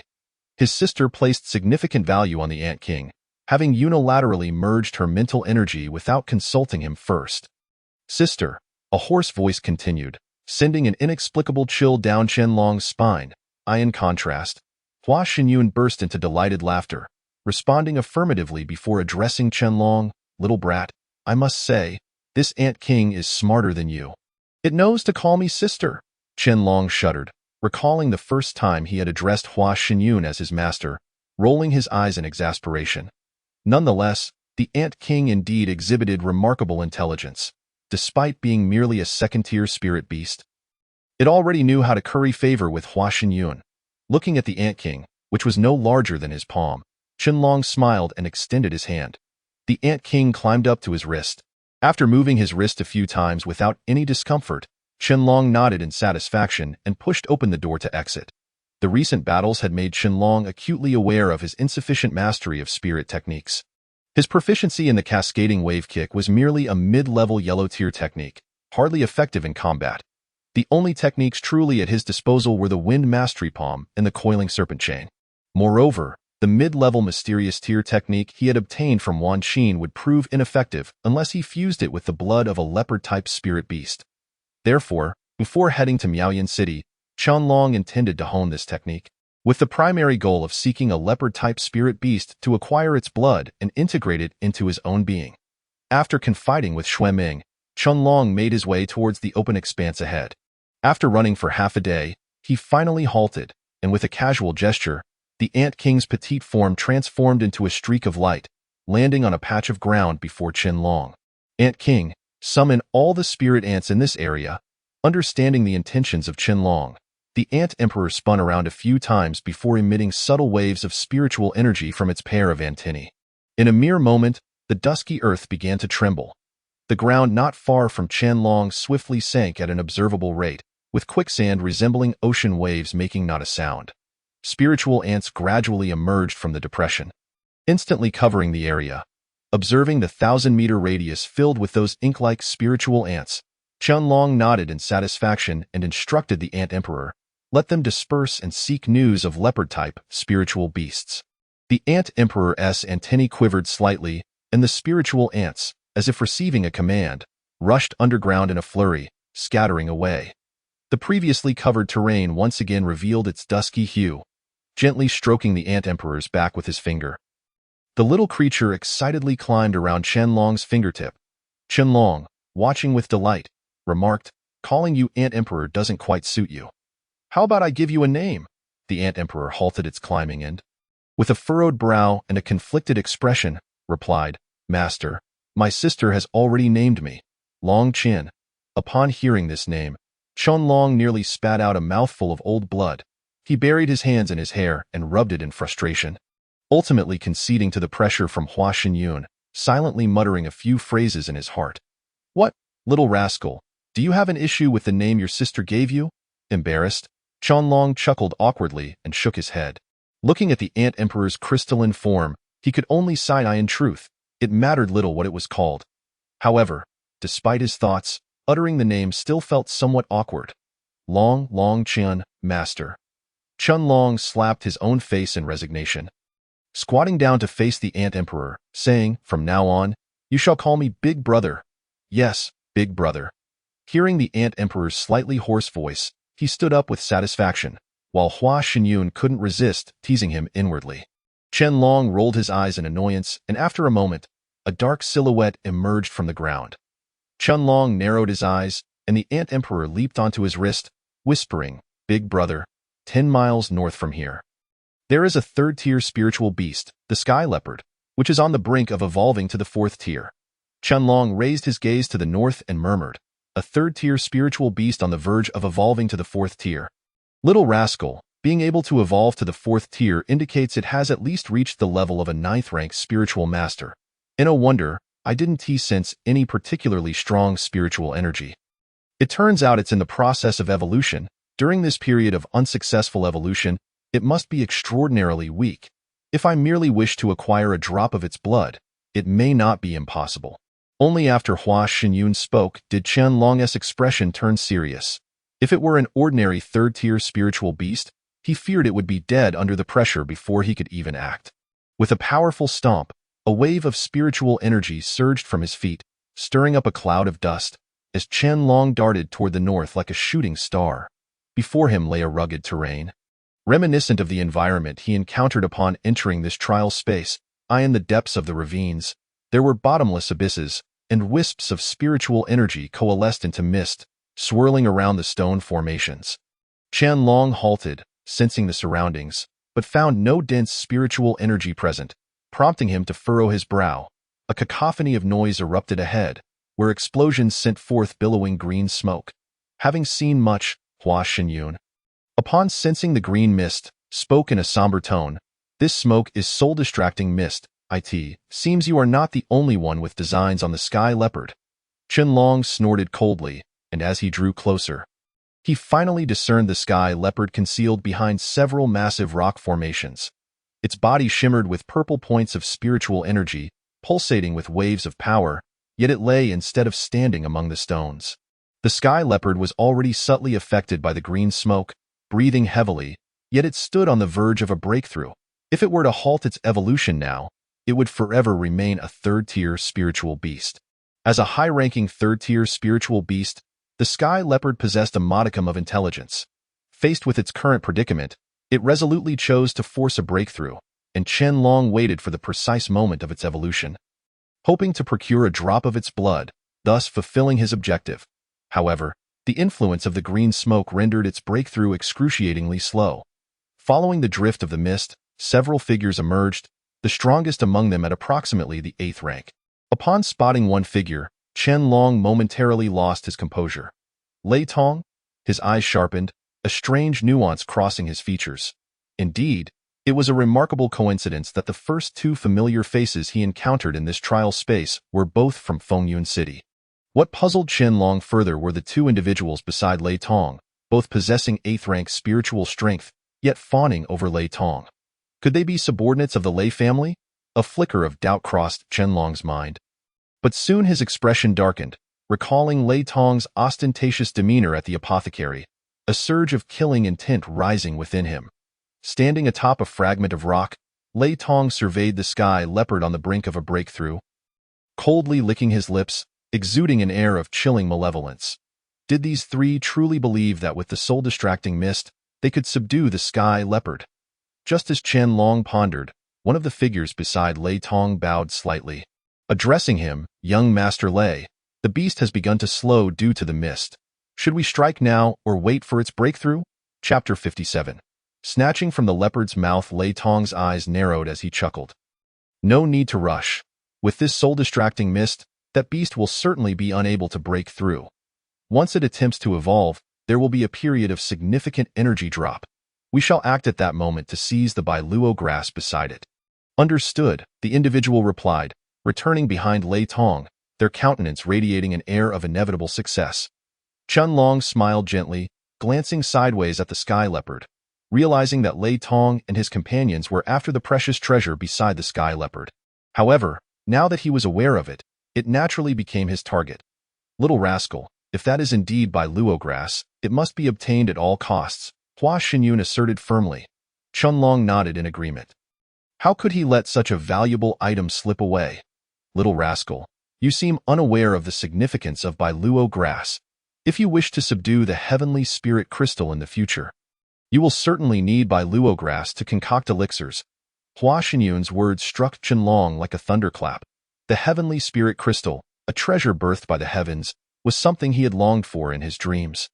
Hua Xinyun had previously mentioned that with sufficient materials, a special elixir could be concocted to increase the likelihood of refining the heavenly spirit crystal. Among the required materials for that elixir, Bailuo grass was essential. However, the process of concocting such an elixir was exceedingly complex, with a high failure rate. Without the assistance of a high-ranking alchemist, it was nearly impossible to refine one. The highest-ranked alchemist in all of Fengyun City was merely at the 3rd tier, so Qianlong did not believe that Lei Tong sought the Bailuo grass for elixir crafting. It was likely just a fortunate coincidence that he stumbled upon the near-evolutionary state of the sky leopard along with the mature Bailuo grass. For the sky leopard to evolve to the 4th tier, it will undoubtedly attract the heavenly tribulation. At that moment, you need only operate the wind-thunder body refinement technique. Although you have yet to break through to the wind body stage, this technique still provides some resistance against ordinary lightning. As long as you avoid direct hits, there should be no issues. If you do get hit, you will have to fend for yourself. Qianlong shrugged helplessly. Hua Xinyun was not wrong. The evolution of spiritual beasts, like that of spiritual practitioners, required them to face a heavenly tribulation each time they broke through to the fourth tier. If they succeeded, they would see the light of day. If they failed, they would become nothing but ash. However, his wind-thunder body refinement was divided into 3 major stages, and he was merely at the early stage of the wind body. The path to achieving the thunder body was still far off. Even if he could withstand a certain amount of lightning, he dared not confront the heavenly tribulation head-on. Once the heavenly tribulation arrived, it was certain that Lei Tong and his companions would make a move for the Bailuo grass. Providing him the perfect opportunity to seize it first, boom! Thunder rumbled as dark clouds gathered in the sky, thick and ominous, pressing down upon the ground like a surging black wave. Qianlong's expression tightened as he gazed at the impending heavenly tribulation. In the distance, Lei Tong glanced around, signaling to the 2 individuals behind him, "Let us go," accompanied by the rapid advance of the 3 individuals, who bore a striking resemblance to one another, towards the towering beast known as the Celestial Leopard. Qianlong found himself increasingly tense. Although there existed a rare and precious herb beside the Celestial Leopard, few dared to covet it. Even if one were to encounter it, without any extraordinary means, they would not linger here. Despite the fact that the Celestial Leopard was merely a 3rd-tier spirit beast, its strength was comparable to that of a peak spirit master, especially at the brink of a breakthrough. Many would rather avoid confrontation than provoke such a creature. The azure mist released by the trio significantly hampered the Celestial Leopard's mobility, even diminishing its chances of successfully breaking through. This tactic was indeed quite insidious. If Qianlong were to seize a drop of its essence blood at this moment, it would not pose much difficulty. However, should the Celestial Leopard successfully ascend to the 4th tier, its essence blood would undoubtedly be even more potent, leaving him in a quandary. Ultimately, Qianlong resolved to first acquire the precious Biluoko from Lei Tong. Flashes of light danced across the ominous clouds, growing increasingly formidable. The Celestial Leopard struggled to rise, its gaze fixed upon the horizon. Under the influence of the azure mist, its attempt to break through became exceedingly arduous. As it surveyed the 3 approaching lights, the Celestial Leopard emitted a series of low growls. A dense wave of spiritual energy surging forth, and a breath of leopard essence was unleashed towards the trio. Bang bang. Under the pressure of this aura, the 3 were forced to retreat, crashing against the mountainside.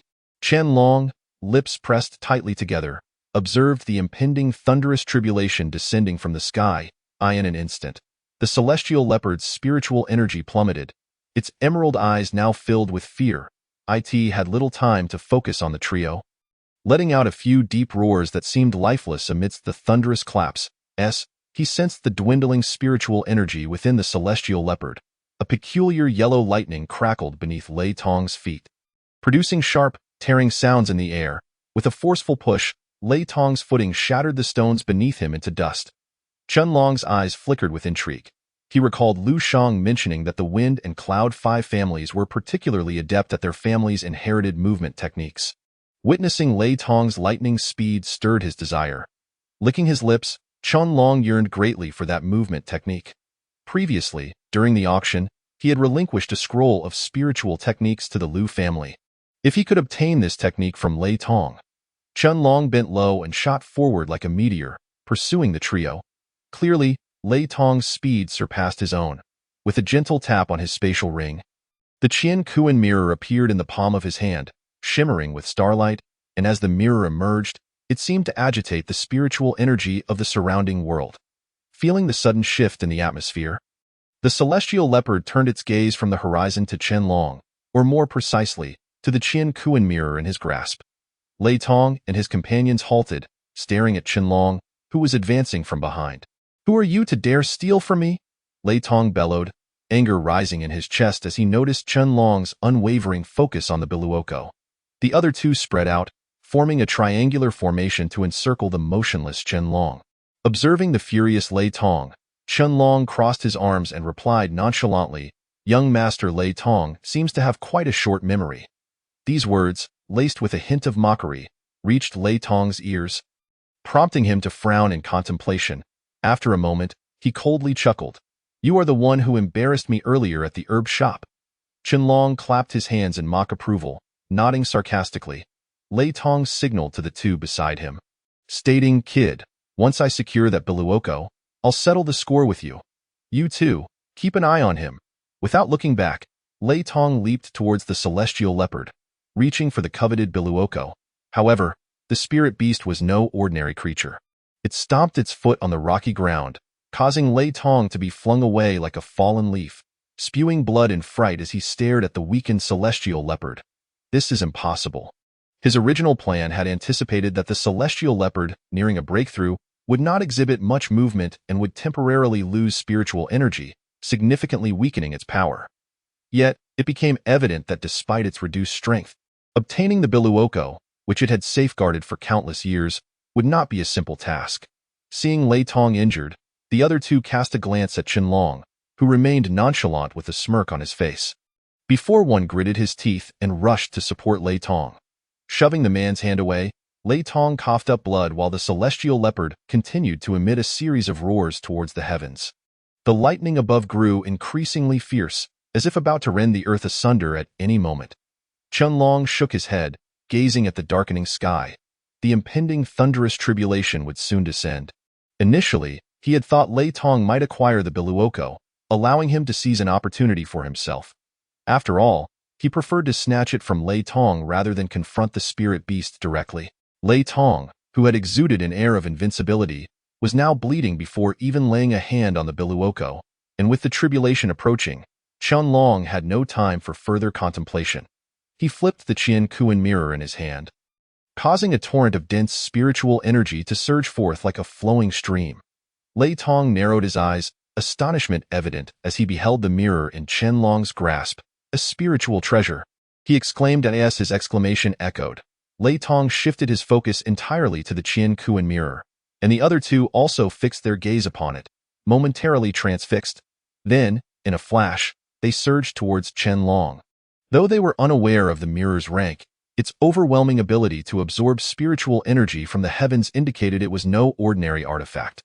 The trio, not lacking in wit, realized that with the Biluoko now out of reach, seizing a treasure from a sixth-tier spirit master was still within their grasp.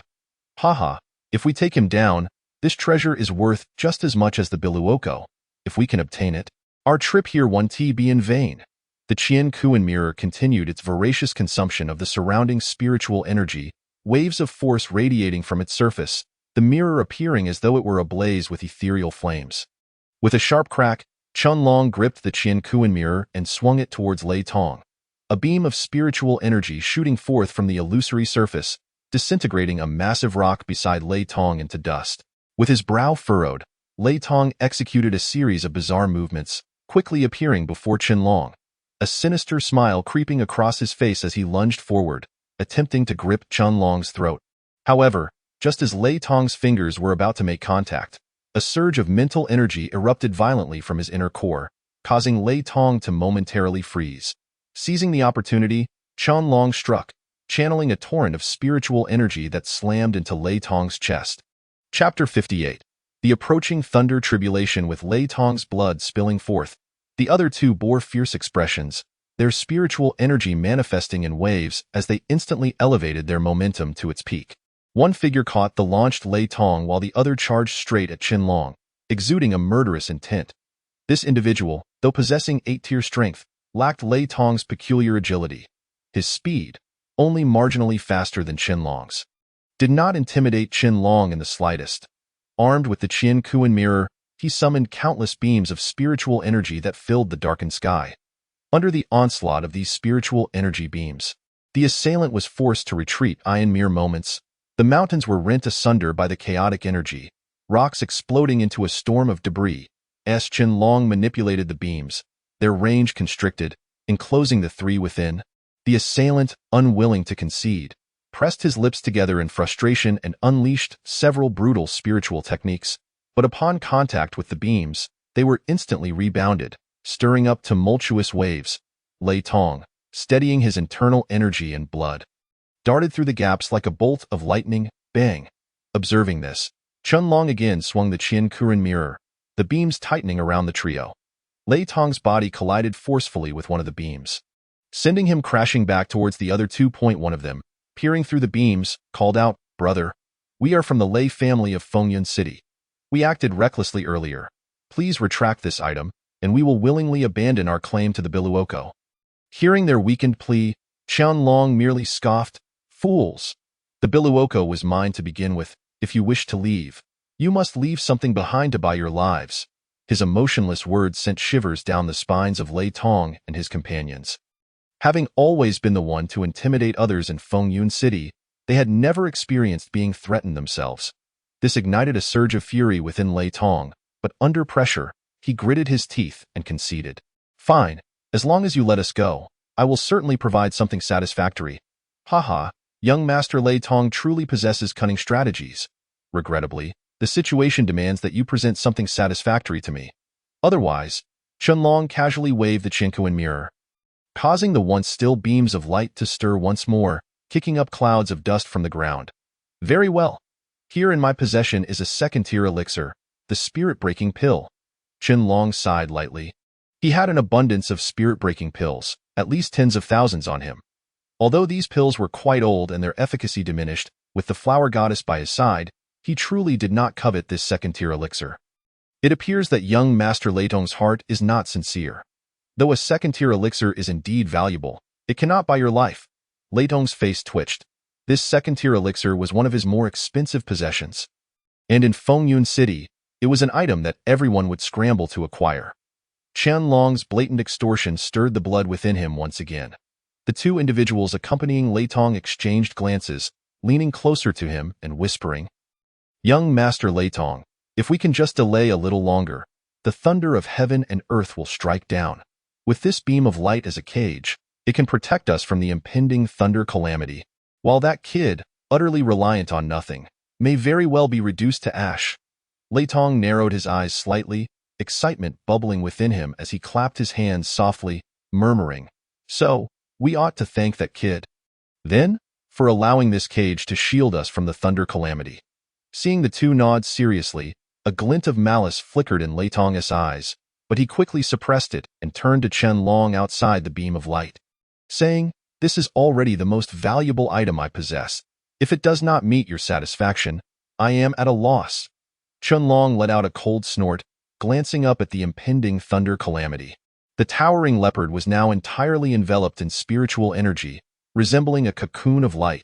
He took a deep breath and released the Ant Emperor from his wrist, transmitting a message, "Long Chun, go fetch that herb."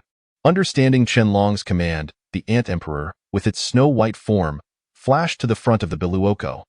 Observing the cocoon towering leopard, the Ant Emperor nibbled a few times at the root of the Biluoko, releasing a wave of mist and successfully retrieved the herb intact. Gazing at the verdant medicinal material in his hand, Qianlong smiled faintly and stored it within his spiritual ring, addressing those within the light beam. "Since young Master Lei Tong regards his life so lightly, I shall refrain from further comments." Qianlong waved the Qinkuan mirror towards the heavens, unleashing a surge of spiritual energy towards the beam of light. Instantly, the beam began to rotate once more, accompanied by the increasingly dense collisions of light, which resonated with the sound of metal clashing. "Wait, I do not know what you seek. Why not speak it plainly?" Lei Tong's anxiety grew as he realized that if Qianlong's intentions diverged from his own, the consequences could be dire. He was determined to buy time. Hearing this, Qianlong smiled as he rubbed his chin thoughtfully. Retracting the Qinkuan mirror pointed at the sky. "Young Master Lei Tong, had you been forthright from the start, I would not have exerted such effort. Here is my proposition. I noticed your form is rather peculiar. It must be indicative of a fine movement technique. How about we trade it for your life?" Before Lei Tong could respond, one of his companions snorted coldly, "You possess quite the audacity. The Lei family's movement techniques are never shared with outsiders. Only direct descendants of the Lei family are qualified to practice them, and you, an outsider, dare to boast of acquiring such techniques." With his words, a murderous intent surged from Qianlong were it not for his desire to compel Lei Tong to yield this skill. He would have already crushed the three of them. "Lei Tong, I will only ask you once. Will you part with it or not? This brother, I indeed practice the Lei family's ancestral techniques, but compared to my life, it is utterly worthless." Upon hearing this, Lei Tong's companions grew anxious, their expression solemn as they bowed slightly to Lei Tong, saying, "Young Master Lei Tong, you?" Waving his hand to silence them, Lei Tong replied coolly, however, This technique is a family inheritance and is not in my possession. Moreover, I only possess a fragment of it, which is hardly complete. If you spare me today, I can take you to find Lei Bing, the only member of the family who has mastered the complete technique. So, you do not possess this technique, then? The Qinkuan mirror emitted a faint glow in Qianlong's hand, appearing strangely, akin to a flame of white fire, illuminating the dim surroundings. Crack, crack. The beam of light moved once more, producing a loud noise with its impacts, though this sound was soon overshadowed by the thunderous roars outside. Boom. A bolt of thunder from the heavens, laden with fierce and brutal energy, struck fiercely upon the glowing cocoon formed by the towering leopard. Qianlong, not far from the towering leopard, was caught in the aftermath of this sudden lightning strike, violently spitting out 2 mouthfuls of blood. Bending his legs, he steadied his stance. Once he retracted the Qinkuan mirror, the beam of light cage came to a halt. The three, now huddled together, felt a chill of sweat trickle down their backs as they listened to the violent thunderclaps outside. Fortunately, the beam of light had ceased its motion. With that lightning strike, the three ceased to hear Qianlong's voice. They exchanged glances, nodding in silent agreement, as one spoke up, "Young Master Lei Tong, could it be that that kid has perished? Humph, that would be too fortunate for him. Were it not for that spiritual treasure in his possession, I could crush a mere 6th-tier spiritual practitioner with ease." Lei Tong scanned the beam of light, noticing that it had developed cracks under the first thunder calamity. Now, he could only pray that this cage could withstand another bout of thunder, allowing the three of them to escape this confinement and flee this place. Meanwhile, Qianlong had no time to concern himself with the fates of the three. Since Lei Tong lacked the movement technique, continuing to converse with him would merely be a waste of breath. "You little brat, activate the wind and thunder body refinement. Even if you have not yet reached the thunder body stage and cannot cultivate it, the benefits from this heavenly thunder calamity will still be considerable." Qianlong formed several hand seals, initiating the wind and thunder body refinement.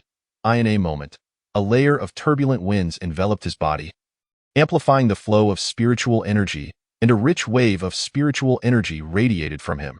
The winds of spiritual energy clinging to his body transformed into blades, wrapping around Qianlong. The faces of Lei Tong and his companions, who had initially held smiles, turned stiff as they sensed the sudden surge of dense spiritual energy from Qianlong. "That kid is still alive." Taking a deep breath, Lei Tong clenched his fists nervously. As long as the cage broke, he could surely escape using that movement technique.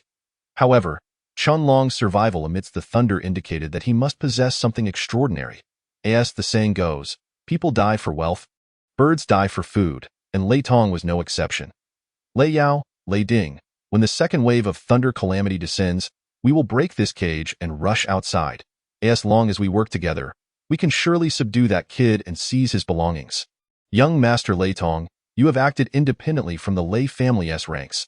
Should Lei Bing discover this, we will be in serious trouble. Right now, the priority is not that kid, but to protect our own lives." Indeed, young Master Lei Tong, this thunder calamity grows increasingly fierce, and the intervals between them shorten. If we continue to linger here, it may not bode well for us. Lei Tong's lips curled into a sneer as he recalled his older brother. Feeling a twinge of dissatisfaction, however, the thought of being unable to defeat a mere 6th-tier spiritual practitioner was unacceptable to him deep down. As the aura around him darkened further, Lei Yao and Lei Ding sighed. Knowing they were merely outsiders in the Lei family and had no choice but to obey Lei Tong's orders, "If this thunder calamity fails to obliterate that kid, I will ensure he meets his end." Chapter 59. The essence of blood acquired. Boom. The sky was engulfed in tumultuous clouds, and moments later, a bolt of lightning descended from a rift in the clouds, striking with an apocalyptic force upon the luminous cocoon formed by the towering leopard's transformation, causing the entire mountaintop to tremble precariously. The cocoon emitted a faint white glow, dispersing some of the falling lightning. However, one particular bolt tore through the void, colliding with Qianlong's body, meeting the slicing winds head-on. In mere moments, the lightning penetrated the protective barrier of wind, seeping into his very being. A trickle of blood escaped from the corner of Qianlong's mouth. Indeed, the tribulation summoned by the evolution of this 3rd-tier spirit beast was extraordinary. Fortunately, it was merely a scattering of lightning. Had he been directly struck by a full-fledged tribulation, even with numerous safeguards, he would have instantly been reduced to a wisp of soul wandering the realms. Fortunately, his wind affinity had reached a modest level of advancement, granting him some degree of resistance against the lightning. The dispersed smaller bolts violently collided with the luminous prison, producing a resounding explosion. As shockwaves mixed with shattered stones rampaged forth, Qianlong's gaze fell upon the three figures emerging from the cocoon in a disheveled state, and he frowned slightly. It appeared that the cocoon had not crushed them to death, but had instead shielded them from two waves of the tribulation. Lei Tong, with a grim countenance and an ethereal form, charged towards Qianlong. Observing his reckless demeanor, Qianlong could only chuckle in resignation. He knew he could not outpace Lei Tong in a race against lightning. Yet in a direct confrontation, their power levels were not even comparable. Boy, hand over everything you possess, and I may allow you to keep your life. Lei Tong bellowed, throwing a punch towards Qianlong. The swift winds of his punch sliced through the air like errant lightning in the night, hurtling towards him. Qianlong planted his feet firmly on the ground, unleashing a wave of energy that clashed against the punch. Without a moment to spare for Lei Tong's astonished expression, he turned to face the two individuals who had stealthily approached from behind, unleashing a strike that met the two 8th-tier spirit practitioners head-on, leaving him unscathed. Lei Tong regarded Qianlong with a peculiar gaze, struggling to comprehend how a 6th-tier spirit practitioner could engage him so directly. However, he had no time to ponder this further. His attention was drawn to the pitch-black spirit ring in Qianlong's hand, causing his complexion to redden with intensity. The two from the Lei family collided against the mountainside, rebounding once more, and gasping as they regarded Qianlong with trepidation. "Do you three truly dare to seize what is mine?" Qianlong declared, his palm gathering a substantial amount of spiritual energy. He had fully resolved to take lethal action. Battling the tribulation while contending with them was decidedly unfavorable for him. Yet, he found it hard to believe that Lei Tong and his companions would dare to absorb the brunt of the tribulation as he did. Above in the heavens, a faint rumble of thunderclouds echoed, causing Lei Yao and his companions' expressions to drastically shift. They possessed no means to counter the impending tribulation, and in a moment of desperation, they urged Lei Tong, "Young Master Lei, if we do not depart now, it will be too late." Only then did Lei Tong glance skyward, biting his teeth in frustration. "Let us go. It is too late to flee now." Qianlong roared, unleashing the compressed spiritual energy with fervor. His wind control palms swept through all, cleaving the massive stone into a flat surface as he directed his assault towards the three. Under the overwhelming force, the Lei family trio coughed up blood, their vitality waning to its lowest point. The winds continued unabated. A flicker of regret crossed Lei Tong's eyes as, with the downfall of his companions, he too was caught in the wake of the slicing winds, meeting a fate akin to that of the shattered stones. Qianlong regained his focus, casting his gaze towards the descending lightning. The five wind families were renowned for their mastery of movement techniques, and their ancestral skills would likely not be bestowed upon these younger generations. It seemed that his aspiration to acquire a scroll of movement techniques would prove rather challenging. The third wave had arrived. The voice of Hua Xinyun resonated in his heart, prompting Qianlong to nod gravely. This was the third wave of the tribulation. If he could withstand it, the moment of the towering leopard's breakthrough would be at hand. Should it evolve to a 4th-tier spirit beast, a 4th bolt of lightning would rend the sky. Surviving this tribulation would signify success. Boom! The third bolt of lightning struck, its power magnified compared to the previous two.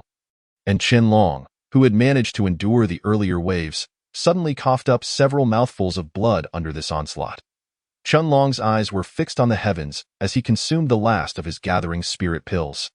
To withstand this tribulation, his internal energy had been nearly depleted, and the use of the Qiankuan mirror had rendered this once verdant mountain range considerably barren of spiritual energy.